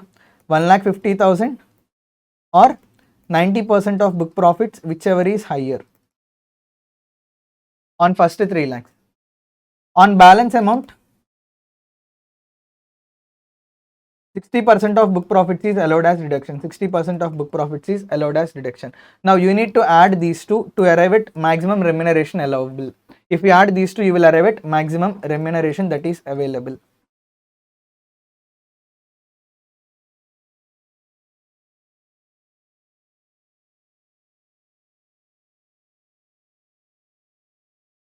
This is how you need to calculate maximum remuneration available. If actual remuneration paid to partners is less than maximum remuneration available, then that remuneration is allowed as deduction. If actual remuneration paid to the partners is greater than maximum remuneration available, then only up to maximum remuneration available, only the remuneration is allowed as expenditure, allowed as deduction. Next point is how to calculate book profits. There is format to calculate book profits. First of all, you need to take net profit. To that net profit, you need to add remuneration to partners. That means whatever the remuneration that is claimed, that should be added. Remuneration to partners, you need to add back.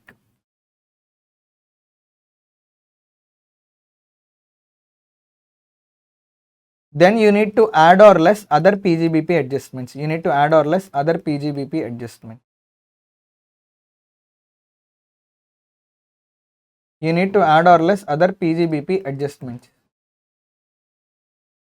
Then you will arrive at book profits.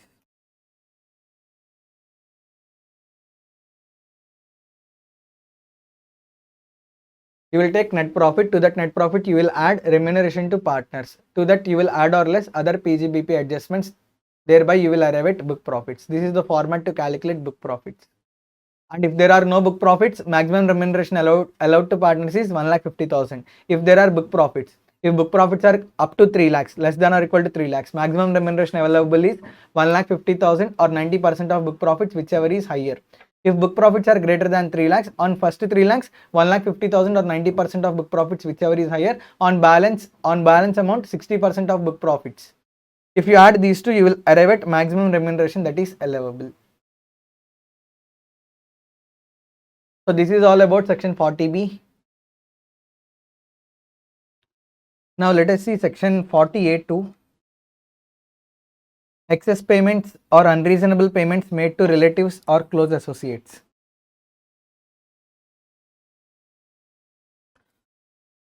If you understand the name of the provision, like name of the section correctly, half section you would have understood. Excess payments or unreasonable payments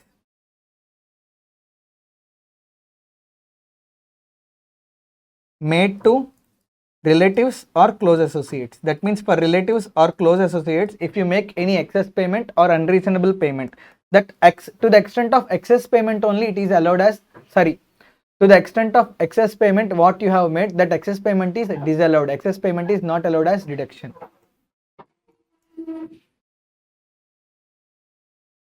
So like in order to attract section 48(2), certain conditions are required to be satisfied. There are 3 conditions that are required to be satisfied. First condition is it must be allowable expenditure. It must be an allowable expenditure under section 30-37. See, only if expenditure is allowable expenditure under section 30-37, then only it will come under 48(2). Otherwise, in those sections only it is disallowed. First of all, that expenditure should be allowable expenditure under section 30-37. If that is disallowed under section 30-37, why to come to 48(2)? There is no logic. There itself only expenditure is not allowed as deduction. Second condition is payment should be made to relatives or close associates. Payment should be made to relatives or close associates.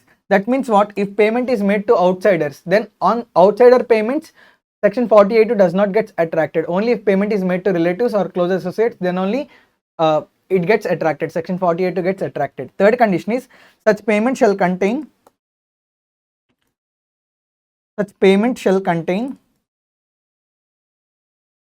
unreasonable or excess payments. Such payment shall contain unreasonable or excess payment. And like more than fair market value, excess payment should be made. That means like if excess payment is made, then only 48(2) gets attracted. So 3 conditions are required to be satisfied, and conjunction is, and all the 3 conditions are required to be satisfied. First of all, that expenditure must be allowable expenditure under section 30-37, and it should be, payment should be made to relative or close associate. Whatever the payment that is made, it must be an excess payment or unreasonable payment. If all these 3 conditions are satisfied, then excess payment is disallowed. Excess payment is disallowed. See, total payment is not disallowed, only excess payment is disallowed.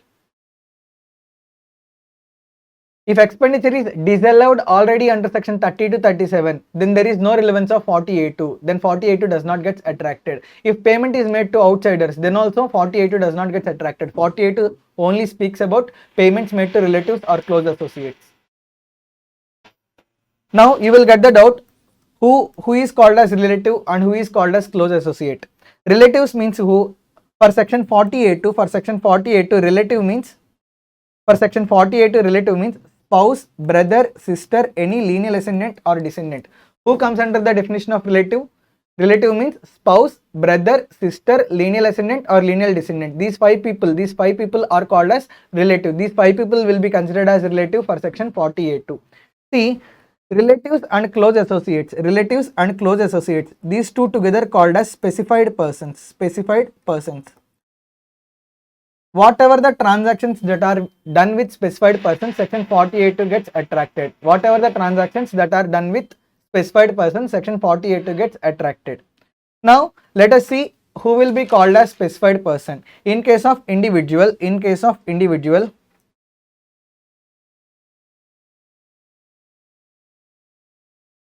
relative will be considered as specified person. In case of individual, relative will be considered as specified person. Along with relative, other business or profession in which individual or relative is having substantial interest.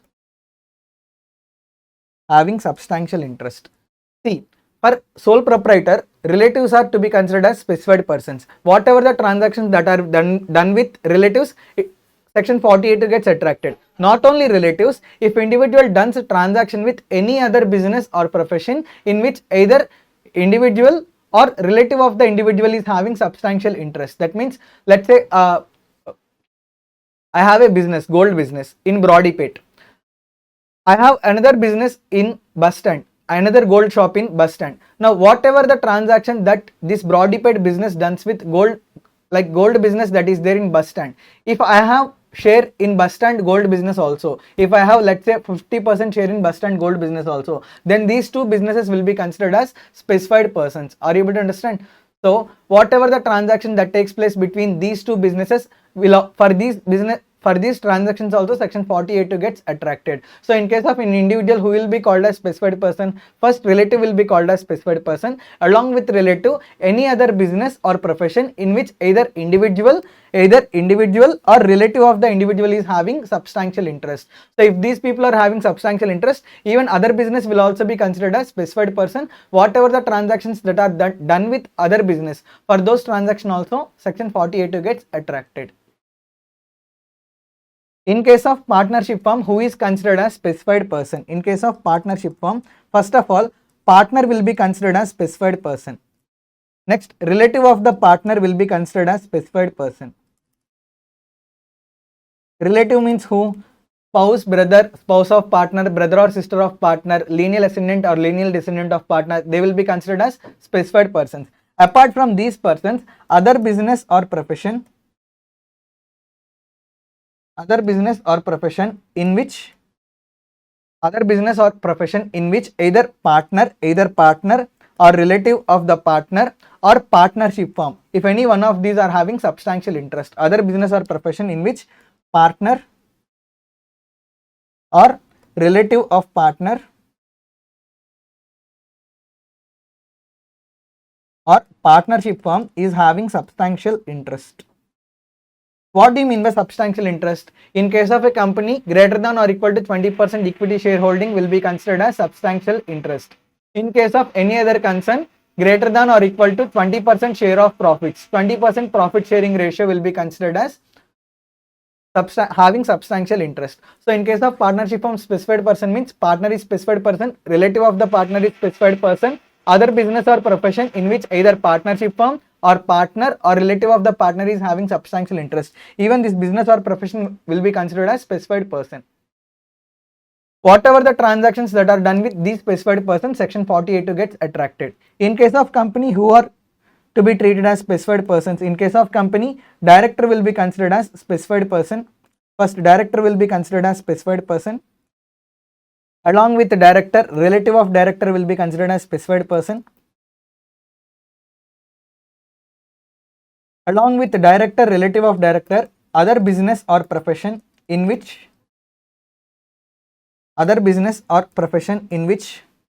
director or relative of director or company is having substantial interest. That means other business or profession in which either company or director or relative of the director is having substantial interest. Even this business or profession will be considered as specified person. Whatever the transactions that are done with these specified persons, section 48 gets attracted. So this is the crux of 48. The important thing to remember is entire expenditure is not disallowed, only excess expenditure, excess payment is disallowed. And relative for this purpose is spouse, brother, sister, lineal ascendant, lineal descendant. Only 5, very easy to remember. Next I will explain about section 48.3. 48.3. If payment is made, if any expenditure is incurred, then per person per day you should not make payment of more than 10,000 rupees in cash. Per person per day you should not make payment of more than 10,000 rupees in cash. If you want to make payment of more than 10,000 for a single person in a single day, you should make payment by way of account payee check, account payee bank draft or electronic clearing system or any other electronic mode. Only that means simply if you want to make payment of more than 10,000 rupees to a single person in a single day, you should not do in cash. You should do only by way of a bank transaction. Then only expenditure is allowed as deduction. Otherwise expenditure is not allowed as deduction. If you make more than 10,000 rupees payment to a single person in a single day in cash, then that expenditure is disallowed. Let's say I make payment of 15,000 rupees to carpenter in a single day. Now entire this 15,000 rupees is not allowed as deduction, entire 15,000 rupees is disallowed. The reason is, see, I made payment of 15,000 rupees to single carpenter in a single day. I should not make more than 10,000 payment in cash to a single person in a single day. However, I made payment of 15,000 rupees. Now not excess amount, entire amount is fully disallowed. 100% of the expenditure shall be disallowed. Are you able to understand? And for all the expenses that are covered under section 30 to section 37, this disallowance is applicable. Once if you deduction is claimed on accrual basis, that means on accrual basis if you claim any expenditure, later on in future years if you make payment more than 10,000 rupees in cash, in that year whatever the expenditure, whatever the deduction that was already claimed, it will be treated as income. Let's say like during 20 to 23 on accrual basis you have claimed audit fees of 30,000 rupees as expenditure. In 23-24 like client made 30,000 rupees payment to me in cash. Now for client, in earlier year he claimed audit fees of 30,000 rupees as expenditure on accrual basis. However, at the time of making payment, he made more than 10,000 rupees payment in cash. Now, during 23-24, entire 30,000 expenditure, which was claimed as deduction in 20-23, entire expenditure was disallowed, and entire expenditure will be considered as income. In 20-23, audit fees 30,000 claimed as expenditure. In 23-24, provision violated. He made more than 10,000 payment in cash. So, whatever the expenditure that was claimed in 20-23, this expenditure will be considered as income in 23-24. These Section 48.3 provisions are applicable for income computing under the head PGBP and under the head income from other sources. Crossed check. Crossed check. Even crossed check payment is also to be considered as cash payment only. That means more than 10,000 rupees if you make any crossed check, disallowance gets attracted. There is no difference between cash payment and payment by way of crossed check. Even crossed check payment will also be treated at par with cash payment. If SSC made two different expenditures to the same person, then 40A3 is applicable to each expenditure separately. What do you mean by this? Let's say there is X Limited, there is R. X Limited paid rent of 8,000 rupees on 27th March 2023. X Limited paid interest of 6,000 rupees on 27th March 2023. That means to a single person more than 10,000 payment is made for a single person on a single day. For only Mr. R, only on 27th March 2023 more than 10,000 payment was made. Actually, if more than 10,000 payment is made in cash, entire 14,000 should be disallowed. However, here the nature of expenses are different. 8,000 is belonging to rent, 6,000 is belonging to rent. So for each nature of expenditure, 10,000 limit is applicable. Are you able to understand? So if for the single person, if two nature of expenditures are paid, then you need to check threshold limit of 10,000 rupees for each expenditure separately. There are some exceptions to section 40A3. Like if payment is made by credit card, debit card, letter of credit, telegraphic transfer, then 40A3 provisions are not applicable. These are nothing but bank transactions only. Where payment is made by RBI, see if payment is made by, if any payment is made to RBI or any scheduled banks or LIC or GIC, for them also 40A3 provision is not applicable. Like I took loan from the bank 1 crore rupees. On that 1 crore loan, I have to pay interest of 1 lakh rupees. I paid 1 lakh rupees in cash as interest to the bank. Now I made payment to bank. For bank payments, if you make any payment to bank or LIC or GIC or any scheduled banks, even though you make cash payment of more than 10,000, still disallowance will not get attracted. So you can make payment to bank more than 10,000 in cash per person per day. If the payment is by way of gratuity compensation and it is paid to employee, if income under the head salaries for that employee does not exceed 50,000. What do you mean by this? There is an employee, for that employee income under the head salaries is less than or equal to 50,000. For that employee, if you are paying any gratuity amount, then 40A3 provisions are not applicable. That means for that employee at the time of payment of gratuity, even though you pay more than 10,000 rupees in cash, still disallowance will not get attracted. If payment is made to government, then also 40A3 provisions are not applicable. Where payment is made by way of book adjustment, that means like due to credit sets and all, you are not making any payment in cash, but by way of book adjustment, you are adjusting the transaction. By way of book adjustment also, if you make any payment, then section 40A3 provisions are not applicable. Let's say Mr. A needs to give me 50,000 rupees. Mr. A needs to give me 50,000 rupees. What happened? Like I purchased goods from Mr. A worth of 50,000 rupees. So instead of receiving 50,000 rupees from Mr. A, I purchased goods from Mr. A. Now how I made payment? In my books, I nullified Mr. A's account. That means by way of book adjustment, I purchased goods worth of 50,000 rupees. So here I did not make any payment, but by way of book adjustment, I made the transaction. So by way of book adjustment also, if any transaction is done, then for that section also, for that transaction also 48(3) provisions are not applicable. If any payment is made to farmer for the purpose of purchasing agricultural or forest produce, or for the purpose of produce of animal husbandry, or for the purpose of fish or fish products, or for the purpose of products of horticulture, apiculture. See, for the purpose of purchase of forest produce or produce relating to animal husbandry, produce relating to horticulture or apiculture, if any payment is made, 48(3) provisions are not applicable. They are small farmers, right? For them you can make payment of more than 10,000 in cash, still expenditure is allowed. See, where payment is made for purchase of products manufactured without aid of power in cottage industries. That means without using the power in cottage industry, if any products are manufactured, just like handlooms will be there, without using the power they will be manufactured. So for the purpose of purchase of handlooms, even though you incur more than 10,000 per person per day, even that expenditure is allowed as deduction. 48(3) provisions are not applicable. Next, see last two. There is principal, there is agent, there is customer. Not customer, there is supplier. Agent is purchasing from supplier. Agent is purchasing from supplier, for which agent is required to make payment in cash. So principal transferred cash to the agent. Principal transferred cash to the agent. So if this cash expenditure is allowed as deduction, then even this cash expenditure is also allowed as deduction.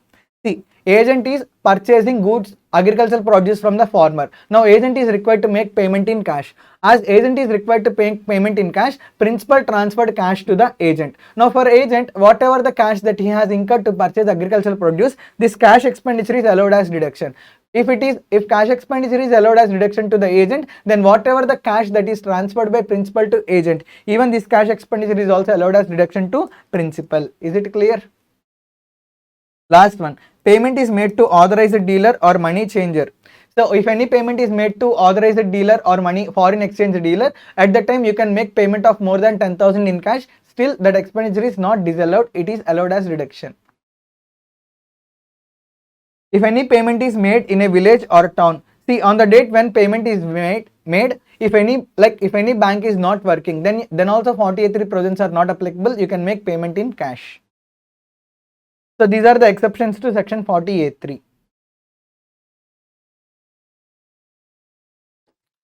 Next, we are going to discuss about section 43B. There are around 6 payments that are covered under section 43B. The significance of section 43B is there will be 6 expenses. There will be 6 expenses under section 43B. These expenses are allowed as deduction only on payment basis. How many expenses are there? 6 expenses. These are allowed as deduction only on payment basis.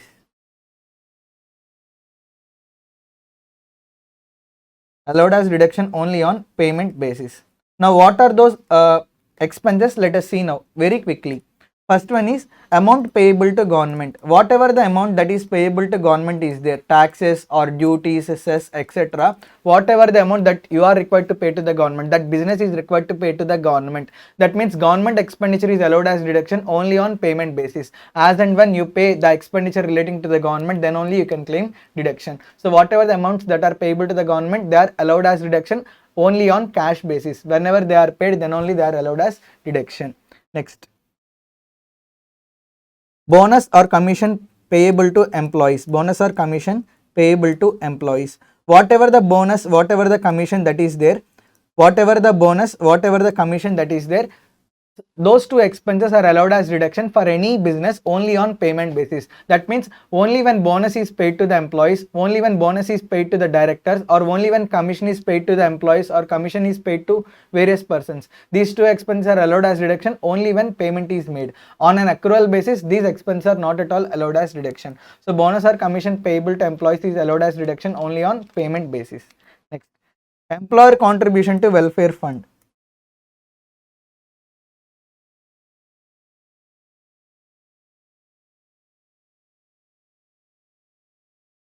Employer contribution to welfare fund. See, whatever the employer contribution is there to welfare funds like recognized provident fund, pension scheme, superannuation fund, this contribution is allowed as expenditure only when employer pays this contribution to respective authorities. Only if employer pays, then only it is allowed as deduction, otherwise not allowed as deduction. Next, leave salary. Do you know leave encashment, which we have discussed in the class very clearly? Leave encashment is also allowed as deduction only when leave encashment is paid to the employees. Next, amount payable to Indian Railways. Whatever the amount that is required to be paid to Indian Railways, even that amount is allowed as deduction only when payment is made. Last one is interest amount. Last one is interest amount. Interest payable to public financial institutions like State Financial Corporation, State Industrial Investment Corporation,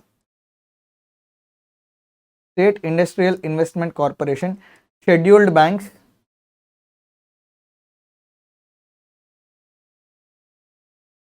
cooperative banks, NBFC. Whatever the interest that is required to be paid to these organizations, that interest is allowed as reduction only on payment basis. Are you able to understand? Whatever the interest that is required to be paid to State Financial Corporation, State Industrial Investment Corporation, scheduled banks, cooperative banks, NBFC. That means, let's say from scheduled bank I have taken a loan. On this loan I need to pay interest. That interest is allowed as reduction as and when it is paid. It is not allowed as reduction on accrual basis. Okay, so how many payments are there? In total there are 6 payments. In total there are around 6 payments. These payments are allowed as reduction only on payment basis. That means during the previous year 20 to 23, if these expenses are paid, then they are allowed as reduction. On 31st March 2023, after expiry of 31st March 2023, if these expenses are paid, then there is, if these expenses were not paid, then there is one remedy available. What is that? What is that remedy? Still, expenditure is allowed as deduction if payment is made within the due date for filing ITR under section 139(1). So for all these 6 payments, what is the due date? What should be the due date of payment? These should be paid on or before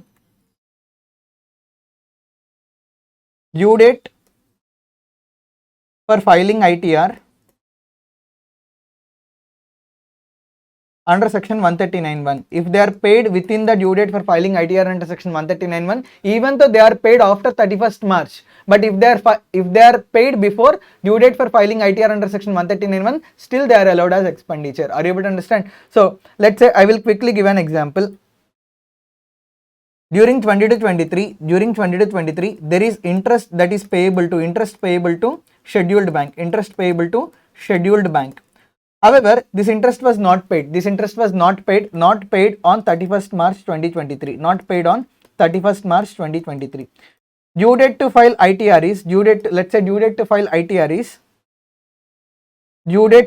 is, let's say 31st July 2023. If interest is paid before 31st July 2023, then interest expenditure can be claimed for previous year 20 to 23. That means after the expiry of the previous year also, but before filing income tax return under section 139(1), before due date for filing ITR under section 139(1). If you pay any of these 6 expenses, then you can claim expenditure for the previous year. If you do not pay up to the due date, then it will not be allowed as deduction. It will be disallowed. Then again, next, whenever you pay in that previous year, you can claim as deduction. Are you able to understand? So before 31st July 2023, you did not pay this interest amount. However, you paid on 31st August 2023. For previous year 20 to 23, this interest amount will not be allowed as expenditure. However, for previous year 23-24, it will be allowed as expenditure. Did you understand? So this is how it works. This is all about section 43P. Now let us discuss about section 41, deemed profits. When income is taxable under section 41. In earlier years, in P&L account, if you have claimed any expenditure, or if you have claimed any loss, or if you have claimed any trading liability, that means nothing but outstanding expenditure in earlier years, and whatever the expenditure or deduction that you have claimed in earlier years, with regard to this deduction, if any benefit is received, that benefit is taxable as deemed profits. Let's say bad debts are there. In earlier years, you have claimed bad debts as expenditure. In current previous year, there is recovery of bad debts. Now, recovery of bad debts is taxable as deemed profits under the head PGBP. Whatever the amount of recovery of bad debts is there, such recovery amount is taxable under PGBP head as deemed profits. When it is taxable, deemed profits are taxable in the year of such receipt. Taxable in the year of such receipt or benefit.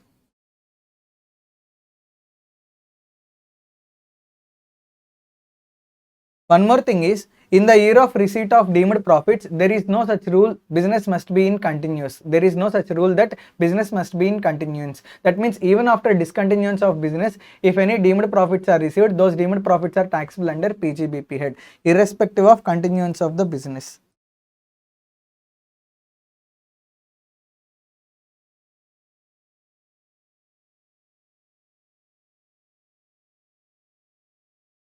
Did you understand? Whatever the expenditure or loss or trading liability, that means nothing but outstanding expenditure that you have claimed in earlier years, regarding to that, if you have claimed, like if you have received any benefit during the current previous year, that benefit will be called as deemed profit, and that deemed profit is taxable in the current previous year. Generally, deemed profits are taxable in the year in which such deemed profits are received, such benefits are received, and they are taxable irrespective of the continuance of the business. That means even after discontinuance of the business, if there are any deemed profits, those deemed profits are taxable under PGBP head. Let's say Masterminds closed today. After Masterminds got closed, some students who did not pay fees, they came and they paid fees. Actually, their fees was recognized as bad debts in earlier years. Now there is recovery of bad debts.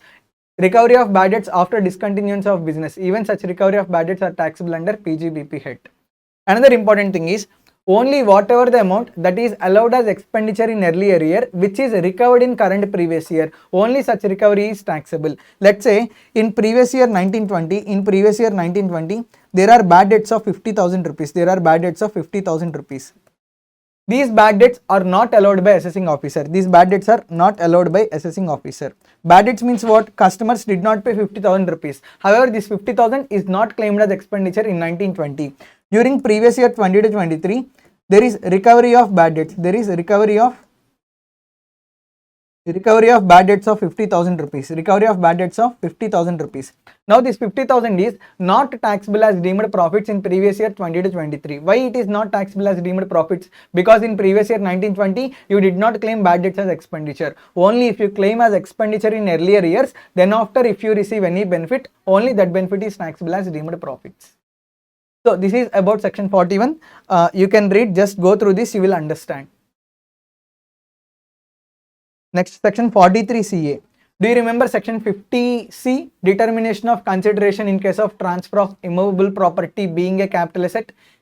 So if immovable property is held as a capital asset, then section 50C gets attracted. If immovable property, if it is held as a stock in trade, then section 43CA gets attracted. Generally for real estate people or developers or builders, section 43CA gets attracted. The same provisions of section 50C are applicable here also. The only difference is section 50C is applicable for only those people who are holding immovable property as capital asset. Section 43CA is applicable for those people who are holding immovable property as stock in trade. Same provisions I have explained in capital gains section 50C. The same provisions are applicable here also under 43CA. The only difference is 50C is applicable to the person who is holding immovable property as capital asset. 43CA is applicable to that person who is holding immovable property as stock in trade. Next, let us discuss about section 44AA. Books of accounts. Maintenance of books of accounts. See, every person who is engaged in business or profession, like there are some rules and there are some conditions. If those conditions are satisfied, then that person is required to maintain books of accounts. First of all, let us discuss about business SSCs and non-notified professions. There will be certain group of people called notified professionals.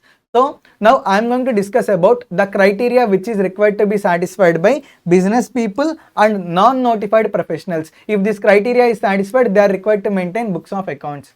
Okay. So basically these are divided into three categories: category 1, category 2, category 3. Under category 1, notified professionals are covered. Under category 2, business SSCs and non-notified professionals are covered. Under category 3, specified SSCs are covered. Now let us discuss about category 2, business SSCs and non-notified professionals, when they are required to maintain books of accounts. Business SSCs and non-notified professionals, when they are required to maintain books of accounts. Actually, maintenance of books of accounts is determined on the basis of income criteria, on the basis of turnover criteria. That means on the basis of income, on the basis of turnover, we will tell whether business SSCs and non-notified professionals are required to maintain books of accounts or not. Only on the basis of turnover and income. On the basis of income, in case of existing business or profession, the income is exceeding 1,20,000 rupees or 2,50,000 in case of individual and HUF. See, there is individual and HUF, they are doing business, their turnover in the business is greater than 2,50,000, sorry, their income in the business is greater than 2,50,000. Their income in the business must be greater than 2,50,000. In which year? In any one of the 3 years immediately preceding the current previous year. What do you mean by this? Let's say in case of individual or HUF. Current previous year is previous year 20 to 23. You need to ignore current previous year. Last 3 previous years means 21-22, 20-21, 19-20. Among these three previous years, if any one of the previous year, income is greater than 2.5 lakhs, then they are required to maintain books of accounts. So in case of individual or HUF, current previous year you need to ignore. Okay, excluding current previous year, in last 3 previous years, for any one of the previous year, if income is greater than 2.5 lakhs, then individual or HUF is required to maintain books of accounts. In case of other persons, instead of 2.5 lakhs, you will consider 1.2 lakhs. Is it clear? Instead of 2.5 lakhs, you will consider 1,20,000. So in case of other persons, you need to ignore current previous year. In last 3 previous years, for any one of the previous year, if their income is greater than 1,20,000, they are required to maintain books of accounts. In case of newly set up business or profession, whatever the expected turnover that is there for current previous year, whatever the expected income that is there for current previous year, if expected income is greater than 2,50,000 for individual or HUF, then they are required to maintain books of accounts. If expected turnover for other persons is greater than expected income for other persons is greater than 1,20,000, then they are required to maintain books of accounts. First of all, business SSCs and non-notified professionals.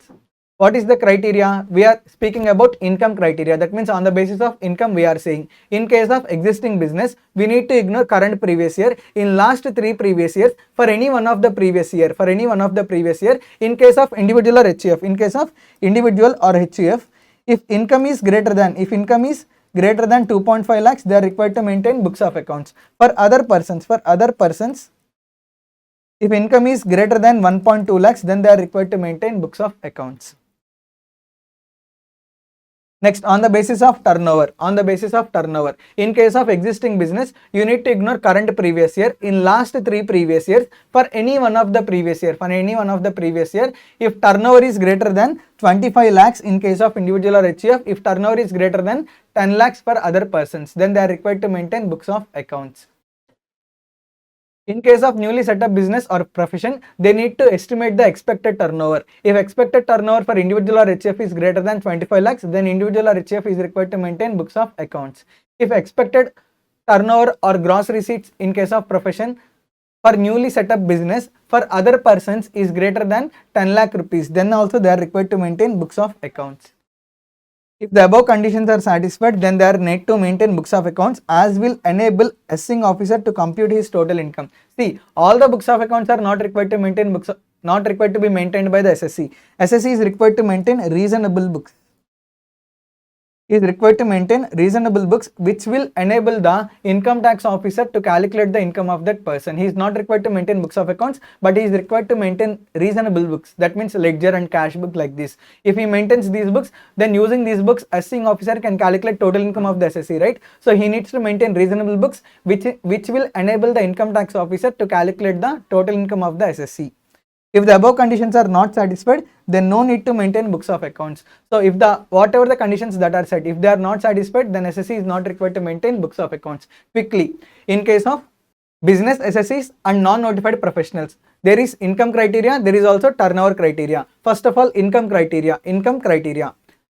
If it is existing business, there is one rule. If it is new business, there is one rule. It is existing business. We need to check income of the individual or HCF. If income of the individual or HCF is greater than 2,50,000, not in current previous year, but any one of the last 3 previous years, that means excluding current previous year, you have to take last 3 previous years. In these 3 previous years, for any one of the previous year, if income is greater than 2,50,000, then individual or HCF is required to maintain books of accounts. Okay, you need to ignore current previous year. In last 3 previous years, for any one of the previous year, for other person, if income is greater than 1,20,000, then he is required to maintain books of accounts. In case of newly set up business, you need to estimate. In case of individual or HCF, if estimated total income is greater than 2,50,000, individual or HCF is required to maintain books of accounts. In case of other persons, if estimated total income is greater than 1,20,000, they are required to maintain books of accounts. In case of like turnover criteria.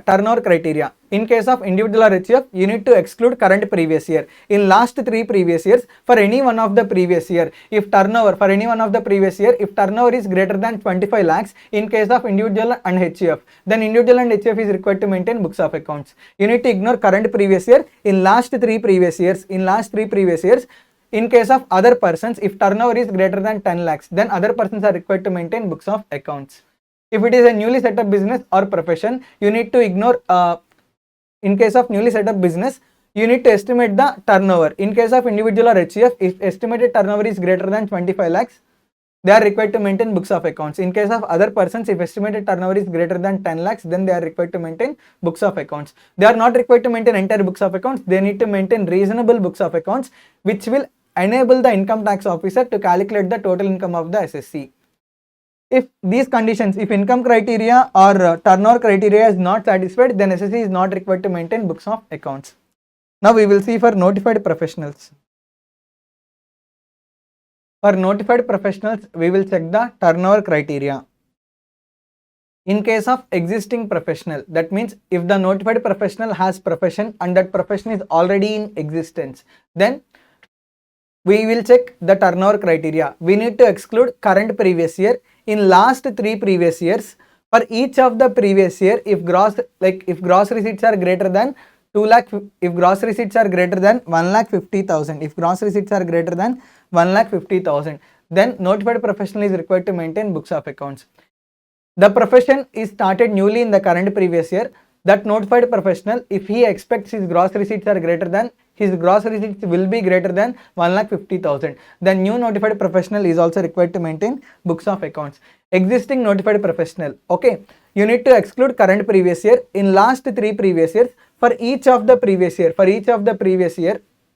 if gross receipts are greater than 1,50,000, then that notified professional is required to maintain books of accounts. For newly set up professional, notified professional, he need to expect his gross receipts. If the expected gross receipts are greater than 1,50,000, then he is required to maintain books of accounts. What are the books of accounts that he is required to maintain? He need to maintain cash book, he need to maintain journal, he need to maintain ledger, he need to maintain bills and vouchers. These are the books of accounts that are required to be maintained.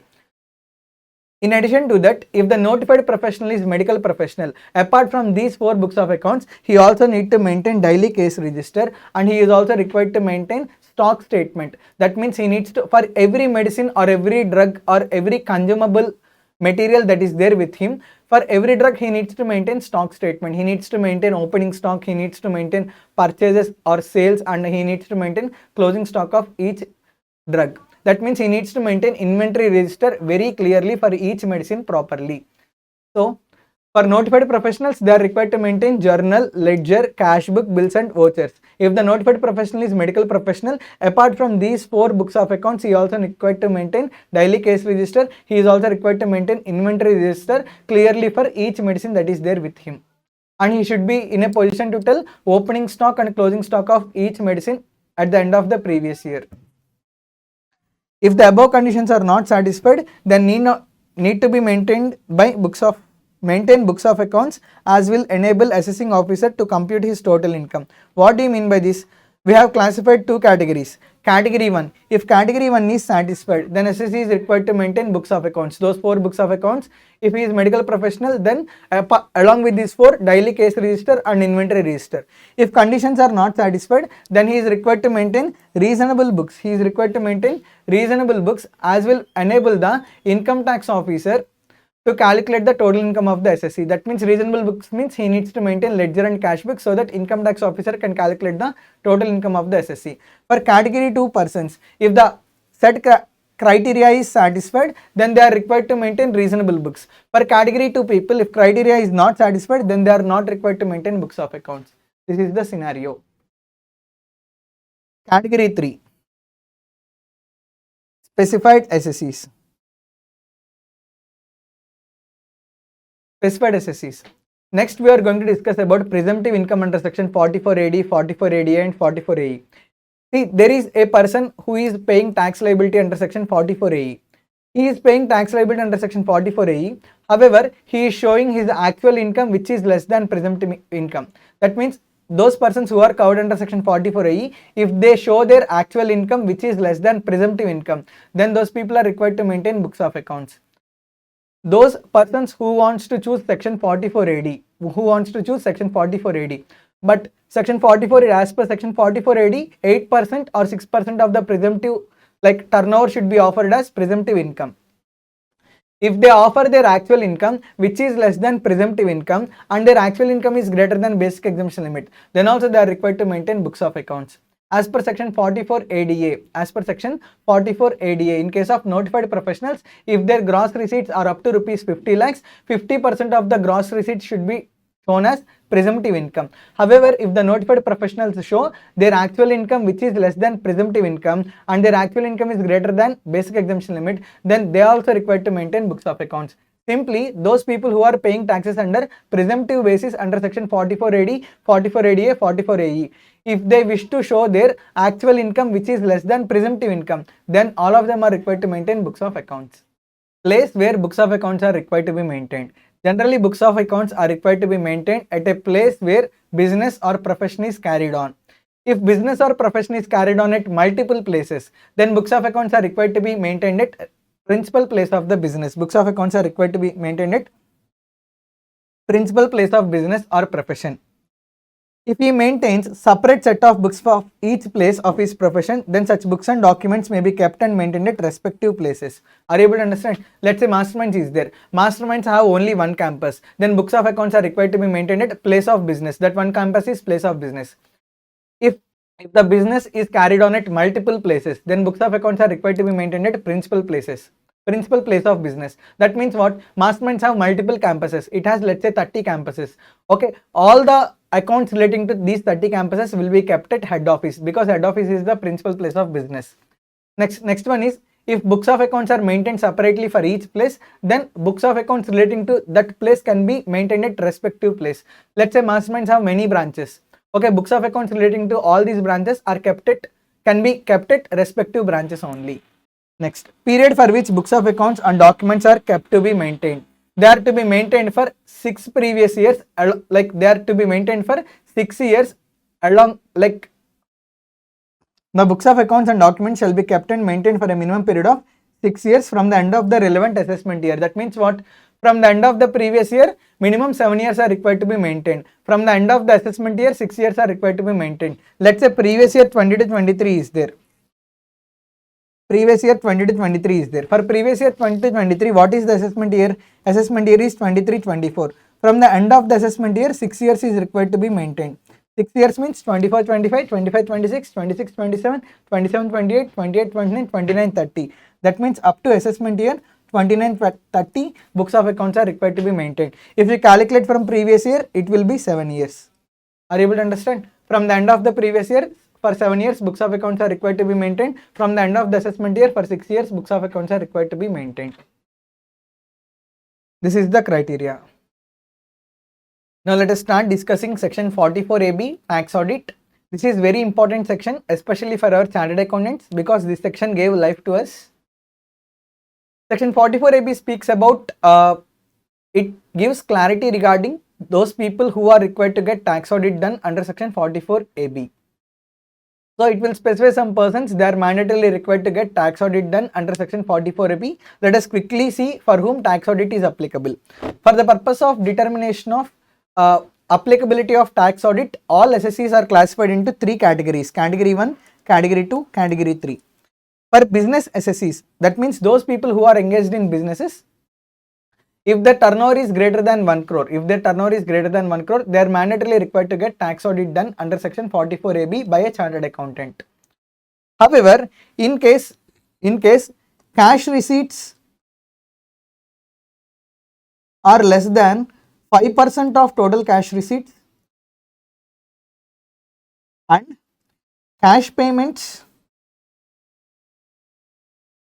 are less than 5% of total cash payments, if these two conditions are satisfied. In business, if cash receipts are less than 5% of total receipts and if cash payments are less than 5% of the total payments, if these two conditions are satisfied, conjunction is and both the conditions are required to be satisfied. If both these conditions are satisfied, then in such a case, instead of 1 crore, you need to consider 10 crore as threshold limit. That means for those businesses in which cash receipts are less than 5% of total receipts and cash payments are less than 5% of total payments, then you need to consider threshold limit of 10 crore. For such business, if total turnover is less than or equal to 10 crores, tax audit is not applicable. For such businesses, if than 10 crores, then tax audit is applicable. In case of profession, you need to check gross receipts. If gross receipts are less than or equal to 50 lakhs, tax audit is not applicable. If gross receipts are greater than 50 lakhs, then tax audit is applicable. Next, for special SSCs, those who comes under section 44AE, if they wish to show their actual income which is less than presumptive income, then they are mandatorily required to maintain books of accounts, mandatorily required to get their books of accounts audited under section 44AB. For those SSCs who are getting covered under section 44AD, if they want to show their actual income which is less than presumptive income, and if their actual income is greater than basic exemption limit, they are mandatorily required to maintain books of accounts and they are mandatorily required to get tax audit done under section 44AB. In case of SSCs who are covered under section 44ADA, if they wanted to show their actual income which is less than presumptive income and this actual income is greater than basic exemption limit, then they are mandatorily required to maintain books of accounts and they are mandatorily required to get tax audit done under section 44AB. This is the applicability and other points. See, the person who gets tax audit done under section 44AB by a chartered accountant is required to furnish audit report.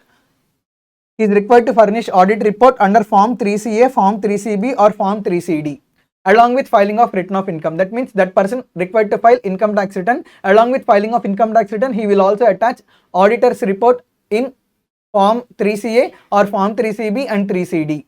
This tax audit report is required to be submitted on or before 30th September of the assessment year. See, income tax return is required to be filed on or before 31st October of the assessment year for those who are required to get tax audit done.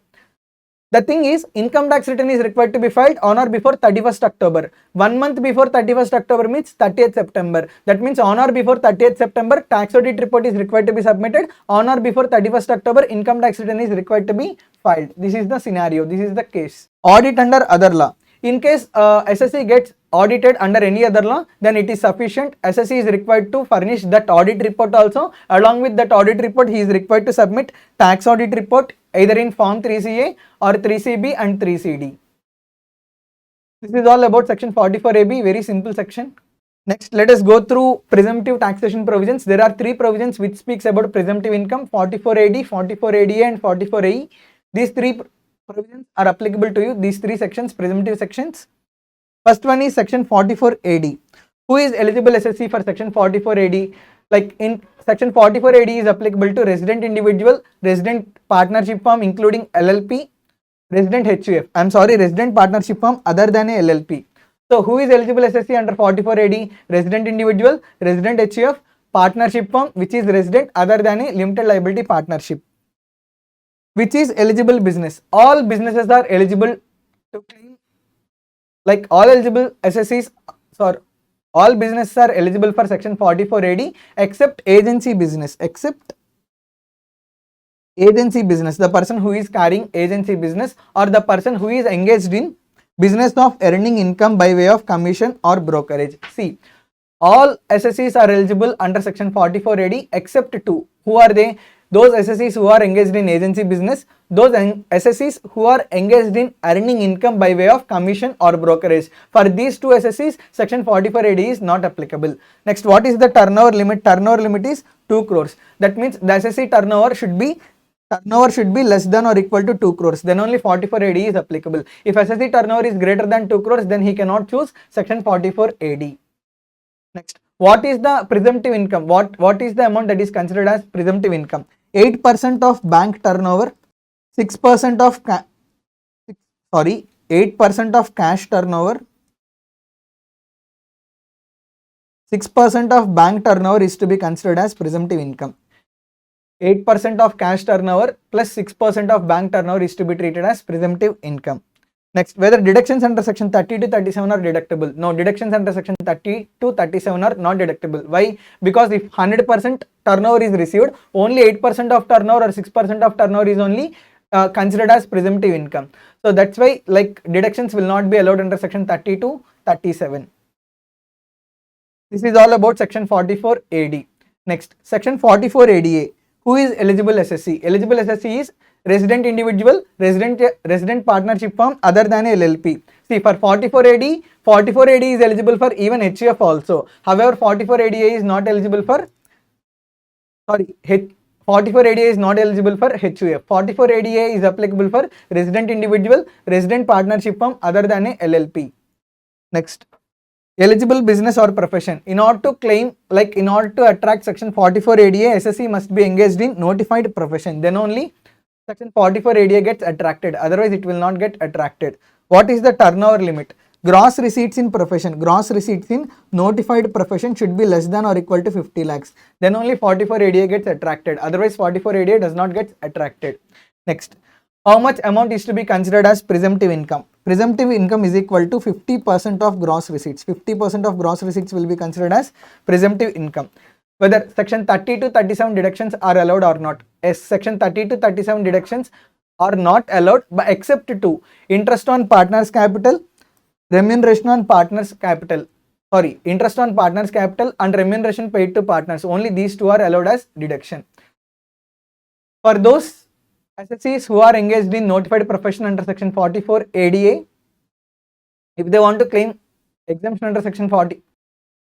Now let us see presumptive taxation provisions under section 44AD, 44ADA, 44AE. These three sections, presumptive sections are there for your syllabus.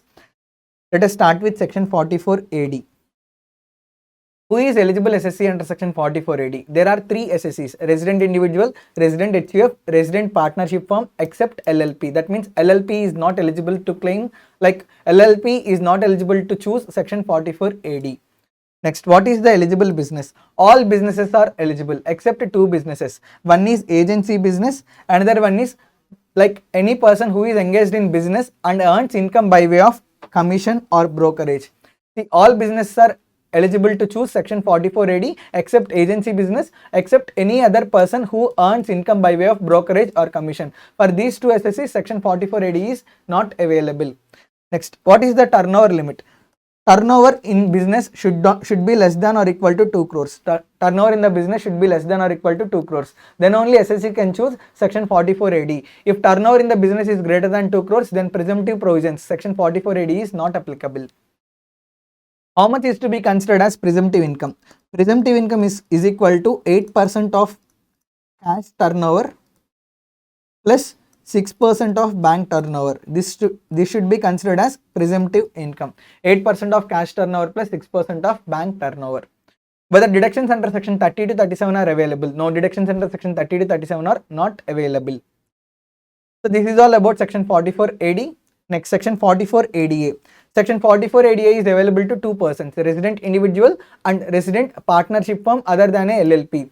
Under section 44 AD, resident HF is also available. Under section 44 ADA, like resident HF is not there. What is the eligible business? Like if a person want to choose section 44 ADA, he must be engaged in notified profession. Only notified professionals can choose section 44 ADA. What should be the turnover? Gross receipts in notified profession should be less than or equal to 50 lakhs. If gross receipts in notified profession are greater than 50 lakhs, then SSE cannot choose section 44 ADA. How much is to be considered as presumptive income? Presumptive income is equal to 50% of gross receipts. Whether deductions under section 30 to 37 are available? No, deductions under section 30 to 37 are not available except two deductions. One is interest on partners' capital and another one is remuneration to partners. These two expenses are allowed as deduction, except these two expenses. Remaining all expenses are disallowed.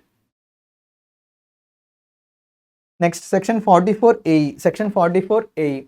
Any SSE can choose section 44 AE. Any SSE can choose.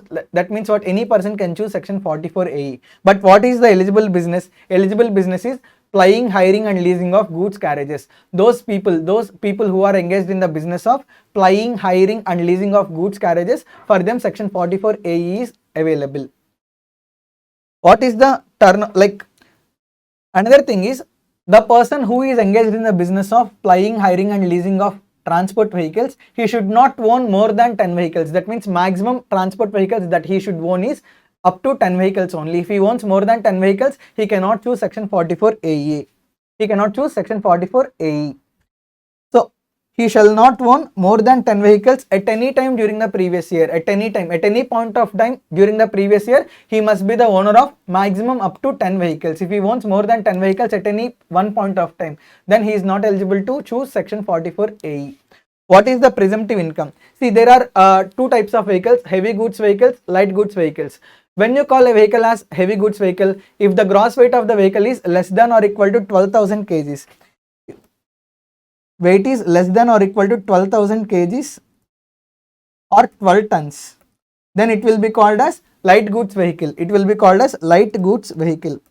If the weight of the vehicle, when you call a vehicle as heavy goods vehicle, if the weight of the vehicle is greater than 12,000 kgs or 12 tons, then that vehicle will be called as heavy goods vehicle. Are you able to understand? Now, in case of heavy goods vehicle, what is the presumptive income? In case of heavy goods vehicle, presumptive income is equal to 1000 rupees per ton per vehicle per month or part of the month.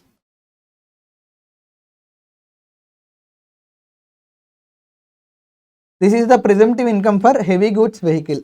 For light goods vehicle, what is the presumptive income? For light goods vehicle, presumptive income will be 7,500 per vehicle per month or part of the month.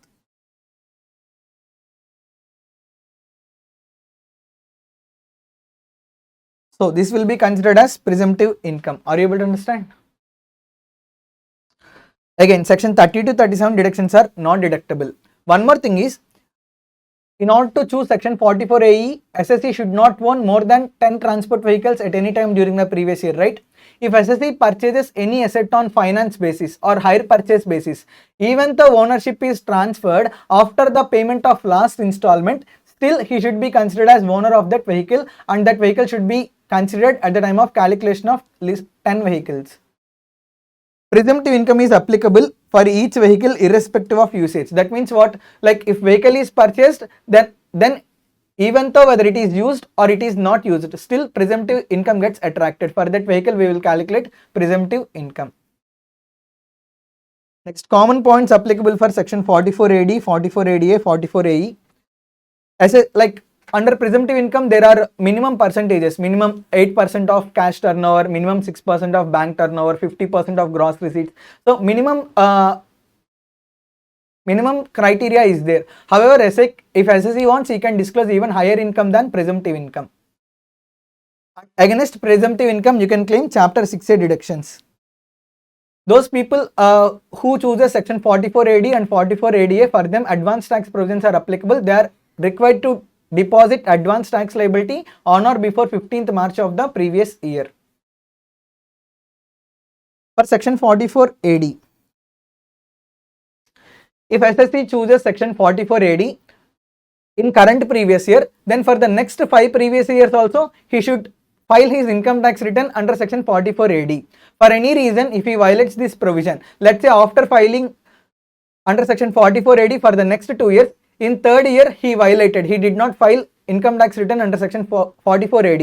From third year onwards, for the next 5 years, he cannot choose section 44 AD. Are you able to understand? So if a person chooses 44 AD, for the next 5 years, he mandatorily file his income tax return under 44 AD only. In the next 5 years, if he violates provision for any one of the previous year, then further next 5 years, starting from the year in which he violated the provision, he is not eligible to choose section 44 AD. And one more thing, the person, any person who gets covered under section 44 AD, if he discloses his actual income which is less than presumptive income and his actual income is greater than basic exemption limit, then that person is required to maintain books of accounts and get tax audit done under section 44 AB. Generally, those people who gets covered under section 44 AD, 44 ADA and 44 AE, they are not required to maintain books of accounts, they are not required to get tax audit done. However, if these SSCs, if the person who got covered under section 44 AD, if he discloses his actual income which is less than presumptive income and actual income is greater than basic exemption limit, then this SSC is mandatorily required to maintain books of accounts and required to get tax audit done under section 44 AB.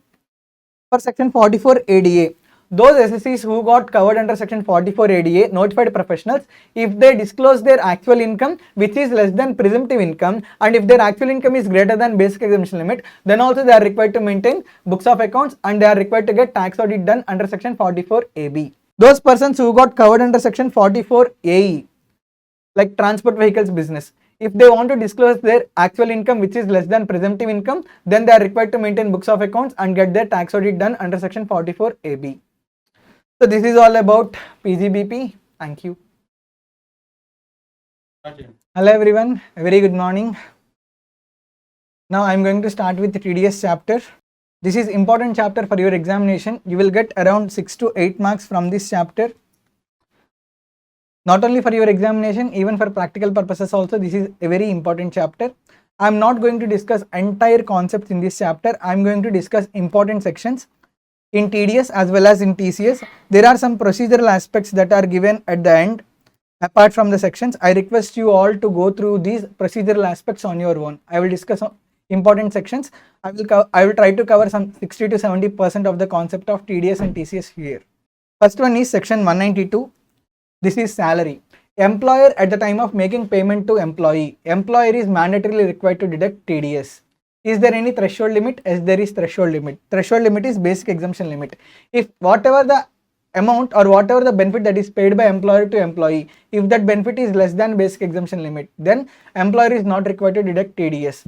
At the time of paying salary, employer is also required to get other incomes details of the employee, and based on that, employer has to calculate total income of the employee, and if there is any tax liability for the employee, employee has to deduct TDS from the salary which is paid by employer to employee.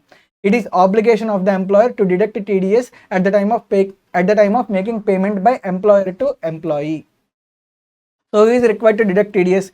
Payer can be any person. Payee must be individual. Rate of TDS will be at slab rates, and when TDS is required to be deducted, TDS is required to be deducted at the time of payment. So at the time of payment of salary by employer to employee, employer is mandatorily required to deduct TDS if total income of the employee is greater than basic exemption limit. What is the rate of TDS? As per the slab rates, TDS is required to be deducted. However, there are some exceptions or exemptions. If any allowances are given by employer to employee and those allowances are not taxable, and if those allowances are exempt, then on those allowances TDS is not required to be deducted. Second one is section 192A, premature withdrawal from recognized provident fund. We have studied, if employee withdraws from provident fund any amount before completion of 5 years of continuous service with the employer, then whatever the amount that is withdrawn, it is taxable. If employee withdraws amount from recognized provident fund after continuous service of 5 years, then whatever the amount that is withdrawn, it is not taxable. However, if it is withdrawn before continuous service of 5 years, that means if there is premature withdrawal, then whatever the amount that is withdrawn, it is taxable. However, at the time of premature withdrawal, recognized provident fund pay amount to the employee, right? At that time, recognized provident fund will deduct TDS at the rate of 10%. If employee gives his PAN number to recognized provident fund, and if employee withdraws before continuous service of 5 years, recognized provident fund will deduct TDS. What is the rate of TDS? Rate of TDS is 10%. That too if PAN is provided by employee. If employee does not provide PAN, then rate of TDS is maximum marginal rate. Maximum marginal rate means nothing but 42.744%. Highest rate of tax plus highest rate of surcharge plus health and education is 4%. If you if you calculate like this, you will arrive at 42.744%. And when recognized provident fund is required to deduct TDS, recognized provident fund is required to deduct TDS at the time of payment. Is it clear? Next, section 193, interest on securities. You know, right? Securities means share, like debentures, bonds, securities. These are all called as securities. On securities, if any interest is paid, payer is required to deduct TDS. Is there any threshold limit? Yes, there is threshold limit. There are 8% savings taxable bonds 2003, 7.75% savings taxable bonds. Simple. For savings taxable bonds, the threshold limit applicable is 10,000. That means in case of savings taxable bonds, 7.75% savings taxable bonds issued in 2018 and 8% savings taxable bonds issued in 2003. For these two savings taxable bonds, if any interest is paid, up to rupees 10,000, no TDS is required to be deducted. If amount of interest paid for these two bonds is greater than 10,000, then TDS is required to be deducted at the rate of 10%. Is it clear? 7.75% savings taxable bonds. At the same time, 8% savings taxable bonds. For these two taxable bonds, what is the threshold limit applicable? 10,000. Next. Second threshold limit is 5,000 rupees. In case of interest on debentures issued by a company in which public are substantially interested, paid or credited to a resident individual or HF. Simple. Company should be a public company. It should issue debentures. On debentures, interest should be paid to resident individual or HUF. The amount of interest should not exceed 5,000. Three conditions. Company should be public company and it should issue debentures. On debentures, it will pay interest. And interest should be paid to resident individual or HUF. The amount of interest should not exceed 5,000. If all these three conditions are satisfied, then on payment of interest, TDS is not required to be deducted. If the amount of interest paid is greater than 5,000, then TDS is required to be deducted at the rate of 10%. See, there are three conditions. Company should be public limited company and it should issue debentures. And the interest should be paid to resident individual or HUF. Amount of interest should be up to rupees 5,000. If all these three conditions are satisfied, then interest, whatever the amount of interest is there, on such payment of interest, no TDS is required to be deducted. Out of these three conditions, if any condition is not satisfied, then TDS is required to be deducted on total amount. No threshold limit is applicable.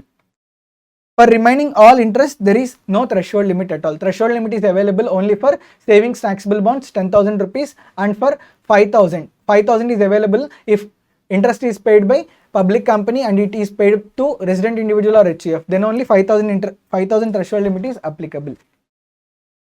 Interest on securities, if it is paid by any person, payer must be any person, payee must be any resident.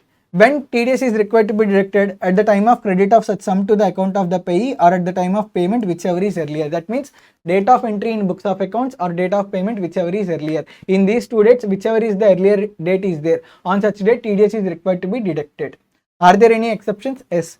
No TDS is required to be deducted from any interest payable on national development bonds, 7-year national savings certificates. See, there are bonds called national development bonds, 7 years national savings certificates. For these securities, if any interest is paid, irrespective of the threshold limit, there is no threshold limit that is available. Whatever the amount of interest that is there, whatever the amount of interest that is paid, still no TDS is required to be deducted because they got covered under exceptions.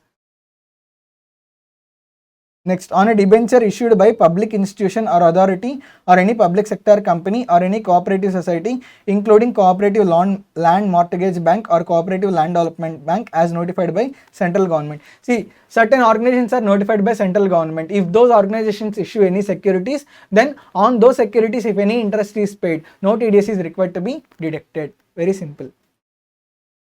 Next. Interest payable to LIC, GIC or subsidiaries of GIC or any other insurer provided securities owned by it or in which it has full beneficial interest. Let's say LIC purchased securities in one company or GIC purchased securities in one company. On those securities interest will be paid, right? Whatever the interest that is paid to LIC or GIC or subsidiaries of GIC, on such interest no TDS is required to be deducted. Simple. If payee means who receives interest. If the payee, the person who is receiving interest is LIC or GIC or subsidiary of GIC, then no TDS is required to be deducted on payment of such interest. Next. Payable on any security issued by a company where such security is in dematerialized form and is listed on a recognized stock exchange in India. On listed securities, if any interest is paid, on such interest no TDS is required to be deducted. You need to remember very well, listed securities, on listed securities any interest is paid, such interest is not at all required to be, on such interest no TDS is required to be deducted. Next, section 194, dividends. See, on payment of dividend also TDS is required to be deducted. Is there any threshold limit? As 5,000 rupees is the threshold limit. That means if dividend paid is up to rupees 5,000, no TDS is required to be deducted. If dividend paid is more than 5,000, then TDS is required to be deducted. Who is required to deduct TDS? Payer is required to deduct TDS. Payer must be principal officer of the company. That means the company which is paying dividend, in such company whoever principal officer is there, such principal officer is required to deduct TDS. And who is the payee? Payee can be resident person. Payee must be a resident person. What is the rate of TDS? Rate of TDS is 10%.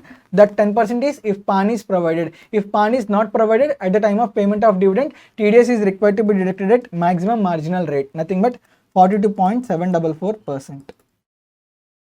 When TDS is required to be deducted? At the time of payment of dividend or at the time of distribution of dividend, whichever is earlier.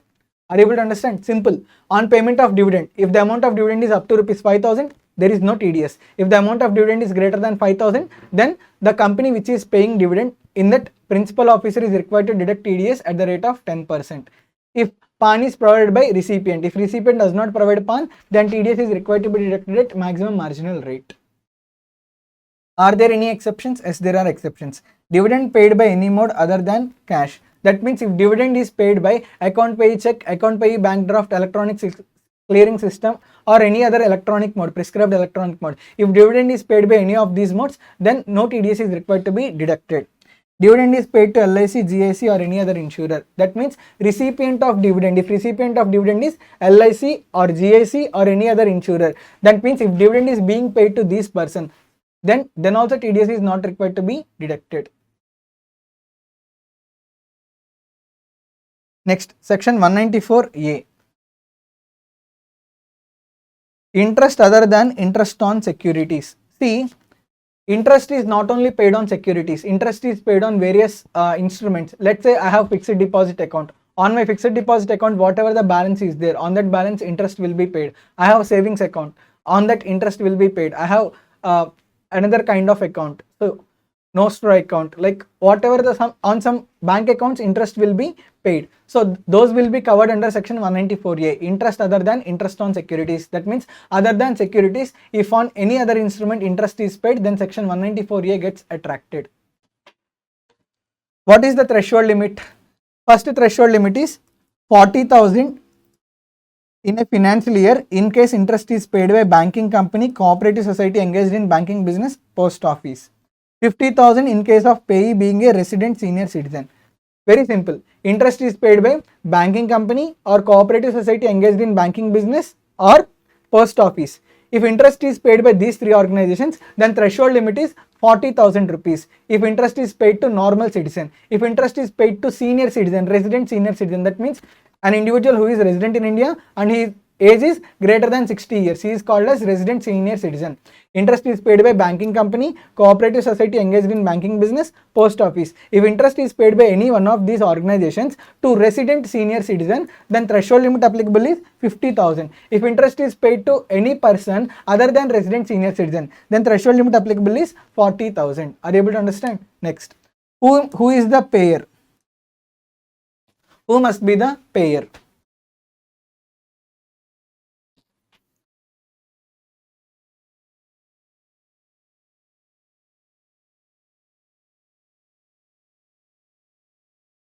If payer is other than individual or HUF,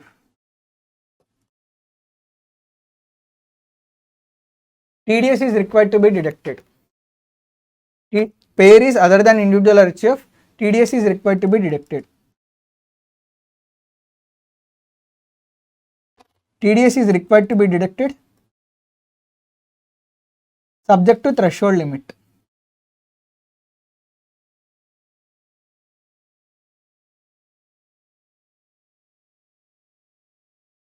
If payer is individual or HUF,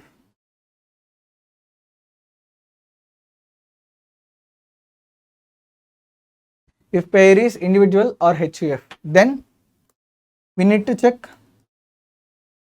business turnover during preceding financial year. During preceding financial year, business turnover is less than or equal to 1 crore, or in profession gross receipts are less than or equal to 50 lakhs. No TDS is required to be deducted. During preceding financial year, if business turnover is greater than 1 crore, in profession gross receipts are greater than 50 lakhs, then TDS is required to be deducted subject to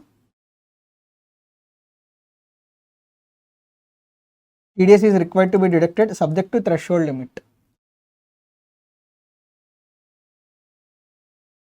This is the chart for payer.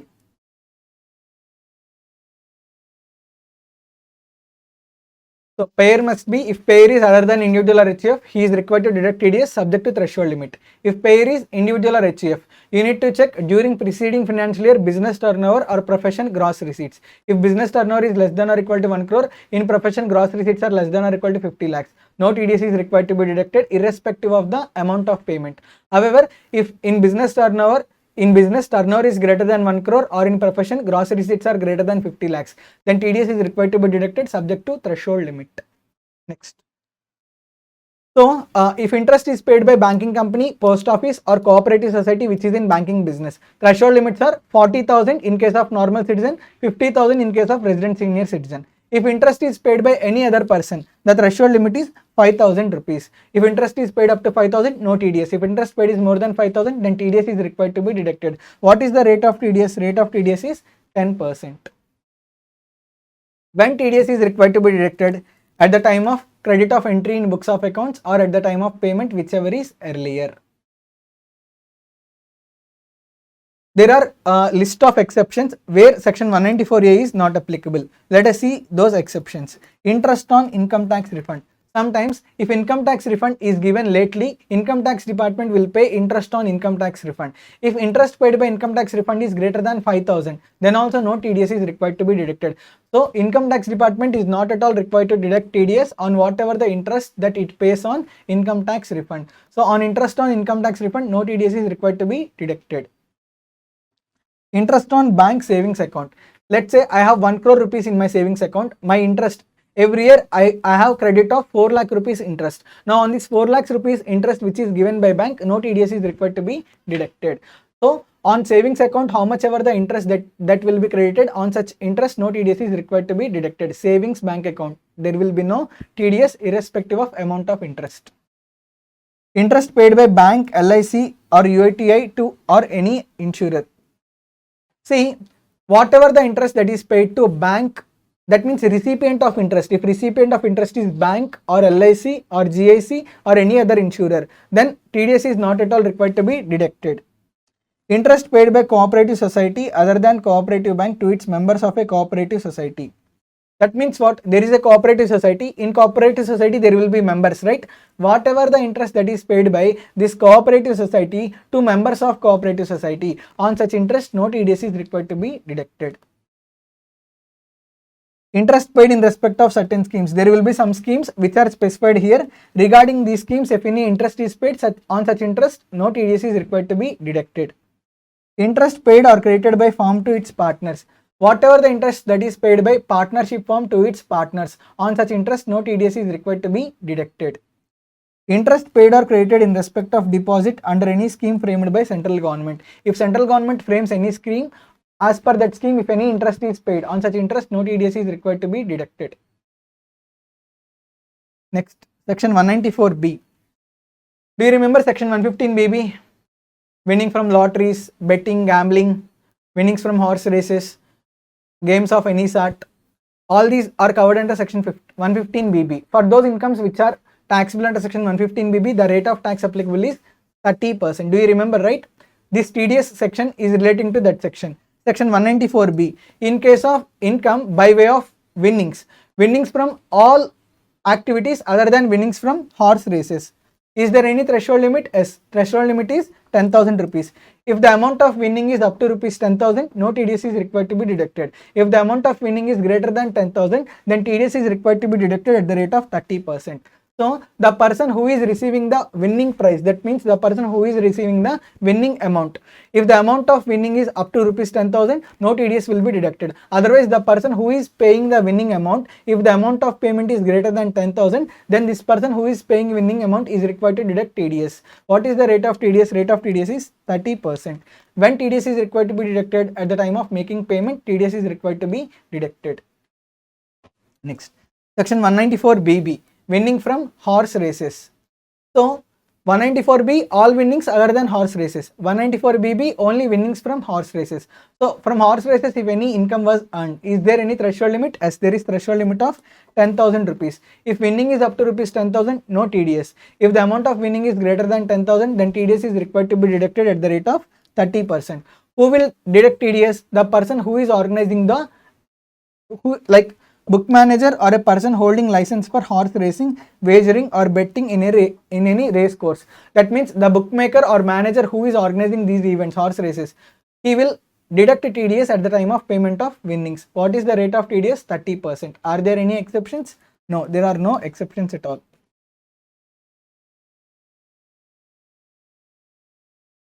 Section 194C. Payment to contractors or subcontractors. That means to a contractor, if any payment is made, on such payment TDS is required to be deducted. Is there any threshold limit? As there is threshold limit. Payment to single sum credited or paid exceeding 30,000 rupees. Single sum 30,000 or aggregate of sums credited or paid during the year exceeding 1 lakh rupees. That means if single payment made to contractor, threshold limit applicable is 30,000. Aggregate of all payments made to contractor, if it is more than 1 lakh, then TDS is required to be deducted. Are you able to understand? See, there is a contractor. I am making payment of 40,000 rupees. I am required to deduct TDS because threshold limit is only 30,000 rupees. See, I made 4 payments. I made 5 payments. Each payment consists of 25,000 rupees. On first 25,000, no TDS because single payment less than 30,000, no TDS. However, at the time of after paying 4 payments, how much is the amount that I paid to him? I paid 1 lakh rupees. In case of 5th payment, I am paying 25,000 rupees. Now the total will be 1,25,000. So at the time of making 5th payment, I need to deduct TDS because it is crossing threshold limit of 1 lakh rupees. Aggregate of all payments is crossing threshold limit of 1 lakh rupees. Now I am required to deduct TDS. Who is the payer? Same definition as of section 194A. This payer definition is given for 194A, right? Same definition, like payer definition under section 194C and 194A, both are same except in case of individual, HUF, AOP or BOI. These are the additions exclusively for section 194C. That means in case of section 194C, if payer is other than individual or HUF or AOP or BOI, TDS is required to be deducted. If payer is individual, HUF, AOP, BOI, Then in preceding financial year, we will check business turnover in profession gross receipts. If it is less than or equal to 1 crore or less than or equal to 50 lakhs, no TDS is required to be deducted. During preceding financial year, if business turnover is greater than 1 crore or in profession gross receipts are greater than 50 lakhs, then TDS is required to be deducted. Okay. So individual or HUF, this is applicable only for 194A. For 194C, these two are all like in chart, these two items will add.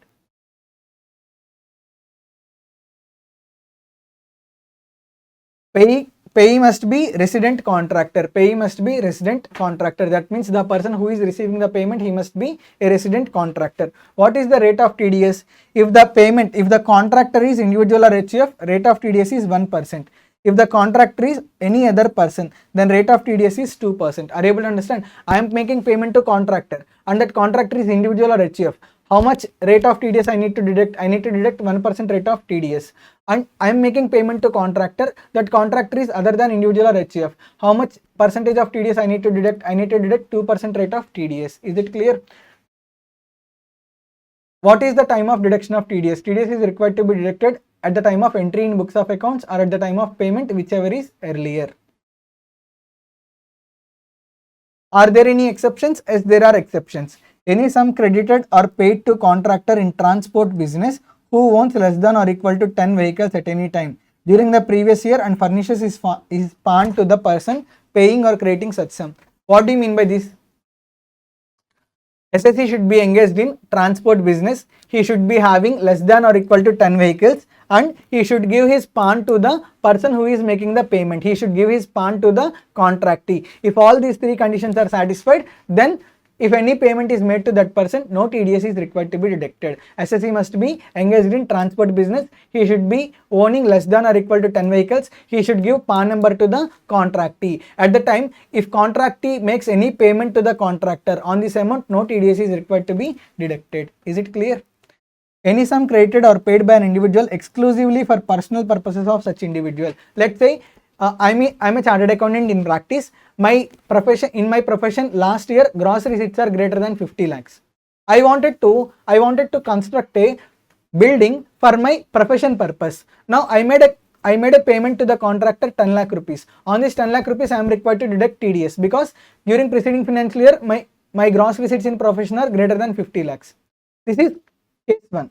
Case 2, I wanted to construct a building for my own living purpose, for my personal purpose. I made a contract payment of 20 lakh rupees. On this 20 lakh rupees, even though in preceding financial year, in my profession gross receipts are greater than 50 lakhs, still I am not required to deduct TDS. Why I am not required to deduct TDS? Because I am making contract payment for my personal purpose. So if contract payment is made for personal purposes, even though the amount of payment is greater than 1 lakh, still no TDS is required to be deducted.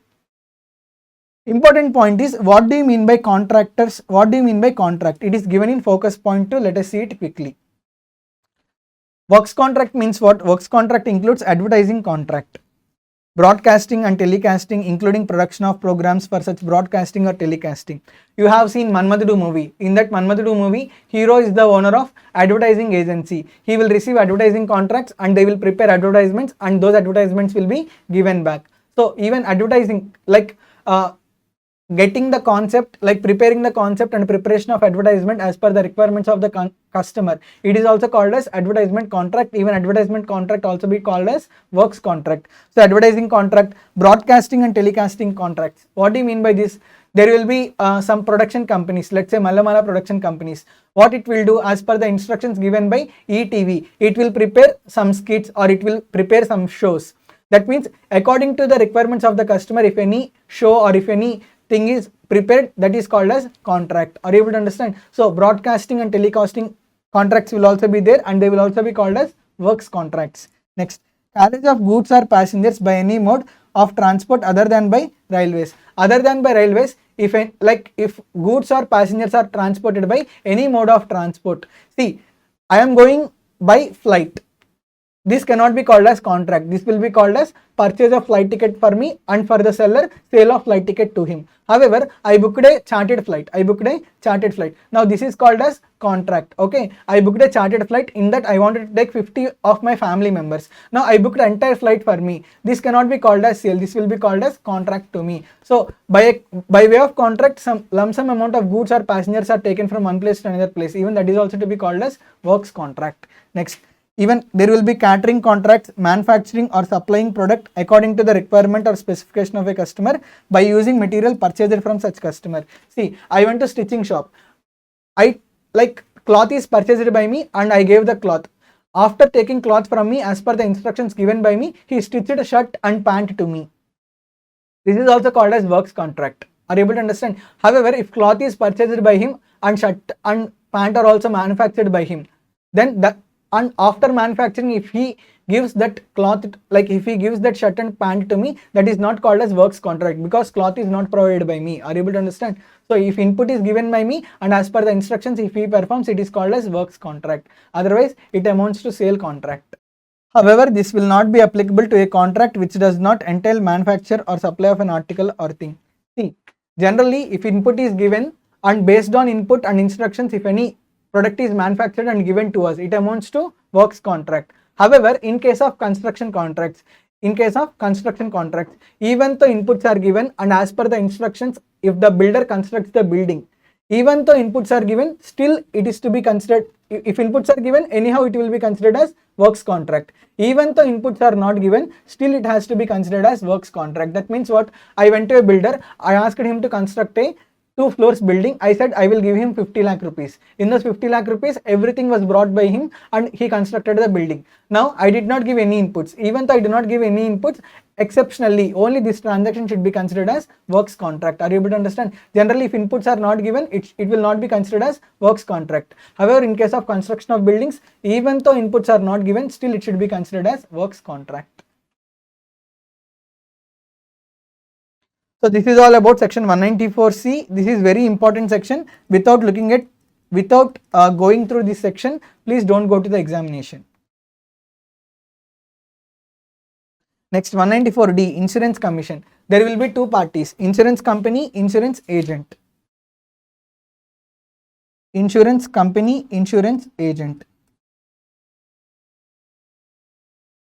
Generally, what happens? Insurance company will pay commission to insurance agent, right? Insurance company will pay commission to insurance agent.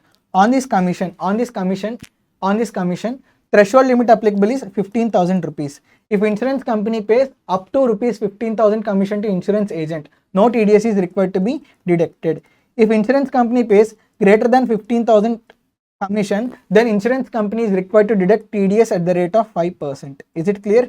Insurance company at the time of making commission to the agent, insurance agent, threshold limit is 15,000. Up to 15,000 payment of commission, no TDS.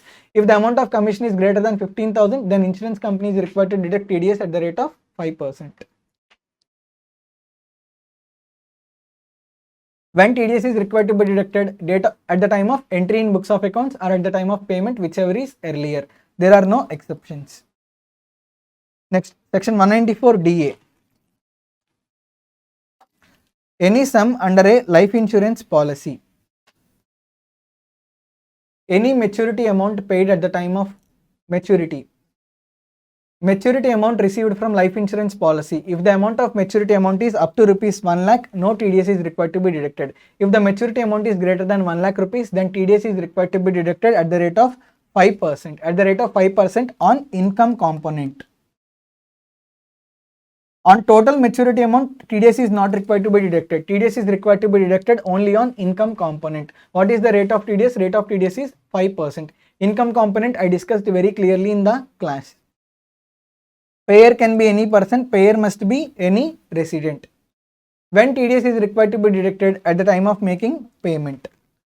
See, life insurance companies who are providing life insurance schemes, at the time of paying maturity amount to the customer, If the amount of maturity amount is rupees 1 lakh, they are not required to deduct TDS. If the maturity amount is greater than 1 lakh, then these life insurance companies at the time of paying maturity amount, they are required to deduct TDS. What is the rate of TDS? Rate of TDS is 5%.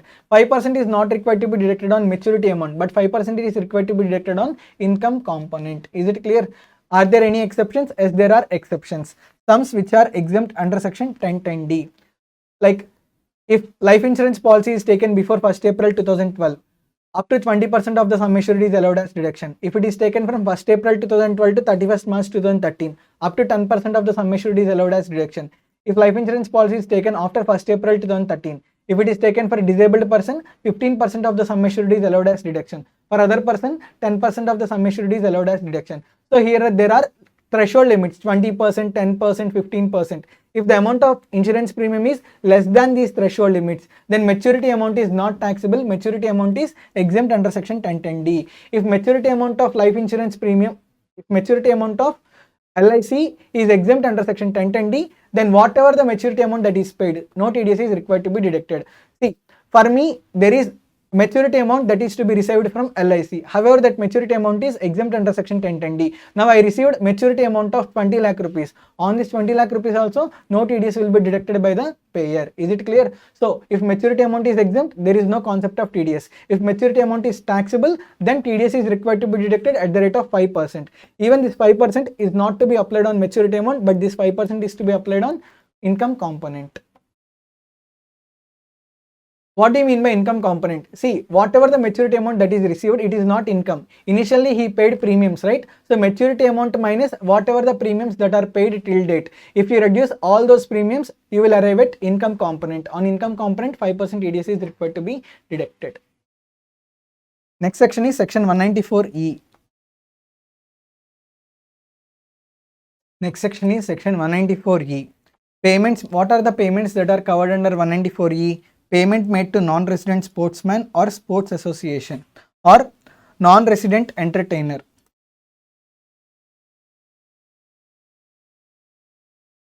See, there will be many star players who are belonging to other countries. They will come here to India to play in IPL. They are all non-resident sports persons, right? For them, if any payment is made, TDS is deducted under section 194E. Who is required to deduct TDS? The person who is making the payment. Payer can be any person. Payee is non-resident sportsman, including athlete, or non-citizen entertainer or non-resident sports association.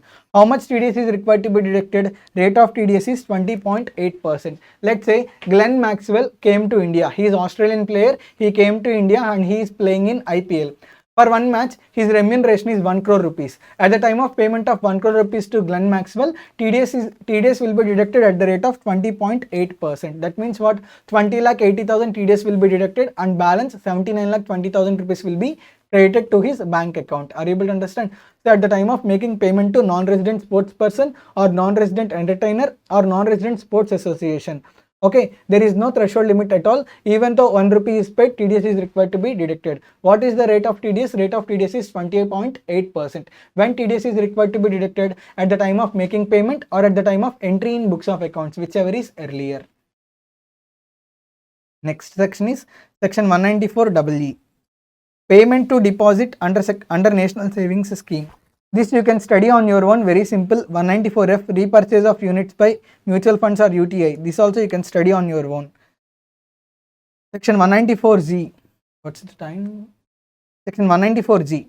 Any income by way of price, commission or remuneration on sale of lottery tickets. See, there will be two parties. Lottery conducting agency. That means who organizes this lottery activity? Lottery conducting agency.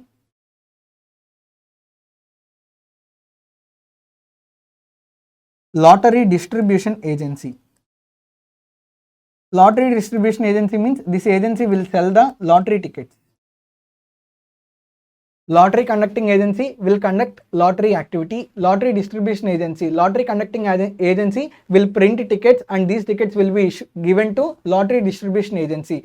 What is the duty of lottery distribution agency? It will sell lottery tickets. For the purpose of selling of lottery tickets, if lottery conducting agency makes any payment to lottery distribution agency, makes payment, that payment can be in the form of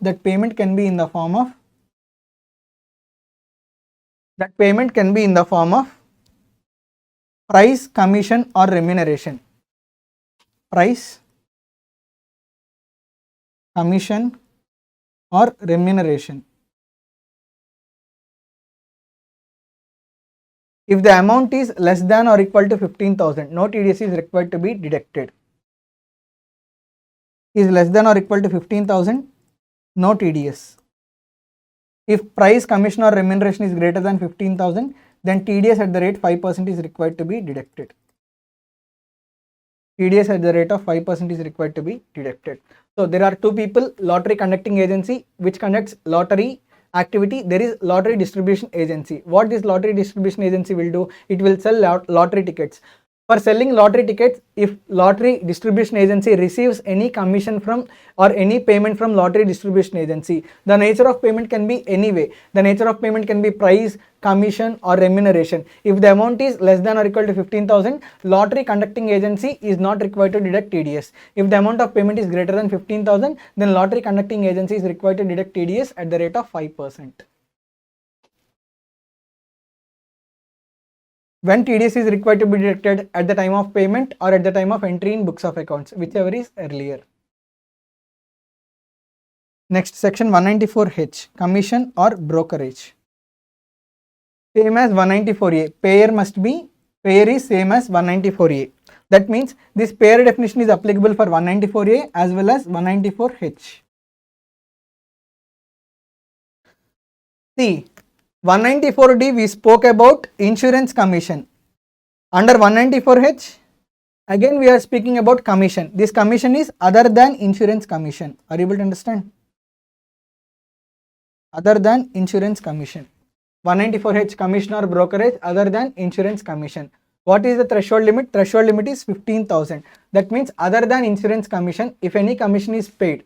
Other than insurance commission, if any commission is paid, if the amount of such commission is less than or equal to 15,000, no TDS is required to be deducted. If the amount of commission is greater than 15,000, then TDS is required to be deducted. What is the rate of TDS? Rate of TDS is 5%. Are you able to understand? Payer must be the definition of payer who is covered under section 194A. Simple. For real estate broker, commission is paid. For real estate agent, commission is paid. Okay. Let's say real estate agent commission is paid. It is not covered under section 194D. Under 194D, it speaks about only insurance commission. Real estate commission is covered under section 194H. If the payer is other than individual or HUF, TDS is required to be deducted. If the subject to threshold limit. If payer is individual or HUF, then you need to check during preceding financial year business turnover or profession gross receipts. If it is less than or equal to 1 crore or less than or equal to 50 lakhs, no TDS is required to be deducted. If the payer who is paying real estate agent commission, if he is individual and in his business turnover preceding financial year, if it is greater than 1 crore, then he is required to deduct TDS. In his profession, if gross receipts are greater than 50 lakhs, then also TDS is required to be deducted. Are there any exceptions? Yes. Notified professionals covered under section 44AA1. Commission or brokerage payable to BSNL or MTNL to their PCO franchises. What do you mean by this? If commission or brokerage are paid by notified professionals, then they are not required to deduct TDS. At the same time, if commission or brokerage is paid by BSNL or MTNL to any of their PCO franchises, that means what? Previously, if you wanted to get recharge done, some cards are used to be sold. Like if you scribble that card means you will get one number. If you enter that number, automatically your phone gets recharged. Do you remember? So for the purpose of sale of cards, see, BSNL straight away will not sell those SIM like recharge coupons. BSNL sells recharge coupons through various people. Now for various people, BSNL will pay commission. On that commission, BSNL is not required to deduct TDS. Next, 194I, 194IA, 194IB. For the timing, keep it aside. 194IC. Payment under specified agreement under section 45(5)(a). Do you remember section 45(5)(a) joint development agreement? Under joint development agreement, if the builder pays any cash amount to landowner, on such cash amount, the consideration can be given in two ways: monetary consideration, non-monetary consideration. Monetary consideration will be given in cash, non-monetary consideration will be given in the form of flats by the builder to the landowner. On non-monetary consideration, no TDS is required to be deducted. However, if builder pays any monetary consideration to the landowner under joint development agreement, on such monetary consideration, TDS is required to be deducted at the rate of 10%. When TDS is required to be deducted? At the time of entry in books of accounts or at the time of payment, whichever is earlier. Do you remember, under joint development agreement, builder will pay consideration to the landowner for giving the land. So consideration can be paid in two forms: monetary consideration, non-monetary consideration. On non-monetary consideration, no TDS is required to be deducted. On monetary consideration, TDS is required to be deducted at the rate of 10%. Is it clear? Next one is 194I. It is relating to rent. The threshold limit is 2,50,000. If rent paid is up to rupees 2,50,000 per annum, then no TDS is required to be deducted. If rent paid per annum is more than 2,40,000, then TDS is required to be deducted. Rent relating to lease or sublease, tenancy or any other contract of any asset.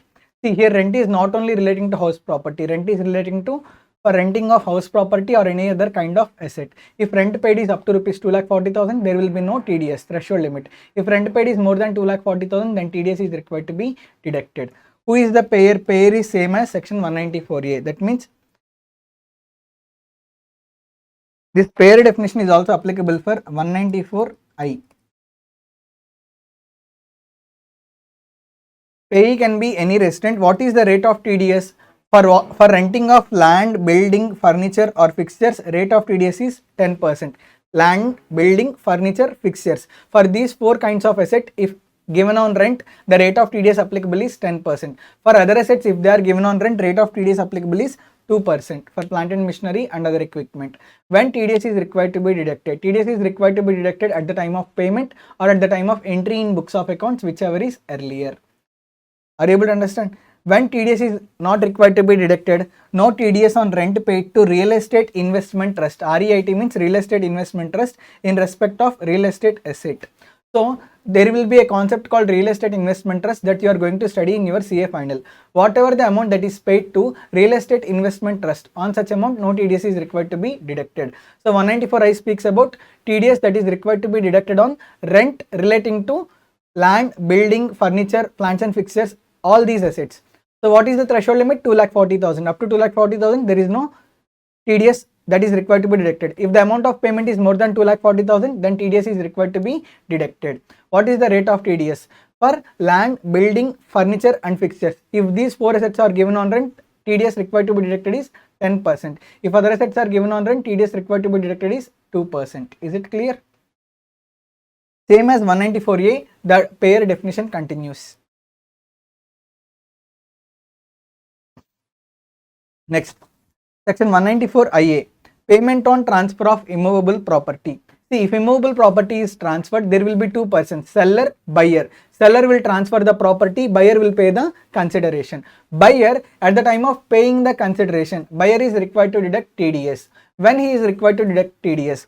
There will be actual consideration, right? There will be actual consideration, there will be stamp duty value. These two should be compared. In these two, whichever is higher is to be taken. Let's say actual consideration is 60 lakhs, stamp duty value is 55 lakhs. Whichever is higher means what? Actual consideration 60 lakhs. Now, whichever is higher, 60 lakhs is there, right?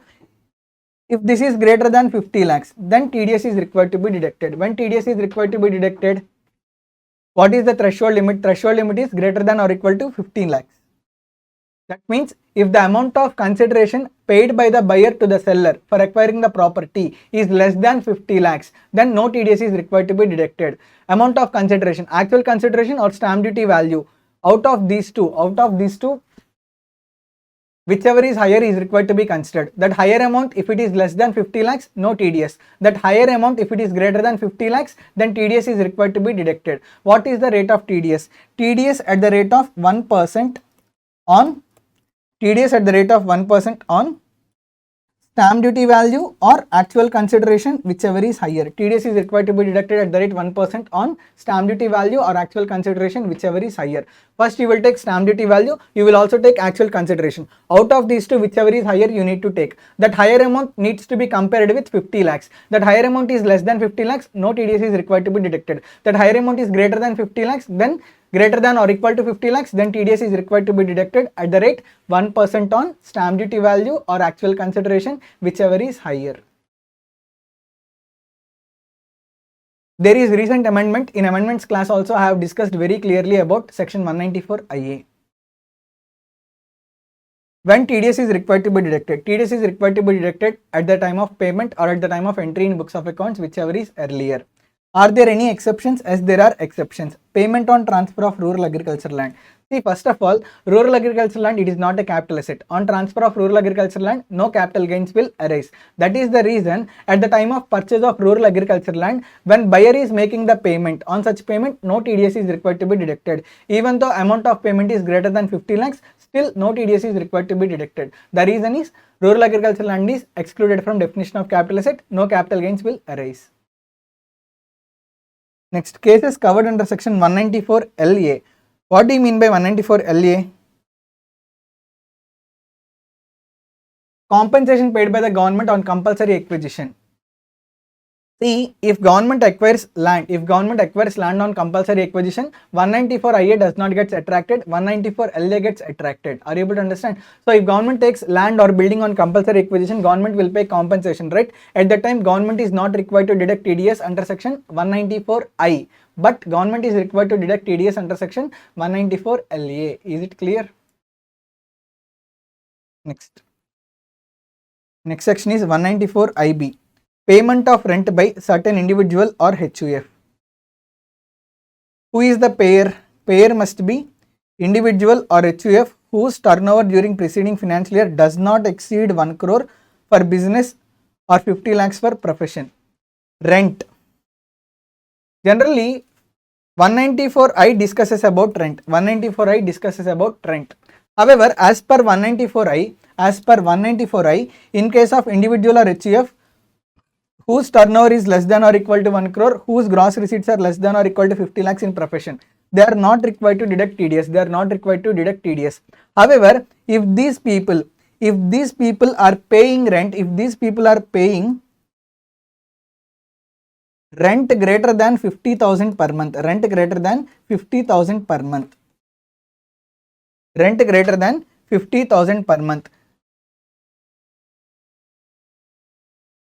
then they are required to deduct TDS under section 194 IB. If they are paying rent greater than or equal to 50,000 per month, TDS under section 194 IB gets attracted. Are you able to understand? These are excluded from deducting TDS under section 194 I. But if these people are paying rent greater than or equal to 50,000 per month, then they are required to deduct TDS under section 194 IB. So those who are excluded under section 194I, if they are paying more than 50,000 per month rent, more than or equal to 50,000 per month rent, then they are required to deduct TDS under section 194 IB. What is the rate of TDS? Rate of TDS is 5%. Are you able to understand? When TDS is required to be deducted? At the time of credit of rent. See, every month TDS is not required to be deducted under section 194 IB. TDS is required to be deducted for last month of the previous year or last month of tenancy if the property is vacated during the year, or at the time of payment, whichever is earlier. Okay, so on the last month of the previous year, or on the last month of the tenancy, or at the time of payment, whichever is earlier. In these three, whichever is earlier, date is there. On such date, TDS is required to be deducted at the rate of 5%. Is it clear? Next section is 194J. For 194J, I will give separate payer definition. I will give a small chart. Wait, you will note it down. There are 5 payments. First one is fees for professional services, fees for technical services. Another one is royalty, Another one is non-compete fees, another one is director's remuneration. These 5 payments under section 194G, we are going to discuss about 5 payments: fees for professional services, fees for technical services, royalty, non-compete fees, director's remuneration. If any of these 5 payments are made, then section 194J gets attracted. Are there any threshold limits? Yes, there is threshold limit. Threshold limit is 30,000 rupees. For director's remuneration, there is no threshold limit. For remaining 4 payments, there is threshold limit of 30,000 rupees. Director's remuneration, no threshold limit at all. For remaining 4 payments, there is threshold limit of 30,000 rupees. That means remaining 4 payments, if they are paid up to rupees 30,000, no TDS is required to be deducted. If they are paid more than 30,000, then TDS is required to be deducted under section 194J. What is the rate of TDS? The rate of TDS is 10%. What is the rate of TDS? For royalty which is in the nature of consideration for sale or distribution or exhibition of cinematographic films, fees for technical services. Very simple. Fees for technical services, royalty which is taken for sale or distribution or exhibition of cinematographic films, for payments made to call center operators. For these 3 payments, rate of TDS is 2%. For other payments, rate of TDS is 10%. That means if there is professional fees, audit fees is there, consultancy fees is there, on that 10% TDS will be deducted. Are you able to understand? I am going to give you payer definition separately for this. Please note it down.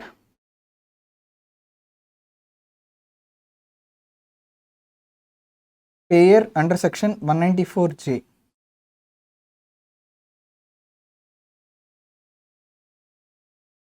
If payer is individual or HUF, if payer is other than individual or HUF,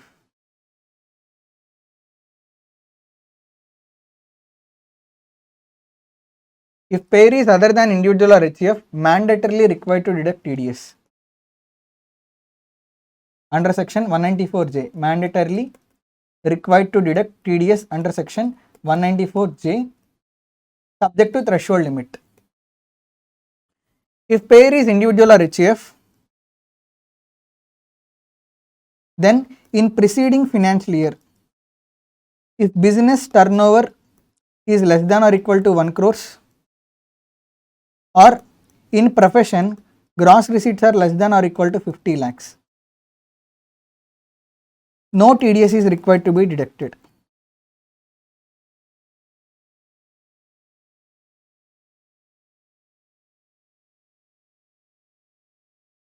In preceding financial year, if business turnover is greater than 1 crore, or in profession gross receipts are greater than 50 lakhs, then you need to see the nature of payment. If nature of payment is royalty or non-compete fees,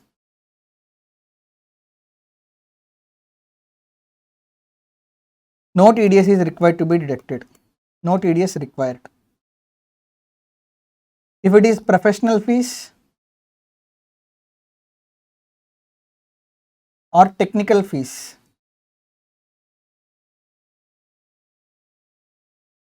then TDS is required to be deducted. This is the payer definition for section 194J.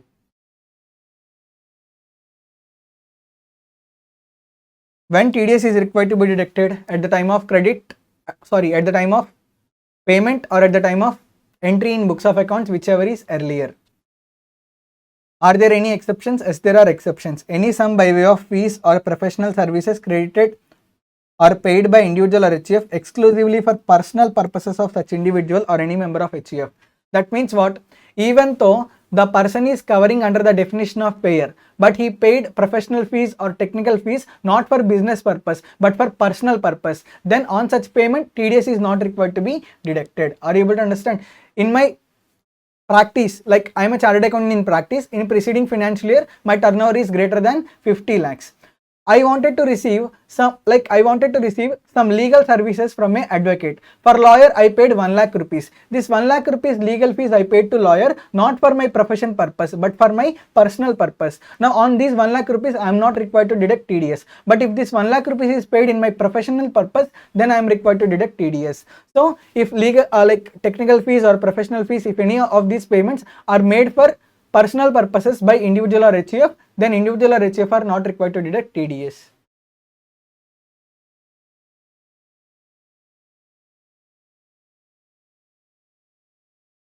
$194K you can study on your own. 194M. See, regarding contracts, 194C will speak. Regarding commission, 194H will speak. Regarding fees for professional services, 194J will speak. Those persons who are not required to deduct TDS under section 194C, under section 194H, under section 194J, they are required to deduct TDS under section 194M. Those people who are not required to deduct TDS under section 194C, 194J, 194M, sorry 194H, they are required to deduct TDS under section 194M. So payer must be an individual or HUF who are not required to deduct TDS under section 194C, 194J, 194H. When they are required to deduct TDS, if they are making payment of more than 50 lakhs. What is the threshold limit? Threshold limit is 50 lakhs. If they are making payment of more than 50 lakhs, then they are required to deduct TDS. Is it clear? What is the rate of TDS? Rate of TDS is 5%. Let's say I am not covered under section 194C, 194J, 194H. However, I am making payment of more than 50 lakh rupees to the contractor for the purpose of construction of my personal building.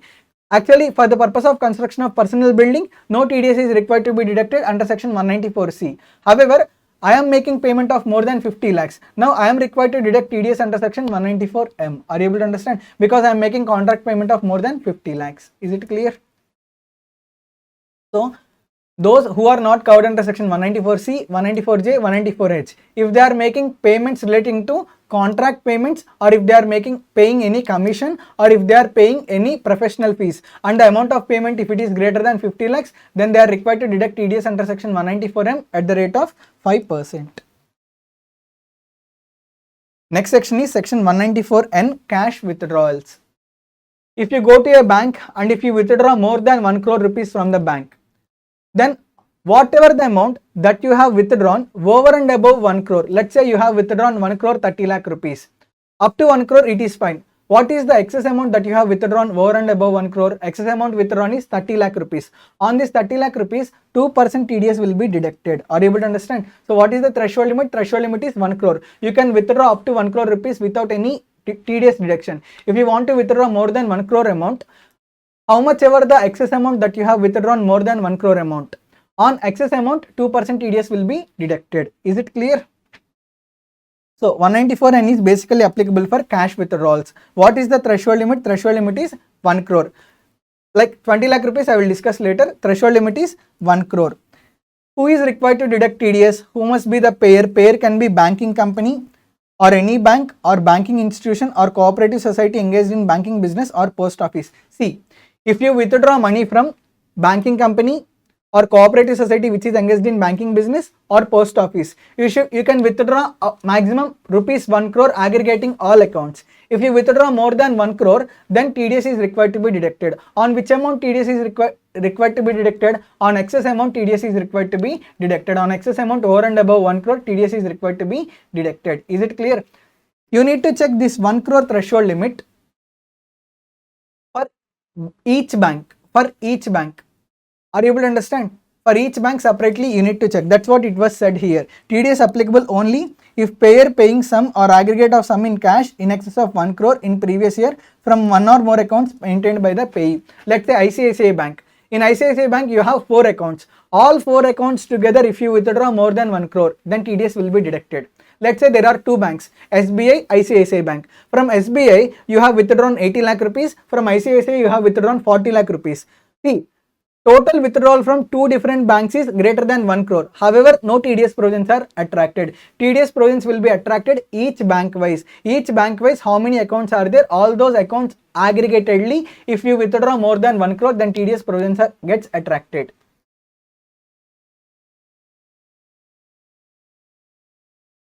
What is the rate of TDS? Rate of TDS is 2%. When TDS is required to be deducted, these banking companies or post office or cooperative society engaged in banking business at the time of withdrawal. See, from customer point of view, it is withdrawal. From bank point of view, it is given, right? It is the amount which is payment, which is paid. So at the time of payment, they are required to deduct TDS at the rate of 2%. Is it clear? Now, sometimes the threshold limit applicable is not 1 crore, threshold limit applicable is 20 lakh rupees in exceptional cases. When threshold limit of 20 lakh rupees is applicable, there is a focus point 5. Let us see this.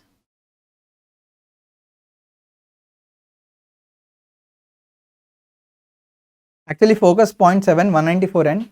If payee has not filed return of income for all of the 3 assessment years relevant to 3 previous years for which time limit of filing return of income under section 139(1) has expired immediately preceding the previous year in which the payment of the sum is made to him, then TDS to be deducted as follows. Amount withdrawn more than 10 lakh rupees but up to 1 crore 2%. Amount withdrawn more than 1 crore 5%. I can understand you did not understand anything. So let me give a small chart to understand this concept. Let's say current previous year is previous year 21-22, right? Previous year 21-22. Let us take last 3 previous years. Last 3 previous years means 2021, 19-20, 18-19. These are the last 3 previous years.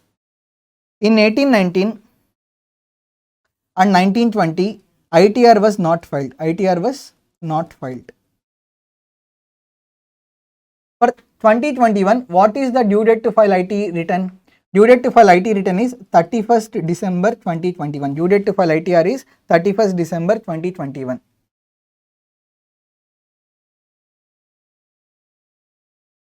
Due date to file IT return is 31st December 2021. Up to this point, no ITR was filed. No ITR was filed for financial year 2021. That means within the due date, ITR for 2021 was not filed. Now in this case, after 31st December 2021,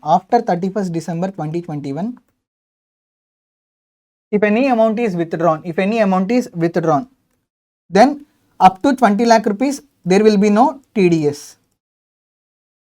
If the amount of withdrawn is in between, if the amount of withdrawn is greater than 20 lakhs and up to 1 crore, if the amount of withdrawal is greater than 20 lakhs and up to 1 crore, TDS is required to be deducted at the rate of 2%.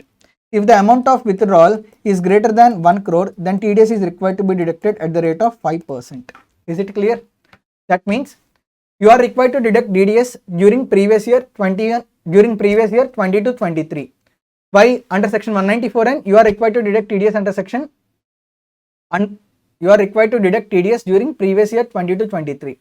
Apart from this previous year, last 3 previous years you need to check whether due date for filing income tax return for last 3 years is over or not. If it is over, after the due date, if you are making payment for withdrawal, that means if the customer is withdrawing up to rupees 20 lakhs, no TDS is required to be deducted. If customer withdraws more than 20 lakhs and up to 1 crore, 2% TDS is required to be deducted. If customer withdraws more than 1 crore, then 5% TDS is required to be deducted. Are you able to understand? Next. This is a concept relating to section 194N.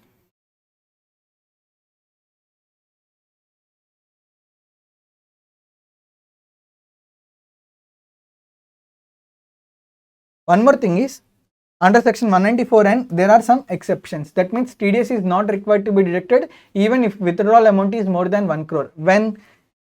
If TDS is not applicable, if payee is government, that means if amount of withdrawal is done by the government, TDS is not required to be deducted. Or if amount of withdrawal is done by any banking company or cooperative society or post office, then also no TDS is required to be deducted. If cash withdrawal from bank is done by business correspondent of a banking company or business correspondent of a cooperative bank, at that point of time also no TDS is required to be deducted. White label ATM operator, there will be some security agencies, they will collect money from the bank and they will deposit money in ATM machines. These security agents will be called as white label ATM operators. If any amount is withdrawn by these white label ATM operators from bank, and if it is deposited in ATM machines, see, they are withdrawing not for personal purpose, they are withdrawing for business purpose. So even if they withdraw more than 1 crore rupees, on such withdrawal, no TDS will be deducted under section 194N.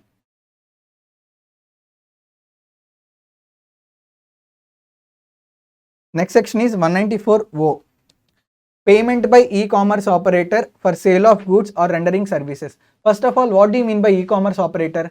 E-commerce operator, what he will do, he will aggregate buyer and seller. Let's say Amazon is there. Whether Amazon sells products on its own? No, Amazon will not sell. Amazon aggregates buyers and sellers. Amazon designs a portal. In that portal, sellers can register themselves and buyers can also buy the products. That means it is a mediator. Okay. So what Amazon will do? Amazon will collect money from the buyers, and whatever the money that is collected from the buyers, from this amount Amazon will deduct its commission and balance amount will be paid by Amazon to the sellers. This is the business model of Amazon, or this is the business model of e-commerce operator. Now what is the provision? Amazon will receive money from the buyers, right? From that money, at the time of making payment to the suppliers, Amazon or e-commerce operator, at the time of making payment to the supplier, e-commerce operator is required to deduct TDS. What is the rate of TDS? Rate of TDS is 1% on gross amount. Gross amount means what?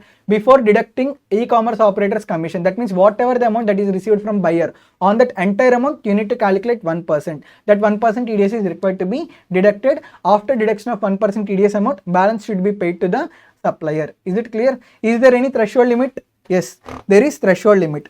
There is threshold limit of 5 lakh rupees, but this threshold limit is applicable only in case of individual or HUF, and that individual or HUF should give PAN number. Are you able to understand? If supplier is individual or HUF and supplier gives PAN number to the e-commerce operator, then threshold limit of 5 lakh is applicable. Otherwise, threshold limit of 5 lakh is not at all applicable. Are you able to understand? Very simple. Let's say there is supplier. Supplier is individual or HUF.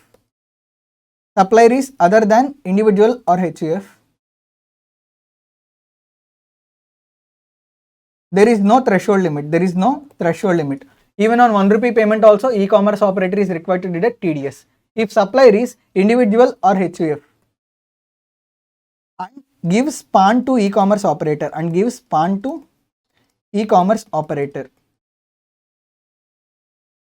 then threshold limit is 5 lakh rupees. Threshold limit is 5 lakh rupees. That means if e-commerce operator pays to this individual or HUF up to rupees 5 lakhs, no TDS is required to be deducted. If e-commerce operator pays more than 5 lakh rupees to this individual or HUF, then TDS is required to be deducted at the rate of 1% on gross amount, not on net amount, but on gross amount before deducting commission. Gross amount means what? Whatever the amount that is received from buyer, on such amount, on total amount, 1% TDS is required to be calculated.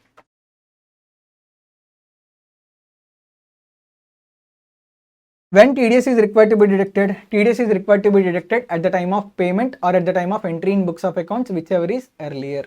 Is it clear? One more point I wanted to clarify. There is supplier, there is e-commerce operator, there is also buyer. Buyer, actually transaction happened is 10 lakh rupees. Transaction happened is 10 lakh rupees. Out of 10 lakh rupees, buyer paid to e-commerce operator 6 lakh rupees. Buyer directly paid to customer 4 lakh rupees.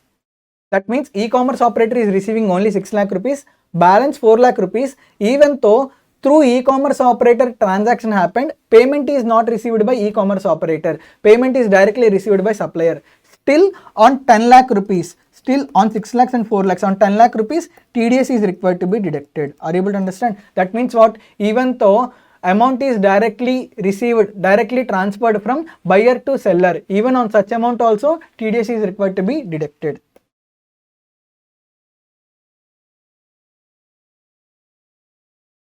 Is it clear? Now,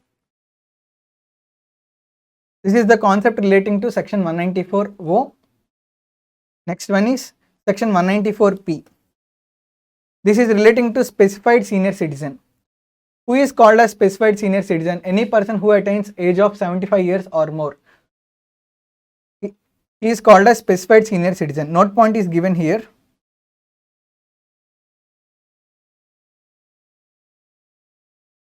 When you call an individual as specified senior citizen, he will be called as specified senior citizen if his age is 75 years or more at any time during the previous year. I will briefly explain this concept to you.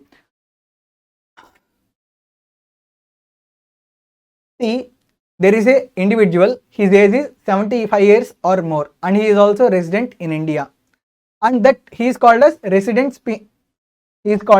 specified senior citizen. An individual whose age is 75 years or more, he is called as specified senior citizen. What happened? This specified senior citizen should have only two incomes. He should have only two incomes. One is pension income, another one is interest from bank account in which this pension is credited. Specified senior citizen should have only two incomes in order to attract section 194P. What are they? First one is he should have pension income. Second one is he should have interest from bank account in which this pension is credited. Okay, so he will be having two incomes, pension income and interest income. If he has only these two incomes, then he can approach the bank manager. He can give his pension details. He can give whatever the interest amount that is credited to his bank account details to the bank manager and can ask the bank manager to calculate the tax liability. Now what bank manager will do? Considering pension income and considering interest income that is credited to his bank account, bank manager will calculate the tax liability. On this tax liability, bank manager first will calculate total income. On the total income, bank manager will calculate the tax liability. This tax liability will be deducted from whatever the interest that is credited to his bank account. Are you able to understand? Whatever the tax liability of specified senior citizen is there, the tax liability is to be reduced from interest amount that is credited to the bank account of specified senior citizen. Now this tax liability is reduced as TDS, right? This TDS is reduced under section 194P. So 194P instructs bank manager or concerned bank, specified bank to deduct TDS from interest that is credited to specified senior citizen's account. Whatever the tax liability of specified senior citizen is there, the tax liability is to be reduced in the form of TDS at the time of credit of interest to specified senior citizen account. Now once bank manager deducts TDS, then specified senior citizen is no more required to file his income tax return. He is not required to pay any tax liability. He is also not required to file any income tax return. In this way, specified senior citizen can escape himself from paying tax liability by himself. Okay, ultimately tax is going to the government. How it is going? In the form of TDS, but specified senior citizen is not paying any tax directly to the government. Okay, in this way specified senior citizen is exempted from paying tax liability or filing income tax return. However, it is like he is indirectly paying through bank manager in the form of TDS. Next section is 194R. 194R was introduced very recently in the amendments video that is made for May 2022 examination. 194R was discussed very clearly. I request you also to go through that amendment so that you will get better clarity over there. It was discussed, like I took around 45 to 50 minutes to discuss that concept. What do you mean by, like, what section 194R says? See, if any gift or benefit or perquisite that is received during the course of business or profession, that income is taxable under PGBP head. Will you agree with me? Let's say I did audit of Masterminds Commerce Institute Private Limited. Let's say I will receive audit fees. They got very impressed with my audit and they paid me extra fees of 50,000 rupees. Now this 50,000 extra benefit that I received, it is received because of the profession. Now whatever the gift or benefit or perquisite that is received during the course of business or profession, generally gift is taxable under income from other sources. However, if gift or benefit is received because of business or profession, that gift is taxable under, or that benefit is taxable under PGBP head only. Now is there any threshold limit? As there is threshold limit of 20,000 rupees. What do you mean by this threshold limit of 20,000 rupees? If the benefit that is received by me, which is taxable under PGBP head, is up to rupees 20,000, then the person who is giving the benefit to me, he is not required to deduct TDS. The person who is giving benefit to me because of business or profession and the value of the benefit is greater than 20,000, then I am required to, like, the person who is paying benefit to me, he is required to deduct TDS at the rate of 10%. Let's say Masterminds, apart from paying audit fees of 1 lakh rupees, additionally it gave 50 rupees benefit to me. Additionally it gave 50 rupees as gift to me or perquisite to me for the purpose, like, because I rendered very good professional service, it additionally gave 50,000 rupees as gift. Now on this 50,000 rupees, Masterminds is required to deduct TDS at the rate of 10%. That means it needs to deduct 5,000 rupees and only balance 45,000 rupees benefit it should give to me. Are you able to understand? So if any benefit or perquisite or gift that is received during the course of business, that income is taxable under PGBP head only. That gift is not taxable under income from other sources. Payer, at the time of giving this benefit or perquisite, he is required to deduct TDS at the rate of 10%. Threshold limit is 20,000. If gift is given up to 20,000 rupees, no TDS. If gift is given is greater than 20,000 rupees, then TDS is required to be deducted at the rate of 10%. And payer is any person other than individual or HUF whose turnover of business during the preceding financial year does not exceed 1 crore or 50 lakhs in profession. Nothing but first definition is there, right? Payer definition. 194 for 194R also this is applicable. Same definition. There is section 194Q. I know, I remember it. I will explain to you little later. These are some sections. I request you to please read them on this one. Some residuary sections are there. Next, I will start with TCS. Tax collected at source. Now, let us start with the concept of TCS. There are around 5 sections in TCS which we need to discuss. Let us start quickly with first section 206C1. Sale of certain goods. These are the goods that are given. Alcoholic liquor for human consumption, tendu leaves, timber obtained under forest lease, timber obtained by any mode other than forest lease, any other forest produces not being timber or tendu leaves, scrap, minerals being coal or ignite or iron ore. Simple. Alcoholic liquor for human consumption, timber, tendu leaves, scrap, at the same time iron ore, like minerals being coal, ignite or iron ore. For all these kinds of goods, if any of these goods are sold, then TCS is required to be collected. These are the rates of TCS. For alcoholic liquor for human consumption, if this is sold, how much TCS is required to be collected? 1% TCS is required to be collected. For tendu leaves, 5%. For timber, 2.5%. For forest produce or tendu leaves, 2.5%. On sale of scrap, 1% TCS is required to be collected. On sale of minerals being coal, lignite or iron ore, 1% TCS is required to be collected. Are you able to understand? Here there is no threshold limit. One more thing is, for applicability of section 206C1,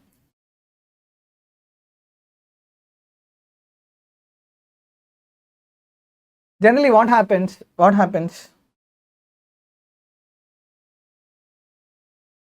Manufacturer will sell to distributor, distributor will sell to wholesaler, wholesaler will sell to retailer, retailer will ultimately sell to customer. On sale by manufacturer to distributor, on sale by distributor to wholesaler, on sale by wholesaler to retailer, TCS provisions are applicable.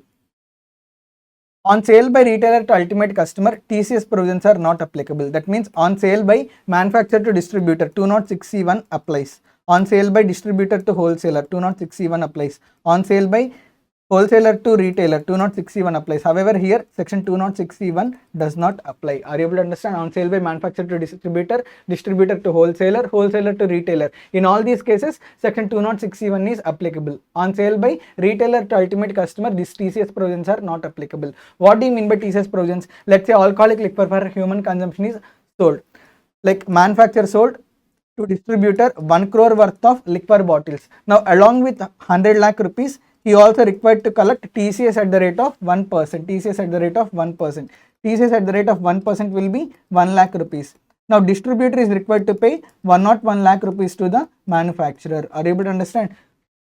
Manufacturer will collect 101 lakhs from the distributor. 1 lakh will be paid, TCS of 1 lakh rupees will be paid to the government, and 100 lakhs will be recognized as sale of human consumption, alcoholic liquor for human consumption to the manufacturer. Next, section 206C1C, lease or license or contract of parking lot, toll plaza or mine or a quarry. See, lease or license or contract of what? Contract of parking lot or toll plaza or mine or quarry. If any one of these three are given on lease, there will be lessor and there will be lessee, right? There will be lessor, there will be lessee. Lessor, at the time of collecting consideration from lessee, he also need to collect TCS. At the rate of 2%. Are you able to understand? So, let's say for giving parking lot on lease, every month fees is, let's say, 2 lakh rupees. Rent is 2 lakh rupees. Now lessor will collect 2 lakh rupees rent plus lease amount plus TCS at the rate of 2%. TCS at the rate of 2% will be 4,000. Now lessor will collect 2,04,000 from the lessee. Out of 2,04,000, 4,000 will be deposited to the government and 2 lakh rupees will be considered as lease rentals. Are you able to understand? So in case of lease or license or contract of parking lot or toll plaza or mine or quarry, if any one of these are given on lease, then lessor at the time of collecting lease rentals, he will also additionally collect TCS at the rate of 2%. Whatever the TCS that is collected, it will be deposited to the government. Is it clear? This is section 206C1C. When TCS is required to be collected? TCS is required to be collected at the time of entry in books of accounts or at the time of receipt of lease rentals, whichever is earlier. Next, 206C1F, very important section. Many times a question will be asked from this section, sale of motor vehicle. If motor vehicle is sold, the value of the motor vehicle is greater than 10 lakhs. If the value of the motor vehicle is greater than 10 lakhs, then seller, along with sale of car, he will also collect TCS at the rate of 1%. Is it clear? Now I will explain in detail. See, there will be car manufacturer, there will be car distributor, there will be car wholesaler, there will be car retailer, and ultimately retailer will sell the car to customer. This is a very big chain. Manufacturer will manufacture the car and he will sell to the distributor. Distributor sells to wholesaler, wholesaler sells to retailer, retailer sells to customer. On sale of car by manufacturer to distributor, 206C1F is not applicable. That means TCS is not required to be collected. On sale of cars by distributor to wholesaler,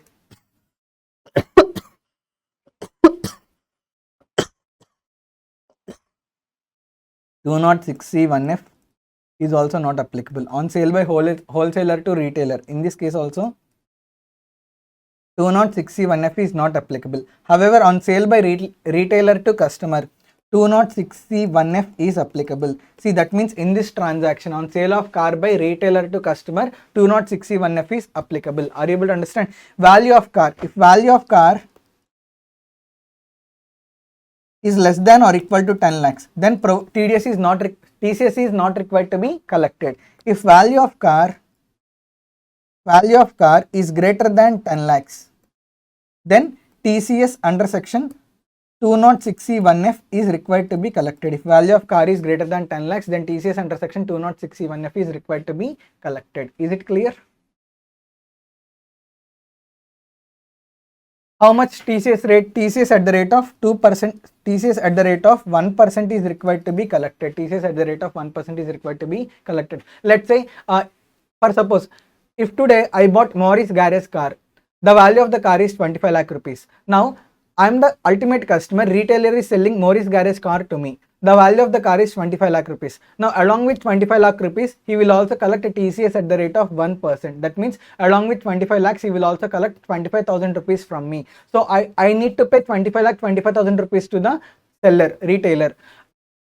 He will receive 25,000 rupees from me, right? 25,000 he will deposit to the government, balance 25 lakhs he will recognize as sale of car. Are you able to understand? Next. Section 206C1G. TCS on overseas remittance or an overseas tour program package. First, we will discuss about remittance. See, many of your friends or many people will be studying outside India. In order to study outside India, they will require some funds. For those funds, they will be dependent on their families who are there in India. So, parents who are residing in India, they will transfer funds to their children who are residing outside India for their education purpose. So at the time of remittance, they cannot straight away send the money. They need to approach authorized exchange dealers, foreign exchange dealers. So now they will deposit, if in foreign, if their children want 10 lakh rupees, now these people will go and deposit 10 lakh rupees with foreign exchange dealer. Foreign exchange dealer will convert Indian currency into foreign currency and he will transfer that foreign currency to their children. This is how transaction happens. However, if any amount is required to be remitted outside India, the threshold limit is 7 lakh rupees. That means amount that is remitted outside India is up to rupees 7 lakhs. No TCS is required to be collected. However, if the amount of remittance is more than 7 lakh rupees, then foreign exchange dealer will collect TCS. Foreign exchange dealer will collect TCS. What is the rate of TCS he will collect? He will collect 5% rate of TCS. Are you able to understand? Another important thing is, if whatever the amount that is given by parents of the student who is studying abroad, if those amount is given out of education loan, then TCS percentage is not 5%, 0.5% TCS is required to be collected. There is foreign exchange dealer. Okay, one person came for the purpose of remittance of money to outside India. He said 15 lakh rupees is required to be remitted outside India. Now foreign exchange dealer along with 15 lakh rupees, he will also collect 5% TCS. Are you able to understand? However, that person said whatever the 15 lakh rupees that is there, those 15 lakh rupees he got from education loan. That means he is using those 15 lakh rupees which is being taken from education loan. If whatever the amount that is taken from education loan, if it is remitted outside India, then foreign exchange dealer will collect 0.5% TCS. If it is education loan, TCS rate is 0.5%. If it is other than education loan, 5% TCS will be collected. Next. When TCS is required to be collected, at the time of entry in books of accounts or at the time of receipt of payment, whichever is earlier. Sale of overseas tour package. Overseas tour package. So if any person wants to go abroad for a tour, he will book a tour package, right? Overseas tour package, right? On such overseas tour package, you need to pay certain amount. Whatever the amount that you pay in order to obtain overseas tour package, on that amount also TCS will be collected. Okay, who will collect? Overseas tour package seller. Who is selling that overseas tour package? He will collect. And who is required to pay TCS? Buyer who is buying that is required to pay TCS. Let's say tomorrow I wanted to go to Singapore trip. Okay, I approached Make My Trip. Make My Trip said it costs around 2 lakh rupees for 1 week. I paid 2 lakh rupees. Along with these 2 lakh rupees, Make My Trip will also collect 5% TCS. So on purchase of overseas tour package, along with that tour amount, we also required to pay 5% TCS to the tour operator. Next, last one, 206C1H. Actually, there is a link between section 194Q and 206C1H. I remember I did not explain section 194Q in the morning. Now I am going to explain it. I am going to explain 194Q to you now. Now I will explain section 194Q.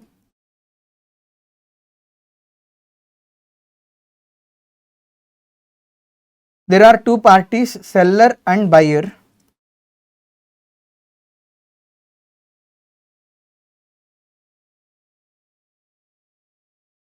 Turnover of buyer in preceding financial year. Turnover of buyer in preceding financial year. Turnover is greater than 10 crores in preceding financial year to the buyer. Now, at the time of purchase of goods worth of more than 50 lakhs, buyer is required to deduct TDS at the rate of 0.1% in excess of 50 lakh rupees. What is the threshold limit? Threshold limit is 50 lakh rupees. If buyer purchases more than 50 lakh rupees from the seller, in excess of 50 lakh rupees, how much ever the excess amount is there, on excess amount buyer is required to deduct TDS at the rate of 0.1%.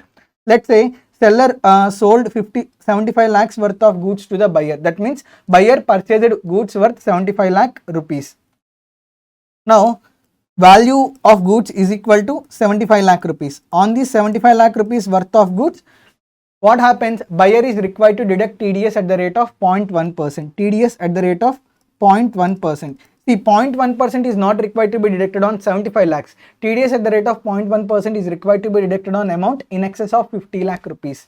That means 75 lakhs minus 50 lakhs into 0.1%. It will be 2500. So ultimately 74 lakh 97,500 will be arrived. This 75 lakh 97,500 will be paid to the seller. This 2,500 will be paid to government. This is the scenario. If seller gives PAN, then buyer will deduct TDS at the rate of 0.1%. If seller does not give PAN, then buyer will deduct TDS at the rate of 5%. Are you able to understand? PAN given. If PAN is given, what is the rate of TDS? Rate of TDS is 0.1%. PAN not given. If PAN is not given, then rate of TDS is 5%. Is it clear? This is the scenario. Quite opposite to this is section 206C1H.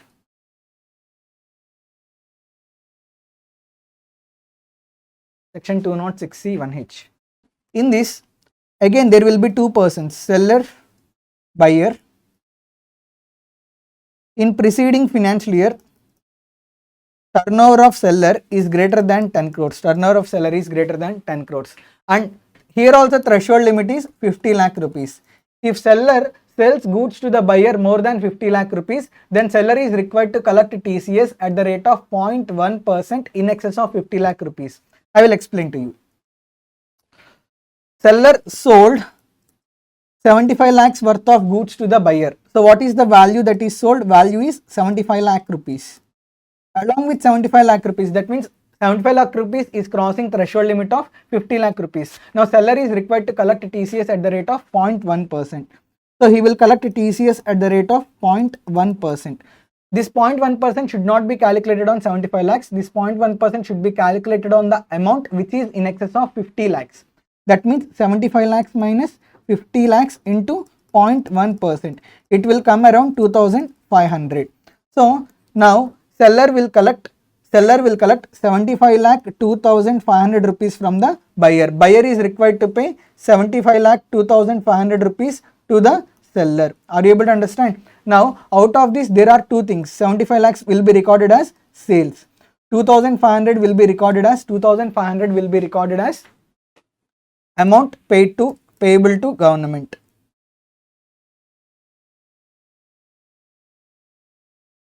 If buyer gives PAN, then seller will collect TCS at the rate of 0.1%. If buyer does not give PAN, then seller will collect TCS at the rate 1%. Seller will collect TCS at the rate of 1%. Is it clear? Under section 206C1H, if buyer gives PAN, TCS will be collected at the rate of 0.1%.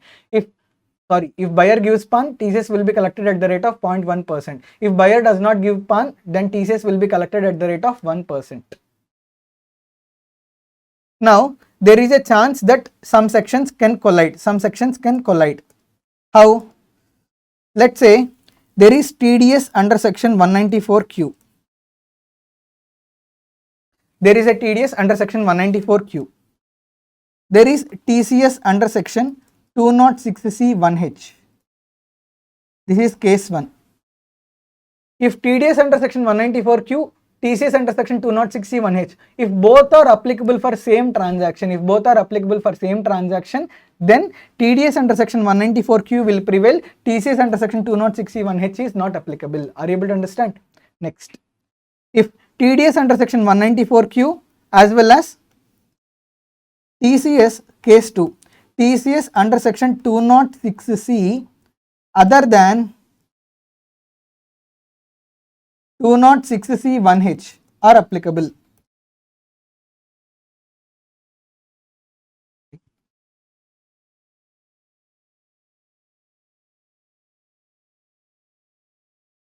If TDS under section 194Q and TCS under section 206C other than TCS under section 206C1H are applicable, then TCS under section 206C is applicable and TDS under section 194Q is not applicable.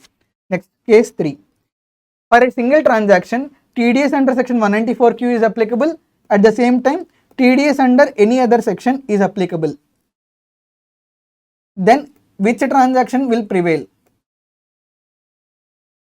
TDS under any other section is required to be deducted and TDS under section 194Q will not be deducted. Are you able to understand? See, for a single transaction, TDS under section 194Q, TCS under section 206C1H. If both these sections are applicable, then TCS under section 206C1H is not applicable.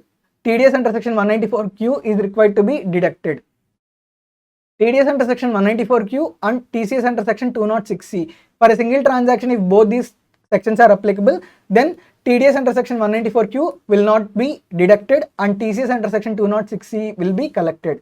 If TDS under section 194Q and TDS under any other section, if both these sections are applicable, then TDS under section 194Q is not required to be deducted and TDS under any other section is required to be deducted. This is the scenario. So these are the provisions. Briefly I have explained to you. There are procedural aspects, many are there. I request you to go through these procedural aspects on your own. You can study on your own. Prima facie, to the extent of the content which is very relevant for your examination, I have explained here. Hope this is clear for you. All the very best.